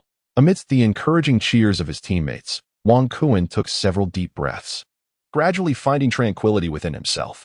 With the sound of a whistle, the match resumed. Currently, Manchester City led Swansea City 1-0. Chapter 55. Diving is not so simple within the confines of the Etihad Stadium. The Swans of Swansea trailed by a goal, under the guidance of Coach Roddle. The formation advanced once more. Sinclair, observing the newly substituted Wang Kuan, followed suit, positioning himself against him. Both were young players, yet their market values differed vastly. A scornful glance conveyed to Wang Kuan the challenge: showcase your abilities if you possess any.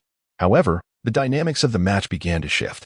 Following Zeko's goal, the Swansea players exhibited signs of urgency. The midfield coordination was riddled with errors, as Silva transformed, no longer lingering on the flanks but penetrating into the opponent's midfield, wreaking havoc in that area. This advancement pushed Yaya Touré further up the pitch, encroaching upon Wang Kuan's territory, compelling him to drift towards the sidelines. Under pressure from Silva, the opposing team's pass was intercepted, prompting Barry to sprint towards the side to offer support. The Manchester City players sprang into action, and Silva encountered no resistance as he approached the edge of the opponent's penalty area. Zeko was tightly marked, while Balotelli shouted for the ball from the other side. Yaya Touré continued to disrupt the opposition's defense. Only one player managed to position himself adequately. Following a short pass, the ball found its way to Wang Kuan at the left edge of the penalty area. The trajectory of the ball was exquisite, evading all defensive players, allowing Wang Kuan to control it effortlessly. With a single step, he entered the penalty area, taking a deep breath, aware that the opposing players would be cautious and less agitated in this zone. As he observed defenders Williams and Rangel settling into position, Wang Kuan prepared to pivot swiftly, only to sense a figure darting past him. It was Sinclair, returning to defend, astonishingly reaching the penalty area. Typically, Sinclair, as a forward, would halt his retreat halfway and wait for an opportunity to counter. Just at that moment, the real-time scoreboard suddenly flashed. Wang Kuan felt as though everything around him had slowed to a standstill, and that familiar sensation washed over him once again. A powerful strike, a deft nutmeg, a dive. He paused for a moment, perhaps feeling somewhat out of practice. Moreover, the options available were utterly inadequate. Yet, before the scene faded away, he cast a glance at the diving option. The Swansea defenders, Williams and Rangel, had already closed in, while Sinclair seemed visibly incensed and lunged in with a tackle. For reasons unbeknownst to him, Wang Kuan's body seemed to defy the forces of gravity, attraction, tension, and friction, collapsing in a manner that contradicted the laws of physics. Oh dear, my poor back.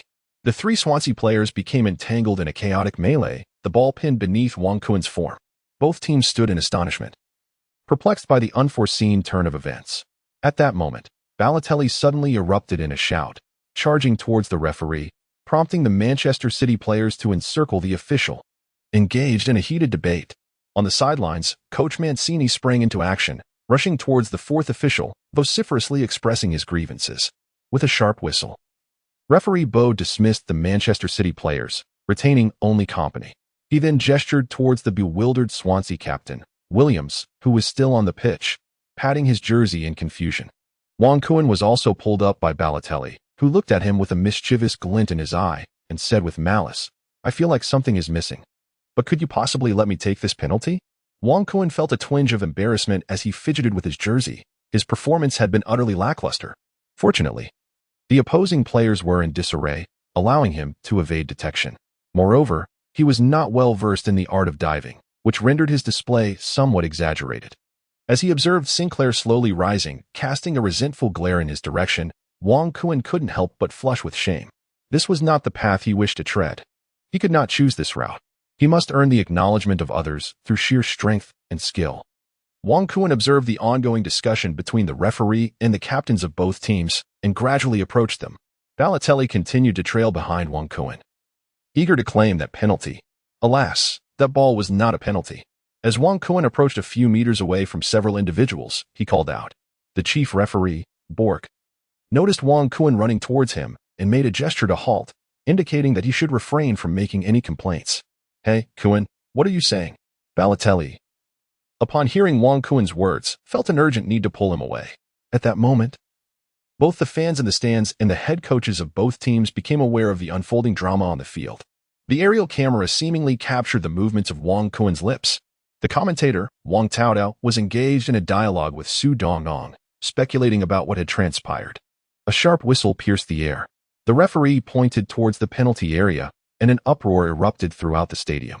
Referee Borg then gestured to draw a line, subsequently issuing a yellow card to Sinclair. A direct free kick opportunity was awarded to Manchester City within the penalty area. The assistant referee reported a crucial detail to the chief referee. After Sinclair's tackle, he failed to retract his foot, exhibiting a motion indicating a studded shoe. Wang Kuen may have merely stumbled, having had no contact with the three opposing players. Upon the issuance of the ruling, the Swansea coaching staff erupted into a frenzy, with each member rushing towards the fourth official to voice their grievances. Inside the penalty area, players from both teams were maneuvering their defensive lines amidst a chaotic throng. Wang Kuen relinquished possession of the ball, as Silva and Balotelli both positioned themselves near it. With a gentle touch, Balotelli unleashed a powerful strike, sending the ball skimming along the ground, ricocheting toward the goal guarded by Vorm. Vorm dove to seize the ball, yet, in a twist of fate, it inexplicably deflected away. Williams, fortuitously stationed on the goal line, miraculously intercepted what seemed to be a certain goal with his thigh. Vorm, finally securing the ball in his grasp, exhaled a long sigh of relief. Indeed, the wheel of fortune turned favorably, as the heavens bestowed their protection upon Swansea, absolving Wang Kuen of his earlier misstep. As the players stood in astonishment and the crowd erupted in a chorus of excitement, Vorm was the first to regain his composure, recognizing this as a golden opportunity for a counterattack. Rising from the ground, he surged forward with the ball in hand, while Sinclair, quick to react, sprinted down the flank. Meanwhile, the Manchester City defender, Scott, sensing the impending counter, shouted in alarm, urging his teammates to regroup. At that moment, the other players finally grasped the situation, all racing to respond. The atmosphere on the pitch shifted dramatically as Swansea's goalkeeper initiated a swift offensive maneuver. With a powerful overhead throw, he launched the ball to the wing, leaving Manchester City's entire defense exposed. Sinclair, unimpeded, carried the ball forward, while Scott reached the halfway line, opting to hold his position rather than press the attack. Both teams were in full flight, yet the distances were vast. Could this be a solitary chance on goal? We observed Joe Hart bracing himself, taking small steps backward in readiness. Sinclair and Scott aligned themselves, with Sinclair drifting toward the center. Would this lead to a one-on-one encounter? Let us await the unfolding drama. On the substitute bench, defender Savic was restlessly moving his body. Suddenly, as the scene unfolded before his eyes, an inexplicable excitement surged within him, leaving him uncertain of the choices he would make on the field. As he observed Sinclair charging towards him, Scott decelerated. Yet his body remained directed towards the Manchester City goal. The two had already reached the penalty area, and indeed, Scott was obstructing the angle for a corner shot, leaving Sinclair with but one option. Hart, naturally, understood Scott's intention. He had exerted maximum effort in defense, leaving only the opportunity for him to make a save. Sinclair, unable to deceive Scott, found his space dwindling. Just before entering the small box, he decisively opted for a shot. Hart immediately dove, having anticipated the direction correctly. A low shot posed no challenge for him. The moment he secured the ball, Hart instinctively curled up to prevent any mishaps. Gasps echoed throughout the venue, while Rodell, on the coaching bench, clutched his head, recognizing this as Swansea's finest opportunity of the day. As Hart rose, he was met with the roars of his approaching teammates. Each player lowered their heads in apology before returning to their respective positions. Observing Sinclair pass by, Wang Kuen too felt the prowess of this young player, seemingly urging him to exhibit his own strength, eschewing any unnecessary embellishments. Chapter 56. The awkward dog's misfired shot within the Etihad Stadium. Hart executed a powerful goal kick. The ball was contested by Yaya Touré, who subsequently relayed it to Silva. Mancini surveyed the field. This Welsh team demonstrated remarkable resilience. It appeared that a single goal would not shatter their confidence. Today, the Manchester City players seemed to be plagued by misfortune. 2 shots rebounding off the posts and several squandered opportunities indicated that a few days of shooting practice were in order to help the players regain their touch. As Mancini pondered this, the ball was deftly maneuvered by Silva, who passed it across to Balotelli on the opposite side. Wang Kuen instinctively gravitated towards the flanks to fill the void left by Silva. The opposing half was congested with too many players, rendering this positional battle rather fruitless. Balotelli, observing the throng within the penalty area, wore a look of exasperation, seemingly voicing his grievances. He could only retreat the ball to the awaiting Richards. Before cutting inside into the box himself, Richards ambled forward with the ball, ultimately left with no choice but to loft it into the penalty area. Within the box were Dzeko, Yaya Toure, the newly entered Balotelli, and Silva positioned at the edge of the arc. Richards executed a straightforward maneuver. Just a single touch at a precise point would unleash chaos within the penalty area. The goalkeeper, Vorm, opted to advance, while several Manchester City players leapt into the air. Wong Kuan watched as the ball entered the penalty area and swiftly turned to join the fray. It was quite unexpected. The real-time panel appeared at that very moment. With great force, he unleashed a powerful strike, leaping to head the ball without making any adjustments to his shot. Could this be the moment? Wong Kuan, free of hesitation, silently resolved to proceed without modification. The ball, drifting into the penalty area, approached at an angle, close enough for Balotelli to make a play, yet he refrained from intervening. Yaya Toure found himself entangled with his old adversary, Lida, seemingly tugged by his jersey. Only Dzeko appeared poised, yet he sensed an opponent charging towards him. It was the goalkeeper, Vorm, whose gloves grazed the ball. The spectators erupted, rising to their feet in an instant at the sound of a collective gasp. Suddenly, from the rear post, a player surged forth, maneuvering past Williams with remarkable speed. The ball, having altered its trajectory upon brushing against Vorm's gloves, caused him to lose his balance as he stumbled toward the penalty area. What was happening? Was this about to transpire again? Just as he teetered on the brink of falling, his right leg lifted, and the ball struck the top of his foot. He rolled several times before crossing the goal line. The sound was faint, yet it left the crowd entranced. In mere moments, the atmosphere shifted from stillness to fervor. Guil! The ball found the net, and the newly signed Wong Kuan, having come on as a substitute, executed a remarkably challenging shot. He certainly did not disappoint, as we witnessed him tumble beyond the baseline, seemingly unscathed. Well, the Manchester City players erupted in celebration near the corner flag, making the match even more thrilling. The dilemma on the field had now been presented to Swansea's coach, Roddle. Did it go in? That last moment left me breathless, but I managed to pull it off. Hey look, Brother Kuan scored, exclaimed Xiao Shan, bouncing with excitement and pointing at Manchester City's spectacular formation. Indeed, the goal counted, though it lacked the grandeur one might expect. Was this his unique dog-eats-dog shot? Nonetheless, this goal should secure a victory, and it seems my lottery ticket may have hope after all. Li Tai coolly commented on Wong Kuan's strike, then reached into his pocket, nodding in satisfaction. This visibly irritated Xiao Shan, who began to scold him. Why did you bet on the game again? Humph.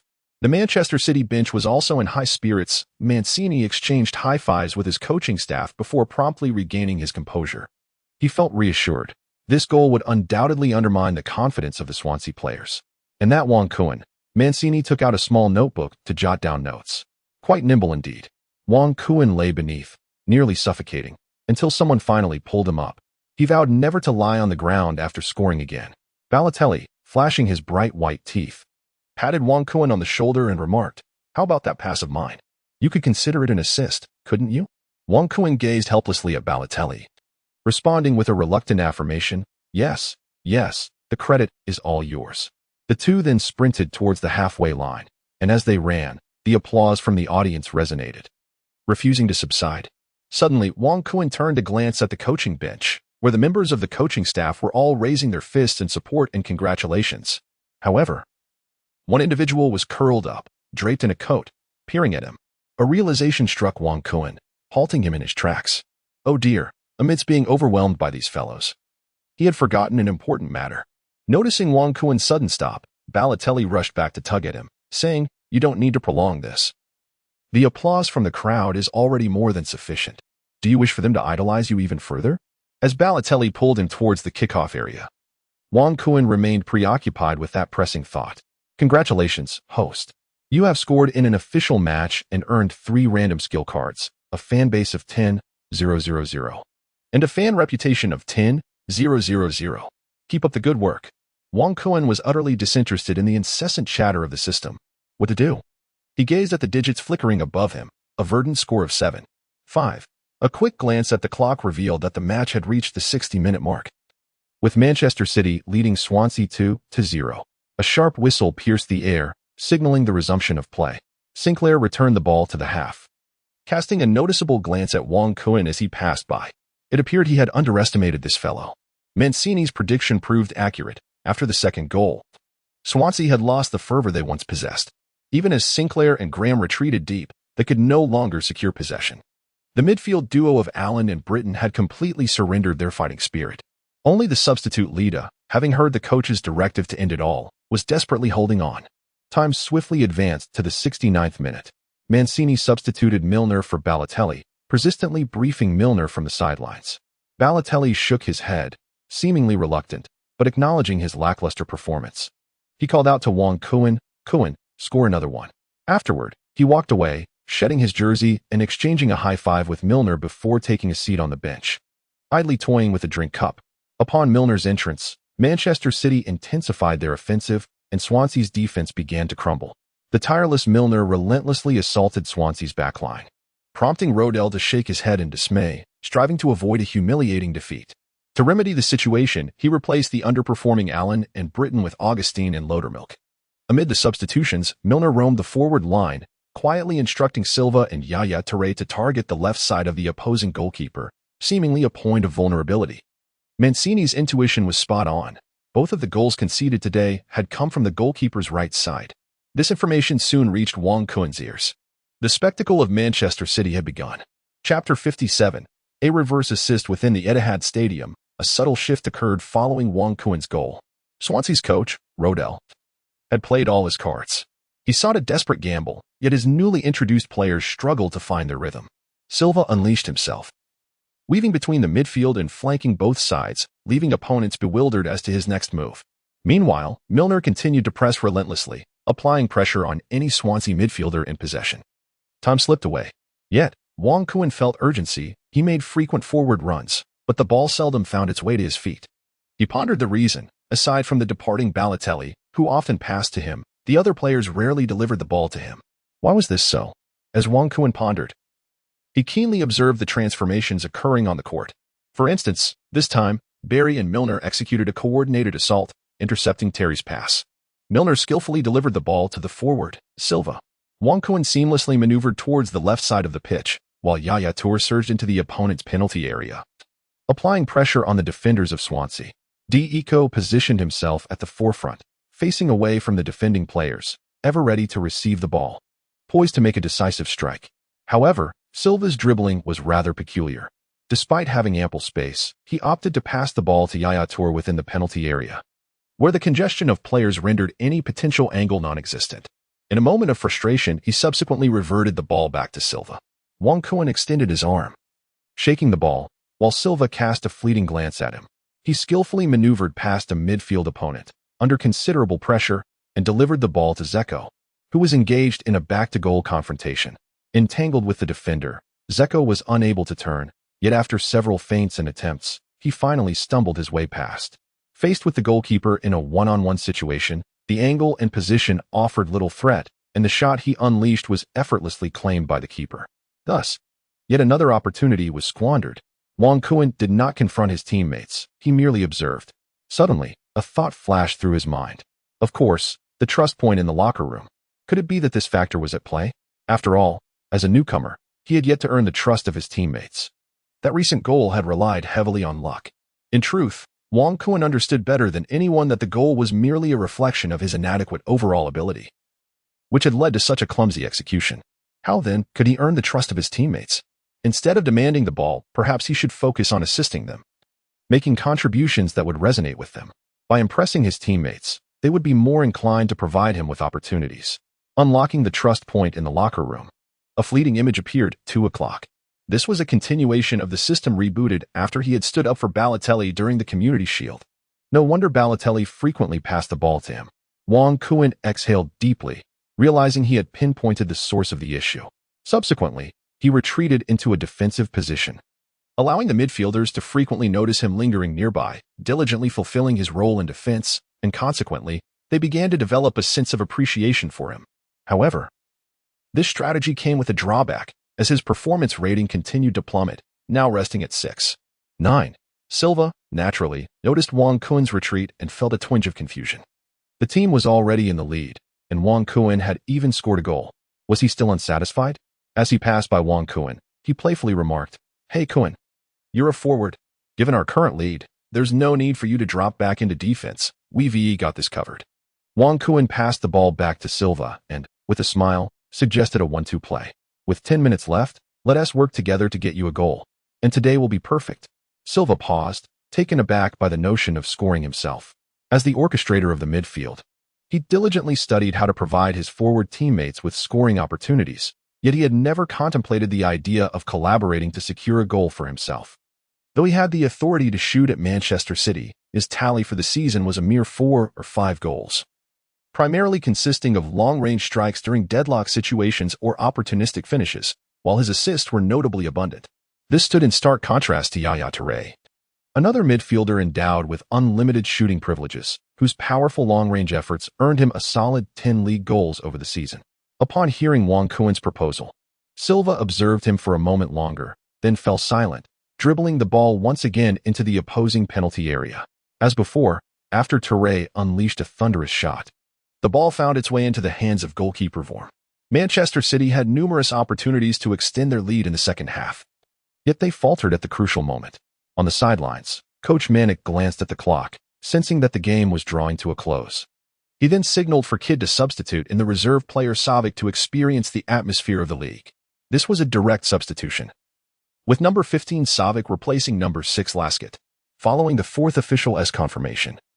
The young defender Savic jubilantly waved his arms as he stepped onto the pitch at the Etihad Stadium. A summer signing. It appeared that Manek was methodically assessing each of them. The home crowd warmly applauded the newcomer. Through Manek's substitutions, it was clear he was signaling the end of the match. Swansea coach Rodell remained seated on the bench, hoping for an early conclusion to the game. Shortly after the substitution, Milner once again intercepted an opponent's pass, demonstrating his relentless commitment to the match. Silva, once more dribbling the ball into the penalty area. Wang Kuan stood merely a few meters away, showing no intention of receiving the ball. He cast a glance at Silva and deftly maneuvered into the penalty area. Silva passed the ball to D'Eco, at which point Wang Kuan shouted, "Brothers, let's execute a 1-2. D'Eco had been entangled throughout the match, appearing somewhat fatigued, however. Upon hearing Wang Kuan's call, a flicker of realization illuminated his eyes. Indeed, there was another forward on the pitch. Why should he opt for the most exhausting approach? This time, D'Eco refrained from attempting a breakthrough shot, having squandered several such opportunities earlier. Perhaps today, he was not meant to be the protagonist. After a feint, his defender, Rangel, had already become well acquainted with his style of play, instinctively retreating to seize a more advantageous position. Yet, this time, D'Eco leaped with his left foot, sending the ball soaring over their heads towards the goalpost. The area was devoid of any players, indicating yet another futile attempt. The goalkeeper advanced, and just as everyone anticipated the attack would abruptly cease, a nimble figure darted forward, capturing the attention of all present. D'Eco's eyes sparkled as he firmly established his position, intercepting both Rangel and the advancing Williams, causing them to hesitate momentarily. Silva, observing the chaos within the penalty area, suddenly recalled Wang Kuan's earlier exhortation and instinctively began to sprint. Goalkeeper Vorm, noticing the imminent approach of another player, displayed a momentary lapse in composure, hesitating as he saw the ball nearing the goal line. Should he intervene? The system display manifested at that critical moment. At that moment, Wang Kuan truly felt the urge to strike.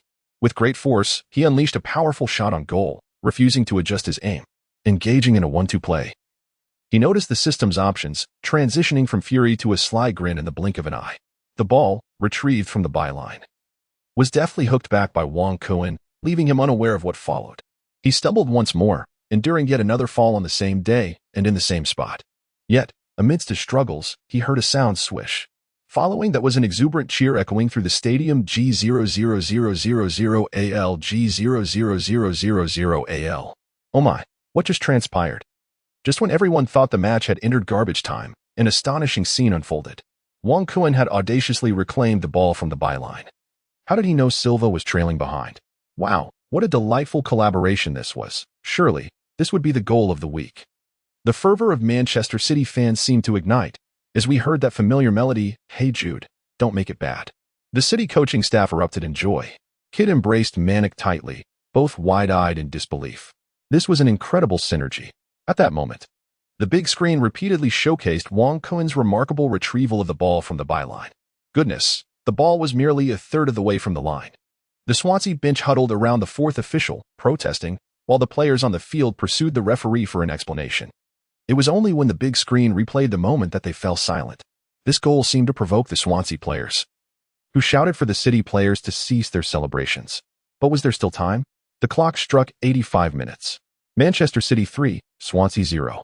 Chapter 58, a perfect debut.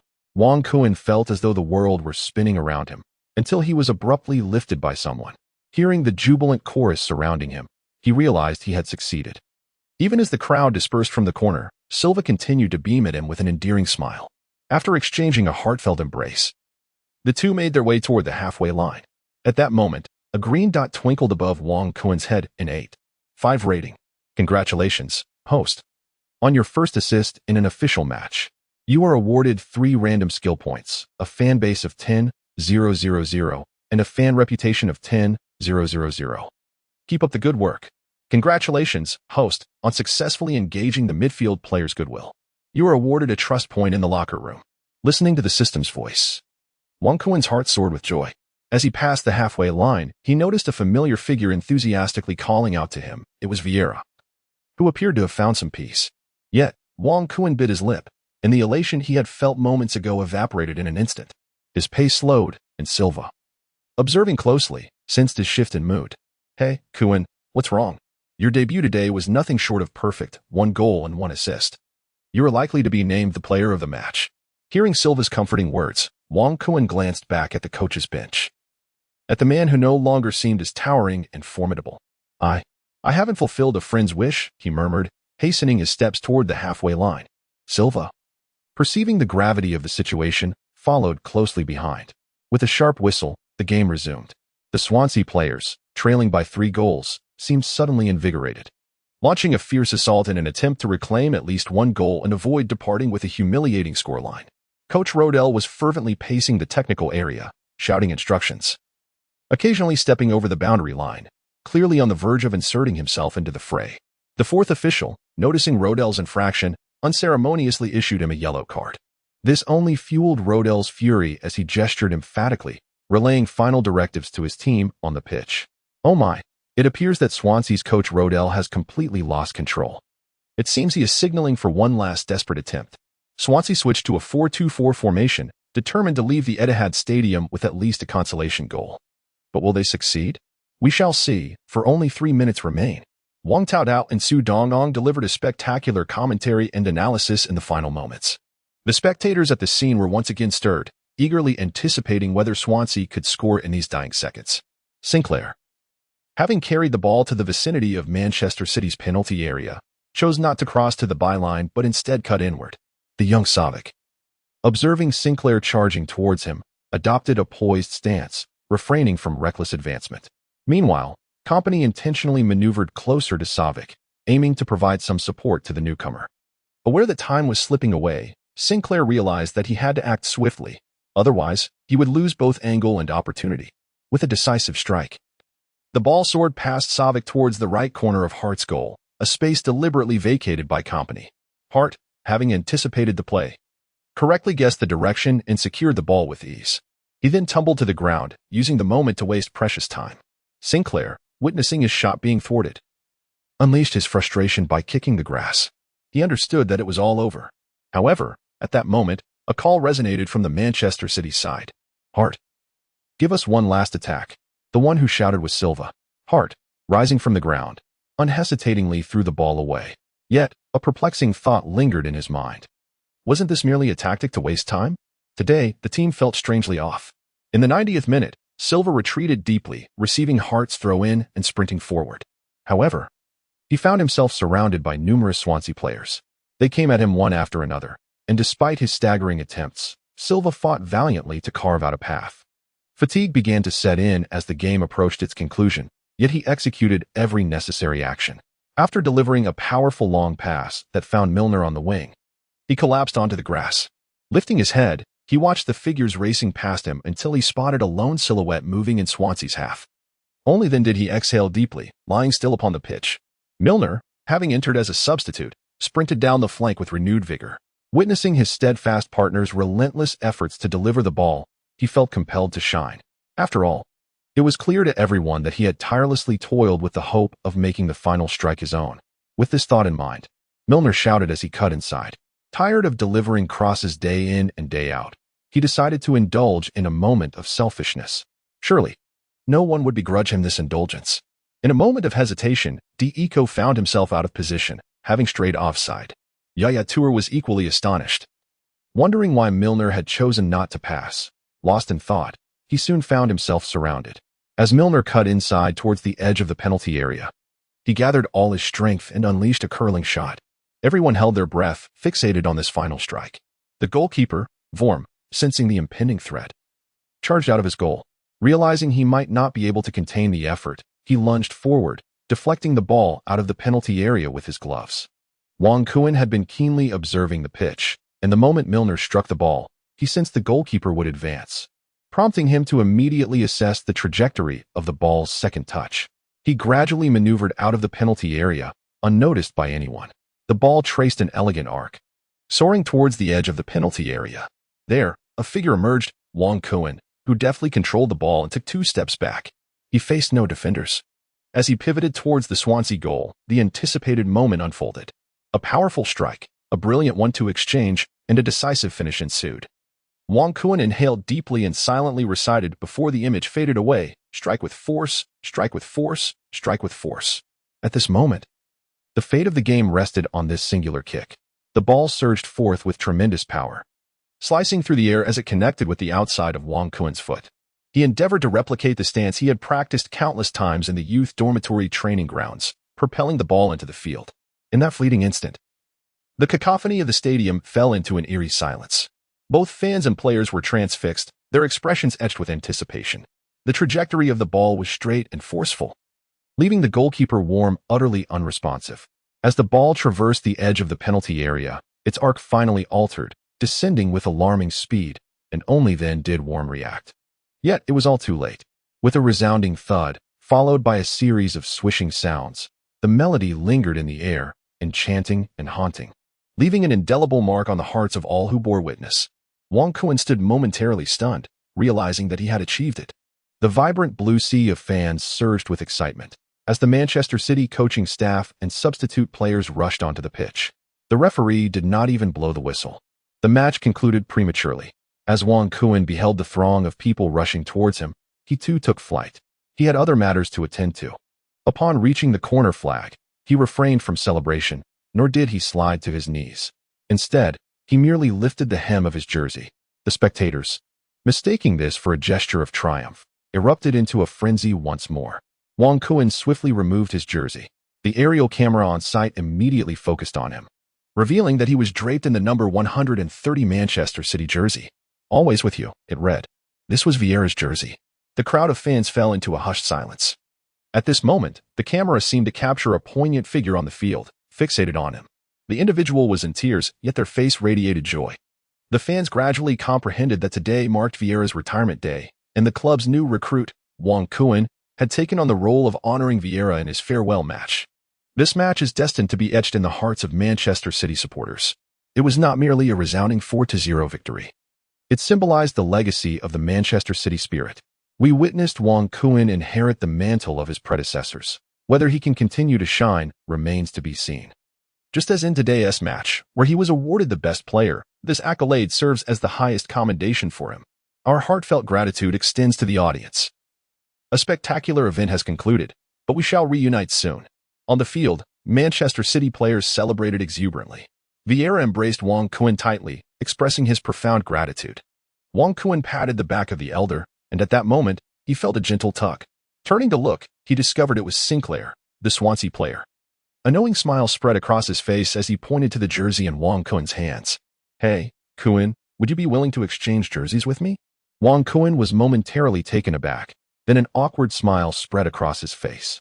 "Of course I can." Sinclair accepted Wang Kuan's jersey and dashed away. After a few steps, he halted and shouted back at Wang Kuan, "Wait for me. I believe that one day I too shall don the Blue Moon Ash jersey." Chapter 59. The system has started paying salaries in pounds.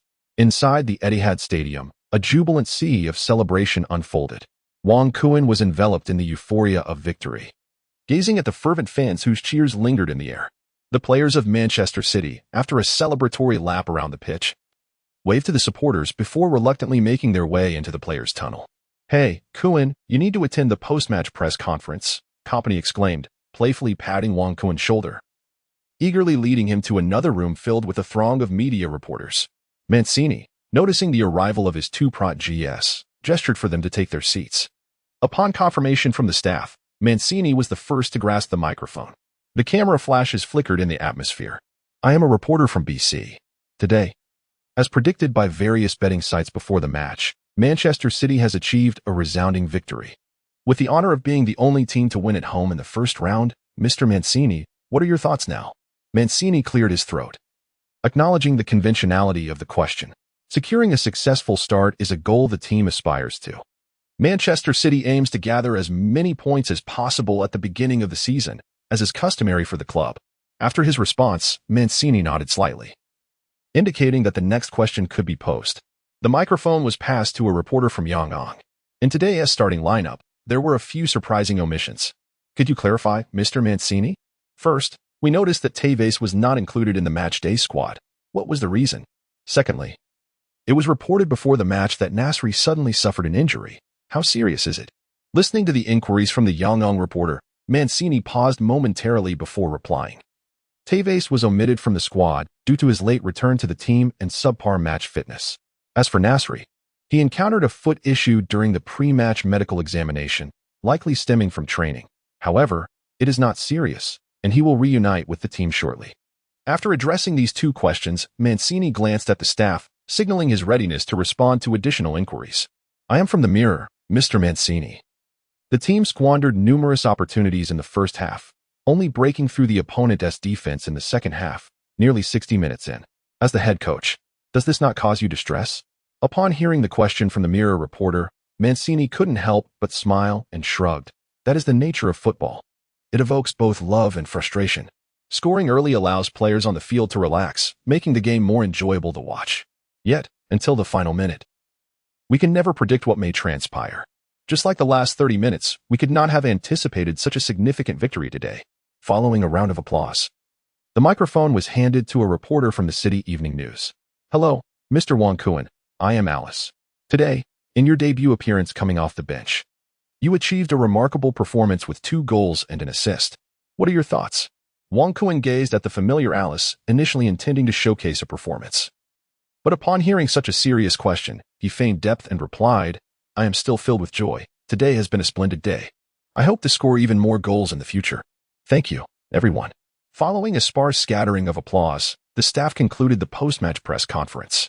Exiting the small room, Wang Kuan swiftly trailed behind Manik, and shortly thereafter, they appeared in the team locker room. Assistant coach Kidd must have offered some insights, as when Manik and his entourage arrived, the players erupted into cheers. The locker room was once again filled with celebration. Manik refrained from lengthy comments, simply announcing the dispersal and the notice for tomorrow afternoon's training. As Wang Kuan engaged in discussion with his teammates about the match, the system's voice suddenly echoed in the moment. "Congratulations, host. Your debut was truly splendid, with a post-match rating of 9.0, earning you the title of today's best player. All rewards have been packaged and sent to your inbox. Please check to claim them. Remember to review the changes on your data panel after the match." The system continued its lengthy discourse, but Wang Kuan had an inkling of the situation. It seemed that various rewards after a single match were indeed substantial. Moments later, the group made their way through the players' tunnel, preparing to board the team bus. Wang Kuan faintly heard the resounding cheers within the stadium. Indeed, as Xiao Shan had remarked, this city was utterly frenetic following the victory. The bus navigated slowly through the throngs, and the moment it emerged from the underground exit, Wang Kuan was met with a sea of fans outside the barriers. The sky had darkened, yet upon sighting the team bus, the supporters erupted once more into a frenzy. With the match secured, the players felt no pressure. Each enthusiastically rolled down their windows to engage with the fans. Upon arriving at the team's designated parking area, the players began to arm themselves, each meticulously preparing. They then dashed towards their beloved vehicles. With a roar of engines, a variety of luxury cars exited the parking lot. Outside, the waiting fans leapt and applauded, maintaining an admirable order that did not hinder the players' departure. Wang Kuan surveyed the parking lot, only to find that Nasri's car, adorned with cheerful gestures, had vanished. This sudden absence cast a shadow of worry over him. Amidst the bustling crowd, Wang Kuan took out his flip phone. intending to seek assistance from Laikila. The phone displayed several text messages. The first read, "Damn it, I've driven off. My thumb hurts." It seemed Nasri, lacking the spirit to witness the opening match, had opted to return home for some much-needed rest. Wang Kuan shook his head in anguish. The second message read, "Dear brother, the Phoenix Bar awaits your presence to celebrate your triumphant debut." It was sent by Li Taiku, indicating that a celebration was indeed in order today. The third message conveyed, "Your basic weekly salary of 140,000 has been deposited, along with a match bonus of 10,000 and a goal bonus of 30,000, making a total of 180,000, all fully dispersed." Wang Kuan's eyes widened in excitement. He had just received his salary. Haha, he was now rich. Fourthly, "Hey, Kuan. Thank you for everything you've done for me. When you have some free time, let's arrange to meet somewhere." It was Vieira. It seemed this seasoned elder was eager to enjoy that half bottle of wine. Just as Wang Kuan finished reading the message, his phone rang. "I am gazing into the distance, beyond the sun." Wang Kuan promptly answered the call, his outdated phone incessantly changing ringtones, leaving him perplexed about the underlying issue. He resolved to have it repaired soon. "Hey, Kuan, congratulations. Your performance today was outstanding. Oh dear, it's quite crowded here. Please wait for me in the parking lot. I shall arrive shortly." It was like Hila, a person who always seemed to materialize at the most opportune moments. As Wang Kuan idly pondered, he opened the data panel. "Wow," he exclaimed, momentarily taken aback, as he noted his comprehensive evaluation score of 73. His shooting, running, and agility had all seen notable improvements, prompting a satisfied nod from him. "Nice." He then proceeded to open his email page. Wang Kuan's astonished expression could illuminate a train. A cascade of reward emails gleamed on the unread page, reminiscent of the joy one experiences upon receiving rewards in a game. For the inaugural victory in the league, he was awarded 3 skill cards, a fan base of 30,000, a player reputation of 30,000, and a coach's trust level of 1. Upon being named the best player for the first time, he received 3 skill cards, alongside a fan base of 30,000 and a player reputation of 30,000. Following his debut celebration on the field, a flawless performance earned him an additional 30,000 fans and a player reputation of 30,000. Wang Kuan's mind was a blank slate, akin to the exhilaration of winning a lottery. He embraced all accolades, showcasing the vast fan base. A dazzling sequence of numbers materialized before his eyes after the 290,000. An additional plus sign indicated a growing figure of 55,555, which continued to rise. Wang Kuan pondered that the number following the plus sign likely represented the growing gathering of dedicated fans, thereby showcasing the player's renown. What? A staggering 310,000 reputation points. He examined the skill cards acquired. 5 for powerful shots, 2 for outside foot shots, and 2 wasted cards. What on earth is this? Wang Kuan instantly erupted in expletives. When will his luck improve? He resolved to upgrade all his skills. Wang Kuan had lost all desire to check, for despite possessing numerous cards, none bestowed upon him a new skill. What could he do but sigh in resignation? Suddenly, a thought struck him. He opened the player reputation exchange page and scrutinized it closely, only to slap his thigh in realization. He could exchange for 3 real-time card slots, thus enabling the 4th option. He proceeded to redeem the real-time card slots, expanding his capacity. Warning, warning, the system announced, detecting that the host was upgrading its primary function. Please wait for the mainframe to connect. Function download in progress. Host, please remain in an open area. System signal is stable.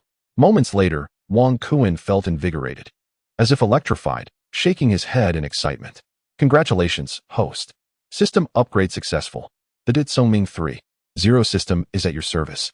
You may now freely switch tones, customize pages, and upload your favorite backgrounds. Remember to leave a 5-star review. Chapter 60. Unreliable advertising endorsements on the team bus. Wang Kuan executed his tasks with remarkable agility and efficiency, finally accomplishing what he set out to do. As he gazed upon the throngs of people outside, a sense of melancholy washed over him. With no training scheduled for the following morning, he resolved to swiftly retrieve his car, weary from the daily grind. The sharp sound of a vehicle's horn pierced the air, prompting Wang Kuan to lean out and observe. It was Kayla, who had somehow procured a staff vehicle and was casually parked beside the bus, taking up space without a care. Wang Kuan hurriedly grabbed his backpack and leaped down, offering a word of gratitude to the team bus driver. The driver had finally waited for this fellow to disembark, putting in an extra half hour of work for nothing. Following this, he silently started the bus. Upon jumping into Raquel's car, Wang Kuan surveyed his surroundings. Hey, Ray, where did you acquire this vehicle? Raquel hummed a cheerful tune as he started the engine, casting a proud glance at Wang Kuan. Of course, it's all thanks to my personal charm. Noticing Raquel's somewhat irritating demeanor, Wang Kuan playfully retorted, I didn't see you at the venue today. Surely, you didn't miss the match, did you? Hearing Wang Kuan stirring up trouble, Raquel immediately exclaimed, Hey, buddy, with so many people at the event, how could you possibly find me? I was, of course, there to watch you play. Actually, I was in the upper-level VIP lounge, enjoying the match with your team as director, Cook. You have no idea how hard it was for me today. I spent the entire day boasting about you, praising you for at least 18 generations. Look at this car. It's the best testament to my efforts. From now on, I can use it freely at Manchester City Club. Raquel, now unable to contain his excitement, continued to chatter. While Wang Kuan, feeling somewhat helpless, leaned back and closed his eyes. The team as security slowly opened the barriers, and outside, fans jostled to catch a glimpse of which team personnel were inside. The streetlights along City Avenue glimmered brightly as Raquel's vehicle gradually merged into the throng of people. The crowds on the avenue meandered in groups, each entering the bars, extravagantly flaunting their jerseys. This night would once again be a sleepless one. As the car navigated through intermittent stops, they finally arrived near 9527 City Avenue. After exiting the vehicle, the two hurriedly jogged away. Realizing that the area had already been overrun by fans, Wang Kuan has finally come to understand Laikila's concerns. It seems prudent to reside in the hotels provided by the team on match days. This is quite exhausting. From a distance, he spotted the Phoenix Bar. Its doors already ajar, and he couldn't help but wonder how the siblings managed to navigate through such a bustling crowd. Remarkably, the patrons outside were already at capacity. The two stealthily slipped into the bar, only to find that it was utterly packed within, leaving no room to maneuver. Today, not only local fans were present, but also enthusiasts who had traveled from all corners of the globe to witness the match. They reveled in the electric atmosphere of the event. For some, this might be a once-in-a-lifetime experience, yet it would be a memory cherished forever. Wang Kuan, accompanied by Laquila, finally made their way into the kitchen, where Xiaoshan promptly noticed their arrival and swiftly directed the assisting staff to clear a path. The group exchanged no words, merely communicating through glances, before Wang Kuan and Laquila discreetly slipped into the backyard. They had finally escaped the jaws of danger. As the two began to boast about their narrow escape, a sudden and intense ringing pierced the air. Laquila glanced at the caller ID, momentarily taken aback. It was Cook. Surely he was calling to request a car relocation. With a sense of trepidation, she pressed the answer button. Hello, Mr. Cook, regarding your vehicle. What? What did you say? The matter we discussed this morning has been resolved? All right. Understood. I will check my email shortly. Wang Kuan was oblivious to the topic of their conversation. Yet he felt a chill run down his spine as he noticed Lei Kuei-la gazing at him with an eerie smile. Subsequently, Lei Kuei-la darted away towards the house where he had slept the previous night. Wang Kuan shrugged and muttered to himself, pondering the peculiar antics of that individual. He then sauntered towards the leisure area adorned with several towering trees. With his legs crossed, Wang Kuan stretched his body, nodding in satisfaction at the ever-evolving training base before him. At that moment, the kitchen door swung open with a clang, and there appeared Xiaoshan, balancing two trays as she made her way towards Wang Kuan. Wang Kuan was taken aback when he first witnessed the impressive sight of Xiaoshan. Just as he was about to rise to assist, Xiaoshan exclaimed, Big brother, please remain still. My elder brother insists on treating you to a delightful feast today. With that, she set down the beer and barbecue on the table. Wang Kuan could only accept the situation with a hint of awkwardness. Rolling up a skewer as he inquired, Little Shan, how did you manage to return to the bar so swiftly? Upon hearing Wang Kuan's question, Xiaoshan, with her large eyes drooping, replied with a cheerful smile, Do you remember Uncle Mike? He is a local and a well-known grassroots football fan in Manchester. He always leads us through the back alleys, as he is quite familiar with the stadium and the surrounding area. However, I advise you to remain uninformed about this. Being caught on camera would not be ideal. With that, Xiaoshan skipped away, likely to join the bustling activity outside. Wang Kuan took a swig of wine and devoured a few skewers, when suddenly, Lei Kuei-la came rushing over, clutching several sheets of paper.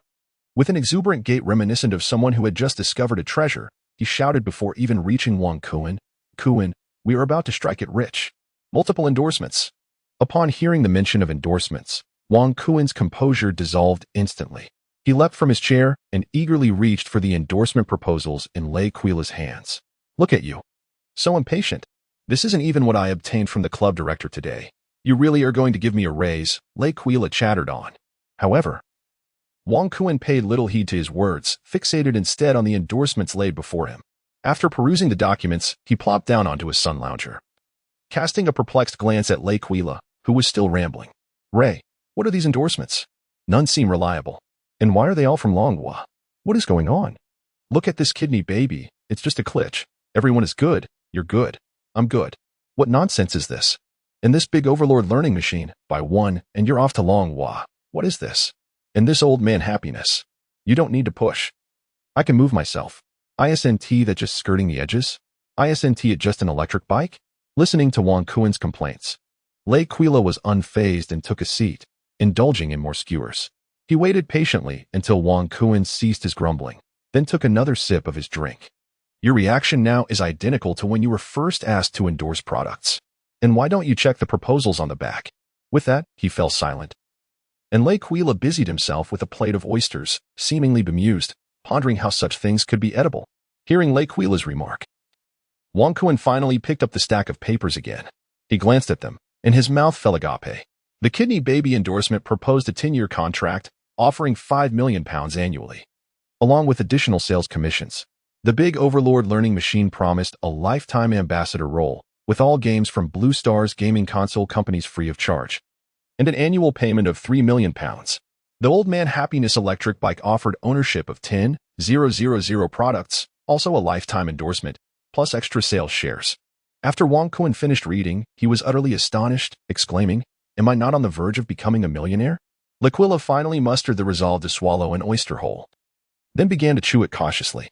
His pupils dilated instantaneously. The sensation of the fresh, unadulterated broth was simply exquisite. One word, delightful. Observing L'Aquila captivated by the culinary delight, Wang Kuen seized the oysters from the table. Hey, my friend, let's focus on the task at hand. Do you see how this kidney baby endorsement is bound to make me a millionaire? L'Aquila, witnessing the delectable food being taken away and hearing Wang Kuen mention millionaire, could not help but respond with impatience. What nonsense are you talking about? For a $5 million endorsement, you only retain 20 of your image rights, so after taxes, you'll be lucky to take home 800,000. With that, he stood up to grab an oyster from beside Wang Kuen. Wang Kuen was taken aback. Yet upon reflection, it made a certain sense. He lamented his recent obsession with money. Brother, let us purchase the tickets promptly. I wish to depart and return as soon as possible. Also, can we take everyone? Upon hearing Wang Kuen's words, Lei Quila dropped the oyster he was holding with a clatter onto the table, staring at Wang Kuen in disbelief. Brother, do you have some peculiar hobby that has drained your savings? He continued. This endorsement was secured by the club and is exclusively for newcomers. Each person can only choose one. Furthermore, there is no need to return to the homeland for filming. This is all for the overseas market. Wang Kuen, skeptical of Lei Quila's assertions, muttered, What nonsense. Even the kidney treasures have gone abroad.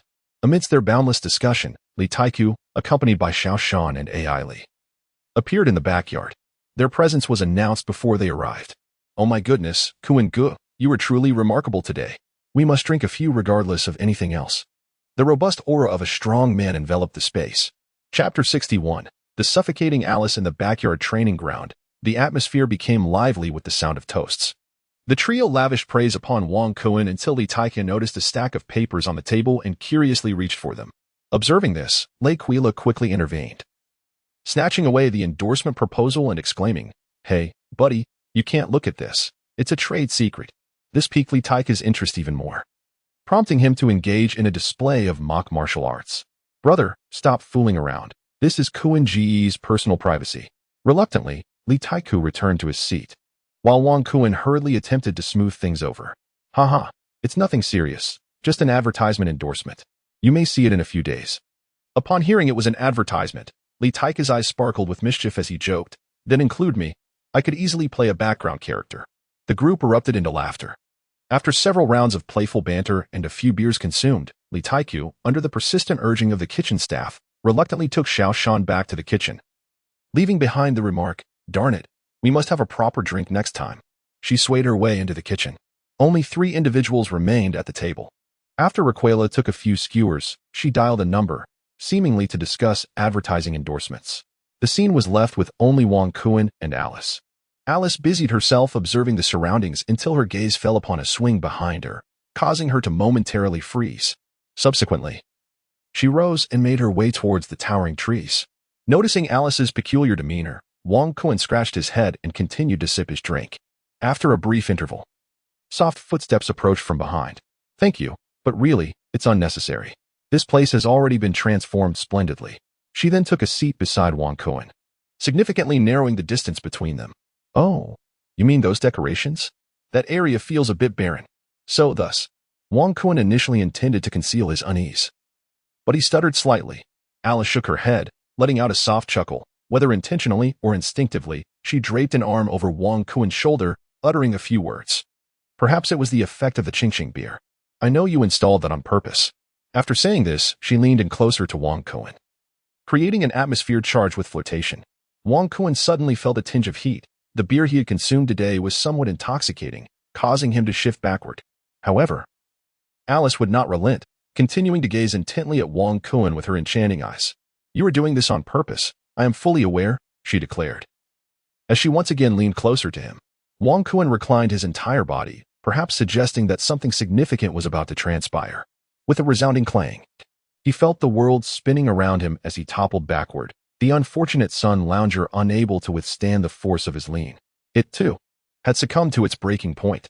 Following this incident, the enchanting laughter of Alice echoed through the air, and upon witnessing Wang Kuan's disheveled state, she turned with satisfaction and sauntered away, leaving him groaning on the grass. "Oh, my poor back. Just wait until I get my hands on you." Time moved swiftly, and soon the clouds began to obscure the twinkling stars.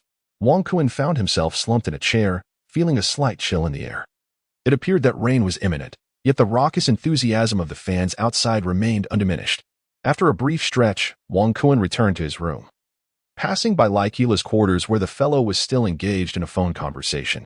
It seemed that the endorsement deal was nearing completion. After a quick wash-up, Wang Kuan settled down for rest. Having expended considerable energy during the day's events, he needed to replenish his strength and would engage in recovery training the following morning. May he have sweet dreams throughout the night.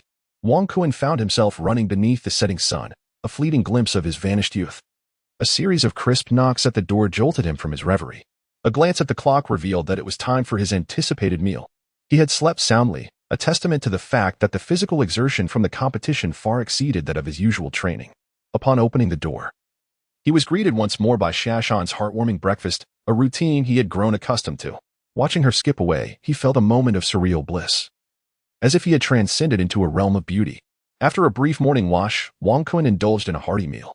Stepping outside, he was enveloped by the fragrant morning air, with wisps of light mist swirling around the training ground, bestowing an ethereal quality to the scene. Taking a deep breath, he commenced his training for the day. After a few laps of jogging, he picked up a leather ball to hone his sense of balance. Although he had been awarded the title of best player in yesterday's match, he knew that it was largely due to his astute choices and a stroke of luck. Deep down, he understood the reason for his frequent tumbles, his lack of balance and coordination. In his confrontations with Nasri, it was evident. He could deftly evade yet was easily ensnared by Nasri's close proximity, a testament to superior physical coordination. Had Nasri occupied his position yesterday, he would have undoubtedly remained upright. Wang Kuan positioned the soccer ball with precision, first placing one foot upon it, followed swiftly by the other. He then slightly bent his thighs, assuming a stance reminiscent of a martial artist poised upon the ball. With his hands clasped together, he entered a state of deep meditation. Astonishingly, it bore a striking resemblance to the practice of cultivating one's inner strength. Wang Kuan harbored a simple thought. He believed that this way, time might pass more quickly. Upon witnessing this, Alice, who was just about to leave for work, scratched her head in bewilderment and exclaimed, "Wow, what has gotten into this kid?" She then shook her head and hurried off, realizing that if she didn't hurry, she would be late for work. Xiao Shan, also clutching her books as she prepared to leave, caught sight of Wang Kuan amidst the mist, his unique appearance momentarily leaving her speechless, prompting an exclamation of surprise. Goodness! She was flipping through her book, attempting to find the formula to calculate the force exerted on Wang Kuan's feet, but before she could locate it, a sudden shout pierced the air. It turned out that a soccer ball had nudged him, causing Wang Kuan to tumble spectacularly, shaking her head in amusement. Xiao Shan skipped away, vowing to calculate the force another day. Wang Kuan rose to his feet, brushing off his clothing as he prepared to attempt once more. Thus, he persevered, again and again. Gradually, the sun began to emerge from behind the clouds. It was not until a shout pierced the air that Wang Kuan finally opened his eyes. It was like Hila. He was pulling along a suitcase and a briefcase, seemingly ready to depart for the time being. Wang Kuan leapt onto the ball, taking a single step to skillfully dribble it towards Hila. "Hey, Lei, are you leaving?" he called out. Hila, having observed Wang Kuan's unconventional training routine, frowned and remarked, "Safety must be prioritized during training, and specialized equipment should be employed. Minimizing injuries and enhancing attendance rates are crucial for every player." Upon hearing Hila's admonitions, Wang Kuan quickly gestured to indicate his understanding.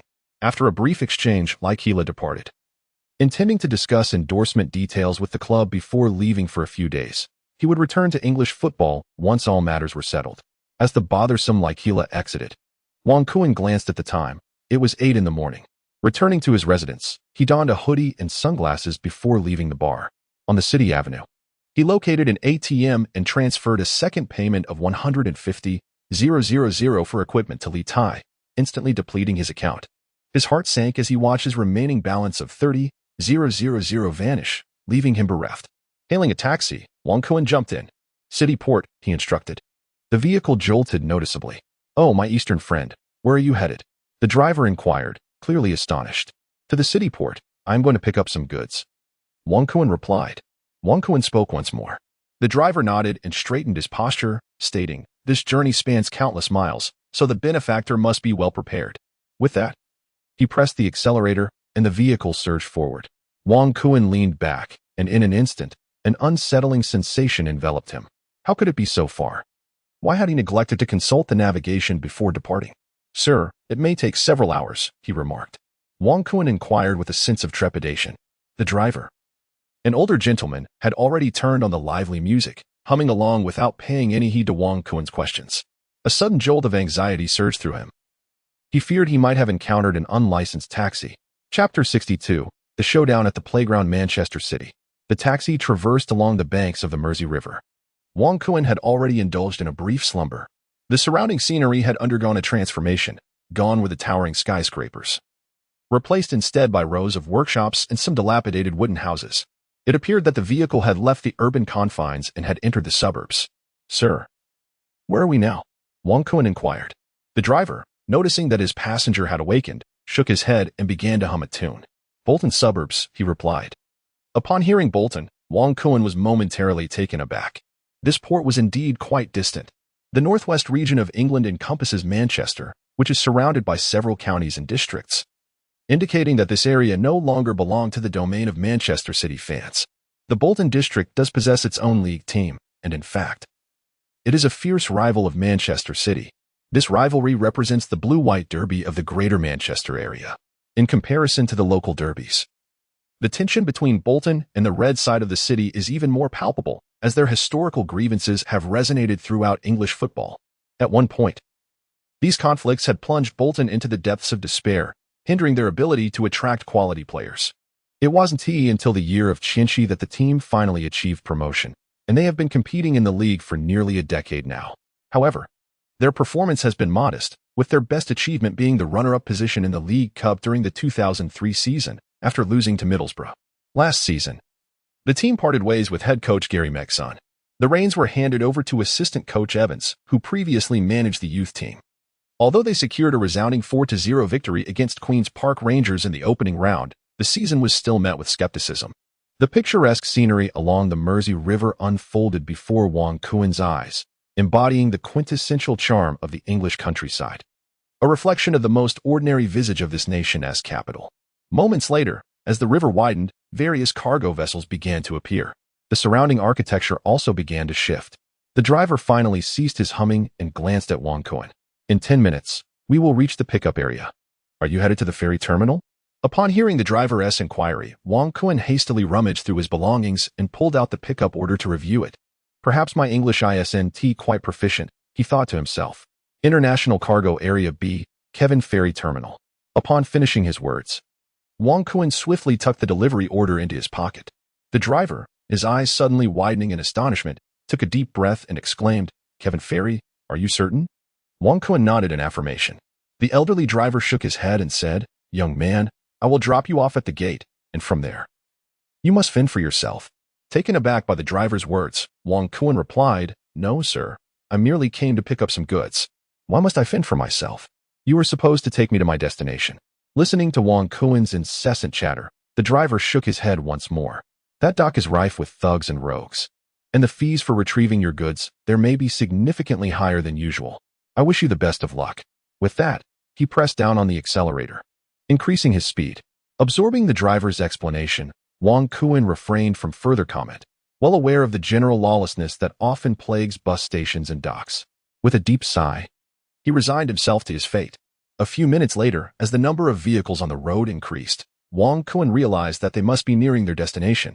The taxi gradually slowed down, ultimately coming to a stop in front of a dilapidated entrance marked Kevin International Logistics. Wang Kun peered out, observing an elderly security guard at the entrance, soundly asleep. Wang Kun felt a twinge of confusion. The driver's ominous portrayal was not as terrifying as it seemed. 50 kilometers for a fare of £250, with a discount for the return journey. Upon hearing the driver's words, Wang Kun's eyes widened in astonishment, internally muttering in disbelief at the exorbitant charge. After rummaging through his pockets, he handed the driver £251 before alighting from the vehicle. In an instant, a foul odor wafted through the air. The dilapidated road beneath his feet suggested it had long been neglected.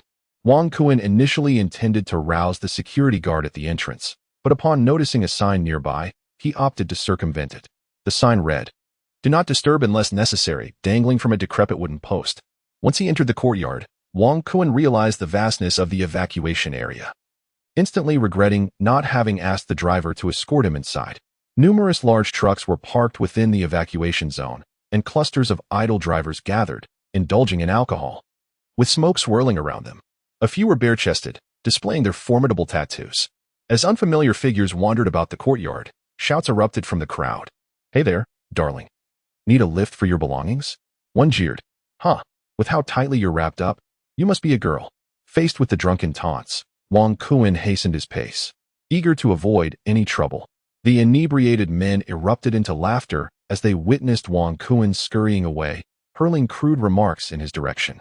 After walking a considerable distance, only when their voices began to fade did Wang Kun pause to catch his breath and glance back.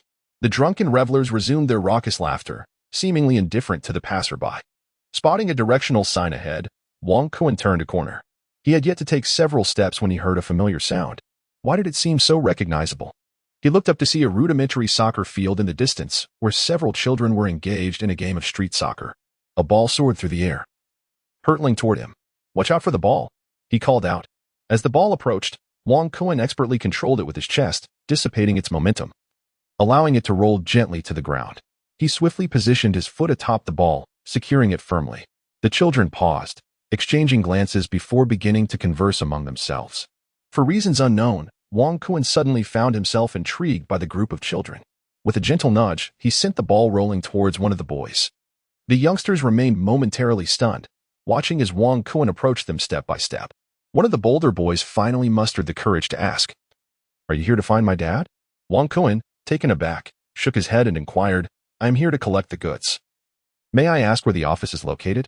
The child who had spoken, realizing that Wang Kun was not there to see his father, casually pointed ahead. He began to dribble the soccer ball with enthusiasm. At that moment, a defensive player appeared, positioned to intercept. Without any attempt to evade or pass, he charged forward with reckless abandon. This sudden confrontation caught Wang Kun off guard, prompting him to exclaim, "Hey, be careful. That is not how you kick a soccer ball." The dribbling child paid no heed to Wang Kun's warning. After a few deft touches, he struck the ball, sending it into the corner of the net. This display of skill illuminated Wang Kun's eyes. The seamless transition from the collision to dribbling and ultimately to scoring suggested that the child had received guidance from a skilled mentor. Wang Kun, intrigued, paused to observe. After a few minutes, he realized that the child had been deliberately trained in such a manner, yet this method of playing soccer was perilous. "Hello, young one. Your kicking style is quite unique. Who taught you?" Noticing that the observer had not left, the child impatiently replied, "My dad taught me." This response took Wang Kun aback. furrowing his brow. He stepped onto the field and said, "Playing this way can easily injure others and yourself. You should dribble and wait for an opportunity to break through. Or pass the ball. That is the correct approach." Before Wang Kuan could finish, the child charged toward him with the ball, shouting, "My dad said that forwards should break through and shoot. What is the point of passing to others? That wouldn't make me a forward." As Wang Kuan observed the child charging towards him with the ball, he immediately braced himself for defense. He scrutinized the trajectory of the child's approach and inwardly lamented the situation. This young one exhibited a complete lack of strategy. Was it to be a chaotic flurry of punches against a seasoned master? There appeared to be no alternative. He would have to withstand the impending collision. As the child barreled towards Wang Kuan, he thrust his body forward, his shoulder jutting out in a manner reminiscent not of a footballer, but of a brawler preparing to clash. Wang Kuan hastily stepped back, leveraging his height advantage to lift the child effortlessly from his waist. With a swift turn, as he set the child down, he pivoted once more, his feet already deftly controlling the soccer ball, embarking on a graceful dribble. Upon reaching the edge of the field, Wang Kuan came to a halt. Observing the group of children within the arena, he extended his hand, making a gesture that seemed to challenge them. "Come at me if you dare," it conveyed. The children, evidently incensed by Wang Kuan's provocation, reacted swiftly. The leader, still stinging from Wang Kuan's earlier antics, shouted a rallying cry and charged forward, his companions close on his heels. Wang Kuan prepared himself and began to jog at a leisurely pace. He deftly maneuvered around the children, encountering no difficulty whatsoever. After surpassing the leading child, he playfully tapped the top of his head, teasing him for his mischief. With a swift motion, the ball rolled into the net. Wang Kuan turned around and gazed at the group of children, making a significant gesture with his head, as if to convey to them the proper way to kick the ball. Chapter 63, An Unexpected Encounter with a Villain in a Public Setting.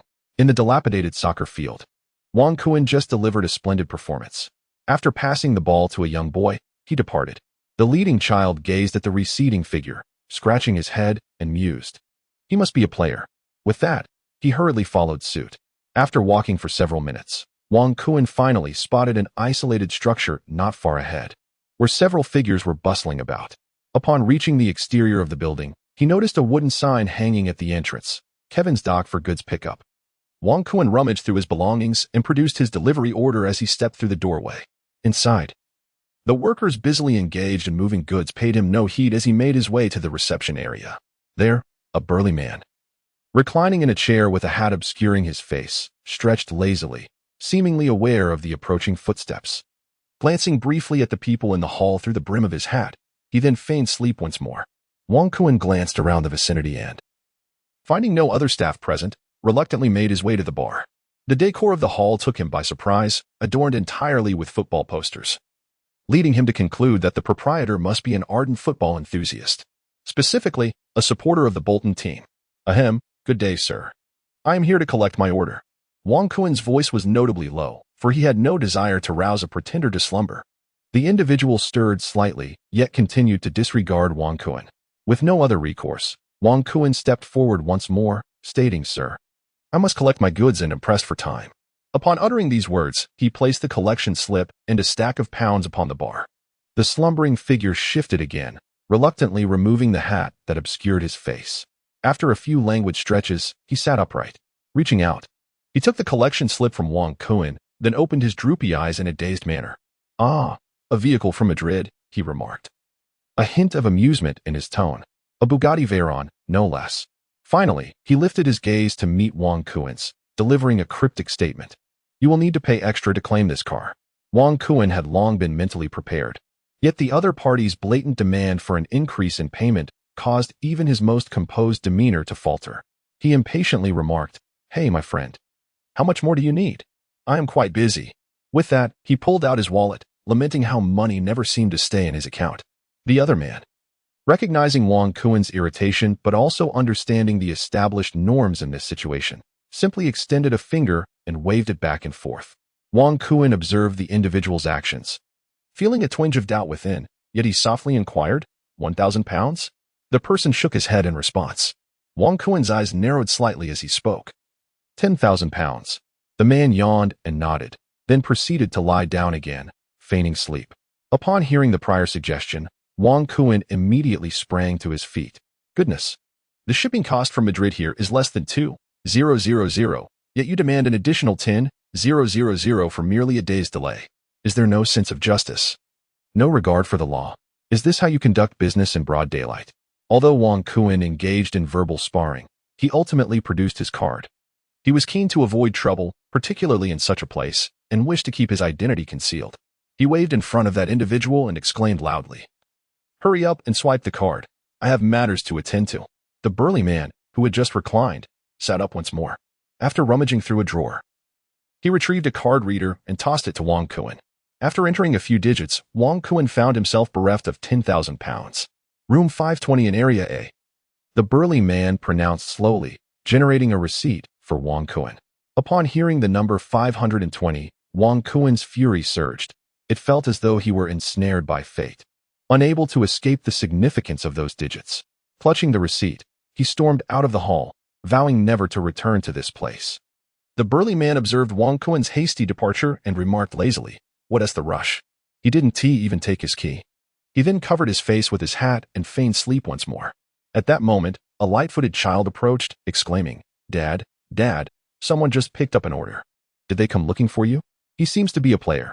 Is he here to persuade you to transfer?" The child continued with rapid-fire questions. "Where is he from? I've never seen him before. He looks quite young."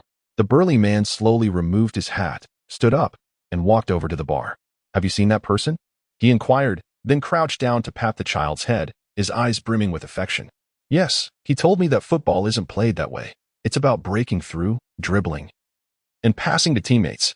The child then asked, "Dad, why do all the people who come here say things that differ from what you've taught me?" The burly man's previously tender gaze instantly hardened as he fixed a stern stare upon the child. "He told you that. Remember, no matter what anyone says about how to play football, do not believe them. You will understand when you grow up." After speaking, the burly man looked resolutely at the child and added, "Promise me, for you must do so." The child, though puzzled, had seen his father like this before. He nodded firmly and replied, "I will remember." With a clang, the scene unfolded. Wang Kuan entered with an incongruous swagger, oblivious to the circumstances, and began to voice his complaints. "Hey, buddy, could you please hand me the keys?"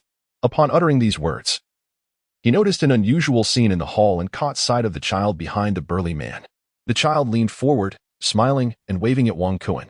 However, for reasons unknown, an unsettling sensation washed over him. Observing the child's expression and recalling his earlier words, he wondered if this imposing figure before him was indeed the father the child had mentioned. A sense of dread enveloped him. This little rascal might be tattling on him for having just played a prank on them. The burly man turned around, and an air of authority that had previously been absent surged forth. He scrutinized Wang Kuan from head to toe before slowly making his way to the bar, seemingly searching for something. Wang Kuan exhaled deeply, while the child before him made a comical face.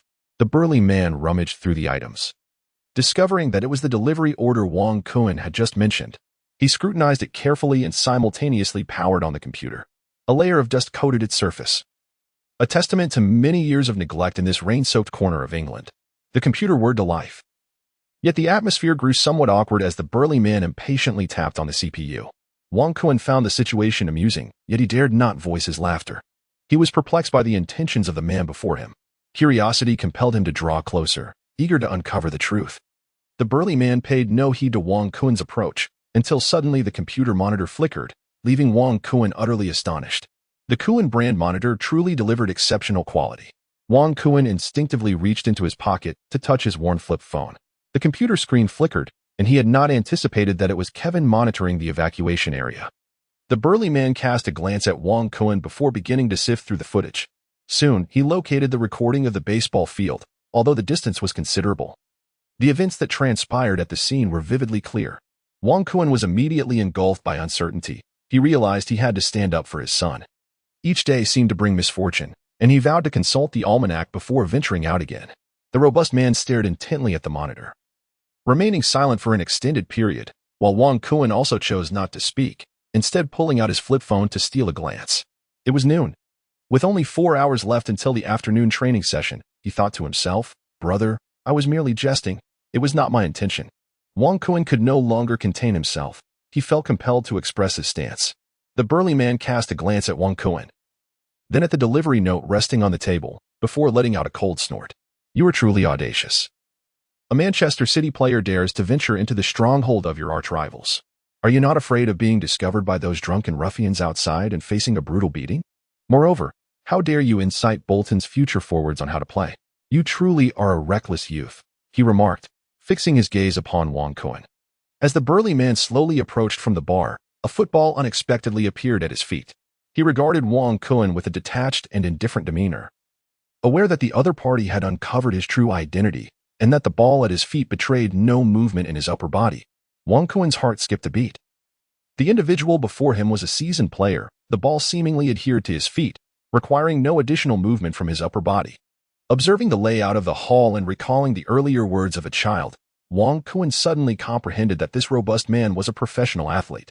However, he was perplexed as to why he was employed in such a place. As Wong Kun pondered this, he suddenly felt a presence darting beside him. An apparition he had not noticed. In the next instant, he felt himself being violently propelled away, his internal organs churning in disarray.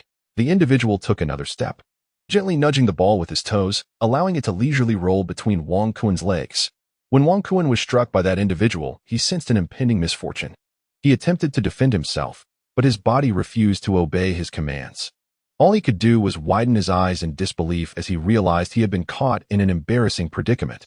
Goodness gracious, why does this keep happening to me? Does Wong Kun possess no sense of dignity? Clutching his chest, he gasped for breath, glaring fiercely at the burly man and shouted, "What is your esteemed surname?"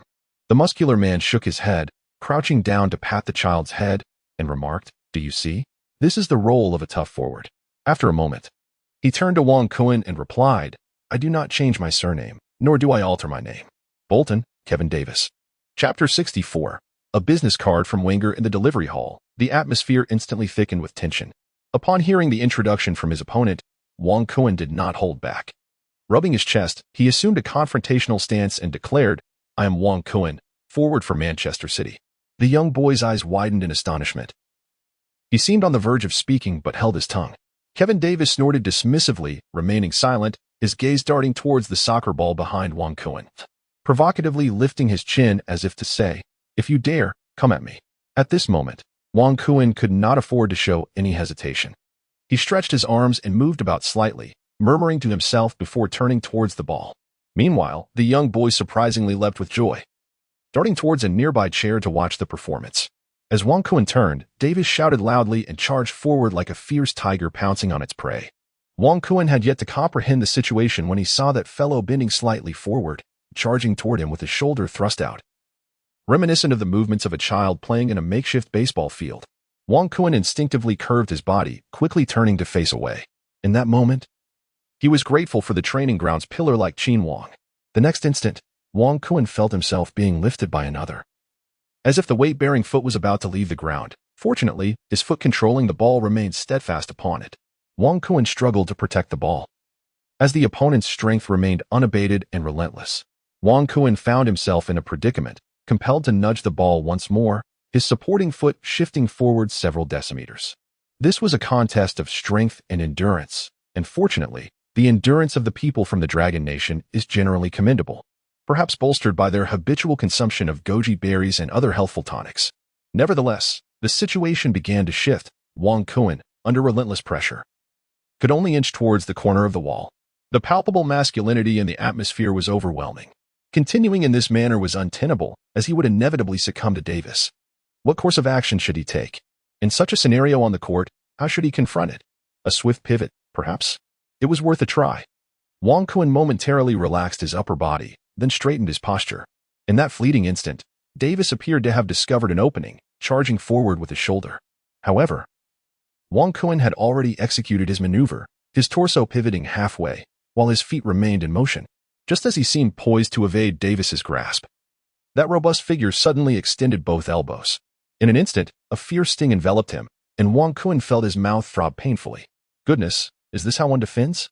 Wong Kun was immediately consumed by rage, abandoning his intention to turn and break through, instead confronting his opponent head-on. The ball rolled off to one side. Oh, what a spectacle! How impressive! In the hall, Wong Kun and Davis stared each other down, their tempers equally matched. The shouts and applause from the audience helped Wong Kun regain his composure. It suddenly dawned on him that there were children present. He could not behave in such a manner. Moreover, he sensed that Davis's method of education was flawed. Thus, he tempered his aggression and spoke. I do not wish to have an unpleasant encounter in front of your child. It is inappropriate. Furthermore, you know as well as I do that this approach to education is problematic. One day, he will forge his own identity. You cannot confine him to your methods. He has his own thoughts and unique style of playing. With each utterance from Wang Kuan, Davis would thrust forward with increasing intensity, continuing until Wang Kuan found himself cornered against the wall, at which point Davis finally ceased his advance. At this moment, Wang Kuan deftly extricated himself from Davis's grasp, plunging the scene into a profound silence. The little boy leaped from his chair and dashed towards Davis, embracing his robust thigh and shaking it with fervor. Dad, you're amazing. Dad, you're incredible. Davis, panting heavily, appeared to regain his composure as he shook his head and gradually crouched down. You're so remarkable. You should play football in Bolton from now on. The boy paused noticeably, lowering his head as if murmuring something to himself. I want to play for a big club. So you want to have to work so hard. He then scampered away but halted once more in front of Wang Kuan, saying, a few days ago, an old man came looking for you, but you weren't here. He played a bit of football with me and gave me a business card, saying there might be a chance for you to take me to meet him. With that, he thrust something into Wang Kuan's hand and dashed off, disappearing in an instant. It was the first time Davis had heard such words from his child, prompting him to remove his shoes and give chase. Yet, as he passed by Wang Kuan, he felt inexplicably obstructed. Turning back, he saw the diminutive figure of Wang Kuan, perplexed by this sudden audacity. Just moments ago, he had seemed fearful. How could he now display such boldness? The two became entangled once again, but this time Wang Kuan appeared determined to impede him, much to Davis's astonishment.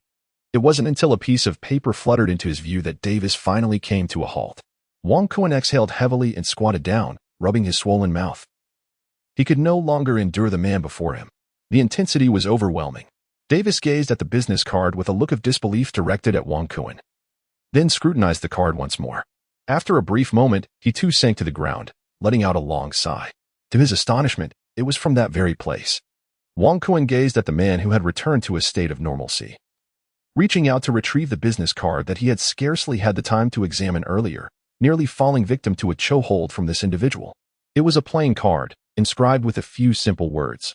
Wangu, accompanied by a sequence of numbers, 282, 562, 8257. In an instant, Wang Kuan's demeanor shifted, his eyes betraying a flicker of excitement as he glanced back at Davis. After a prolonged moment, both men erupted into hearty laughter. Wang Kuan, having fulfilled his wish, obtained the key to the storeroom. As the doors swung open, a strikingly crimson sports car came into view.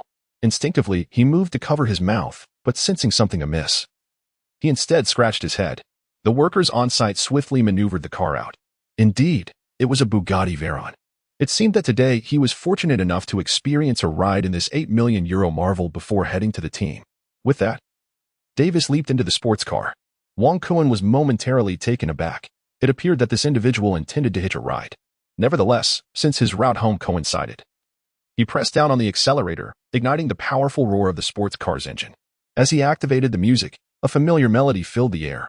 Io, Io, Asadi, Asadi. This tune startled Davis, who gazed at Wang Kuan with a look of bewilderment, as if questioning the very essence of life itself. The sports car twisted along the road, and due to the poor conditions, Wang Kuan occasionally furrowed his brow, mindful not to scrape the undercarriage. Before long, they arrived at the entrance of the dispersal area. The security guard was still sound asleep, yet this time the entrance was obstructed by a pole. It turned out that a group of inebriated truck drivers had positioned themselves there, swaying as they forced Wang Kuan's vehicle to a halt. Goodness gracious. I had thought there were no customers. It seems you all are driving yourselves around, he muttered in disbelief. And what a Bugatti Veyron at that. With such wealth? Why are you behind the wheel yourself? What are we supposed to live on? If you don't lose a layer of skin today, you'll never comprehend the perils of society. Turn off that wretched music and get out of the car. As the group of drunken brutes charged forward, Wang Kuan prepared to shift into reverse to evade them. However, just as his hand reached for the gear lever, it was firmly grasped by Davis, whose piercing gaze was fixated on the approaching men as he swung open the car door. Wang Kuan exclaimed in surprise, "Elder brother, the car has not yet come to a halt." As Davis alighted from the vehicle, he rushed towards the group of inebriated men, and in an instant, the air was filled with shouts and clamors. Wang Kuen's astonished gaze was so intense it could pull a freight train. He hastily extinguished the engine and leapt from his vehicle, rushing towards the source of the commotion. However, as he ran, his steps gradually came to a halt. Davis darted among the crowd, delivering headbutts and elbow strikes, and even hoisting a burly man and tossing him aside with remarkable ease. A chill swept over Wang Kuen as he recalled the earlier scene in the cargo hall. It seemed this fellow had concealed his true strength. How absurd. I offer you a morsel, and yet, look at your insufferable demeanor. You drive while indulging in alcohol daily, lingering here aimlessly, neglecting your responsibilities. From now on, I expect you to leave. The scene was chaotic, with Davis gasping for breath, as those few who had been dazed finally recognized who was there to reprimand them. They scrambled to their feet, each uttering apologies and flattering words. This spectacle left Wang Kuen momentarily bewildered, prompting him to quietly return to his vehicle. After delivering a scolding to those individuals, Davis shook his head in disapproval and dismissed a few of them, with a few resigned sighs. He then got back into the car. Wang Kuen swiftly ignited the engine, casually handing Davis a bottle of beverage as the vehicle gently departed from the Kevin Logistics evacuation site. Once outside, the road conditions immediately improved. The car glided smoothly along, and Davis, gazing out at the scenery beyond the window, gradually regained his composure. After taking a substantial sip of his drink, he sighed deeply. Those few individuals had once been players, some burdened by injuries, others disheartened by unsatisfactory performances, and some who never secured professional contracts. Yet, ultimately, they had all succumbed to the bottle. Upon hearing Davis's words, Wang Kuen paused, seemingly grasping the entirety of the situation. An involuntary admiration welled up within him for the man beside him. Chapter 65. What is the point of showing off in a rattletrap sports car? By the banks of the Mersey, a Bugatti Veyron raced along with fervor. Through his conversation with Davis, he came to understand the struggles faced by the Bolton team. The squad trained merely 2 hours each day, a measure implemented to curtail expenses. They even encouraged players to venture into entrepreneurship, with most of the team members currently on semi-professional contracts. It had been ages since the last payroll was distributed, and the Football Association was now conducting an investigation. As the elder statesman of the team, Davis could only revert to his former trade. Occasionally, he encountered individuals who appeared affluent and would receive tips. Yet he himself never utilized the money, anonymously donating it to the team. This encapsulates the poignant reality of lower-tier teams. Bolton, despite its modest renown, still faced challenges. In contrast, teams competing in the 4th and 5th-tier leagues endured even greater hardships. Reflecting on this, Wang Kuen felt a surge of gratitude for his fortune to play for Manchester City, a club of such opulence. As the two engaged in a lively discussion, the car rolled into the heart of Bolton. The bustling city center was indeed vibrant, and Wang Kuen's Bugatti Veyron became a striking spectacle. Passers-by incessantly captured photographs.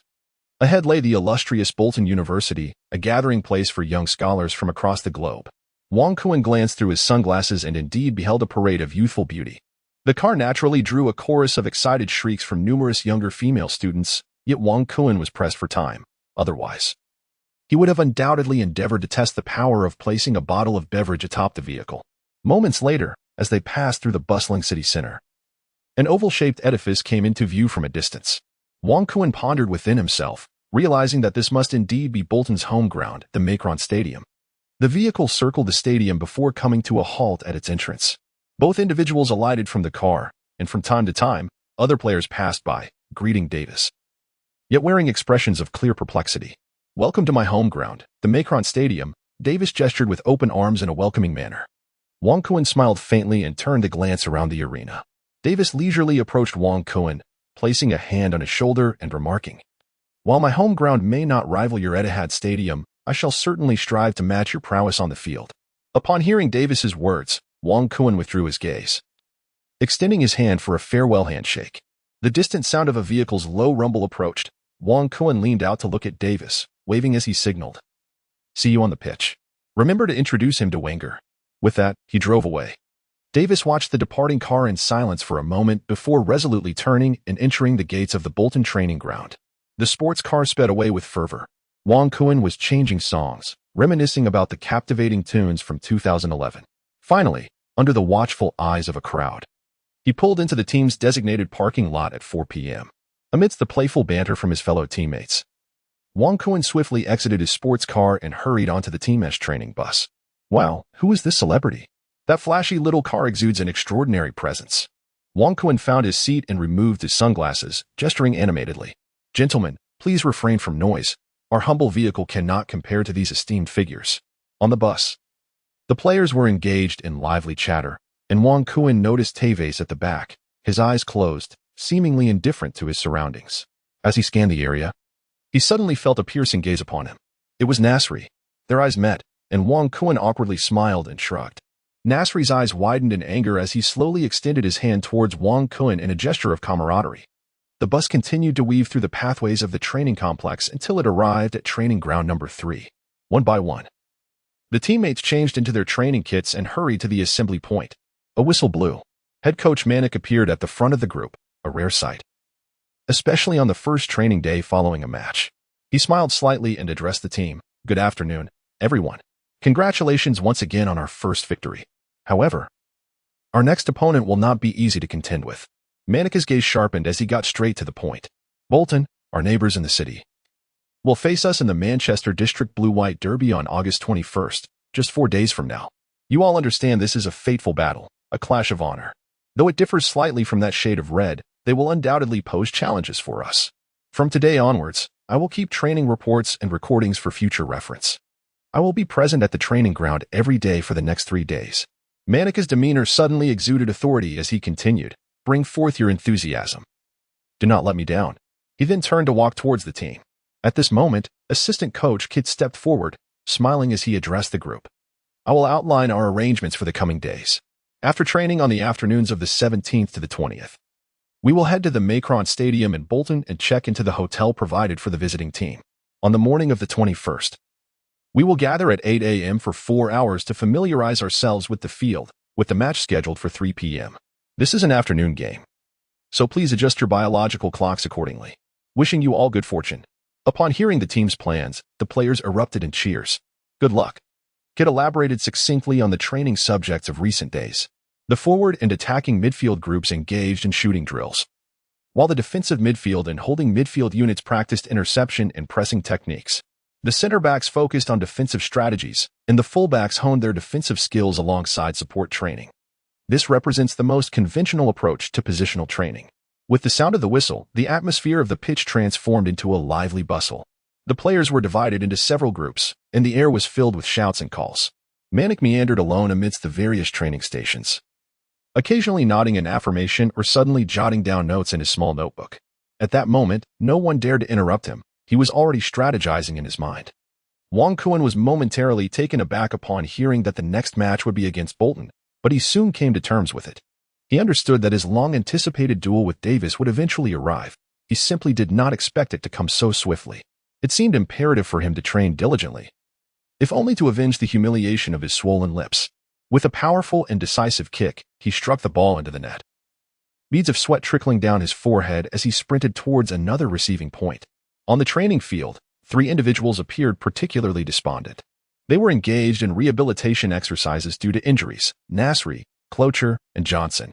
Hey, what brings you here to retire? Well, it's all the fault of that careless stone by the roadside. Ouch, my thumb, it hurts again. Time passed, and the tower training session concluded swiftly. The team bus once again came to a halt in the parking lot. Wang Kun finally no longer needed to hail a taxi, having eagerly hopped into his sleek little sports car. Today, the bus driver was also spared from overtime. As the sound of waves crashing approached, the vehicle was poised to set off when a sudden, urgent voice pierced the air. Oh dear, who is it? Please don't shatter my window. The car window gradually descended, revealing a round, cherubic face. It was Nasri, who gazed at Wang Kun with a look of deep lament. Without hesitation, he swung open the car door and plopped down into the passenger seat. Wang Kun felt somewhat bewildered and thus inquired, Dear brother, are you craving barbecued delicacies? Nasri slowly shifted his substantial thigh and, with a feeble voice, replied, I miss Shaoshan. Wang Kun was taken aback, his pupils dilating instantaneously. Shaoshan, could it be? What transpired? He promptly turned off the engine and parked, focusing intently on Nasri, his gaze tinged with evident irritation. Repeat that, he commanded. Nasri, perplexed by Wang Kun's sudden outburst, quickly realized that his previous statement might have been amiss. He hastily removed his sunglasses and pointed at his toes, exclaiming, Thumb, thumb. Little Shah massage. In his eagerness to clarify, he struggled to articulate his thoughts. Observing Nasri's frantic attempts at justification, Wang Kun exhaled deeply. Acknowledging that he had reacted somewhat unusually, he swiftly restarted the engine, the sound of the engine roaring to life once more. Just as he was about to set off, a gentle tap on the window interrupted him, noticeably softer this time. Wang Kun was perplexed, wondering what was happening today. Was he unable to drive out? As he lowered the window, his previously clouded expression underwent a remarkable transformation. "Ah, Brother Vieira," he exclaimed. The car stalled once more. "Hiki, Kun. I hope I'm not interrupting you," Vieira remarked, casting a glance at Nasri in the passenger seat, and the two exchanged knowing smiles. Wang Kun suddenly recalled that text message. It seems this elder brother wishes to express his gratitude. It is entirely his own fault for being so preoccupied and neglectful. Wang Kun immediately exclaimed, "Brother, let me take you to a place." Without a moment's hesitation, Vieira headed toward the back seat. Once inside the vehicle, he noticeably shifted a few times. The back seat of this sports car was rather uncomfortable. The car finally departed from the parking lot, while the security personnel remained indifferent, unimpressed by the spectacle of a car cruising back and forth. Had it not been for the fact that he was affiliated with the team, they would hardly have bothered with such a person. "Kun, where are we headed?" Vieira inquired, pulling out a wrapped item from his pocket. "Haha, of course. We're going to Phoenix Bar at 9527 City Avenue." Nasri interjected eagerly. Vieira appeared momentarily taken aback, pondering the mention of Phoenix Bar. Chapter 66. Vieira's proposal. The vehicle sped along City Avenue, where the streets were surprisingly devoid of crowds today. Indeed, after match days, this thoroughfare fell into a serene quietude, though it would soon erupt into noise once more. The cycle continued, timeless and unyielding. The car parked not far from the entrance of Phoenix Bar, and the group quickly concealed themselves before jumping out. As expected, the bar was rather empty today. Only a few inebriated patrons lay sprawled at the entrance, while inside, a sparse gathering of individuals engaged in indistinct conversation. Upon entering, Wang Kun and his companions did not even notice Li Tai's absence. Only Xiao Shan was tending to the bar. Nasri, being quite familiar with the surroundings, immediately greeted Xiao Shan. The group did not linger for long and swiftly made their way to the backyard. Wang Kun also sensed something amiss. It turned out that Li Tai was commanding a moving company in the backyard, transporting training equipment to the training ground. Observing the steel frames he had acquired for several £100,000, Wang Kun felt a pang of regret. Yet, there was no alternative. All of this was indeed worthwhile. Li Tai soon noticed Wang Kun and his companions and hurried over, his robust physique surprisingly agile upon seeing Wang Kun. Could it be that this fellow had been secretly training in the backyard every day? "Hey, Kun, how are you? Are you satisfied with this efficiency?" he exclaimed, slapping Wang Kun on the shoulder. Upon noticing Nasri accompanying him, he grinned widely, his gaze shifting to the imposing figure of He Yuing beside them. It seemed he had recognized something. "This brother looks quite familiar. I feel like I've seen him somewhere before," he remarked, extending his hand for a handshake. "Yes, very familiar. I've seen him on television." Wang Kun jestingly remarked, "Hello, I am Vieira. I've heard Nasri mention you along the way. It is said that you possess a signature dish." Li Tai cast a sly glance at the round-faced Nasri, instantly comprehending the implication, and burst into hearty laughter while shaking his fingers. "Got it. I will take care of it right away. However, my friend, you seem quite familiar. Did you play at Long Chow? Hey, what name did you just mention?" Li Tai's voice grew increasingly distant as he retreated to the kitchen. The other two shook their heads, acknowledging that this fellow undoubtedly had a flair for performance. Vieira, intrigued, proposed a stroll with Wang Kun. Nasri, however, lacked the inclination and, upon hearing about the stroll, immediately reclined on a sun lounger, claiming his thumb was sore. Observing the diligent staff, Wang Kun guided Vieira around the outer circle, explaining the functional areas and an array of training equipment. After a brief while, they completed their circuit, with Vieira attentively listening to Wang Kun's plans and designs, occasionally nodding in agreement. On their return, as they walked over the grass, they contemplated areas needing improvement. Noticing Wang Kun's ambition, Vieira paused, placing a hand on Wang Kun's shoulder, and spoke with significance. "Hey, Kun, do you know that everyone harbors passions and fervor? I hope you remain steadfast in your original intentions and persistently commit to this endeavor." Upon finishing, his gaze seemed to linger in anticipation, and Wang Kun sensed an expectation. The matter Vieira referred to was, in fact, training. He sought to convey that training is arduous and demanding, not merely a fleeting whim, but a long-term dedication. Wang Kuan nodded resolutely, choosing not to utter a word, and gently patted the elder's arm once more as he nodded again. At that moment, a robust voice echoed through the air. "Hey, Kuan, don't linger too long. Come join us for some skewers." Wang Kuan glanced back, exchanging a knowing smile with Vieira before making his way toward the rest area beneath the grand tree. However, after taking just a few steps, he felt Vieira's hand grasping his shoulder, prompting him to turn around with a puzzled expression. Could it be that the esteemed elder had further instructions? Vieira appraised Wang Kuan from head to toe, then cast a glance over the field, and suddenly exclaimed, striking his forehead. "I just remembered. There has been a recent surge in personal training teams within the football community. You should consider giving it a try." Wang Kuan was taken aback. The term personal training team sounded rather grand at first glance. Just as he was about to voice his inquiry, another thought struck him deep within. This must surely come at a hefty price. Observing Wang Kuan's hesitation, Vieira chose to say nothing further, instead flashing a bright smile and suggesting, "Do some research on your own. You might find that you don't need it, as you have been achieving remarkable feats all along. Of course, should you wish for assistance, I can help you seek out professionals within the industry." Noticing that Wang Kuan was still hesitant to join the gathering, Li Tai shouted once more with fervor, "Come on, can we speed this up?" Vieira gave a gentle pat on the still-dazed Wang Kuan and returned to the leisure area, instantly igniting the atmosphere of the gathering. Initially filled with uncertainty, Vieira could no longer restrain his hands after savoring a bite of the delectable barbecue. Beside him, Nasri was effortlessly indulging, alternating between skewers and slurping down oysters, his adept technique making Wang Kuan feel somewhat inadequate. "Hey, mate, weren't you here to recuperate your thumb? How come you're eating like a champion? It seems you were quite eager to indulge." Wang Kuan gazed at the chaotic array of items on Nasri's desk, and could not help but jest. However, Nasri remained utterly indifferent, as if he had not heard a word. At that moment, Li Tai, with a mischievous glint in his eye, sidled up to Wang Kuan, extracting a note from his pocket and placing it before him, all the while casting a flirtatious glance. Wang Kuan gazed upon Li Tai's clumsy mustache, feeling an overwhelming urge to retch. However, given his current financial constraints, it would be prudent to refrain from provoking this individual for the time being. He must maintain an air of mystery. Otherwise, if this fellow were to sever his means of sustenance, it would result in dire consequences. "What is the matter with you, my good man, with so many guests present?" Wang Kuan was merely putting on a fade, while Li Taiku continued to grin insincerely. "Oh, how delightful it is for a grand star to spare a glance when time permits." The moment Wang Kuan caught wind of Li Taiku's shameless tone, he felt a surge of nausea. Reluctantly, that fellow raised his wine glass, prompting everyone else to do the same, leaving Wang Kuan to shake his head in resignation. The moments spent savoring skewers were indeed delightful, and the beer flowed swiftly.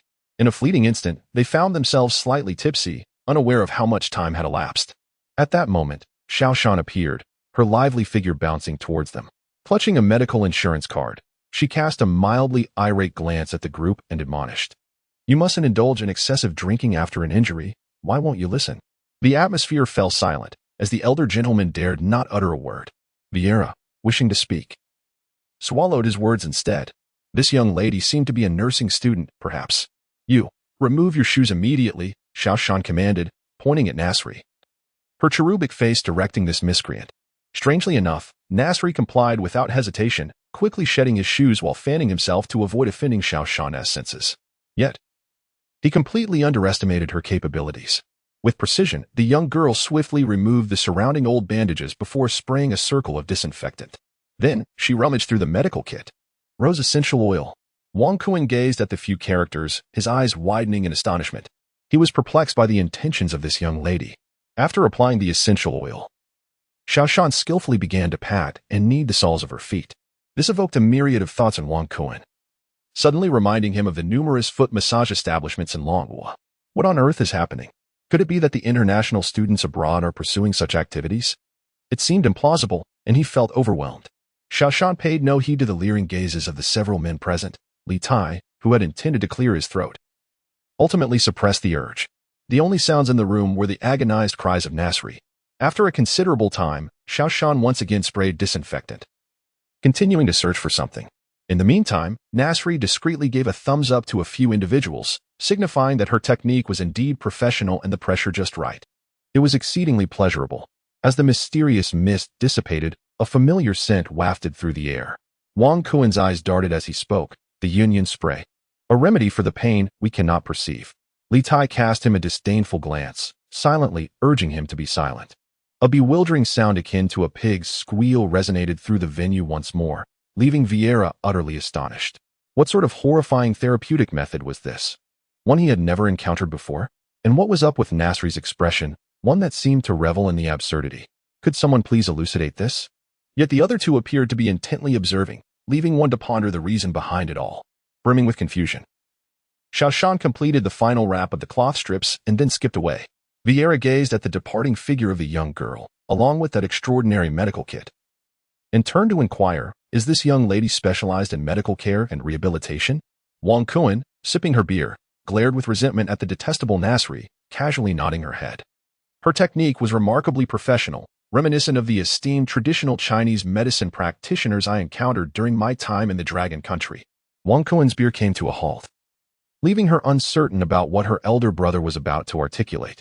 Were she to assume the role of the team's medical personnel, I believe the duration of recovery for injured players would be significantly diminished. This indeed is a remarkable revelation. Subsequently, Vieira immediately rose to his feet and made his way towards the training field, seemingly having dialed a phone number. Wang Kuan and Li Tai were taken aback, momentarily bewildered by the words just uttered by their senior. The mention of the team's medical staff left them exchanging glances as the events unfolded with bewildering rapidity. Only Nasri appeared somewhat detached, still languishing in the aftertaste of the recent thrill. Chapter 67. Do not provoke or challenge them. In the backyard of the bar, the group had nearly finished their drinks. Wang Kuan seized an opportunity during her leisure time to glance at the note from Li Tai Kasai. A staggering total of nearly 60,000 cups of beer had been distributed, and her mind went blank as she stared at the lengthy string of numbers indicating that she needed to advance nearly 80,000. Good heavens, what a predicament! She examined the fan base, which stood at 290,000, with an additional plus sign indicating 66,666, meaning the exclusive fan gathering combined with the fans she had garnered now totaled 350,000. It appeared that the revenue from the exclusive fan gathering was quite promising, as one could essentially acquire a fan for around one. Yet, the financial shortfall persisted, and she was uncertain about the status of the endorsement negotiations with Likila. If worst came to worst, she might have to sell her car. Gazing at the substantial fan base, Wang Kuan hesitated for quite some time. Ultimately, she decided to continue saving, hoping to amass enough for a more impressive skill acquisition in due course. She then checked the player's reputation, which stood at 10,000. Wang Kuan slapped his thigh, having recently exchanged for his fourth real-time slot. The burdens of the day weighed heavily upon him, and he felt his memory faltering. It was time to rest. After a few gentle persuasions from Wang Kuan, several elderly gentlemen reluctantly retreated to their respective abodes. The bar, too, closed earlier than usual, its lights flickering momentarily before the night settled into tranquility. After a brief wash, Wang Kuan climbed into bed. In his dreams, he found himself running beneath the setting sun. A fleeting glimpse of his dissipating youth, until the clang of noise jolted him awake. Wang Kuan instinctively cast a glance at the Kuan-branded flip-top machine. A wave of dizziness washed over him, a clear indication that he had perhaps indulged a tad too much the previous evening. It was likely that after Xiao Shan had declined to offer any beer, they had surreptitiously consumed the bottle of foreign liquor brought by Vieira. Evidently, such spirits did not sit well with him. The allure of Qingqing beer remained unmatched. As he opened the door to his room, he was greeted once again by the sweet presence of Xiao Shan. Wang Kuan took the breakfast tray with gratitude. Suddenly, he recalled Vieira's suggestion from the previous day, and while sipping his millet porridge, he inquired, Xiao Shan, how long do you have left until your internship graduation? Xiao Shan, with her large sparkling eyes, began to calculate and cheerfully replied, in 13 days and 14 hours. Upon hearing this peculiar figure, Wang Kuan found a mouthful of porridge lodged in his throat, prompting an immediate bout of coughing. Goodness, must it start so early in the day? Wang Kuan bent down several times, finally managing to regain his composure. He looked at Xiao Shan with a puzzled expression and softly inquired, was that a rural joke you just made? Xiao Shan, taken aback by Wang Kuan's intense reaction, gazed at him in confusion, unable to comprehend his peculiar behavior. Yes, indeed, Brother Kuan, we are merely 13 days away from graduation.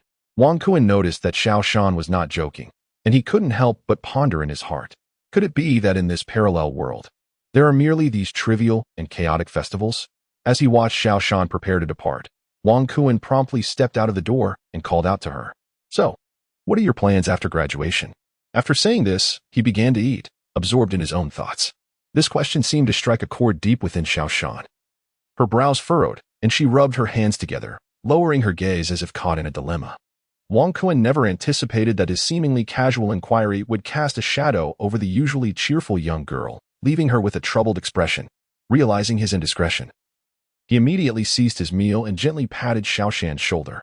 Indeed, this marks a pivotal choice in life, one that can be quite bewildering. However, I believe that in due time, clarity will emerge within your heart. As Xiao Shan absorbed Wang Kuan's words, she gradually lifted her gaze, her eyes beginning to shimmer with newfound brightness. I might return to Long Country, she replied. Here, my elder brother has already gained full control. I wish to go home and tend to my parents for a while before making further plans. Perhaps I shall return here once more. Wang Kuan listened to Xiao Shan's words, contemplating Vieira's suggestion, yet he refrained from voicing his thoughts. It appeared that this young girl was yearning for her homeland, longing for her parents.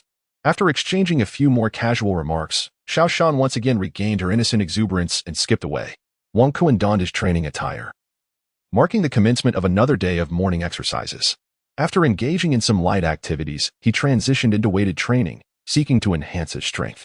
With the imminent challenge posed by Kevin Davis just days away, he was determined to avoid a humiliating defeat. Weight strapped to his calves and an additional sack filled with heavy materials on his back, he sprinted fervently along the track. This scene elicited a sense of bewilderment. It appeared as though his training mirrored that of an athlete. Perhaps this was an epiphany Wang Kuan had reached himself. Ultimately, his sole aim was to bolster his stamina. However, the intensity of such training proved to be quite taxing. After only a few laps, he found himself nearly exhausted and collapsed onto the grass. Gradually, a figure approached from a distance, squatting beside Wang Kuan. With a gentle touch, he kneaded one of the sandbags, shaking his head in disapproval before settling down on the grass as well. At this moment, Wang Kuan became aware of someone beside him. He lifted his sweat-drenched face and opened his slightly squinted eyes. It turned out to be Vieira, who had also risen early. Although he was unaware of what Vieira was engaged in, he sensed that it resembled a training method from long ago, one that yielded poor results and was detrimental to the body. Do tell, what challenges have you encountered? Indeed, experience speaks volumes. Vieira possesses a distinctive gaze and keen perception. Otherwise, he would not have been entrusted with leading the youth team, a precursor to his future role as the director of Manchester City.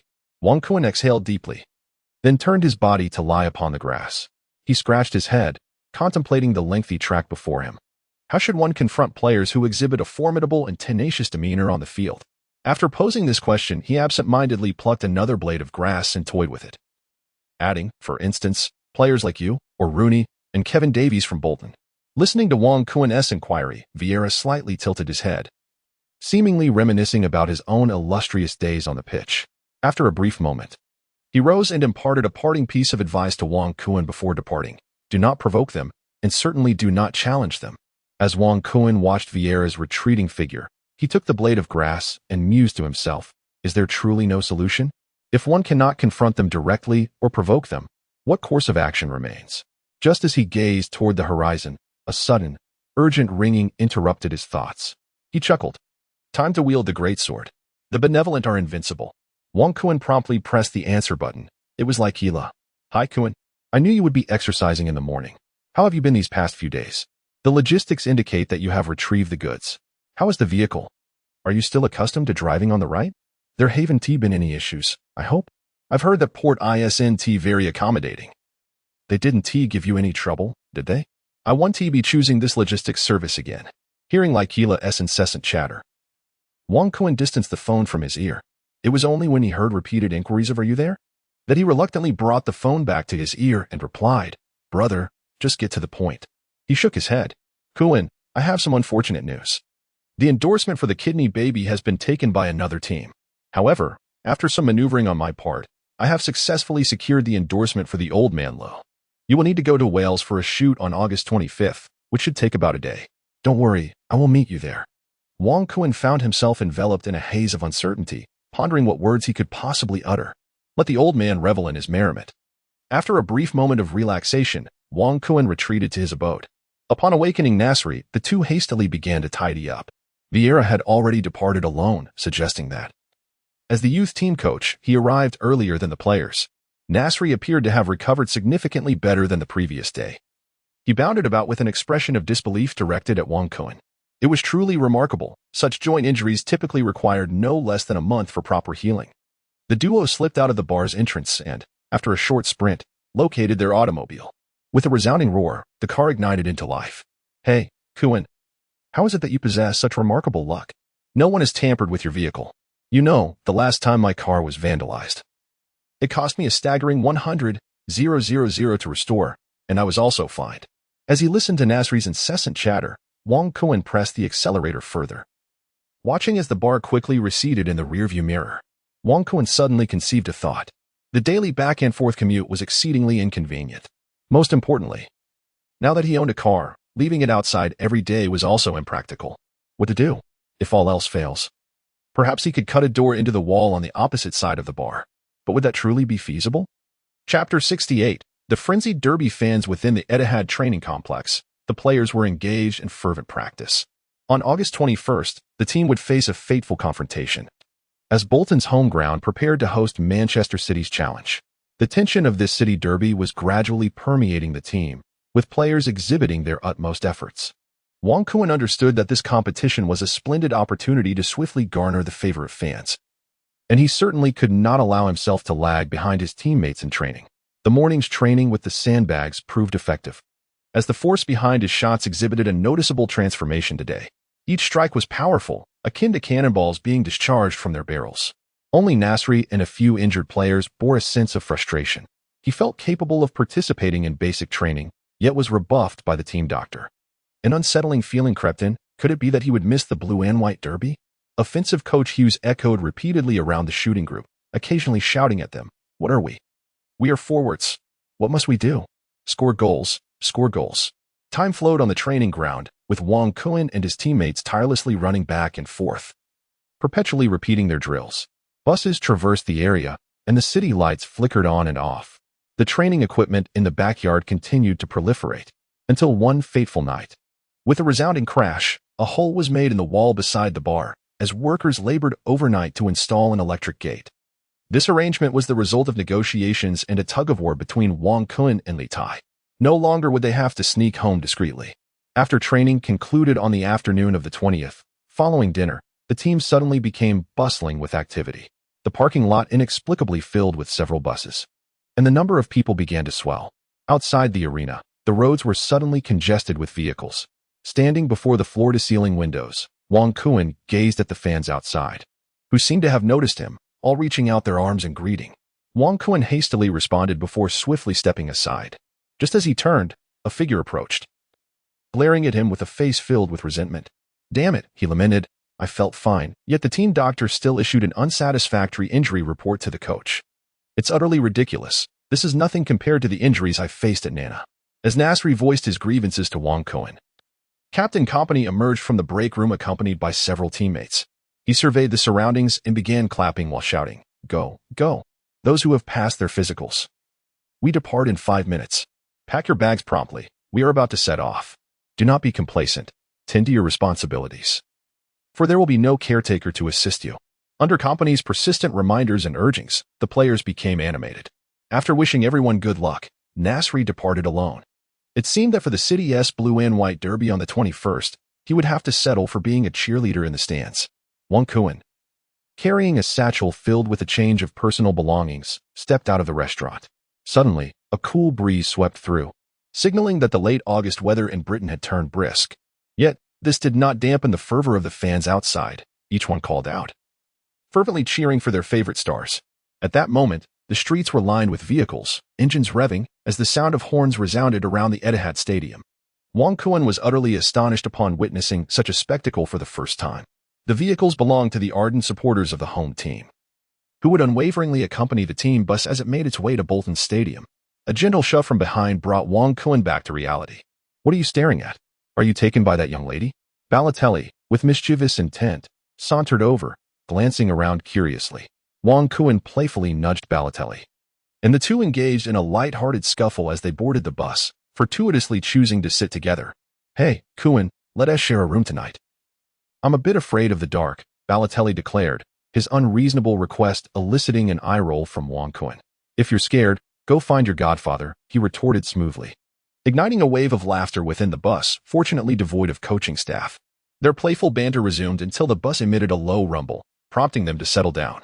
Manchester City had dispatched 3 buses for this venture, the first for the players, the second for the coaching staff and club personnel, while the third accommodated support staff and team chefs. Such extravagance exemplified the club's opulence, providing their own chefs for travel. One could only wonder if they also brought their own utensils and ingredients. As the 3 buses departed the stadium and merged onto the city's thoroughfare, a multitude of cars swiftly followed in an orderly fashion, escorting the team bus in a show of support. Ahead, as they approached the city highway, police vehicles appeared to clear the path. Inside the bus, players engaged in their preferred pastimes. Some indulged in snacks, others closed their eyes, basking in music, while a few immersed themselves in their phones. After their playful tussle, Balotelli succumbed to sleep, snoring softly. Wang Kun finally fell into a state of tranquility. At that moment, a sudden chime of a text message resonated from his pocket. Wang Kun inadvertently stumbled upon a message that left him momentarily speechless. To conquer him, a mutual admiration emerged. It was a text from Vieira, suggesting that this seasoned veteran had indeed provided Wang Kun with strategies to engage with formidable players. However, the phrase seemed rather abstract. To conquer, what does that truly mean? Is it akin to kneeling and singing a song of submission? Clearly, that is not the case. Rather, it is a sense of mutual respect and understanding. Wang Kun reminisced over the text message sent by Vieira, lost in contemplation.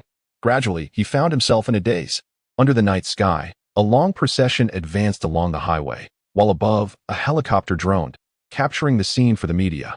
Among the moving throng, a wooling minivan trailed closely behind, pulsating with lively music and filled to the brim with exuberant passengers. Within, Li Taiku and Xiaoshan occupied the front, while the back seat housed Uncle Mike and 2 inebriated fans, all merrily singing along and swaying with the rhythm, keeping pace with the Blue Moon Army. I gazed into the distance. Oh, the sun above. Ah, this is the madness of a football night, coupled with a restless heart. The Bolton district had already come alive by afternoon, with main roads adorned with posters and flags for the match. A vibrant display of white and blue that rivaled the city's boulevards. As the bus jolted over the uneven terrain, the players on board were roused one by one. Indeed, at every intersection, a stretch of bumpy road awaited. The vehicle slowed here, and soon, congestion ensued. Wang Kun gazed with astonishment, inadvertently drawing back the curtain, his eyes widening in disbelief. He struck the still slumbering Balotelli, gesturing towards the scene outside. There, at the confluence of the 2 districts, loomed a colossal poster of Manchester City on one side, while on the other, an equally grand poster of Bolton, both illuminated by a myriad of lights. Such a spectacle instantly ignited the fervor of the fans from both teams, transforming the atmosphere into a whirlwind of excitement. Above, a helicopter circled, gradually descending, indifferent to the dust swirling below, as media reporters fervently captured the unfolding drama. The enthusiasm of the fans had been kindled. They began to manipulate their car headlights. Reveling in the moment, the presence of police vehicles increased, their sirens blaring as they hurriedly descended from their cars, encircling the team bus, escorting Manchester City's coach into Bolton district. At that moment, Wang Kun could distinctly perceive a growing number of white jerseys outside. Were Bolton fans lying in wait to ambush the Manchester City bus? This was utterly insane. Even Balotelli, beside him, appeared bewildered. He had never witnessed such an intense rivalry. This was indeed a battle of destiny. At that juncture, the team captain, Company, gradually rose to his feet. He clapped his hands together and declared, "Friends, do you see the madness of the opposing fans? This is their intimidation tactic. If you feel frightened, let me know, and I will inform the coach not to send you onto the pitch. But if you are a true man, stand and fight with us. This is the game of the strong." Company's impassioned speech instantly ignited the fighting spirit of the Manchester City players. For reasons unknown, the bus began to softly hum the tune of Blue Moon. "Hey, Jude, don't make it bad," the lyrics echoed, growing louder until even the Manchester City fans outside could hear. Gradually, the chorus of Blue Moon resonated, elevating the atmosphere of confrontation. Through the window, Wang Kun observed the bus slowly resuming its normal course. He could clearly see that the fans from both sides seemed to engage in a brawl at that moment. It appeared that no excuses were necessary. They charged forth. Balotelli's eyes sparkled as he looked at Wang Kun, seemingly reaffirming their decision to share a room that night. Thus, the bus swayed as it entered Bolton District. Chapter 69. The Derby in Bolton District. Macron Stadium, away team hotel. The players busied themselves with room assignments. Balotelli was in room 1110, Wong Kuan in 1111, and Silva in 1112. Under the fervent exhortations of assistant coach Kidd, the fans eagerly advanced, each seizing their respective number plates and heading towards their rooms. Balotelli hastened after Wong Kuan, apprehensive of losing sight of him. "Hey, Kuan, how's it going? Shall we share a room tonight?"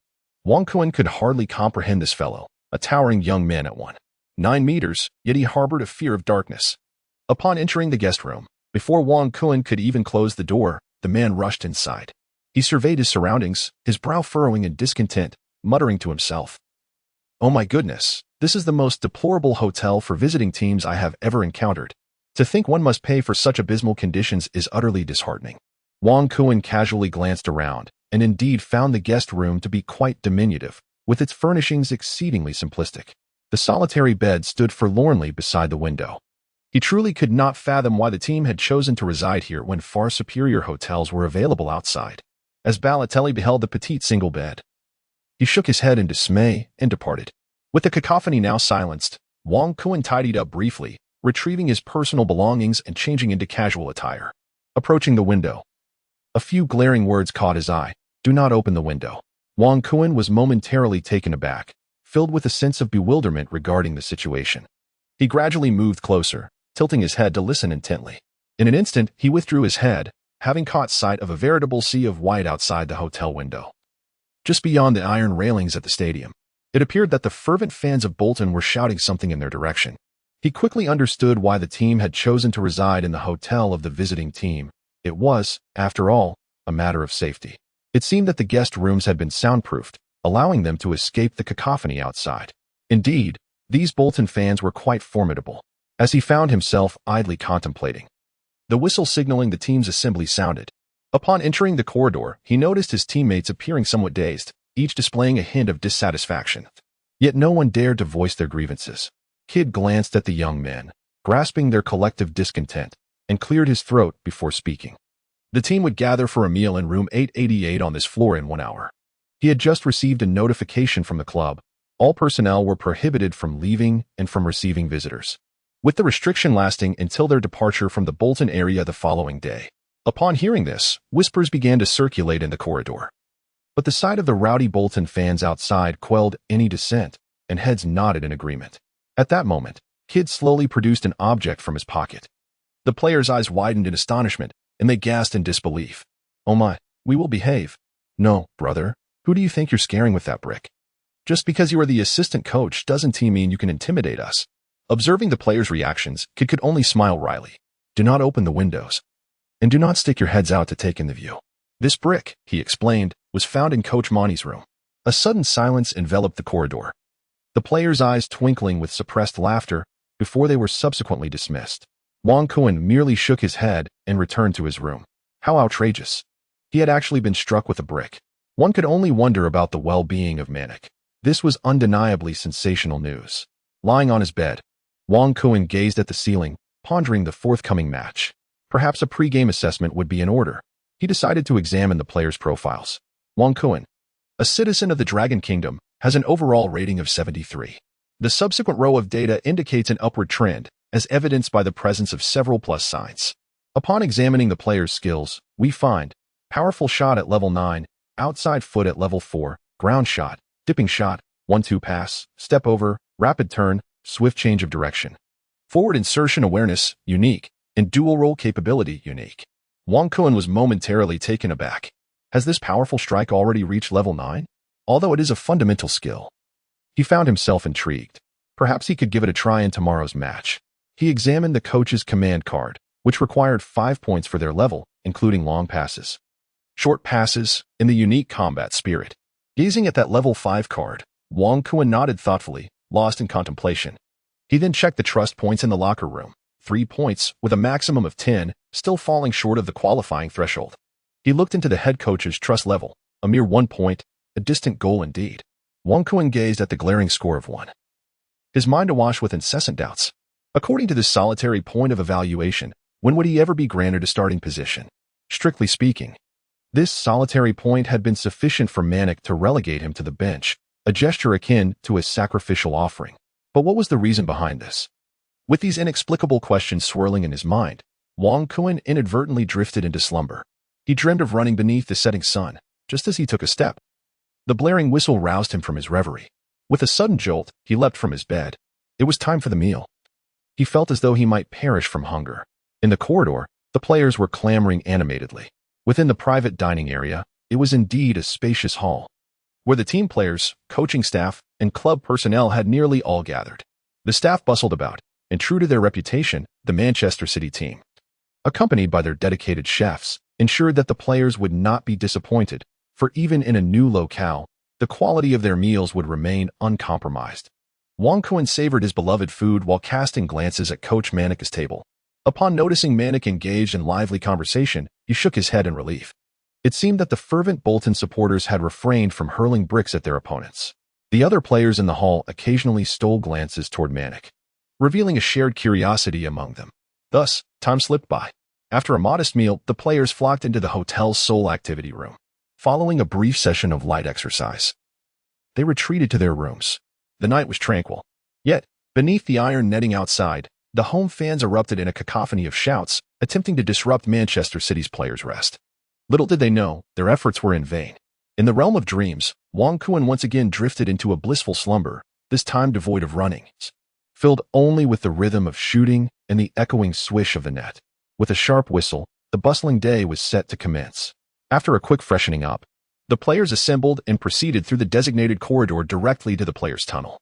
One by one, they made their way toward the visiting team's locker room.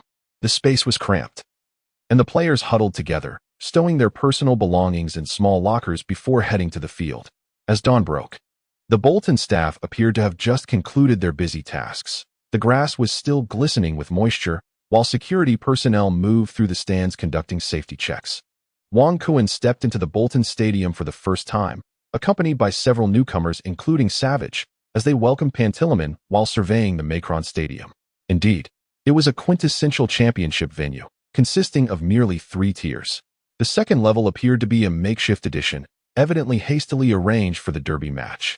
Even so, the stadium still seemed rather modest, with only a slight overhang to shield spectators. One could easily surmise that in the event of rain or snow, everyone would inevitably find themselves quite drenched.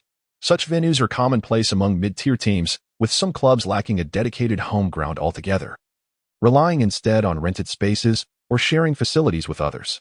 After the team lined up, they embarked on a morning run, the players' spirits high, particularly as some were experiencing the Manchester Blue and White Derby for the very first time.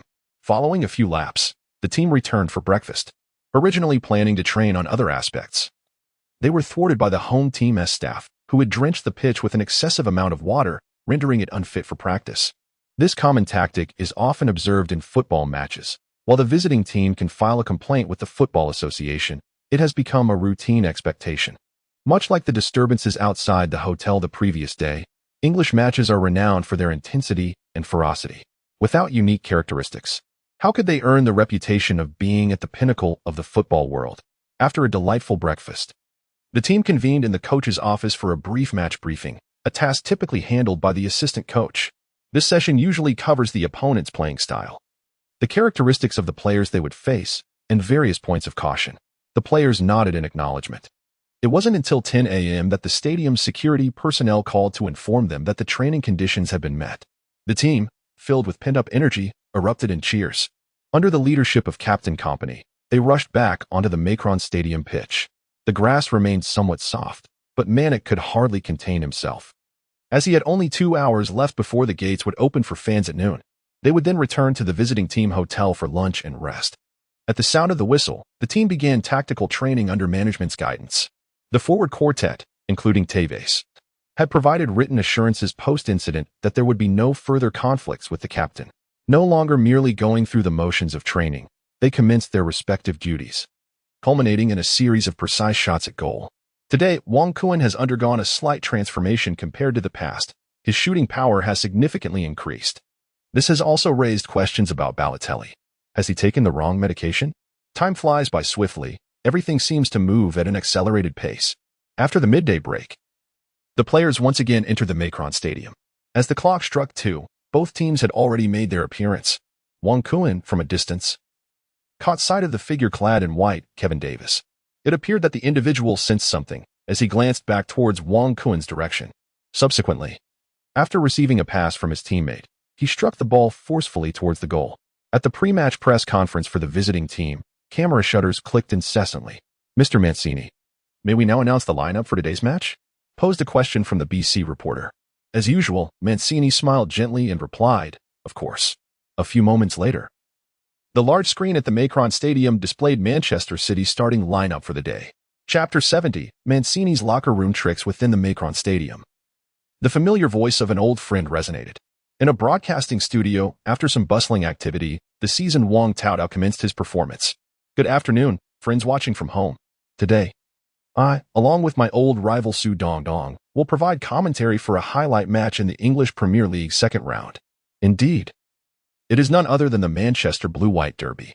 Some viewers might wonder about the significance of the Manchester Blue-White Derby, so allow me to elaborate. Ahem. The starting lineup for Manchester City has just been released, as Su Dongdong reminded himself. Wang Taodao immediately shifted the conversation. Now, allow me to enlighten you about the history of the Derby. First, let us examine the starting lineup released by Manchester City today. Upon hearing Wang Taodao's commentary, Wang Kuan felt a surge of joy. His old friend remained as composed as ever. The names flashed across the giant screen in the stadium. Manchester City's starting lineup is as follows. Goalkeeper number 25, Hart. Right back number 2, Richards. Center backs number 4, Company, and number 6, Lescott. Left back number 13, Kolarov. Right midfielder number 42, Yaya Touré. Midfielder number 18, Barry. Left midfielder number 7, Milner. Right winger number 16, Wang Kuan. Center forward number 10, Zeko. Left winger number 21, Silva. Surprisingly, it forms a 4-3-3 formation. Center forward Zeko drops back to serve as a pivot, allowing David Silva and Wang Kuan to engage in fierce battles up front. As Wang Kuan's name illuminated the screen, he felt a jolt of excitement. He had made it into the starting lineup. The joy arrived so suddenly. What could this mean? Why had the coach chosen to place his trust in him today? However, he had no time to ponder these questions. He raised his legs higher in preparation. Sensing he was ready, at that moment, the substitutes' names began to scroll across the giant screen. Goalkeeper Pantilimon, forwards Tevez, Balotelli, and Adam Johnson, defenders Savic, Clichy, and Zabaleta. "Oh, today a substitute list from Mancini is quite intriguing," he mused. "I heard there were deep conflicts with Tevez, yet he has made it to the bench today. It seems the rumors circulating outside have been dispelled." Indeed, Balotelli, who had not performed well in the previous match against Swansea, found himself on the substitutes bench as well. As Manchester City announced their lineup, the players not included in the squad began to exit, taking their seats in the reserved area of the stands. A few players settled in the stands, and a warm ray of sunlight enveloped them. The sensation was so pleasant, why even bother with playing? This was far more comfortable than the substitutes bench. Congratulations, host. You have made it into the starting lineup for the first time. You are awarded 3 random skill cards, a fan base of 30,000, and a player reputation of 30,000, all due to your commendable performance in the last match. Keep up the good work. The system's alluring voice suddenly resonated, and Wang Kuan grasped its meaning. Clearly, as long as he performed well, the head coach would not deliberately sideline him, allowing him to continue to shine. At the press conference, a reporter from Yangong approached Mancini. "Mr. Mancini, what are your thoughts on today's derby against Bolton? This match is crucial for Manchester City this season. Are you prepared?" As Manich listened to the journalist's inquiries, he could not help but extend a thumb in approval. The Blue-White Derby is the match eagerly anticipated by both sets of fans. Today, our away challenge against Bolton presents certain difficulties, and the players from both sides will strive passionately. This match may ultimately hinge upon their sheer will to triumph. Those present understood Manich's ambiguous statements. Before such a derby clash, neither side dares to assert their victory with certainty. As a reporter from Mirror, I found the recently announced lineup quite intriguing. Mr. Manich, could you elucidate why you have chosen to utilize both traditional forwards sparingly while positioning Silva in that role? Will he frequently occupy this position throughout the season? Manich smiled gently and replied, "I shall not delve deeply into tactical arrangements. The team consistently selects starters based on training performance and current competitive form. Moreover, Silva is inherently a versatile forward, and given his current form, It is likely he will appear in this position on numerous occasions this season. After concluding his remarks, Manic raised a finger, signaling to the staff for one more question. The microphone was then handed to Alice, a reporter from the City Evening News. Captain Company, have you prepared to motivate your teammates? In light of this fateful encounter, what is the current state within the team? And is there a sense of tension as the major match approaches? Company took the microphone and, after a moment of contemplation, responded. This is a fateful clash that requires no further elaboration. The team's enthusiasm has been steadily building since last night. Now, it is time to express that energy on the pitch. We will not disappoint the Blue Moon fans. After Company concluded his remarks, the applause in the room was sparse, and Mancini departed the press conference with his protege, making his way towards the players' tunnel. Inside the away team's locker room, the sound of footsteps echoed. Assistant coach Kidd delivered yet another pre-match briefing, and upon noticing Mancini's presence, the staff members gradually exited. Instantly, the locker room fell into a profound silence. Only after Kidd set up the tactical board did he retreat as well. The players, their gazes intense, fixed their eyes on the slowly approaching head coach, Mancini. Bold letters adorned the tactical board. Fight for the Blue Moon. He then locked eyes with each player participating in today's match, conveying through his assured gaze that they were light, they were electricity, they were the singular myth. The disciples seemed to sense Mancini's call, nodding resolutely in response. This was a silent encouragement, the finest method to foster their fighting spirit. Mancini understood that they had reached this pivotal moment. Words were futile. Just as he had expressed in the press conference, the outcome of the match rested solely on the players' determination on the field. Time ticked away, and amidst the charged atmosphere, a sense of restlessness began to build. The assistant coach glanced at his watch and leaned closer to Mancini to offer a reminder. Yet, at that moment, Mancini remained resolute. Stepping closer to his beloved players, patting each on the shoulder. In their ears, he bellowed, "Go, go!" The players, invigorated as if released from their restraints, surged out of the locker room. They were eager to escape the oppressive tension and yearned to unleash their full energy on the pitch. A wave of sound crashed upon Wang Kuen's eardrum, causing him exquisite pain. He found himself leaping uncontrollably, rushing out of the changing room, leaving behind only the echoes of Mancini's command to end it all. Company, witnessing the fervent demeanor of today's audacious coach, felt tears welling in his eyes. This terrifying hairdryer seemed to have accomplished everything, yet paradoxically, nothing at all. Was this the true power of Mancini? As captain, he even conserved his shouts. How terrifying indeed. The Manchester City players were already crowded in the players' tunnel, while at this moment, a line of young footballers was being ushered in by the staff. Oddly enough, the home team's players had yet to make their appearance. Amidst the confusion, the large screen at Macron Stadium began to display Bolton's starting lineup for the day. Oh dear. With just over 10 minutes until the match, Bolton's coach, Evans, finally unveiled the team roster. Alas, such a fundamental error would surely attract the FA's reprimand post-match. Last season, Evans was merely the team's youth coach, and this marked his second match in the English Premier League. Perhaps he was a bit nervous, but we still hope that under his guidance, this Bolton team can leave a lasting impression on their fans today. Time is running short. Let us take a look at Bolton's lineup for today. Chapter 71. The showboating referee within the confines of Bolton's home ground. A sudden clamor erupted in the players' tunnel. It turned out to be the Bolton players, each one hastily striding forward, naturally drawing the attention of the Manchester City players. Observing the home team's tardy arrival, Captain Company swayed his body towards the fourth official, uncertain of his intentions. Momentarily, he appeared somewhat aggressive, seemingly lamenting the home team's lack of respect. Wang Kuen cast a glance and soon spotted the man who was making his way towards the fourth official. After a brief handshake, they engaged in a discussion until their respective assistant coaches stepped forward to escort them away. This minor episode came to a close, yet the flashes from cameras in the corridor captured every moment. While Wang Kuen was engrossed in the spectacle, he felt a gentle tug on his hand. He instinctively shifted his gaze, first surprised, then pleasantly astonished, and finally smiled at the individual before him. To his delight, it was the young boy, who turned out to be his little football prodigy for the day. They exchanged smiles, their hands clasped together in a gesture of inquiry. "I'm Davis Martin. Remember my name." Wang Kuen nodded with a smile, just as he was about to respond when a large hand reached out. Wang Kuen was momentarily taken aback, realizing it was Kevin Davis. The three of them engaged in this peculiar handshake. Davis glanced down at his son, shook his head, and departed. What an unfilial child. To choose the opposing side during the derby match is truly infuriating. It is a quintessential display of youthful rebellion. This scene left Wang Kuan feeling quite awkward, as it seemed this young man would certainly face repercussions upon returning home. Meanwhile, in the studio, Wang Taotao was animatedly discussing the match. Let us examine the lineup for Bolton today. The goalkeeper is K-Lining. The left back is Stanson, with Cahill and Knight as central defenders, and Robinson on the right. In midfield, we have Gears, Cork, Mwamba, and Petrov. Up front are Davis and Klasnik. This forms a 4-4-2 formation, indicating that Coach Evans intends to balance offense and defense while waiting for the opportune moment. A clash with Manchester City promises to be an exhilarating matchup.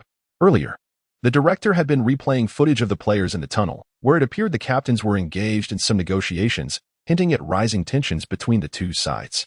Now, the players have stepped onto the Macron Stadium pitch, leaving us little time to introduce Bolton's substitutes. Upon entering the field, a resounding chorus of applause erupted from the audience. In the visiting supporters section, Manchester City fans, unwilling to be outdone, were fervently chanting as well. Amidst the throngs of people, a conspicuous banner was unfurled: "Support me, beer at half price." The photograph of Wang Kuan making a scissor gesture has been replaced by one where he is pulling at his hem while gazing at his own number. Amidst the crowd, Li Tai, with several band-aids adorning the bridge of his nose, is unable to suppress his shouts. Those band-aids are the remnants of last night's encounter with the home team as fans upon entering the Bolton area. Beside him, Uncle Mike is less fortunate, sporting a bruised and battered visage as he glares coldly at the opposing supporters. The atmosphere is charged, a battle on the brink of eruption. In accordance with the Football Association's arrangements, a moment of silence is observed, marking the tragic Munich air disaster of February 6, 1958. Moments later, the referee Atwell's whistle pierces the air, signaling the commencement of the match between Bolton and Manchester City, with City winning the coin toss. Following a deft turn by Deco, Yaya Toure takes possession in midfield, probing the defensive strength of the opposition. Today, Silva has been positioned on the front line, enjoying ample time on the ball. However, after a few exchanges with Barry, possession is lost, much to Yaya Toure's frustration, prompting him to urge the industrious Milner to push forward. The ball finds its way to Mwamba in Bolton's midfield, who calmly engages in passing drills with his teammates. Both sides begin to test one another. Yet, not everyone on the pitch is content with this tentative approach. Positioned at the center line, Wang Kuan finds himself assigned to the forefront by Manik, unable to retreat due to Deco's presence. Perhaps the old man seeks to assess his positioning and breakthrough capabilities. Activating the tactical board, he instills a spirit of combat. Wang Kuan secretly smiled. In an instant, Manik, who was leisurely toying with his drink, seemed to be summoned by an unseen force, abruptly discarding his beverage cup. The assistant coach Kidd, standing nearby, was caught off guard, splashed by the surging water. What just transpired? He looked utterly perplexed. Manik charged into the makeshift command area, bellowing at the players on the field. "What are you all doing? Wake up. Haven't you eaten?" His beloved disciples stared at Mancini outside the field, momentarily stunned. What is this old fellow doing? It's only been 5 minutes since the match began. Yet, the phrase "haven't you eaten?" struck them like a thunderclap, piercing deeply into their hearts. They felt an ancient surge of power rising within them, and their gazes turned toward the Bolton players. The murderous intent was unmistakable, and the Bolton players could naturally sense the shift in Manchester City's demeanor, each of them becoming increasingly serious. Wow, it's rare to see Mancini so animated. This is quite different from his statements at the press conference. He had just been motivating his disciples. The atmosphere shifted. We witnessed Milner storming into the opponent's territory, as if fueled by adrenaline, relentlessly pressuring the ball. However, he seemed somewhat isolated, until that formidable figure, dark and resolute, charged in as well. Incredible. It's seldom we see Yaya Toure positioned in that way. The attacking players of Manchester City were exerting relentless pressure on Bolton's defense. The sudden advance of the two midfielders compelled Silva and Wang Kuan to infiltrate the opponent's penalty area early. Indeed, as Milner darted, his pass to the young Bolton defender Cahill was intercepted. In that moment, the Manchester City attacking unit sprang into action. Milner carried the ball, stepping into the penalty area, and glanced around to find himself surrounded by teammates. The options were plentiful. He had never experienced such a wealth of choices in a match. Amidst the frantic movement of everyone, Milner sought the optimal passing route. Suddenly, he heard a shout from behind. "Mimi, behind you." It was the voice of Barry, guarding the last line of defense for Manchester City at the center line. Milner felt perplexed, wondering what was happening behind him. This was the penalty area. Who could possibly challenge him? Just as he reveled in his confidence, he suddenly felt himself being shoved violently.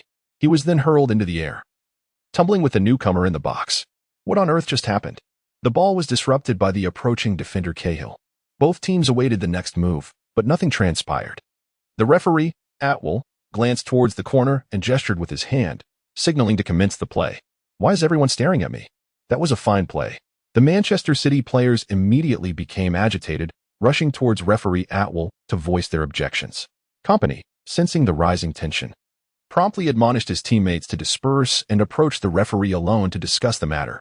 Inside the penalty area, Milner was helped up by his teammates and noticed the opposing player, none other than the renowned Kevin Davies. This fellow instantly threw the players into disarray. Who is Kevin Davies? He is a frequent presence among the top 3 in the Premier League's yellow card history, and he plays as a forward. Milner shook his head, brushed off his jersey, and jogged towards the corner flag, feeling quite unfortunate. After lofting the ball into the penalty area, nothing happened. It was claimed by the leaping goalkeeper, Culn. How did I end up facing this guy today? Moreover, the officiating referee is notoriously known for his questionable vision. For some reason, this match was becoming increasingly intriguing. Milner was not the only one injured. Wong Kuan on the field was also affected. Davies' approach was excessively aggressive, had that incident occurred to him. He could not guarantee he would withstand it. As Wong Kuan hurried back on defense, it was the first time he passed by Davies today. That man inexplicably flashed him a smile, as if to convey, "You are next." Wong Kuan felt a sudden jolt of trepidation as he distanced himself from the individual in question.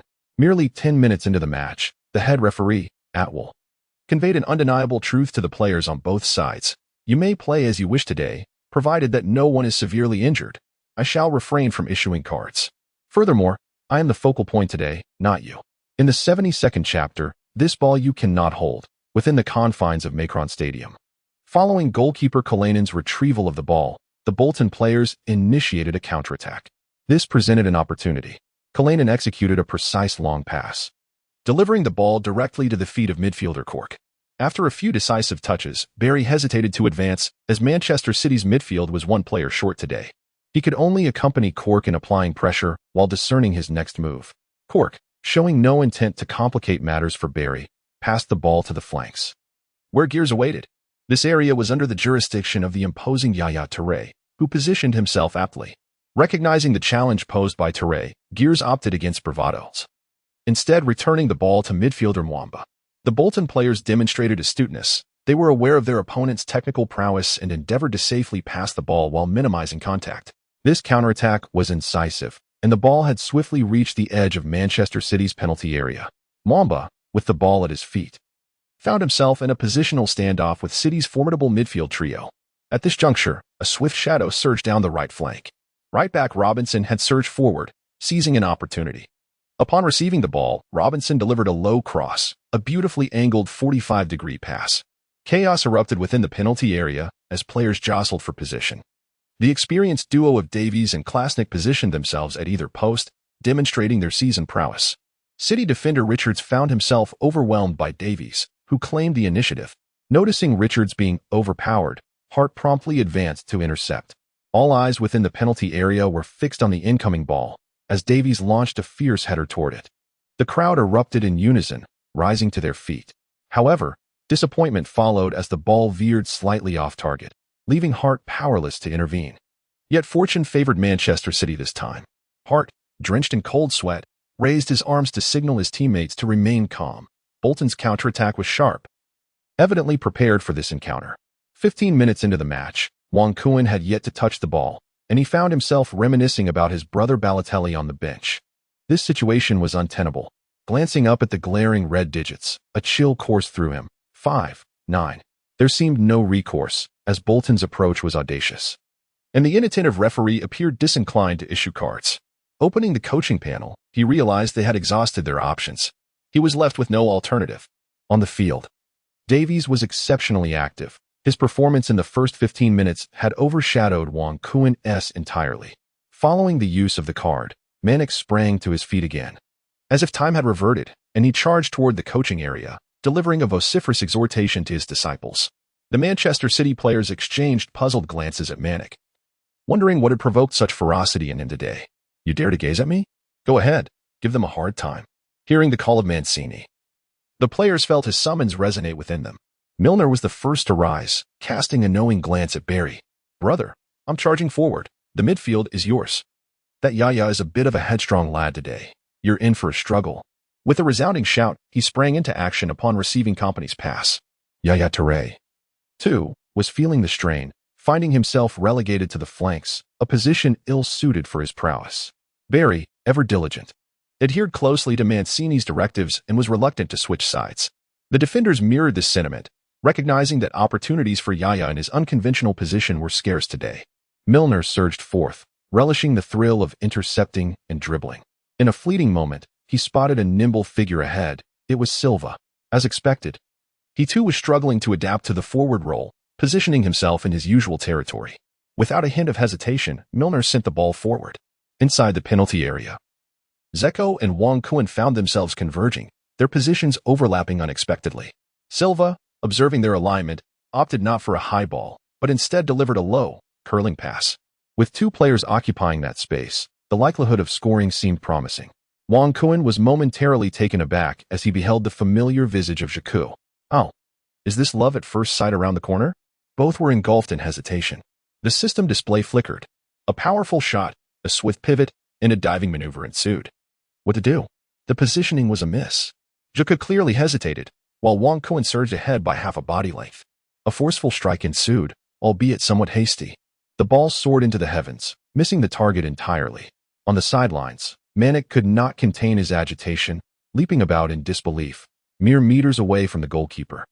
And yet the shot had gone astray. Wang Kuan covered his face and wept, overwhelmed by shame. However, at that moment, a pair of large hands lifted him up. A kindly face broke into a smile, reassuring him. This is nothing. As a forward, you will encounter such challenges many times in the future.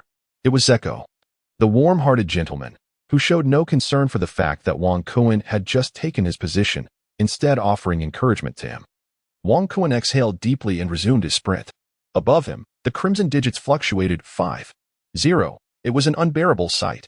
After squandering an opportunity, the Manchester City squad remained undeterred.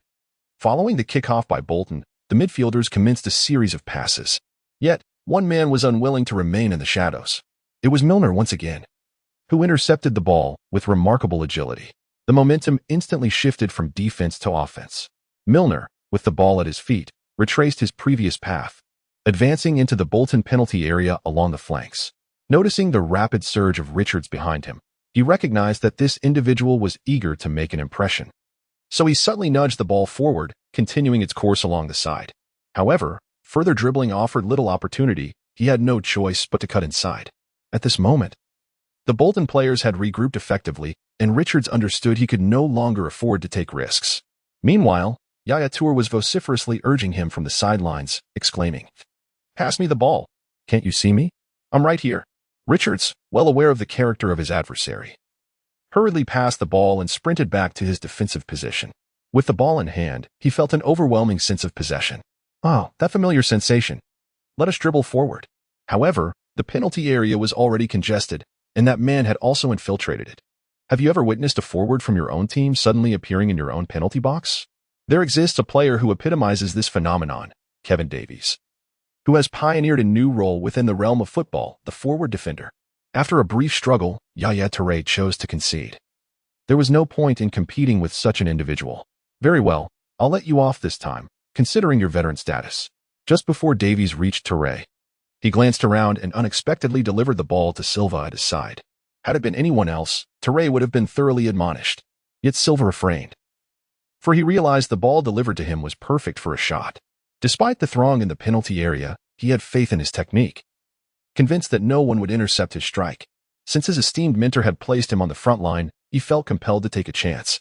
Without hesitation, he unleashed a shot. Everyone was taken aback. The Bolton players were the first to react, all leaping in an attempt to head the ball. However, Silva's strike was too peculiar. It had neither height nor speed, yet no one managed to connect with it. The goalkeeper, Kalinin, was momentarily stunned as there was no one to obstruct the ball's path. He quickly initiated a save, but the ball suddenly descended directly towards him. This left Kalinin in a precarious position. What was Silva attempting? The ball was on a trajectory to slip between his legs. This was utterly humiliating. He would not allow such an occurrence. In a frantic attempt, Kalinin crouched down to protect his lower regions, and the ball struck his gloves. It leisurely ricocheted into the net, without so much as a sound of deflection. Indeed, Silva had succeeded. He jogged towards the south stand, raising his arms in triumph. Instantly, his Manchester City teammates surged towards him. The stadium erupted in applause and cheers, the roars of the crowd gradually drowning out the home supporters. Manchester City had achieved their goal. Silva, a player you can always trust. Go AL. Go AL. Manchester City took the lead with an extraordinary goal from Silva. Filled with imagination, the shot carried almost no force, and the curvature was mediocre, yet in the moment of release, it seemed as though Silva had calculated every detail. Especially as it descended towards the goalkeeper, the footage revealed a complete lack of hope. However, to be scored upon in such a manner, slipping through one's legs, is a bitter pill to swallow. Kalinin was left profoundly disheartened. He chose to preserve his dignity, yet succumbed to a goal. However, we firmly believe he shall soon regain his composure. As the clock struck the 25th minute, Silva of Manchester City made his mark, breaking the deadlock. Bolton 0. Manchester City 1. Chapter 73. The Iron Tree Blossoms, Loved by All. Within the confines of Bolton's home ground, the chants of Manchester City supporters grew increasingly fervent. Following renovations, Macron Stadium now accommodates fewer than 30,000 spectators, although the visiting fans secured limited seating. The momentum of their team as lead gradually transformed the atmosphere to one of dominance. With Bolton trailing by a goal, they resumed play. The battle continued fiercely in midfield, with the intensity of the tackles escalating. Kompany and Muba engaged in a header contest, both tumbling to the ground in a tangle. The referee, present before them, ambled over at a leisurely pace. As if sharing a silent understanding, the two players swiftly regained their footing and, upon noticing the referee's approach, exchanged handshakes. Referee Atwell, like a specter, glided past them. Moments later, Milner once again advanced into the opponent's penalty area, just as he prepared to strike under the pressure of the defender. He was unexpectedly met with a forceful challenge, sending him tumbling. Wong Kuan gazed at the pitch in disbelief, as the Bolton players exhibited excessively aggressive maneuvers. Despite having received a card for their infractions, it appeared that Manchester City was still at a disadvantage in physical confrontations. The opposition was exceedingly fierce and brutal. This, however, ignited a sense of retaliation within the Manchester City squad. After taking the lead, their attempts on goal noticeably increased. The swift Sabalita, making a penetrating run, unleashed a powerful strike before even entering the penalty area, almost finding the net. Even defender Richards engaged in a delightful 1-2 with a teammate inside the box. Yet his final touch was slightly off, causing the ball to narrowly evade the far post and roll out of play. Zeko, after skillfully maneuvering around Cahill, took a shot at the near corner, only to be denied by the goalkeeper. Within a mere 3 minutes, the Manchester City players sought to deliver a decisive blow to Bolton. Yet, fortune eluded them. Bolton's goal trembled but did not succumb. Milner, after intercepting the ball, surged forward, racing towards the edge of the penalty area. Today, fullback Richards was particularly lively, once again making a rapid advance. The ball found its way to him, and he called out to Yaya Touré ahead. "Brother, let us put on a show." However, Yaya Touré, feeling quite frustrated today, had only taken a few steps with the ball before Davis closed in on him. He deftly flicked the ball back to Richards, executing a lovely 1-2. Yet, Bolton defender Robinson was quick to follow. Richards found himself in a comparable position to Robinson, and in a moment of inspiration, he cleverly positioned his foot where Robinson was destined to tread. Robinson, in a dramatic fall, clutched his foot and cried out in anguish. Wong Kuan also entered the penalty area, seizing the opportunity. He awaited the system's notification. The referee's whistle remained silent. Out of the corner of his eye, Richards spotted Wong Kuan and passed the ball to him. In his inaugural one-on-one encounter with the goalkeeper, Wong Kuan found himself momentarily perplexed. The ball ricocheted off his heel, deflecting into the net with an unexpected grace. Wong Kuan had indeed positioned himself advantageously. Richards' sudden incursion left the opposing defenders beleaguered, as anticipated.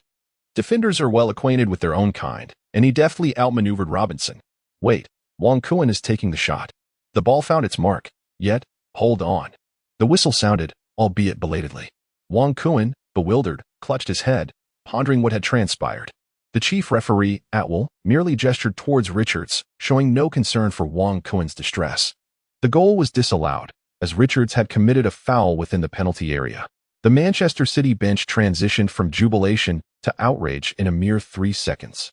Members of the coaching staff rushed to the fourth official, demanding an explanation, yet their efforts proved futile. Wong Kuan remained rooted to the spot. What an absurd referee! He neglects the calls that should be made while exuberantly blowing the whistle for those that should not. How utterly infuriating. His teammates were swiftly retreating in defense. And it was only when Silva patted him on the back that he snapped back to reality, gradually resuming his run. The absence of a prompt from the system moments ago signifies something noteworthy. Wong Kuan pondered, could it be that the system had already discerned everything? Unbelievable. This cannot be true. After Wong Kuan's goal was ruled invalid, his rating still managed to rise slightly, now standing at 6-0. The opposing goalkeeper had already launched the ball with a powerful kick, while Wong Kuan had yet to position himself. The ball soared towards Manchester City's side. Company, noticing that his teammates were still out of position, rushed forward to head the ball himself. In that area stood the opponent, Cahill, and during their aerial duel, Company gained the upper hand, directing the ball to his teammate, Milner. Milner chuckled to himself, feeling that today was simply perfect. He immediately turned and charged forward. The trio of forwards quickly adjusted their positions in response. Milner, carrying the ball, took a few swift strides and reached the edge of the penalty area, at which point the pursuing Yaya Toure had already drifted wide. Give it to me, I can't take it anymore. Hearing Yaya Toure's call, Milner delivered a precise through ball, evading the defender Cahill and finding himself in a position unmarked. Yaya Toure, with keen awareness of Milner's capabilities, understood that the majority of his passes on the field came from Milner. Finally, it was his moment to shine. This was a perfect counterattack opportunity. Yaya Toure surged down the wing, his speed unmatched. In that instant, he realized the exhilarating feeling of being unleashed on the flanks. Once freed, there was no stopping him. He soon arrived at the edge of the penalty area, hesitating momentarily between continuing his run down the line or cutting inside. Yet, his feet did not relent. He could not apply the brakes. Yaya here. Upon hearing Zeko's call, he was momentarily taken aback, suddenly realizing that he seemed incapable of executing a 45-degree diagonal pass. Typically, in midfield, he favored straight-through balls and lateral passes. At that moment, he felt a twinge of embarrassment. He could only continue attempting to evade defenders. Just then, Robinson, whom he had eluded, hurried back, his feet twisting as it appeared that Richards' earlier tackle had indeed been quite impactful. With minimal contact, he skillfully contained Yaya Toure, and after a brief exchange of probing movements, the ball was neatly dispatched. A corner kick for Manchester City ensued. Yaya Toure swayed his body, distancing himself from the fray, shaking his head all the while. Milner arrived at the corner spot, observing the shifting shadows in the penalty area. Today, the opposition's defense was formidable, with several aerial threats being tightly marked. Contemplating this, he refrained from delivering the ball into the box and instead opted for a precise pass to the arc for Barry. That fellow was reliable. Surely he would find a way to maneuver the ball into the box. Just when everyone anticipated Barry to release the ball at his feet, he unexpectedly took a shot. In that moment, it felt as though a voice beckoned him. If I take a shot, even if it's wasted, surely no one would fault me. The ball struck with great force, lacking any curvature, yet it traveled in a straight line, whistling past the heads of all present. The goalkeeper, Callan, raised his hand and leaped, but his reach appeared insufficient. The aerial camera seemed to sense something, swiftly following the trajectory. Swish.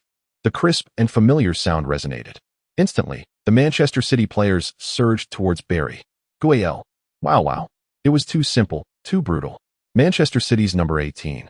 Defensive midfielder Barry executed a shot that exceeded all expectations, unleashing a powerful strike out of a sense of defiance. The goal was executed so perfectly that I would wager he is a shoo-in for this week's best goal. The Manchester City players embraced each other in a jubilant pile near the corner flag, celebrating with unrestrained joy. The anthem of the Blue Moon began to echo throughout the venue. Today, Manchester City seemed to have taken on the role of the dominant force.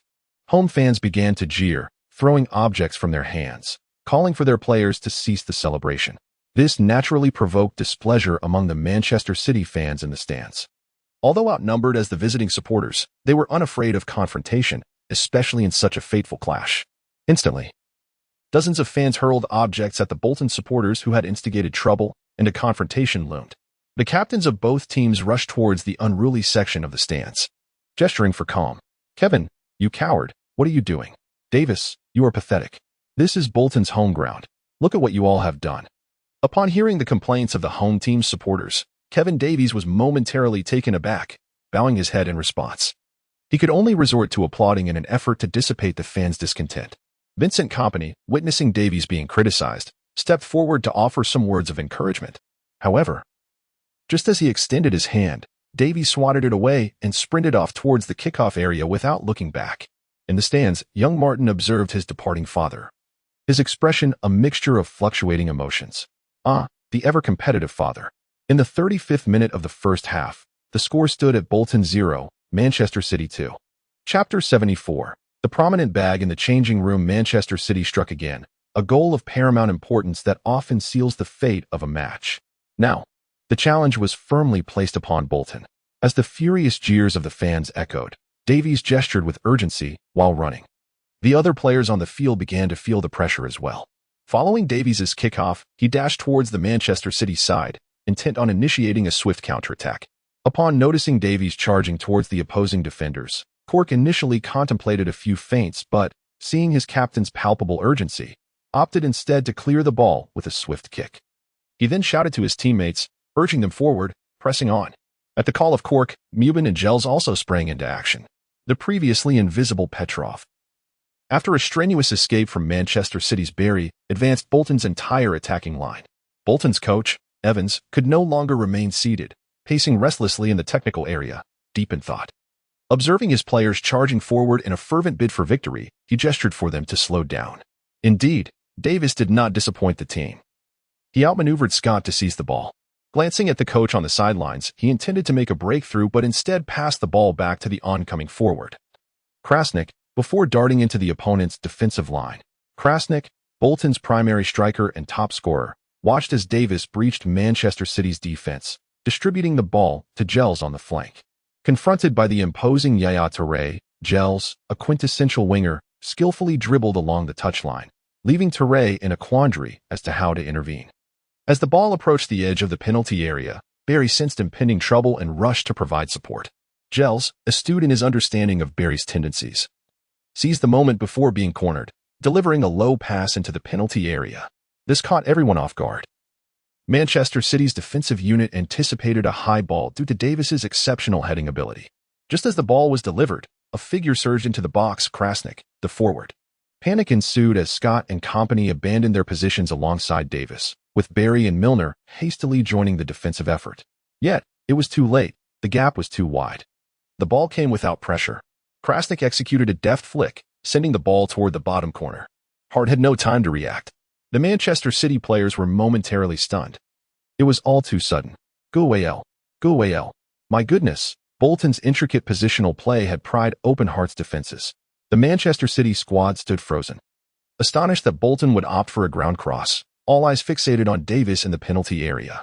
However, they had overlooked one crucial detail. Bolton's main striker was the young Krasnick. This exemplifies the formidable power of a derby match. When Manchester City believed they had secured a double blow, shattering Bolton's confidence, the latter responded with a swift retaliation just 3 minutes later. At the 38th minute of the first half, the score stood at Bolton 1, Manchester City 2. The match had reached a fever pitch, and this goal would undoubtedly bolster the players' confidence, demonstrating to the fans that they were not merely lambs to the slaughter. The scoreline of 1-2 is a delicate figure. The trailing team will strive fervently to attack, while the leading team may find themselves in disarray, torn between the need to defend and the desire to extend their lead. The dilemma appeared to rest heavily on the shoulders of Manchester City's manager, Mancini. Similarly, Wong Kuan found himself increasingly anxious. What should he do? He was either unable to secure the ball or simply could not get it. After a moment of hesitation, he resolved to take a gamble. He opened the coaching panel and activated the long-range air conditioning. This was the only course of action left. Consequently, Manchester City would reduce their short passes in midfield, favoring more aerial deliveries. He turned his gaze towards the towering Deco beside him, hoping for his assistance. Wong Kuan's thoughts were rather straightforward.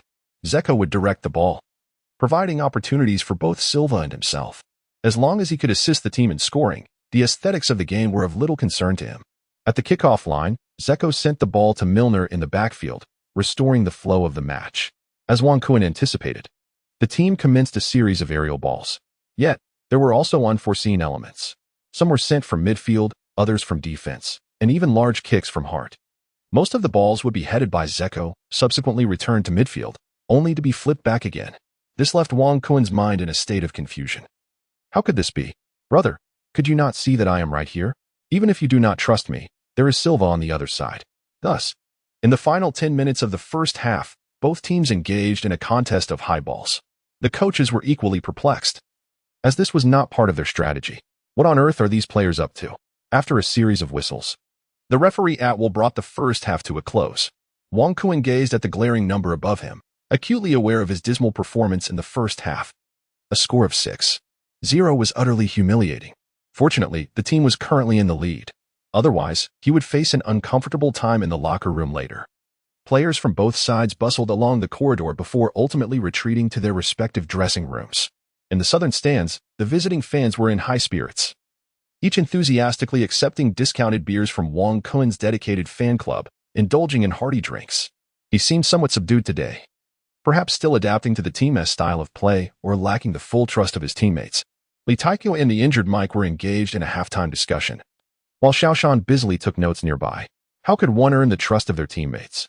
Li Taikyu regarded Uncle Mike with curiosity, seeking an answer. Mike took a swig of beer, his slightly inebriated head swaying, then lifted his drink again, glancing at Li Taikyu and stating, "There is nothing better than this." Li Taikyu's confusion deepened, leading him to look over at Xiaoshan, who retorted with irritation, "Drink, drink, all you do is drink." Within the Manchester City locker room, the players were exuberant, engaging in playful antics. Yet Wang Kuen sat glumly on the bench, lost in contemplation, until a large head bobbed in front of him. Making a silly face, it was Balotelli. Wang Kuen swiftly pulled the fellow closer, exclaiming, "Heavens, my dear brother, how I have missed you." Balotelli, caught in his embrace, struggled to escape but found himself held even tighter. It was only when someone burst into the locker room that the playful banter ceased. Balotelli coughed, covering his chin, instantly drawing the gaze of everyone present. His noticeable injury was becoming increasingly conspicuous. Assistant coach Kidd clapped his hands, signaling for silence. Seizing the opportunity, Balotelli slipped into the crowd. The teammates turned their attention to the approaching Manik, who appeared somewhat doubtful and displeased, prompting the players to straighten their posture. Despite leading the match, Manik did not seem particularly elated. "Congratulations, everyone, the team is ahead," he remarked, "yet the performance has been utterly lackluster. While we hold the lead, we have inadvertently invigorated our opponents. In the second half, they will undoubtedly fight with fervor. Our defensive pressure has been timid, and a single player, Davis, has managed to intimidate you all. How utterly laughable. I find myself yearning for the injured De Jong. And as for our attacking unit, have you all come here in a daze? Not a single effective shot on goal in the first half, relying solely on the midfield's prowess." After his address, Manik fixed his sharp gaze upon Zeko before shifting it to Wang Kuen, casting a brief glare at Yaya Touré. This irked Touré, who prepared to retort but ultimately lowered his noble head, recognizing his dismal performance today. Observing the players, who dared not breathe too loudly, Manik understood the need for a gentle approach at this moment. He clapped his hands twice and said, "All right, the first half is behind us, and I shall refrain from further nagging. The first 10 minutes of the second half are crucial. They will resort to reckless fouling and desperate tackles. Be prepared. Avoid physical contact and protect yourselves." Upon concluding, Kompany promptly stood up, encouraging his teammates. This match, as Manik had articulated before the game, rested upon the players on the field. Such derby clashes are immensely challenging and excruciating. It remains to be seen which side will lose their composure first. Meanwhile, on the other side of the locker room, Evans' players were glaring with fury, vociferously cursing their opponents. They vowed to ensure their rivals left the field with broken limbs. What is Manchester City, after all? They pale in comparison to our neighbors. Let us go and deliver some devastating tackles. Hearing the scathing remarks from his teammates, Davis quietly sat aside, saying nothing. The head coach, Evans, did not utter a word either. As the substitute manager, he recognized that in this fierce derby clash, his influence was nearly non-existent. Moments later, players from both sides intermittently appeared on the field, with a sharp whistle. The second half of the match between Bolton and Manchester City commenced. The current score stood at Bolton 1, Manchester City 2. Chapter 75, the formidable D'Eco within the confines of Bolton's home ground. The players engaged in an intense battle. Following a deft turn, D'Eco initiated the second half's contest. Manchester City's midfielders continued to search for opportunities, diligently maneuvering the ball. Evidently, during the halftime break, Bolton had agreed upon a more aggressive pressing strategy. Upon resuming play, Milner sensed a complete shift in the opponent's momentum, making it impossible for him to maintain his composure while running. Pulling, sliding tackles, and aggressive challenges were all directed his way, and he found himself momentarily overwhelmed. After a challenging escape from Ubain, he passed the ball to the forward Diego. The pass, however, lacked precision and was intercepted by the defender Cahill. Cahill took a few steps back before launching a powerful clearance, the ball whizzing with spin as it soared across half the pitch. In that position, Davis finally managed to position himself to receive the ball, marking his first opportunity of the day to receive a pass in space. The young Cahill, having shown this season, would soon transfer to the illustrious Chelsea and earn his place in the English national team. Davis, dribbling the ball, was pursued closely by Kolarov, who displayed remarkable speed and quickly closed in on him. As seasoned players, they were both acutely aware of each other's next moves. Kolarov stayed tightly aligned with Davis, refusing to make a challenge. After cutting inside, Davis found the Manchester City players already positioned, leaving him feeling somewhat helpless. As his speed had always been a point of criticism, perhaps age was catching up with him, as he lofted the ball into the penalty area, where Klasny had positioned himself well. Shadows danced within the box as Lyscott found himself tightly marked by Klasny. A powerful header was attempted, but Lyscott's interference prevented the ball from being directed properly. The shot was too straightforward, easily caught by Hart. Gasps filled the area as Hart subsequently fell to the ground. Taking deep breaths, he shook his head, striving to regain focus, haunted by the shadow of the goal he conceded in the first half, having been caught at the near post. Inside the halftime dressing room, head coach Manek refrained from speaking, yet the goalkeeping coach approached to offer words of comfort. He understood that Hart needed to concentrate. Gradually rising, Hart placed the ball at the kickoff spot, signaling for his team to advance their formation. In the opposing half, Wong Kuan noticed Hart's movements and realized that the card he had played in the first half was still having its effect. He called out to Diego, "Hey Eden, be ready for the header." The affable giant Zeko nodded upon hearing Wong Kuan's call. As he regained his focus, he noticed Hart's powerful kick soaring towards him, and he was fully prepared. The Bolton defender, recognizing the opponent's familiar tactics, approached to apply pressure. However, as the ball descended, Zeko effortlessly seized it, knowing they would not press too hard, for he understood that this fellow would play it back. "Eden, run!" Wong Kuan shouted from the sidelines as Diego passed the ball back to where Milner was. Then came a moment of hesitation. Where to run? Forward or backward? He paused briefly, contemplating whether to turn and advance towards the opponent's penalty area. In that instant, Diego suddenly found his inspiration. With a deft pivot, he eluded the opposing defender knight and surged forward. In that fleeting moment, he successfully outmaneuvered the offside trap and discovered a new tactic, not merely relying on a static stance but executing a nimble turn. The defenders were momentarily taken aback. Was he supposed to be a traditional target man? Upon receiving the ball, Milner noticed the chaos among the defenders, and his eyes lit up with opportunity. With a beautifully executed through ball, he found Diego within the penalty area. The Manchester City fans in the stands erupted, rising to their feet in excitement. The Bolton defender Knight hurriedly chased back, with Cahill also providing support. As Diego received the pass, he took a decisive touch, creating space between himself and the two defenders. No one dared to tug at him. In that position, there was no room for petty fouls. The goalkeeper K.H. Lin, in a moment of panic, rushed off his line to intercept the shot. However, Diego, without adjusting his stance, unleashed a powerful strike. Oh, well. Oh, well. Oh, well. Was this truly Diego? What had this towering player just accomplished? He hadn't T-adjusted. The ball, still bouncing on the ground, was struck before the goalkeeper could reach him. Oh, Gugual. The fans erupted in jubilation, while the Manchester City players on the field were momentarily bewildered by the rapidity and simplicity of the event. In the 47th minute of the match, Diego received a return pass from Milner, evaded the defender, and without a moment's hesitation, unleashed a stunning shot. It was breathtaking. Diego slid on his knees towards the corner flag, raising his arms in triumph. He was expressing something profound, shouting out loud. He was not merely a static target man. He was a versatile forward. Meanwhile, Manchester City's goalkeeper Hart jumped with joy, thrilled to have played a part in this remarkable goal. Wong Kuan exuberantly celebrated alongside his teammates, as it seemed that after squandering numerous opportunities, His card had finally borne fruit.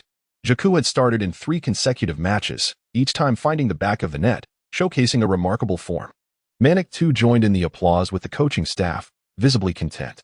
Following this goal, a significant transformation was anticipated on the pitch.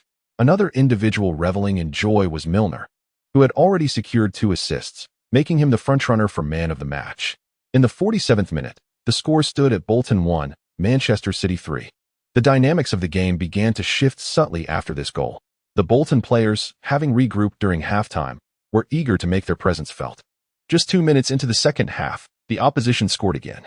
Could this be tolerated? Absolutely not. They needed to retaliate.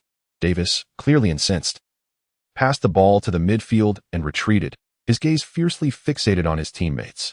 As the captain on the field, his presence sent a shiver down the spines of the Bolton players. It was evident that he was on the verge of unleashing his fury.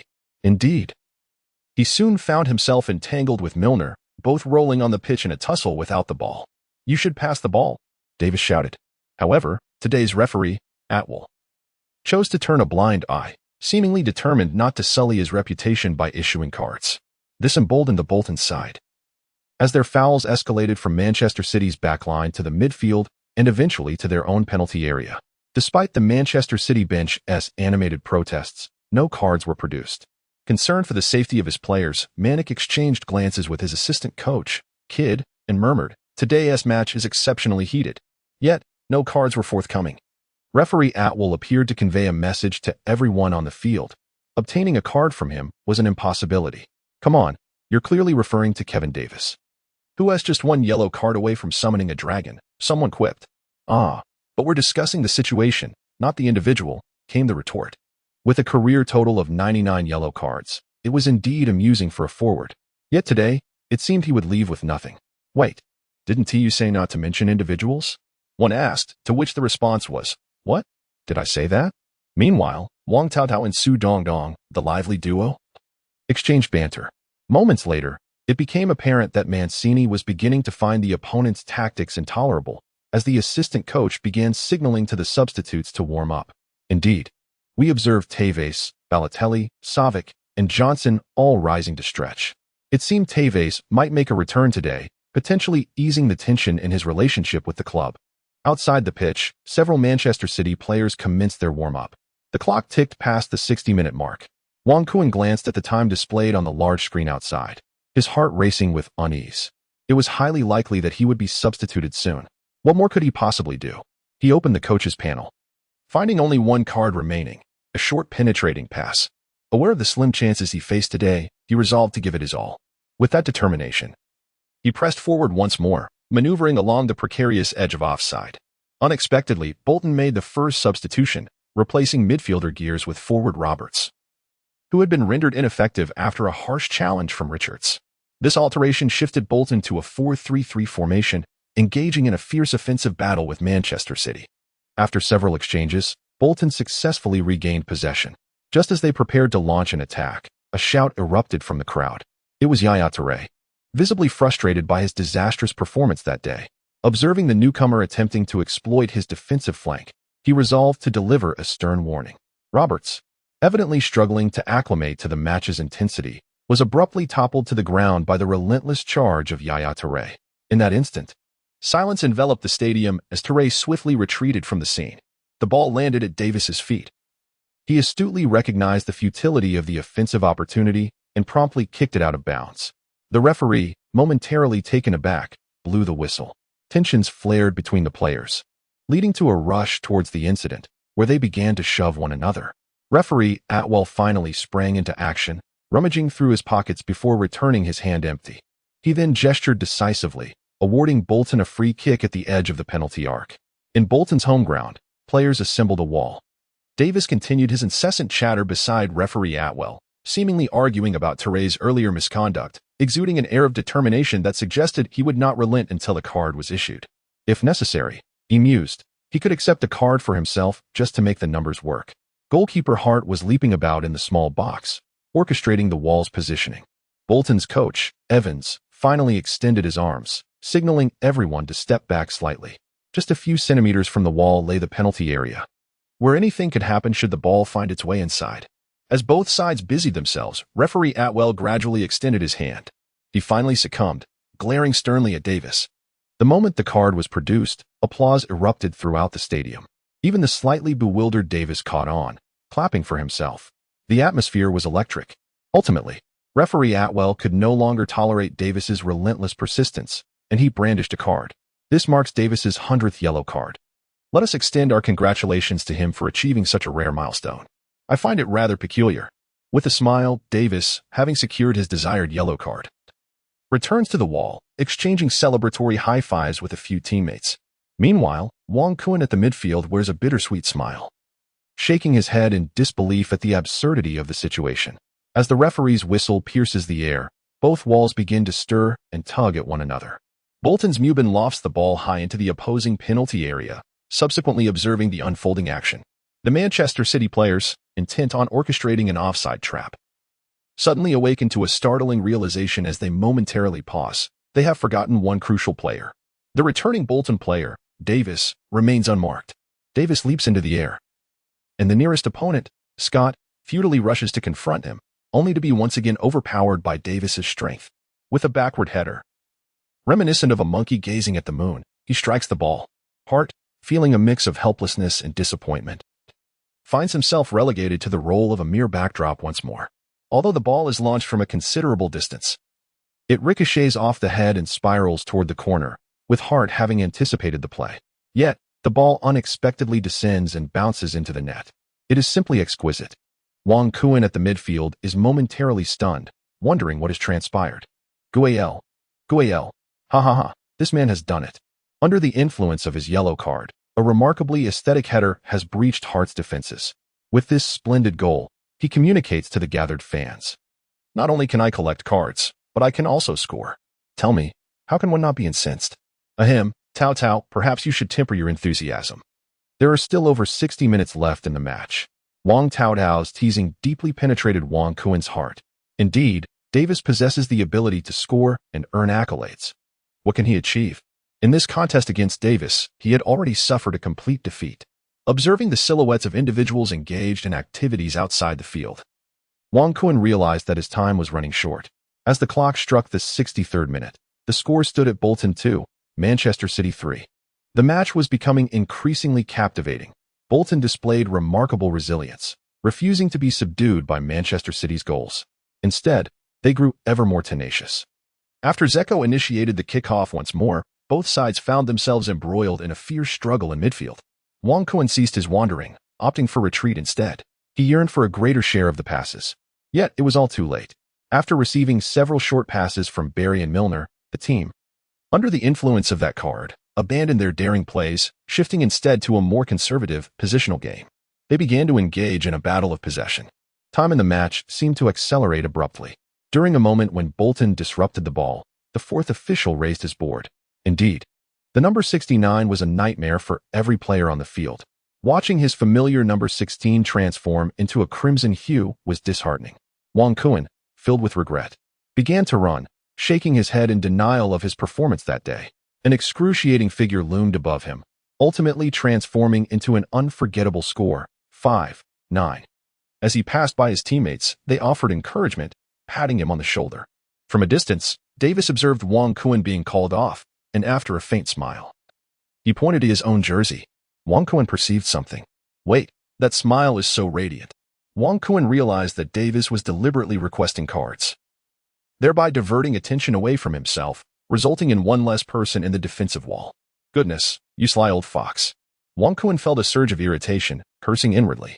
However, he soon found peace within himself. Casting a glance at the individual, he returned a smile. He felt a flicker of admiration for this person. Manik substituted Wang Kun, wearing the number 16 jersey, with Tevez, number 32.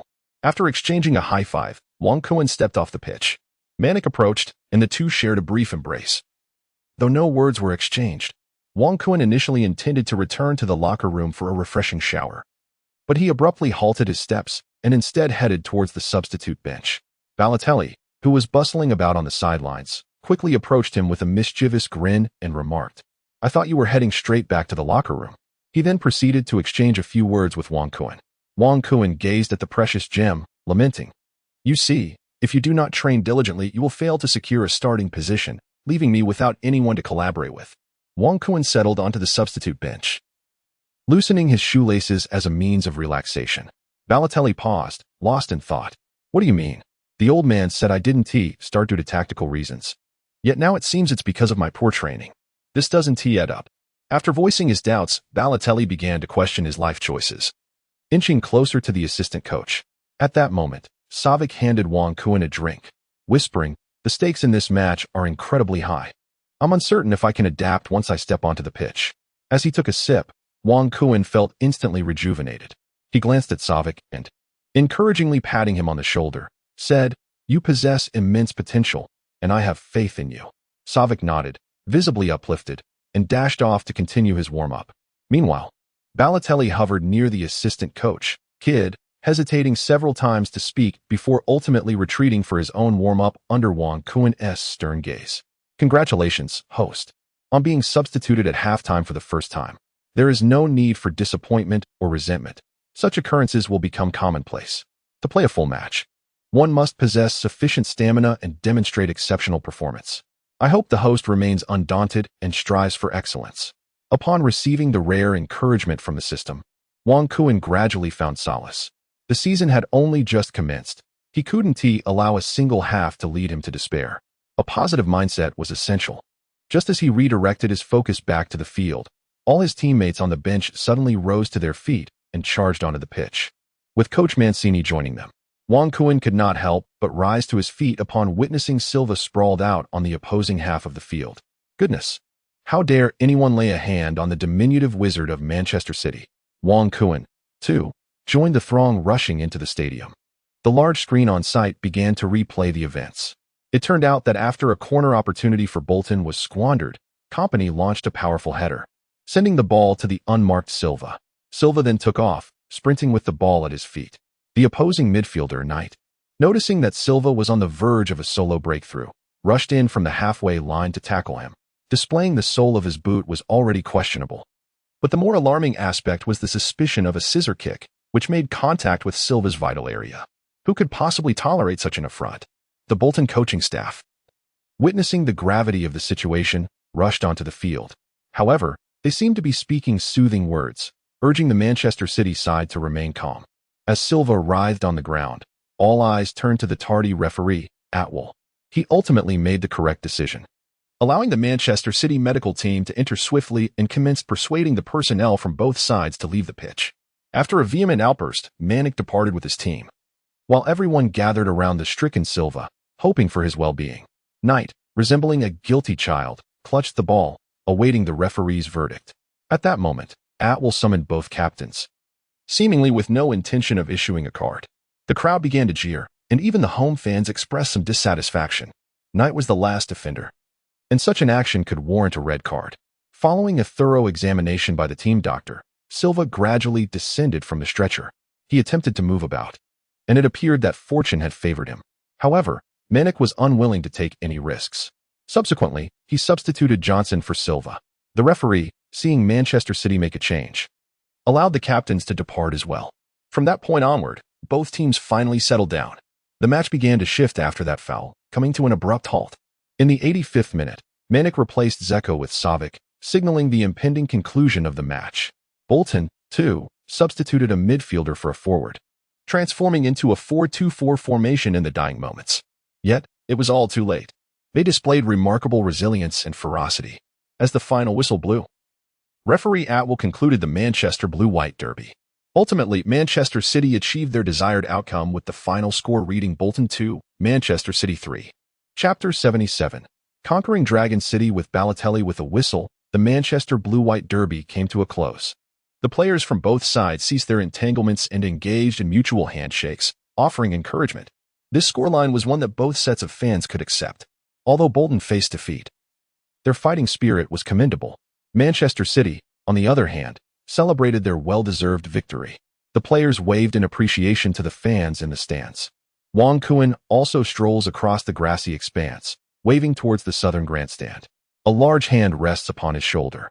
Wang Kun turned around and exchanged a smile with someone. Davis had already taken off his jersey, grinning as he remarked, "You're not quite on your game today." Wang Kuan offered an awkward smile as he tossed his jersey to Davis, shaking his head and saying, "Let us compete once more at the Etihad next time." With that, he extended his hand towards Davis. The two clasped hands tightly and proceeded towards the players' tunnel. "Congratulations, host, on completing your first Manchester Blue-White Derby. Today's performance reward has been dispatched to your inbox. Please check to receive it." At the post-match press conference, Mancini, accompanied by company and the man of the match, Milner, faced the media. The journalist congratulated Manchester City on their success and lavished high praise on Milner's performance. Subsequently, the City players boarded their team bus for the return journey. Behind them trailed a convoy of vehicles, with fans filled with laughter and cheer as the desolate road resembled a slow-moving fire dragon.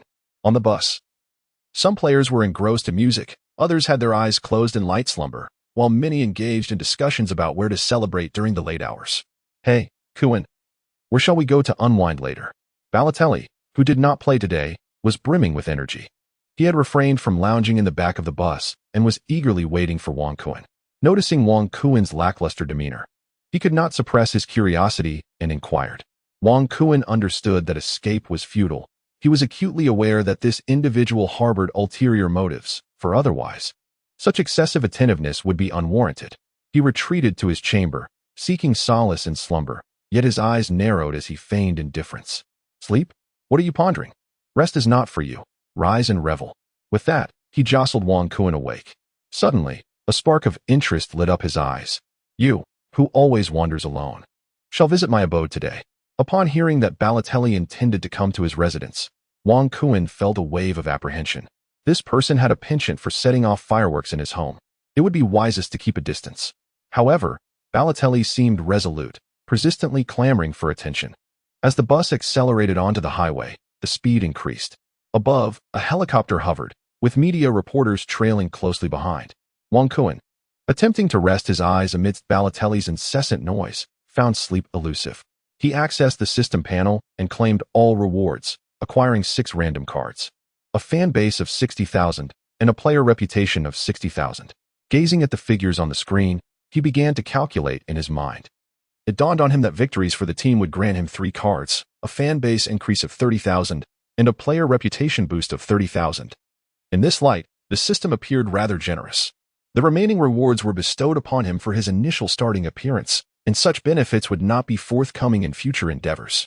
Wang Kuan nodded thoughtfully, silently resolving to activate all skill cards in his mind, when a sudden thought flashed through him.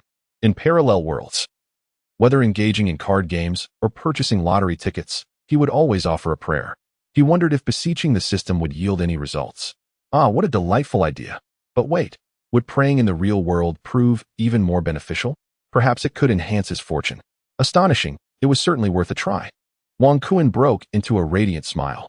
"Hey, buddy, what delightful dreams are you weaving?"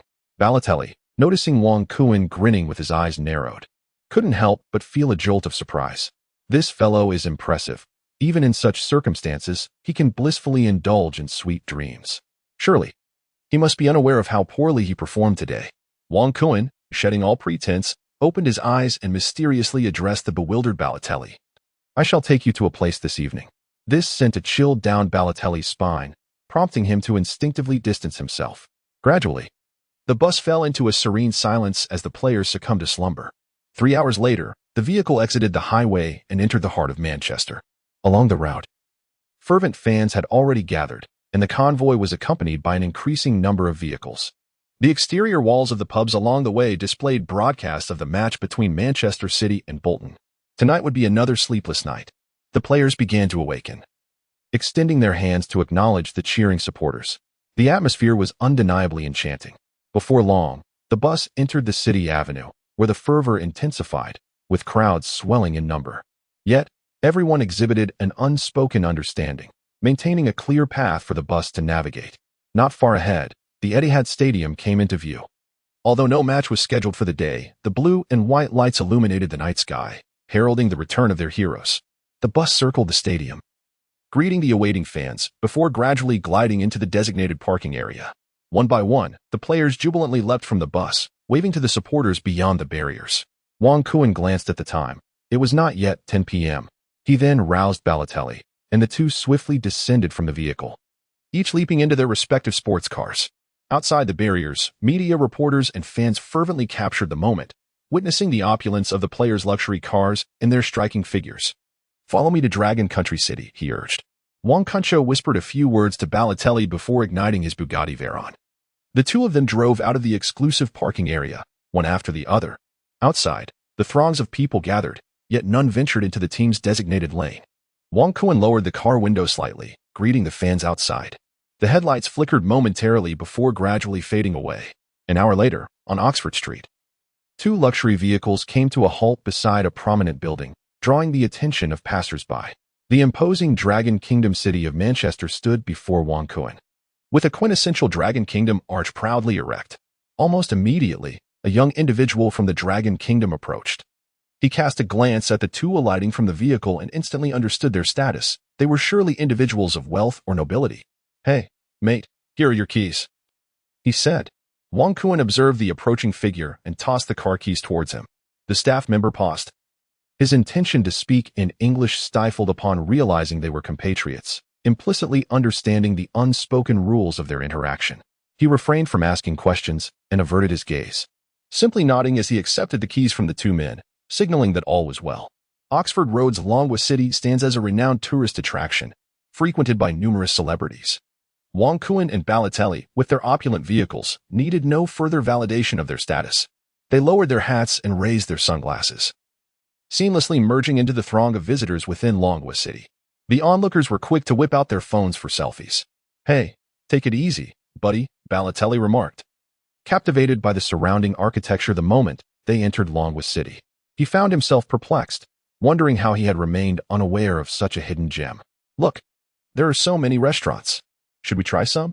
Balotelli suggested, trailing behind Wang Kuan, who remained silent and focused on their path. Moments later, they finally reached the center of Longwa City, distancing themselves from the crowd at the entrance. Wang Kuan understood a fundamental truth: to avoid trouble, one must maintain a certain distance from familiar faces. The two of them slowed their pace and began to meander. Here, a diverse array of individuals, regardless of their skin color, indulged in the culinary delights on either side or pointed at the peculiar architecture around them. After wandering for a while, they finally stumbled upon a noodle shop at a corner. Upon seeing the familiar sign, Wang Kuan felt an instant sense of relief. "Dongwu Noodle House. Mario, allow me to treat you to some mystical Eastern noodles." With that, he eagerly pulled Balotelli inside. "What? Noodles? I have no desire for that. I crave a grand feast." Balotelli grumbled reluctantly, trailing behind. "You deceiver, do you think I can be lured with just a bowl of noodles?" Wang Kuan persistently dragged Balotelli inside. With a cheerful demeanor, he said, "I'm treating you to noodles, not spicy hot pot. What are you afraid of?" Balotelli, with a glimmer of curiosity in his eyes, inquired, "What is spicy hot pot?" Wang Kuan chuckled and said, "All right, I shall treat you to 6 yuan worth of spicy skewers another day." Upon hearing their peculiar exchange, the patrons in the noodle shop shifted uncomfortably, distancing themselves from the two. A middle-aged man, speaking with a thick rural accent, remarked, "Cut it out." Chapter 78, A Midnight Exploration of Longwa City. Within the Eastwu Noodle House, the sound of the man's accent resonated. Wang Kuan felt an immediate sense of relief. It seemed he had found the right place. Meanwhile, Balotelli gazed around at the people, his head bobbing in confusion as he listened to the slurping sounds. Casting a puzzled look at Wang Kuan, suddenly he felt an urge to savor the spicy hot pot. Before long, 2 bowls of steaming noodle soup were served. Wang Kuan's astonished gaze was beyond words. He slowly picked up the sunglasses and brought them closer to his nose. Ah, the familiar scent, reminiscent of the beloved broth. Without thinking, he began to taste it. The sensation was exquisite, rivaling even the culinary skills of Li Taiqiu. Wang Kuan was soon in motion. Balotelli hesitated briefly before taking a tentative taste with a spoon, and his eyes widened in astonishment. The flavor was so exquisite that he couldn't help but indulge in a few more bites. After their delightful feast of wontons, the two leaned back, contentedly patting their bellies and casually observing the flow of passers-by. "Hey, buddy, this noodle dish is fantastic. Far superior to what we have in Italy," Balotelli remarked. However, he felt a sense of unease creeping in. While he was amusing, he was not foolish. He understood that their journey could not solely revolve around a bowl of noodles. Furthermore, there had been no charming companion to explore with. "Oh dear, I should have inquired further before coming here. Perhaps this place lacks a proper temple," he reflected. It turned out that Wang Kun had ventured to Longwa City in search of a place to pray for blessings. Moments later, the two rose to leave, and Wang Kun approached the counter to settle the bill. Upon receiving his change, he was momentarily taken aback. Indeed, the proprietor had an altar dedicated to Guan Yu. This revelation sparked a glimmer of hope in Wang Kun, prompting him to urge Balotelli to depart. Once outside, he took a moment to observe his surroundings. Indeed, every household appeared identical, which simplified matters. It was not that there was an absence of such places. Rather, it was that he had simply failed to locate them. Wang Kun once returned to the noodle shop, relying on his strong connections with fellow villagers in the patronage of today's business. He finally uncovered some useful information. Atop the department store, there exists a local temple dedicated to the earth god. However, accessing it proves to be somewhat challenging. The owner advised Wang Kun to seek it out on his own, as he could not provide further details. This left Wang Kun somewhat perplexed. How could there be an earth god temple in Longwa City? It seemed quite extraordinary. While he could comprehend the presence of a traditional temple or Taoist shrine, perhaps as a means to promote Longwa culture, the existence of this earth god temple took him by surprise. Moreover, he wondered why it was situated atop the department store. Wang Kun felt perplexed. How had he suddenly become immersed in a puzzle game? He opened the city panel. Before Wang Kun's eyes, a 3D hologram of Longwa City on Oxford Road suddenly materialized. In an instant, he found himself unsettled. How could he have forgotten this feature? On the display, he clearly observed the temple of the earth god atop the department store. What a foolish oversight. However, the hologram revealed no exclamation marks, indicating that there were no legendary puzzles to unravel in this area. Yet, having arrived here, he felt compelled to take a closer look. Perhaps there might be unexpected discoveries waiting for him. Hey, Mario, the journey ahead promises to be exhilarating and marvelous. Are you ready? Upon seeing Wang Kun's sudden burst of enthusiasm, Balotelli dismissed him with indifference, muttering, "Hurry up, I just matched with a model on social media." Reluctantly, he trailed behind Wang Kun towards a 3-story structure ahead. Before them stood an irregular triangular building, its entrance facing the main street, with customers intermittently entering and exiting. The initial impression was that it was quite an ordinary establishment. Wang Kun took Balotelli inside. Shopping at the supermarket? I quite enjoy it. However, it is far more pleasant with a companion. Wang Kun paid no heed to Balotelli's incessant chatter, for upon entering, he discerned a subtle clue. The entrance of the supermarket prominently displayed several lines of text. First floor, department store. Second floor, Chinese Chamber of Commerce. Third floor, Temple of the Earth God of the Four Seas. Wang Kun finally comprehended the true meaning behind the words of the local in the noodle shop. It turned out that there existed a triad in this vicinity. It seems that a formidable force discreetly safeguards the entirety of Longwa City. Such is the case across all Longwa cities on Blue Star. Despite having disowned those words, Wang Kun still chose to enter. After all, he was a Longwa native, and seeking a modicum of peace should not pose much of a problem. He proceeded directly to the elevator leading to the second floor, and the security personnel at the entrance immediately became alert, whispering among themselves over the intercom. "Hey, Kun, is there something interesting on the second floor?" Wang Kun shook his head, his expression turning grave. He made a shushing gesture towards Balotelli. "Mario, when we go in, refrain from speaking. Afterward, I shall treat you. You may choose the venue." This caused Balotelli to furrow his brow, perplexed by Wang Kun's unusual demeanor today, which had been quite eccentric since their arrival. With a clang, the elevator doors swung open. Wang Kun and Balotelli entered the corridor in succession. The entire second floor was partitioned into several sections, and in the distance, a middle-aged man appeared to be waving at Wang Kun. Wang Kun gestured towards himself, and upon receiving the man's affirmation, he took Balotelli by the hand and proceeded forward. The man readily offered Wang Kun a warm smile, leading him into the adjacent building. Inside, the space was stark and devoid of furnishings, and the man handed over a note. It bore simplicity, a name, a number, and the amount donated. Wang Kun was taken aback by the sheer directness of the situation. After contemplating his balance, which amounted to just under 30,000 pounds, he proceeded to inscribe his name. In the donation section, he wrote down 20,000 pounds. Balotelli observed Wang Kun's actions, albeit without grasping the full extent of the proceedings. However, the symbol of the dollar was unmistakably clear to him. What was the purpose of this? Why was there a need for money? As he pondered these questions, a middle-aged man also handed Balotelli a slip of paper. Wang Kun understood that he must provide an explanation, otherwise, this fellow would undoubtedly explode with fury. "Hey Mario, this is a social donation project? Just jot down any number. Otherwise, All our efforts will be in vain. Balotelli glanced at the simple piece of paper and, upon hearing that it was for a charitable cause, immediately inscribed his name. Catching a glimpse of Wang Kuen's figure, he unhesitatingly added a zero to his own. Wang Kuen let out a cough, and this fellow generously donated 200,000. The middle-aged man immediately turned to Balotelli with a smile before retreating. Wang Kuen pondered silently whether this could be considered a form of tribute. A few minutes later, the middle-aged man reappeared, holding 2 art albums, which he presented to 2 individuals, subsequently leaving behind a doorbell-like object. At that moment, it was evident that there were others in the corridor, and Wang Kuen understood that new visitors had come to offer their prayers, just like them. Wang Kuen opened the album, and his eyes widened in astonishment. It turned out to be a series of talismans meant for bestowing blessings. Each talisman bore a distinct signature, the 4 C's Society.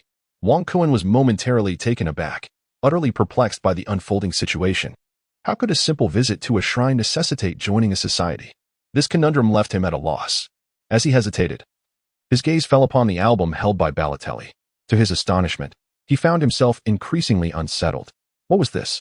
The tokens within that album, whether in terms of illustrations, coloring, or design, were evidently of a far superior caliber compared to his own. Could it be that the disparity stemmed from the amount of his financial contributions? This notion left him flabbergasted. Could such distinctions truly exist? Observing Balotelli selecting a soaring Mario, Wang Kuen shook his head and opted instead for a basketball-playing chick. He then pressed the bell-like device. Moments later, the middle-aged man reappeared with a smile, now equipped with a card reader. Balotelli promptly swiped his card. And to Wang Kuen's astonishment, the man even inquired about the need for a receipt. This left him further stunned. Were foreign societies truly this advanced? Or had he merely been ignorant of such practices? Wang Kuen, with evident reluctance, extracted his card and entered the password. Subsequently, the middle-aged man gestured for them to wait a moment before departing. This sequence of events left Wang Kuen utterly bewildered. However, Balotelli appeared intrigued, seemingly eager for his token. Moments later, the sound of footsteps approached from outside. To their astonishment, 4 burly men entered, carrying a box, which they placed upon the table. Following them, 2 more individuals entered, also bearing a box, which they gently set down on the table. This dramatic entrance left both Wang Kuen and Balotelli in a state of utter confusion. The middle-aged man smiled and made a gesture inviting them to proceed. As Wang Kuen and Balotelli gradually rose to their feet, they reached out to open the box. In that moment, they were filled with excitement, which soon gave way to awkwardness, followed by disbelief. This was undeniably a trivial trinket. Balotelli shook the Mario figurine in his hand, becoming lost in profound contemplation. Wang Kuen gazed at the chick in his hand, accompanied by the middle-aged man's smile. An overwhelming sense of doubt engulfed him. Had he fallen victim to a scam? Alas, this timeline seemed devoid of any anti-fraud measures. Yet, the middle-aged man, with a courteous smile, gestured for silence before pointing towards another elevator entrance, the one leading to the 3rd floor. Chapter 79. The Mysterious Token, a Mere Chick. At the entrance of the heavenly ladder, the 2 exchanged glances for a few seconds. The middle-aged man, with a polite smile, effortlessly pressed the elevator button for them. Caught in a predicament, Balotelli, with unrestrained delight, stepped inside, having completely forgotten about his date with the model. Wang Kuen took a deep breath and followed suit. The elevator was bright and pristine, devoid of any clutter. With a clang, they arrived at the 3rd floor, and the doors opened automatically. A gust of cool air greeted them, confirming they were indeed on the balcony. Before him stood another unfamiliar man, still adorned with a smile. After making a gesture of invitation, the 2 followed closely behind him. Fortunately, the balcony was dotted with a few other individuals engaged in their own acts of prayer, allowing Wang Kuen to finally relax. In a sprawling department store of nearly 3,000 square meters, the sudden appearance of this structure was rather perplexing. The entire rooftop was adorned with colorful lights, and low-frequency speakers perpetually played an exhortation to kindness. Those around them cast inexplicable smiles at Wang Kuen and his companions, as if they were all well acquainted. Wang Kuen finally beheld the humble temple of the Earth God. It was an unremarkable structure characteristic of Longwu architecture, yet it was adorned with colorful ribbons and silks. At the entrance of the temple, a figure appeared to be awaiting their arrival. Indeed, as the middle-aged man led the trio to the temple's threshold, the individual stepped forward to greet them. This acquaintance was likely Mr. Balotelli. Following a courteous gesture and a warm smile, the middle-aged man introduced himself as Mr. Long Si. the temple's regular host. After his introduction, he bowed slightly in acknowledgement and departed. Mr. Balotelli, showcasing a broad grin, fixated his gaze upon Wang Kun. Despite being a foreigner, Mr. Balotelli was a staunch supporter of the overseas long-run cause, truly a man of great virtue. Without hesitation, Wang Kun extended his hand to clasp Mr. Balotelli's. "Greetings, Mr. Long Si. We have come to offer our prayers."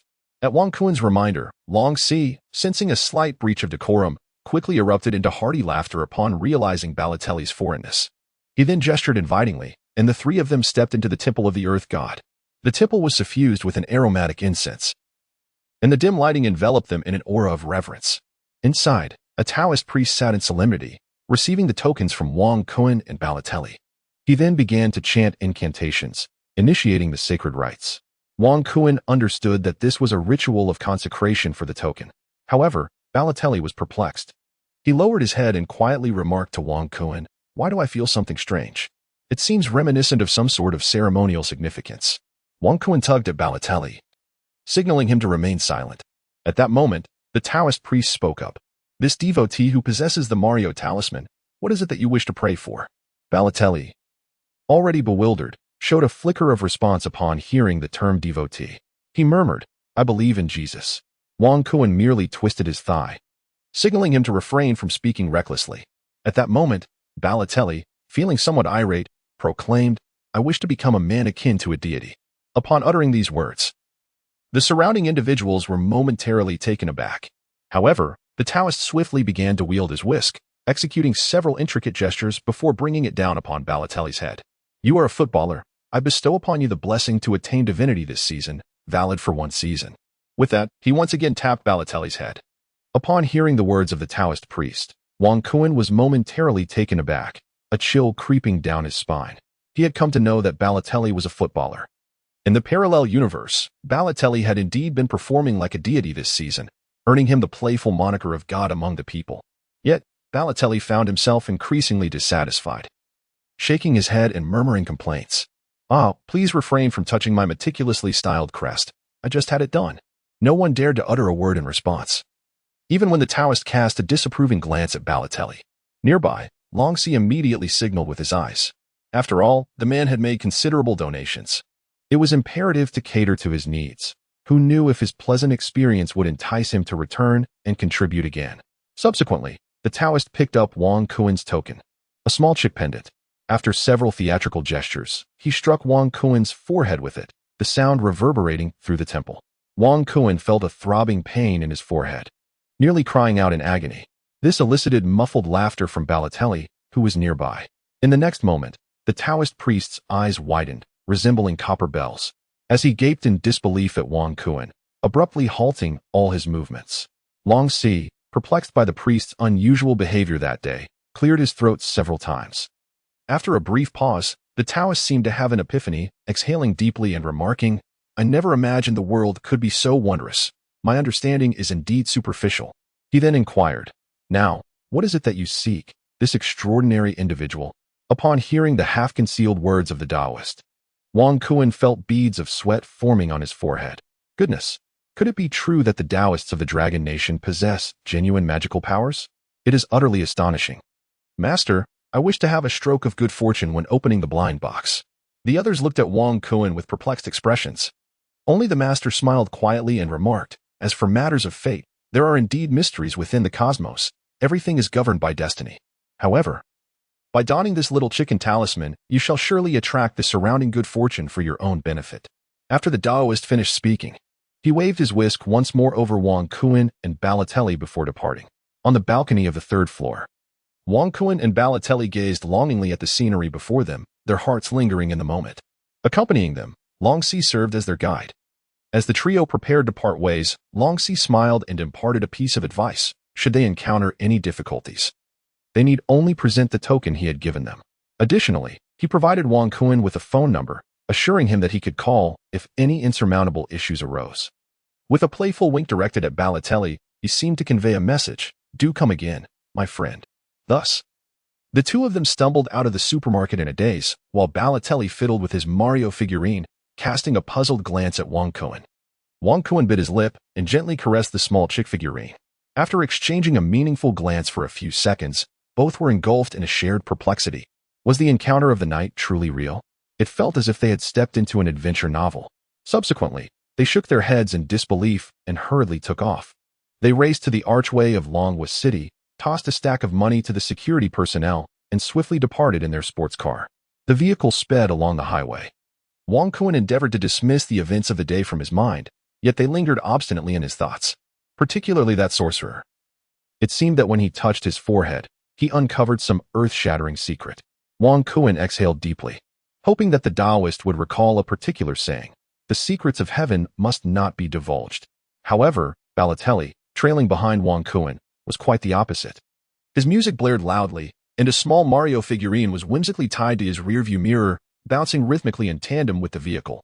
An hour later, the two cars appeared on the bustling city avenue. Wang Kun beheld the familiar street, and a wave of nostalgia washed over him. Though the clock had long struck midnight, the bar street remained enveloped in the revelry following the triumphant derby against Bolton. Wang Kun struggled to maneuver his car toward the Phoenix bar. The tables outside remained filled. Yet the newly renovated entrance on the opposite wall stood desolate and unoccupied. Wang Kun led the way, with Balotelli following closely behind as they both entered the quaint kitchen courtyard. The arrival of two luxurious cars naturally elicited a chorus of excited gasps. However, under the influence of alcohol, no one was in a position to rise to their feet at that moment. Li Tai executed his tasks with remarkable precision. He had transformed one of the rooms in the bungalow into a garage. After stepping out of the car, Balotelli swayed his head, taking in his surroundings. He leaned closer to Wang Kun, expressing his bewilderment. "Hey, buddy, is this the place you found to stay? It looks rather shabby, almost like a training ground." Wang Kun shot a displeased glance at Balotelli and shrugged nonchalantly. "Indeed, this is merely a training ground. However, it is personal to me." Upon hearing that it was personal, Balotelli instantly lost his composure and began to take matters into his own hands. Wang Kun also proceeded towards the kitchen, feeling the necessity to make arrangements for this fellow. After all, he had lost a staggering 200,000 today and could not afford to be stingy himself. Chapter 80.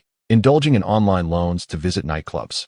Indeed, all despicable men in the world share a commonality. Balotelli is no exception. Remarkably, it took him merely 3 minutes to transition from the training ground back to the relaxation area. After exchanging pleasantries with Li Tai Ku and Xiao Shan in the kitchen, Wang Kun returned to the backyard. He noticed Balotelli idly swaying about, and Wang Kun had come prepared. Approaching him with a beer in hand, he offered it to Balotelli. Glancing around, Wang Kun assessed that there was likely only another week's worth of wages left before the work was completed. "So how's it going, my brother? This place isn't too shabby, is it?" Wang Kun was aware that this fellow had nothing kind to say, yet out of courtesy, he inquired. Balotelli sipped his beer, a flicker of change appearing on his forehead. Glancing at the beer in his hand, he remarked, "This plan is utterly nonsensical. There should be an outdoor swimming pool, a row of leisure buffets, and a band should be hired. Then I would arrange for a group of beautiful women to host a gathering here. That would be perfection. You are truly squandering potential." Upon hearing Balotelli's jest, Wang Kun found himself devoid of irritation. He then took a gulp of his beer. "Cough, cough, my brother. Today on the field, you uttered a phrase that deeply pierced my heart. You said my training is insufficient, and that I have not made the starting lineup. Was that truly the case?" Balotelli then set down his beer and gazed earnestly at Wang Kun. Upon hearing Balotelli's words, Wang Kun spat out his drink. His earlier judgment had indeed been correct. It appeared this fellow was somewhat tipsy.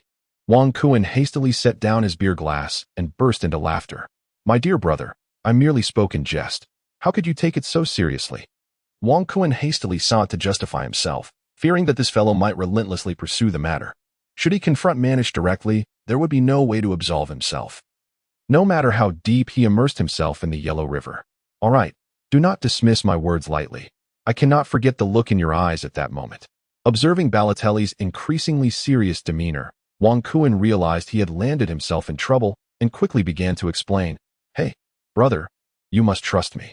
Have you noticed my dismal performance today? There is a reason behind it." Balotelli appeared puzzled, unable to grasp the connection between Wang Kun's on-field demeanor and his own training. "It is because no one passed me the ball. I was eager for you to take the field, which prompted my complaints." As Wang Kun elucidated, the furrow in Balotelli's brow gradually relaxed. Yet, he pressed further, "But I still did not get to play today. Clearly, he was fixating on the issue. At that moment, the kitchen door creaked open. It was Xiao, bouncing in with a plate brimming with barbecue. Balotelli's previously gloomy expression suddenly brightened. Ah, who is this charming neighbor? Noticing the mischievous glint in Balotelli's eyes, Wang Kuan immediately felt a sense of reluctance. The fellow was crossing a line and promptly stood to greet her. Xiao paused momentarily. Although Wang Kuan had informed her of guests in the backyard, the sight of the genuine Balotelli stirred a hint of blush within her. I must admit, this dark-skinned lad is rather handsome. Balotelli accepted Xiaoshan's tray, inviting her to join the meal. Ultimately, with Wang Kuan's intervention, Xiaoshan managed to escape the gathering in the backyard. This left Balotelli feeling disheartened, his appetite for skewers waning, replaced by a chorus of complaints. What a pity! What a pity! That sweet girl is your sister. He shook his head in disbelief, having long forgotten the earlier starting lineup. However, once that restless heart was stirred, it would not be quelled. Even with a table laden with delicacies, all he could muster were sighs of discontent. Hey, Kuan, let us seek some amusement. Upon hearing this, Wang Kuan spat out his beer in surprise. Could you not be more discreet in your speech? Wang Kuan hurriedly tidied up the table, fully aware that today he could not quell his restless heart. You said I could choose. You just have to purchase it. Indeed. Balotelli should not forget that not a single one has been overlooked. The awkwardness of Wang Kuan is palpable, yet how could one renege on their words? Especially as a citizen of the Dragon Kingdom? However, the constraints of his current finances do not permit such a stance. He has yet to express his position, and Balotelli has already placed a firm hand upon his shoulder. Let us not linger. I shall summon Hart to come and fetch us now. Wang Kuan was enveloped in a haze of confusion, wondering when even Hart had succumbed to the influence of this individual. Wang Kuan had yet to comprehend the situation when that fellow struck. Hey, Hart, where are you? He exclaimed.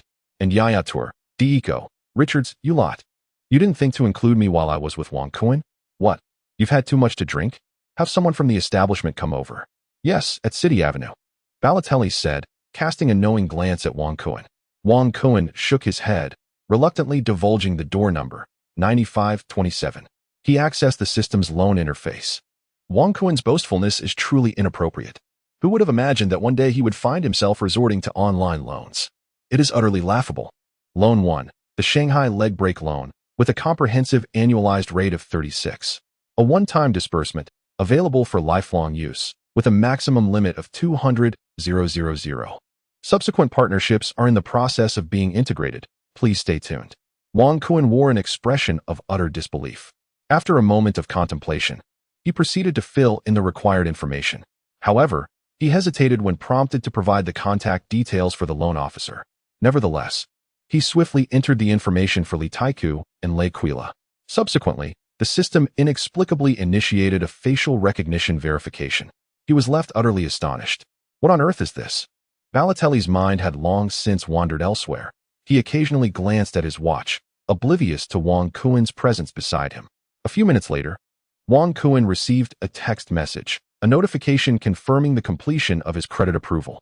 He reopened the system page to check once more. Wow! The lending service in the Magic City truly exceeded expectations, as they granted Wang Kuan the full amount. Wang Kuan instantly straightened his posture, filled with a sense of abundance and confidence. Just as he was reveling in his delight, the ringing of Balotelli's phone broke the moment. What? A license plate reading 520-1314.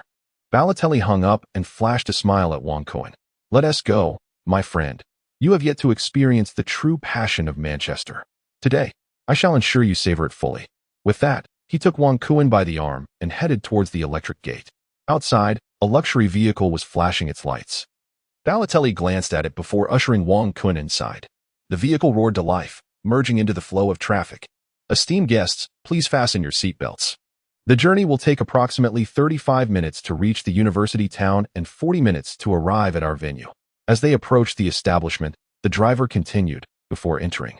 Both of you will need to sign a waiver. A minimum deposit of 100,000 is required. However, one of your friends has already covered this on your behalf. You merely need to provide your signatures.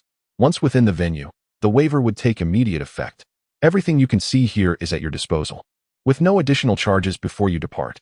Listening to the suave introduction from the man in sunglasses in the passenger seat, Wang Kuan was struck by the epitome of luxury.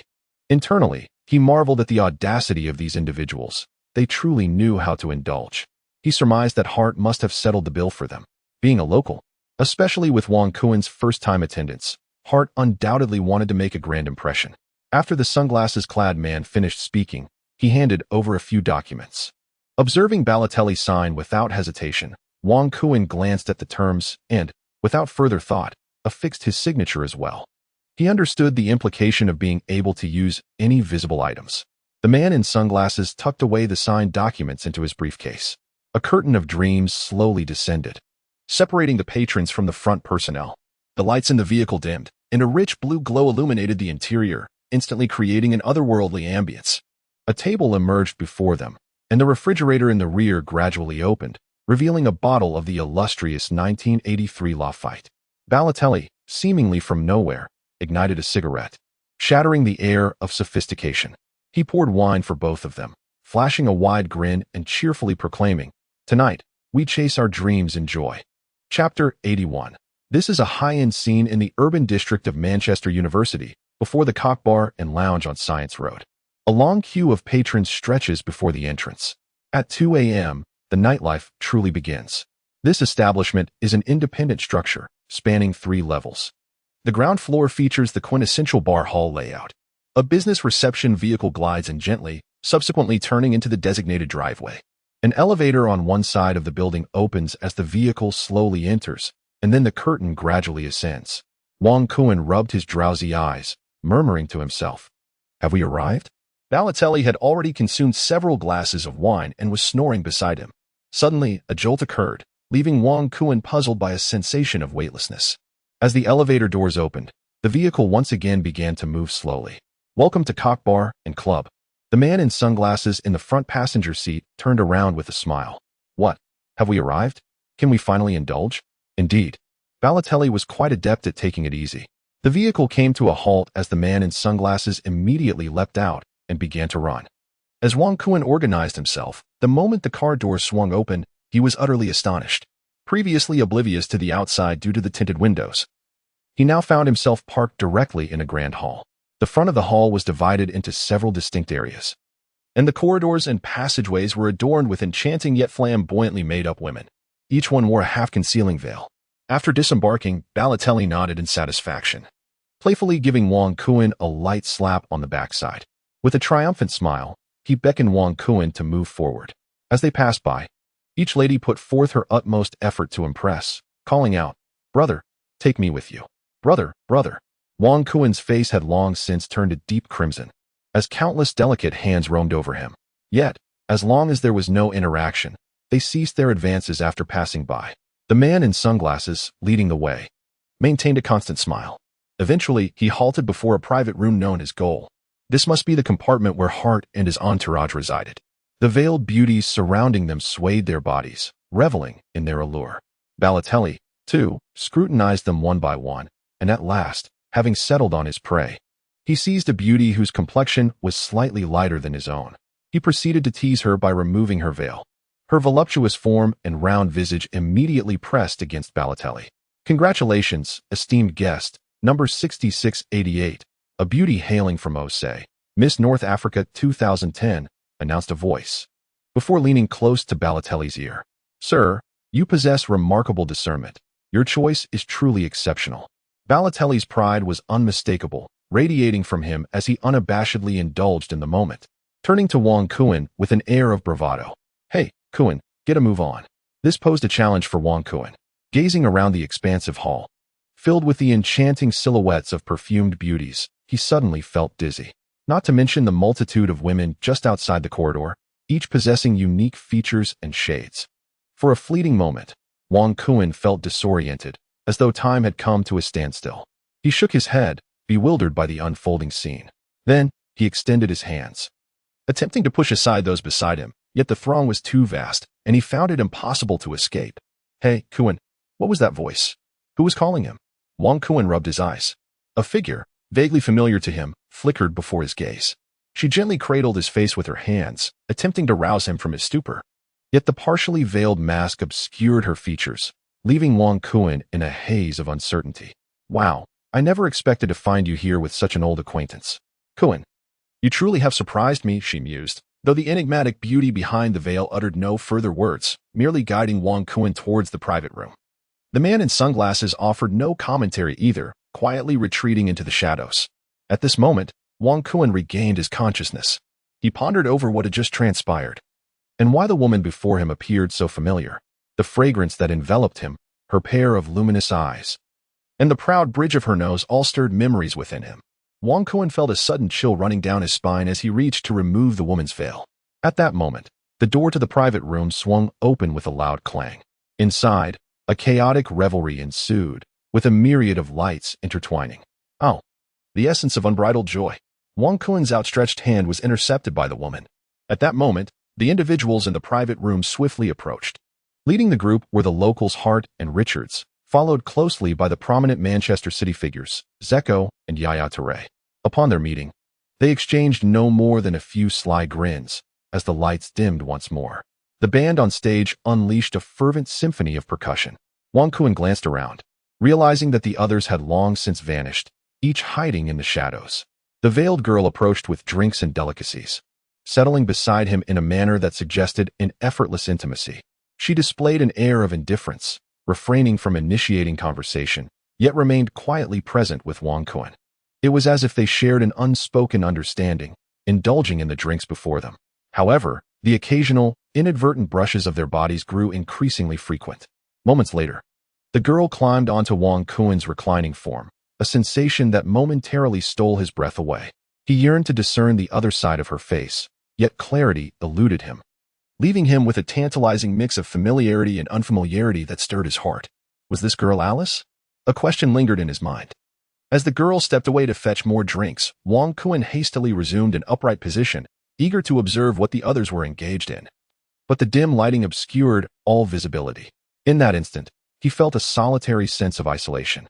When the enchanting figure nestled against him once more, time seemed to accelerate, and they engaged in various games: rock, paper, scissors, dice, and card games.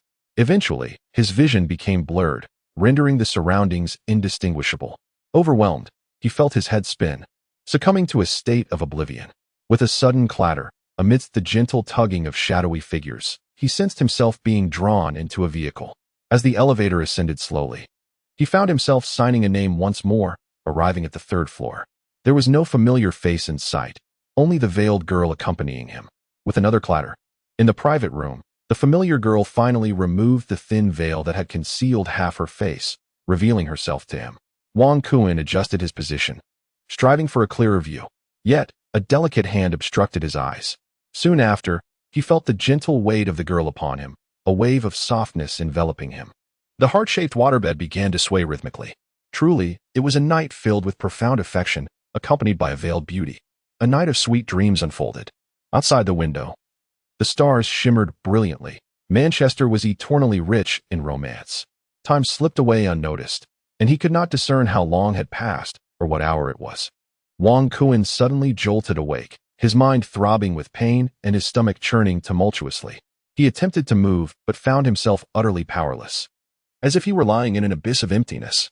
Where could this possibly be? Wang Kun strained to recall, yet nothing came to mind. Nevertheless, the sensation in his stomach urged him on. He could only roll over, ultimately tumbling off the bed. Ah, a girl's voice echoed through the air.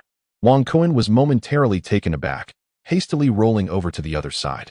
He had no time to attend to the girl. With several strides, he rushed into the restroom. The sound of retching echoed, as if he were expelling everything within him. It wasn't until he had completely drained his strength, leaning against the sink for an extended period, that he began to recover. Dragging his heavy footsteps, he returned to the room. With a heart full of trepidation, he pressed the switch. Instantly, a warm pink hue enveloped the room, prompting Wang Kun to shield his eyes. It was too intimate. He felt unworthy. He pressed the button once more. The room transformed into a soft blue. He gazed at the door, which stood ajar, and the waterbed lay desolate and empty. Wang Kun gradually came to the realization that the girl had left while he was in the throes of vomiting. He shook his head vigorously, his thoughts a tangled mess. With tentative steps, he approached the window. As he pulled the curtains apart, the entire room was illuminated. A beam of sunlight streamed in, casting its glow upon Wang Kun's face. In that moment, clarity washed over him. Observing the disarray of the room, He sank heavily into a chair, his eyes wide with bewilderment. Is this truly what he desired? Just then, a cool breeze swept through, causing the curtains to dance and rustle. A soft whisper of the fabric lifted and fluttered to the ground at his feet. This is real. As he bent down to retrieve it, a sudden burst of music erupted in the room. Chick, chick, chick, chick, cluck. Rooster, rooster, rooster, rooster, crow. What on earth is this? It was an overwhelming cacophony of ringing. Wang Kuan was startled, cursing under his breath. Who the hell has changed my ringtone? He shook his head and began to rummage through his belongings for his flip phone. In Chapter 82, titled Divine Intervention, witness my fortunes shift after a thorough search. He indeed discovered his mobile device in a chaotic corner of the room. Who knows what he endured the previous night? It was 11 a.m. But that was not the crux of the matter. It was the series of messages he had received. The first was a travel notification detailing a flight to Cardiff, Wales, scheduled for the morning of August 25th at 8 a.m. Wang Kuan nodded thoughtfully as he read, realizing that the endorsement for the Laodulu advertisement had been finalized. Fortune was finally within reach.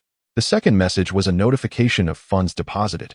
Your loan from Tuichui Loan has been successfully credited to your account. After deducting a series of fees, 177 for 80 has been transferred to your withdrawal card. The first repayment is due in 7 days. Please do not overlook the final repayment date. Below, a series of reminders followed. Please borrow responsibly and consume with prudence. Wang Kuan furrowed his brow in an instant, realizing that he had seemingly taken no action aside from merely inquiring about the credit limit. Furthermore, a substantial sum of several tens of thousands of pounds had vanished before he could even utilize it. Goodness, it felt akin to a merciless executioner's toll. The date for the first repayment loomed just 7 days away. Oh my, could this be the fabled 714 high-interest loan? Wang Kuan, in a fit of exasperation, unleashed a torrent of invective while simultaneously extending his disdain towards the system. Amidst his furious tirade, he pressed on to the next message. The third message revealed a notification regarding a deduction. Wang Kuan's eyes widened to the size of brass bells. Upon seeing the content, he nearly dropped his flip phone in shock. Congratulations, you have become a distinguished VIP of the C0C Club, experiencing our premier services for the first time. The sum of 200,000 has been successfully deducted as your club fee. Your account number VIN 2024 shows a balance of 14,448. Please settle this amount promptly. My goodness, what has transpired? Did I truly resort to online borrowing and even venture to the third floor to partake in such an experience? This cannot be real. Wang Kuan anxiously glanced at his wallet and the balance on his bank card, only to find them utterly devoid of funds. Wait a moment. The most pressing concern was that it seemed he could not return. He still owed money to the establishment, and it appeared that the exit might be barred. Alas, indeed. The allure of desire is a double-edged sword. Ding ding. At that moment, the sound of the doorbell echoed through the room. Wang Kuan was even more perplexed. Could it be so realistic? Would they demand payment so swiftly? With a heart full of trepidation, Wang Kuan opened the door. He was greeted by the warm smile of the staff. Good day, esteemed guest. Would you like to extend your stay? Our checkout time is at noon, and the extension fee is 20,000. Upon hearing the pungent scent of money, Wang Kuan waved his hand dismissively, sending the staff away. With a resounding bang, he shut the door. What an exhausting day it had been. Shaking off the fatigue, he quickly freshened up and donned his attire. As he gazed at the contacts on his phone, he found himself in a quandary. Once again, he faced the prospect of borrowing money. How could a man earning 170,000 a week feel so burdened? Just as Wang Kuan was mulling over his dilemma, his phone rang. It was Balotelli, and he seized the call as if it were a lifeline. Wow, my friend, you're quite the adventurer, already up to the third floor. You've really outdone yourself. Though I can relate, I was also lured up here during my first visit. Hurry down to the basement. We need to head back. There's training this afternoon. Don't dawdle. Are you waiting for a knife? Listening to Balotelli's animated chatter from the other end, Wang Kuan held the phone at a distance. It was only when he heard Balotelli call out repeatedly that he finally responded. Ahem, hello, Mario. Wang Kuan paused for a moment, exhaled deeply, and said, well, please transfer 100,000 to my brother. The card is from the Dragon Country and is currently locked. After Wang Kuan finished speaking, a profound silence enveloped the room. Suddenly, the air was pierced by the mocking laughter of several men. Oh my gosh, Kuan, how wild did you get last night? You must have maxed out your card. They jeered. Ha ha ha, we understand. It's your first time after all. Familiar voices from the other end of the line belonged to Hart and Yaya Toure, teasing Wang Kun. All right, I'll be there soon. Ha ha, next time, let me witness the kind of girl who made our Kun part with his hard-earned money. Without waiting for Balotelli to finish, Wang Kun abruptly hung up the phone. He then proceeded to send a text message. Wang Kun rose and made his way towards the door. Almost simultaneously, his phone flickered several times. Wang Kun opened the door and was taken aback. The funds he had just transferred were immediately seized by the establishment. As he entered the corridor, he realized that adjacent to each room was a small chamber dedicated to one-on-one services. Upon seeing Wang Kun emerge, the service personnel assigned to him promptly approached, bowing and following him closely, escorting him to a private staircase. Amidst their courteous farewells, Wang Kun stepped into the elevator, leaving behind murmurs of the Cock Club, a place that felt like home, and the C0C Club, which offered an unparalleled experience. As the staff pressed the button for the basement level, Wang Kun shook his head. Entering the elevator, was this truly the daily life of high-paid athletes? He couldn't help but ponder whether he could resist such temptations if the system were to transfer all his previous funds to him. His willingness to accompany Balotelli to the nightclub stemmed from a simple desire to witness the antics of this crew. The experience was indeed shocking. Any ordinary person would succumb to such a lure. Driven by curiosity, he felt compelled to witness it all, understanding that evasion was futile. Yet, this was not to be his final encounter. When the elevator doors opened, a luxury vehicle awaited him, the door wide open. In that moment, Wang Kun felt a profound sense of relief. He realized that this way of life was merely the beginning, an inescapable reality. Yet, he held steadfast belief in himself, convinced that he would retain at least a fragment of his original aspirations. Climbing into the vehicle, he exchanged a hearty high-five with his teammates before settling quietly into the back seat.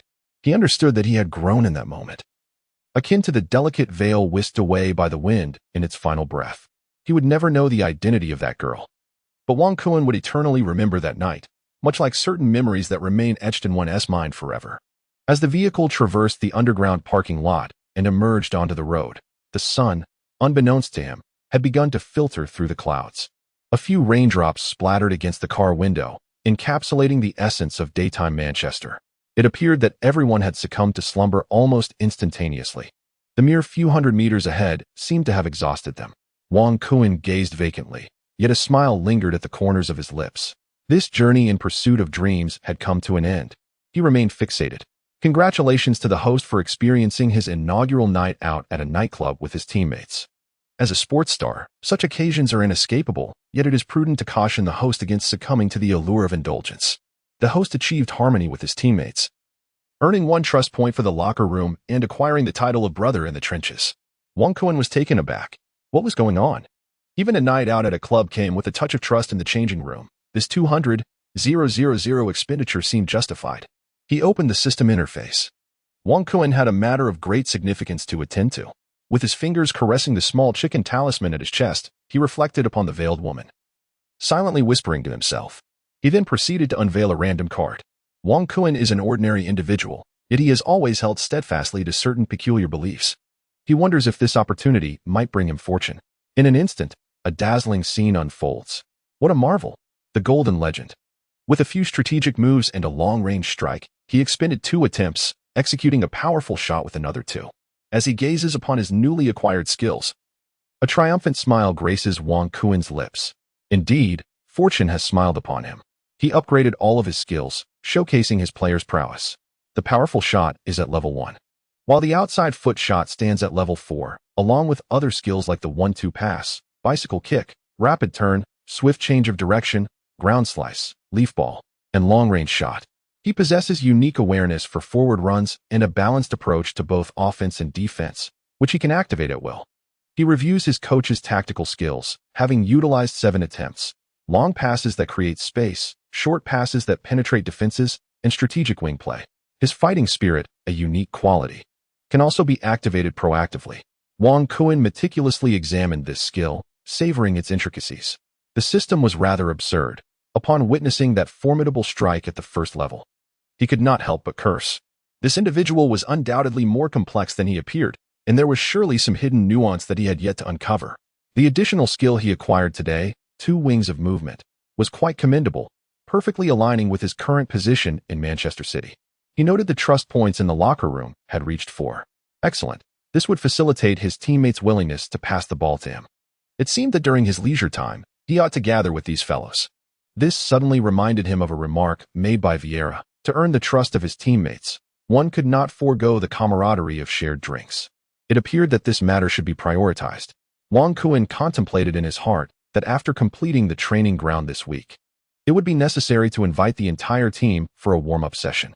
Following a thorough inspection, everything that needed to be addressed was taken care of. Listening to the snores of the several individuals around him, Wang Kuan found himself becoming somewhat dazed. After a few yawns, he succumbed to slumber. In his dreams, he envisioned running beneath the setting sun, a poignant reminder of his lost youth. Chapter 83. Love at the Corner? Inside the Manchester City players' dining hall, a few mischievous souls were devouring their meals voraciously. The club's transportation had proven to be quite the hassle, as it had directly deposited them at the team's parking lot. After some clever disguises, the group stealthily exited the vehicle, blending in with the tourists to evade detection. With plenty of time still remaining, they returned to their respective lounges after finishing their meal. Wang Kuan had scarcely settled into bed when he heard Balotelli's voice calling out, "Open the door. What are you doing sleeping in broad daylight?" Wang Kuan realized he could not escape this ancestral obligation and reluctantly opened the door. "Hey, Kuan, shall we partner up for training this afternoon?" Lying on the bed, Wang Kuan cast an incredulous glance at Balotelli, before rising to his feet and assessing the situation as if the sun had risen in the west. Balotelli had turned over a new leaf, proactively discussing training matters. "Wow. Mario, are you serious?" Noticing Wang Kuan's skepticism, Balotelli nodded resolutely. Though uncertain of this fellow's intentions, Wang Kuan, seeing his earnestness, replied in agreement. "All right. Let us strive together for the starting position." Balotelli nodded once more, casting a heartfelt glance at Wang Kuan before departing the house. Wang Kuan shook his head and reclined once more, berating himself internally for his thoughtless words. It was truly unfortunate that Balotelli was so sensitive. The season had only just commenced with a mere 2 matches, and Manek was still experimenting with the starting lineup. Nonetheless, his ambition was commendable, reflecting a notable evolution from the Balotelli of an alternate reality. After indulging in these whimsical thoughts, Wang Kuan soon drifted into a light slumber. In his dreams, a delicate veil danced before him, captivating him in its allure. Beep, beep. The sound of whistles pierced the air, signaling the commencement of the post-match training session. Wang Kuan was also aware of the team's recent arrangements. There are no matches this week, with the next game scheduled for August 28th against Tottenham Hotspur. The team will depart for North London on the morning of the 27th, preparing to face the Lily Whites at the new Tottenham Hotspur Stadium. Meanwhile, Wang Kuan has an obligation to shoot an advertisement for Leo Gielli in Cardiff, Wales, on the 25th. The training schedule has been ample, with the first 3 days dedicated to positional drills, followed by 3 days of tactical refinement, culminating in a final day of fitness testing. Balotelli has successfully partnered with Wang Kuan for training, yet he increasingly feels that Wang Kuan's technical and tactical abilities do not match his own, leaving him perplexed as to why the coach does not grant him a starting position. Another significant development is that De Jong's injury is more severe than initially anticipated, and he may be sidelined for up to 2 months. The silver lining is that Nasri is recovering rapidly and has joined the team for training today, suggesting that his debut may be imminent. Forward training points. Wang Kuan and Balotelli engaged in a collaborative shooting drill, one retrieving the balls while the other focused on striking them. After several rounds, they exchanged roles. Balotelli, undeniably a player of exceptional talent, showcased an array of unconventional shots, unabashedly flaunting his prowess. His performances elicited enthusiastic applause from the nearby attacking coach, Hughes, who internally affirmed that as long as this fellow remained focused and untroublesome, he truly deserved his golden boy status. In contrast, Wang Kuan maintained a quieter demeanor, consistently sending the ball into the corners with precision, eschewing ostentation, and instead producing a series of powerful thuds. The team trained fervently, yet the overcast sky led to accumulating rainwater on the pitch. Gradually, the players' accuracy waned, requiring them to expend considerable effort to strike the ball, their stamina depleting with each back-and-forth run, leaving them breathless. It was uncertain whether it was sweat or rain that adorned them. At last, a whistle from assistant coach Kidd signaled the conclusion of today's training session. During the debrief, commendations were bestowed upon the standout players. Balotelli, having awaited this moment, heard his name announced, his broad grin shining even brighter. As training concluded, the players clustered in small groups, tidying their belongings, seemingly deliberating on recreational plans. Balotelli, striding with an air of mischief, approached Wang Kuan. A devilish grin plastered across his face and snatched Wang Kuan's backpack. With a hint of caution, Wang Kuan inquired, "What are you up to?" Balotelli, still grinning, responded, "Come on, let's south head to your place to grab the car and enjoy a few drinks." This reasoning seemed quite legitimate, prompting Wang Kuan to nod in agreement. Secretly relieved that Balotelli did not propose a return to the Cock Club that evening, the two then made their way toward the bus, but to Wang Kuan's surprise, Nasri was already seated in his designated spot, smiling at him inexplicably. Balotelli immediately recognized the situation and began playfully gesturing with his middle finger in jest. "You should join us for a drink." Nasri extended a hand gesture toward Balotelli, signaling him to hastily silence himself. Soon after, the three of them slumped in the bus, engaging in playful banter and teasing one another. A low hum resonated as the vehicle swayed gently. The bus meandered beneath the towering trees, splashing through puddles on its way toward the barriers. The bustling city streets were alive with traffic. As evening descended, a different hue began to dominate the scene, a vibrant shade of red. Tomorrow, on the 23rd, the Red Devils of Manchester United would face off against Tottenham Hotspur at the iconic Old Trafford Stadium. As neighboring rivals, the two teams were in close proximity. Fans from all corners of the globe had already overrun the northern district of Manchester, with even the area designated for Manchester City supporters failing to escape the fervor. Naturally, one would require considerable courage to sip drinks in a bar loyal to Manchester City, where even the beer was priced higher than usual for regular patrons. Yet, Manchester is a city of inclusivity, and the pubs continued to welcome fans arriving from various locales. However, as the night wore on, altercations between the two sets of supporters frequently erupted, though such occurrences had become commonplace. Nasri struggled to maneuver the vehicle into Wang Kuan's training yard, finally feeling a sense of relief. It seemed that tomorrow's traffic would be quite dreadful. Hearing Nasri's complaints, Balotelli appeared unperturbed. He glanced around the environment and remarked with a hint of sarcasm, "I find this place quite agreeable. It's close to the training base, and there's no shortage of food and drink. Plus, it's a good spot to unwind." With a mischievous glint in his eye, he continued, "As for you, there's no need for you to accommodate me. From now on, whenever there's a local match, I shall reside here." Upon finishing, he abruptly leaped from the vehicle, making an unprecedented dash toward the training ground. Nasri looked on in bewilderment as Balotelli sprinted away, then turned to Wang Kuan, acknowledging, "This guy is quite clever. And what did he mean by saying I needn't provide for him?" Wang Kuan immediately felt a tremor in his body and spoke to reassure himself. "This is easily arranged. In the future, for any local competitions, you may also stay here." Nasri nodded in satisfaction and exited the vehicle. He glanced at the kitchen door and leaned closer to Wang Kuan, inquiring, "Is Xiaoshan here? You must know the reason for my visit." Wang Kuan was taken aback, immediately scrutinizing the individual before him. Internally, he cursed, thinking, "This fellow has become addicted to foot massages." He then spoke with a hint of irritation. "I thought you were here for skewers." With that, he headed towards the tree-shaded resting area. Nasri chuckled heartily and promptly followed, saying, "Recovering from my foot injury is a certainty, but enjoying skewers is also genuine. Don't just sit there. Hurry up and make arrangements." It was evident that Nasri could easily be appeased with delectable food. Were it not for the fact that his foot injury bore some of Wang Kuan's effort, he would have been reluctant to let Xiaoshan tend to this fellow's needs. After some gentle prodding from Nasri, Wang Kuan reluctantly made his way to the kitchen. Yet, the moment he opened the door, he found himself at a loss, colliding head-on with Alice. A twist of fate indeed, he mused. After a brief pause, the atmosphere in the kitchen grew awkward as he noticed Alice blocking his path, her gaze darting around erratically. "Hey, buddy, what are you daydreaming about?" "I advise you not to provoke her," remarked Li Tai coolly, fiddling with the grilled meat while casting a teasing glance. Alice, equally perplexed, stood there with her hands in her pockets, observing Wang Kuan. "Am I really that charming?" she asked. Even Xiaoshan, intrigued by the unfolding drama, set aside her tasks to watch. Wang Kuan's flushed face could hardly conceal his unease as he stiffly shifted his body to allow Alice passage. Alice scrutinized him from head to toe, feeling quite perplexed. As she brushed past Wang Kuan, she suddenly leaned in closer, their noses nearly touching, her heart racing in response to the palpable tension. A familiar scent of perfume wafted toward him, accompanied by her exquisite visage swaying before his eyes. Alice sensed a change in Wang Kun. Her initial teasing demeanor abruptly shifted toward a desire to flee. This was troublesome. Something was amiss.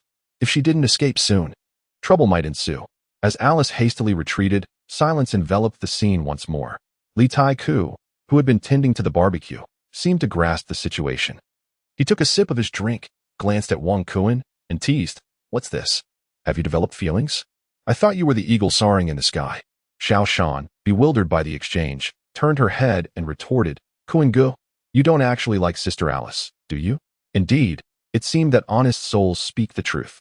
This revelation ignited an awkward yet lively atmosphere in the kitchen once more. Li Tai-ku sputtered beer in surprise, waving his hand to dismiss Xiao Shan. "What nonsense are you spouting? Even rabbits don't eat grass near their burrows." As Xiao Shan scurried away, she shot back at Li Tai-ku. "What do you know? You ironclad male? It's no wonder you're single." The small kitchen descended into delightful chaos, while Wang Kun gradually regained his composure. What was he doing? What did he truly desire?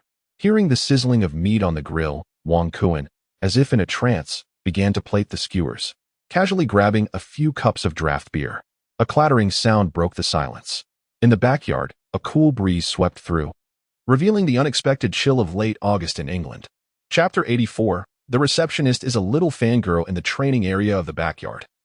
Nasri was leisurely savoring the barbecue, yet there was no sign of Balotelli. That fellow seemed to have transformed entirely since entering the backyard. He had plunged into the equipment area, utterly absorbed in his practice. Can you believe it? Wang Kun sat alone, sipping a solitary drink, lost in reverie about the myriad possibilities that awaited him upon meeting Alice. Yet, he had not anticipated the awkwardness that would ensue. Was it his nerves playing tricks on him, or had he truly blurred the lines between reality and fantasy? Had his eyes deceived him one fateful night? Indeed. What one fears often comes to pass. After a flurry of activity within his home, Alice emerged from her doorway, casting a glance towards the gathering of revelers. She approached with unwavering intent. Wang Kun realized that he could no longer afford to act foolishly. It was beneath his dignity. Alice gracefully took her seat, while Nasri across from her continued to indulge in his skewers. "How have you been? It seems you ought to limit your alcohol intake. Your mental state appears rather poor," Alice remarked after a brief pause. Athletes expend a significant amount of energy during competitions, and if they do not actively recover afterward, their vitality suffers. You truly ought to seek out Xiao Shan for some therapeutic recovery. After finishing her statement, Alice rose to finish her drink, leaving Wang Kun with a charming smile before she made her way to the kitchen. Wang Kun felt somewhat bewildered. Was this a moment of self-comfort or self-enlightenment? And why did she deliberately mention Xiao Shan? "Hey, Kun, let us have another platter of oysters," he called out, observing Nasri enjoying his meal with such carefree delight. Wang Kun suddenly felt a twinge of envy. He gradually understood the significance of engaging in activities one truly loves. He then made his way to the kitchen. Alice had vanished, leaving only the industrious Li Tai and Xiao Shan. After conveying Nasri's request to Xiao Shan, she readily agreed, carrying the oysters to the backyard. He noticed Balotelli, drenched in sweat, had returned to the rest area. This fellow was indeed remarkable, as he had chosen to enhance his training at Wang Kun's practice field. The three of them indulged in a feast, reveling in camaraderie, until Xiao Shan made her appearance. After witnessing the unique treatment method, Balotelli began to ponder, his brow furrowing as he observed Nasri's satisfaction. Perhaps he was contemplating trying it out himself.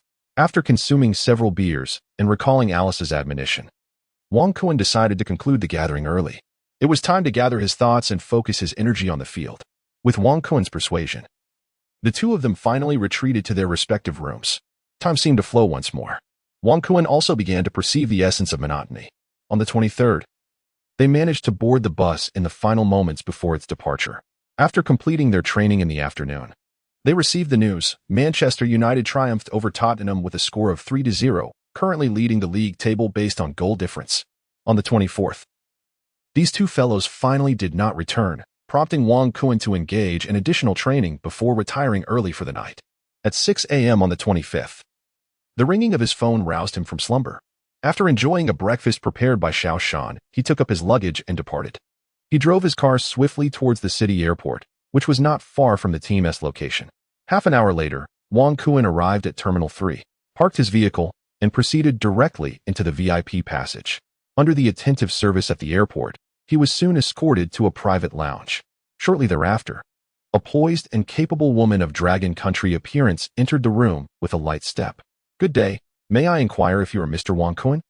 Wang Kun did not respond verbally. He merely nodded in acknowledgement. According to the itinerary, there would be a dedicated representative from the Laotulu company awaiting him at the airport, who would engage him in discussions regarding the filming content during the remaining time. "I apologize for leaving you to wait alone here. My name is Lily May, and I am the liaison officer for this reception meeting. I was supposed to meet you outside the airport, but my vehicle encountered some performance issues, which delayed my arrival." Listening to the words of the young girl named Lily May, Wang Kun was convinced of her identity. In this era, the elderly entertainment industry indeed faces numerous challenges. However, the prospect of sweeping across Blue Star in the future was precisely why Wang Kun ultimately embraced the proposal of the Elderly Entertainment Initiative. Noticing a familiar face and skin tone, Wang Kun did not make things difficult for the welcoming Lily May, even removing his sunglasses.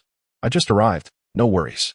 Upon seeing Wang Kun without his sunglasses, the still jogging Lily May instantly covered her mouth, her expression one of disbelief as she gazed at the man before her. He truly was as handsome and striking as in the photographs. Although she had prepared herself in various ways, the moment she laid eyes on Wang Kun, she found it impossible to maintain her composure. Wang Kun also sensed the peculiar demeanor of the girl across from him, momentarily taken aback. Alas, he had encountered a little fangirl. Fortunately, as a formidable woman in the workplace, Lily May quickly recognized her lapse in composure.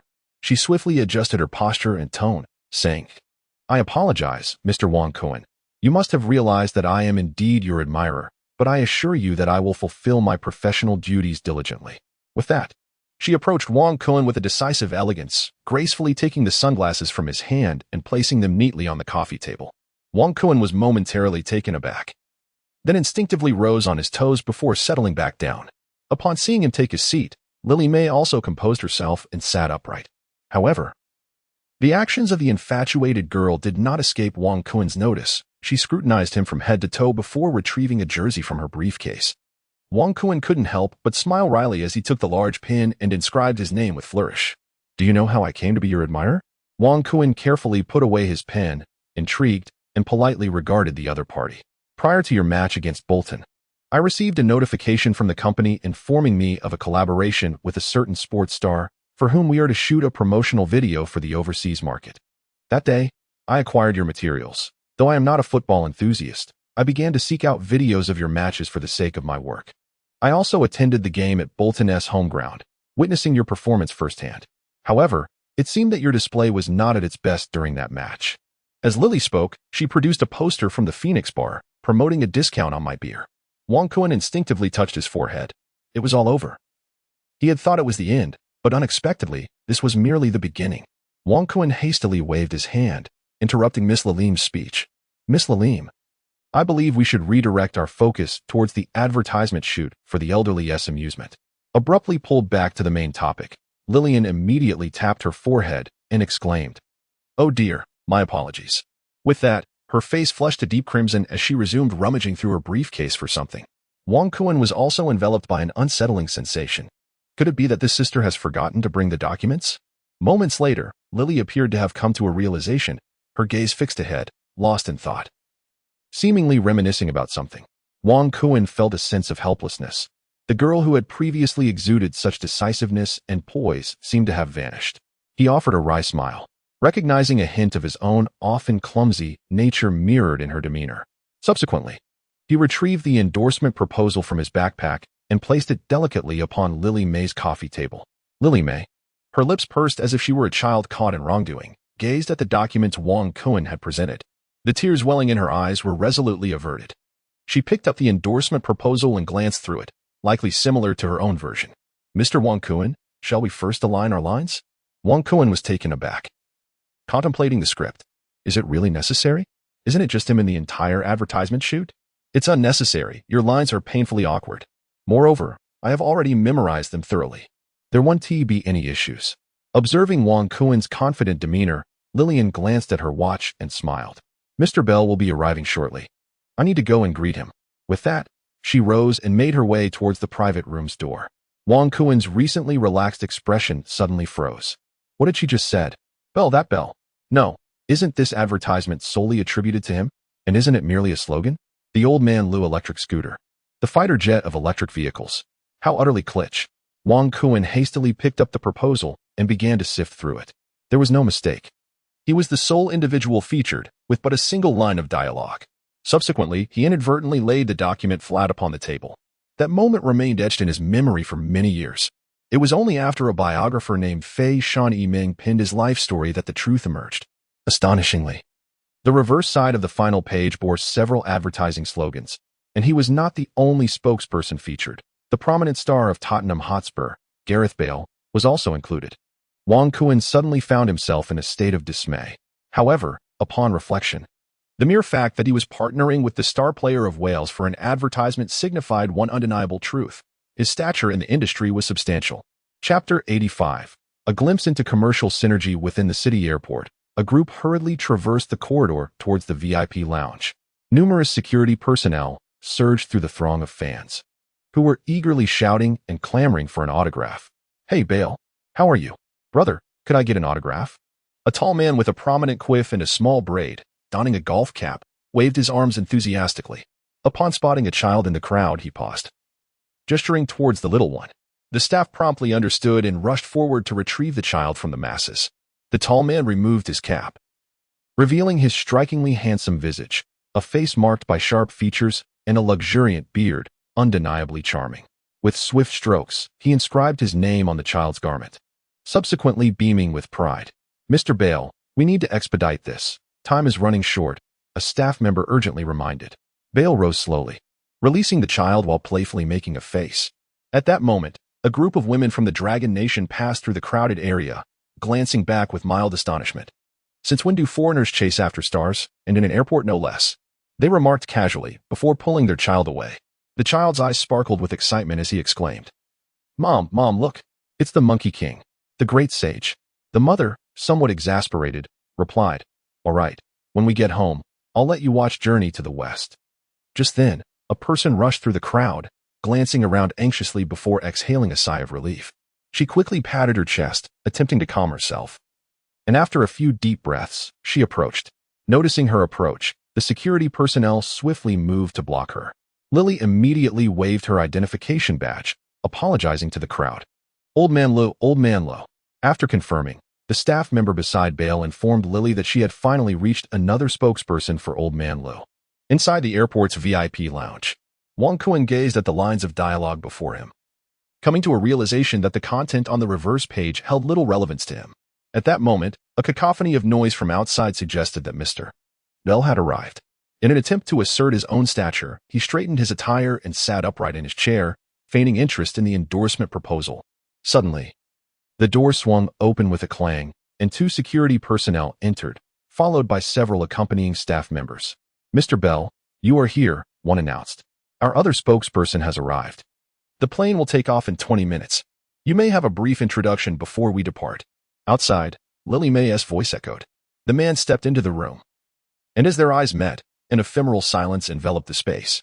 Observing this, Lily immediately initiated introductions, only to be interrupted by a dismissive wave from Bell.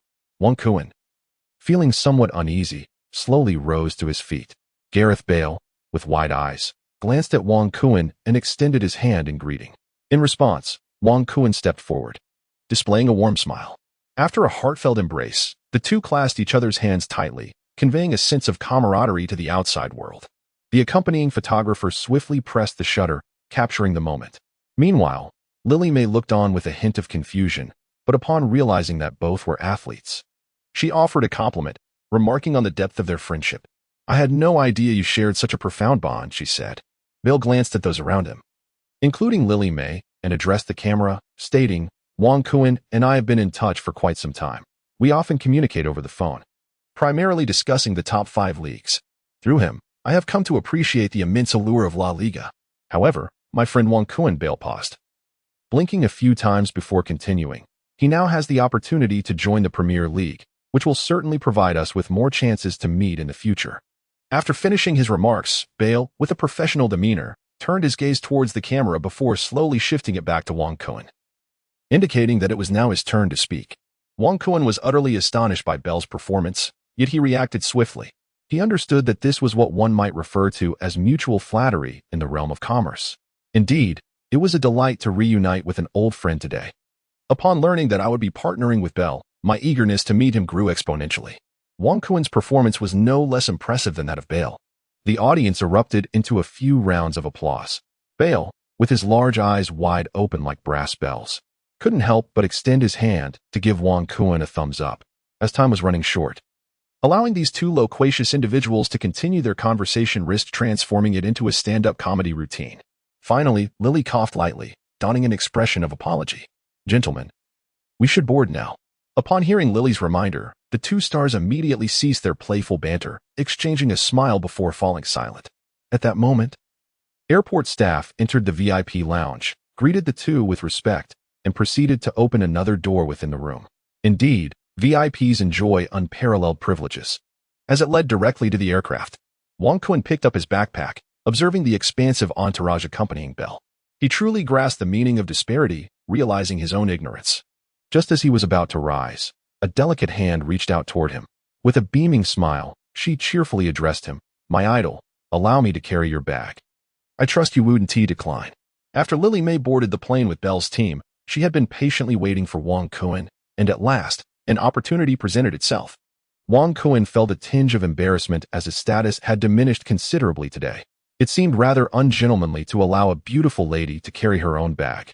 "Miss Lily May, it is quite inappropriate for you to handle your own belongings. Allow me to take it," he said, and after briefly lifting the bag, he strode away with purpose. Lily Ann's gaze was fixated on Wang Kuan, and she stood there, lost in a reverie. Moments later, a hurried sound of footsteps echoed from outside. A striking blonde, with piercing blue eyes, burst in. Just as she was about to speak, Lily Ann, having snapped back to reality, silenced her. The two women then boarded the plane, one after the other, inside the business class cabin. It had already been entirely reserved by the Old Man Lu Company, yet only two individuals occupied the space. Wang Kuan and Bale sat at a considerable distance from one another, devoid of the striking chemistry that once captivated onlookers. Bale appeared to be engaged in a phone call, nodding intermittently, sometimes falling into silence, and at other moments shaking his head vigorously, eyes wide open. Eventually, he uttered, "Handle it as you see fit," before closing his eyes. It seems that even a rising star like Bale, the pride of Wales and the heir apparent of Tottenham Hotspur, grapples with his share of burdens. After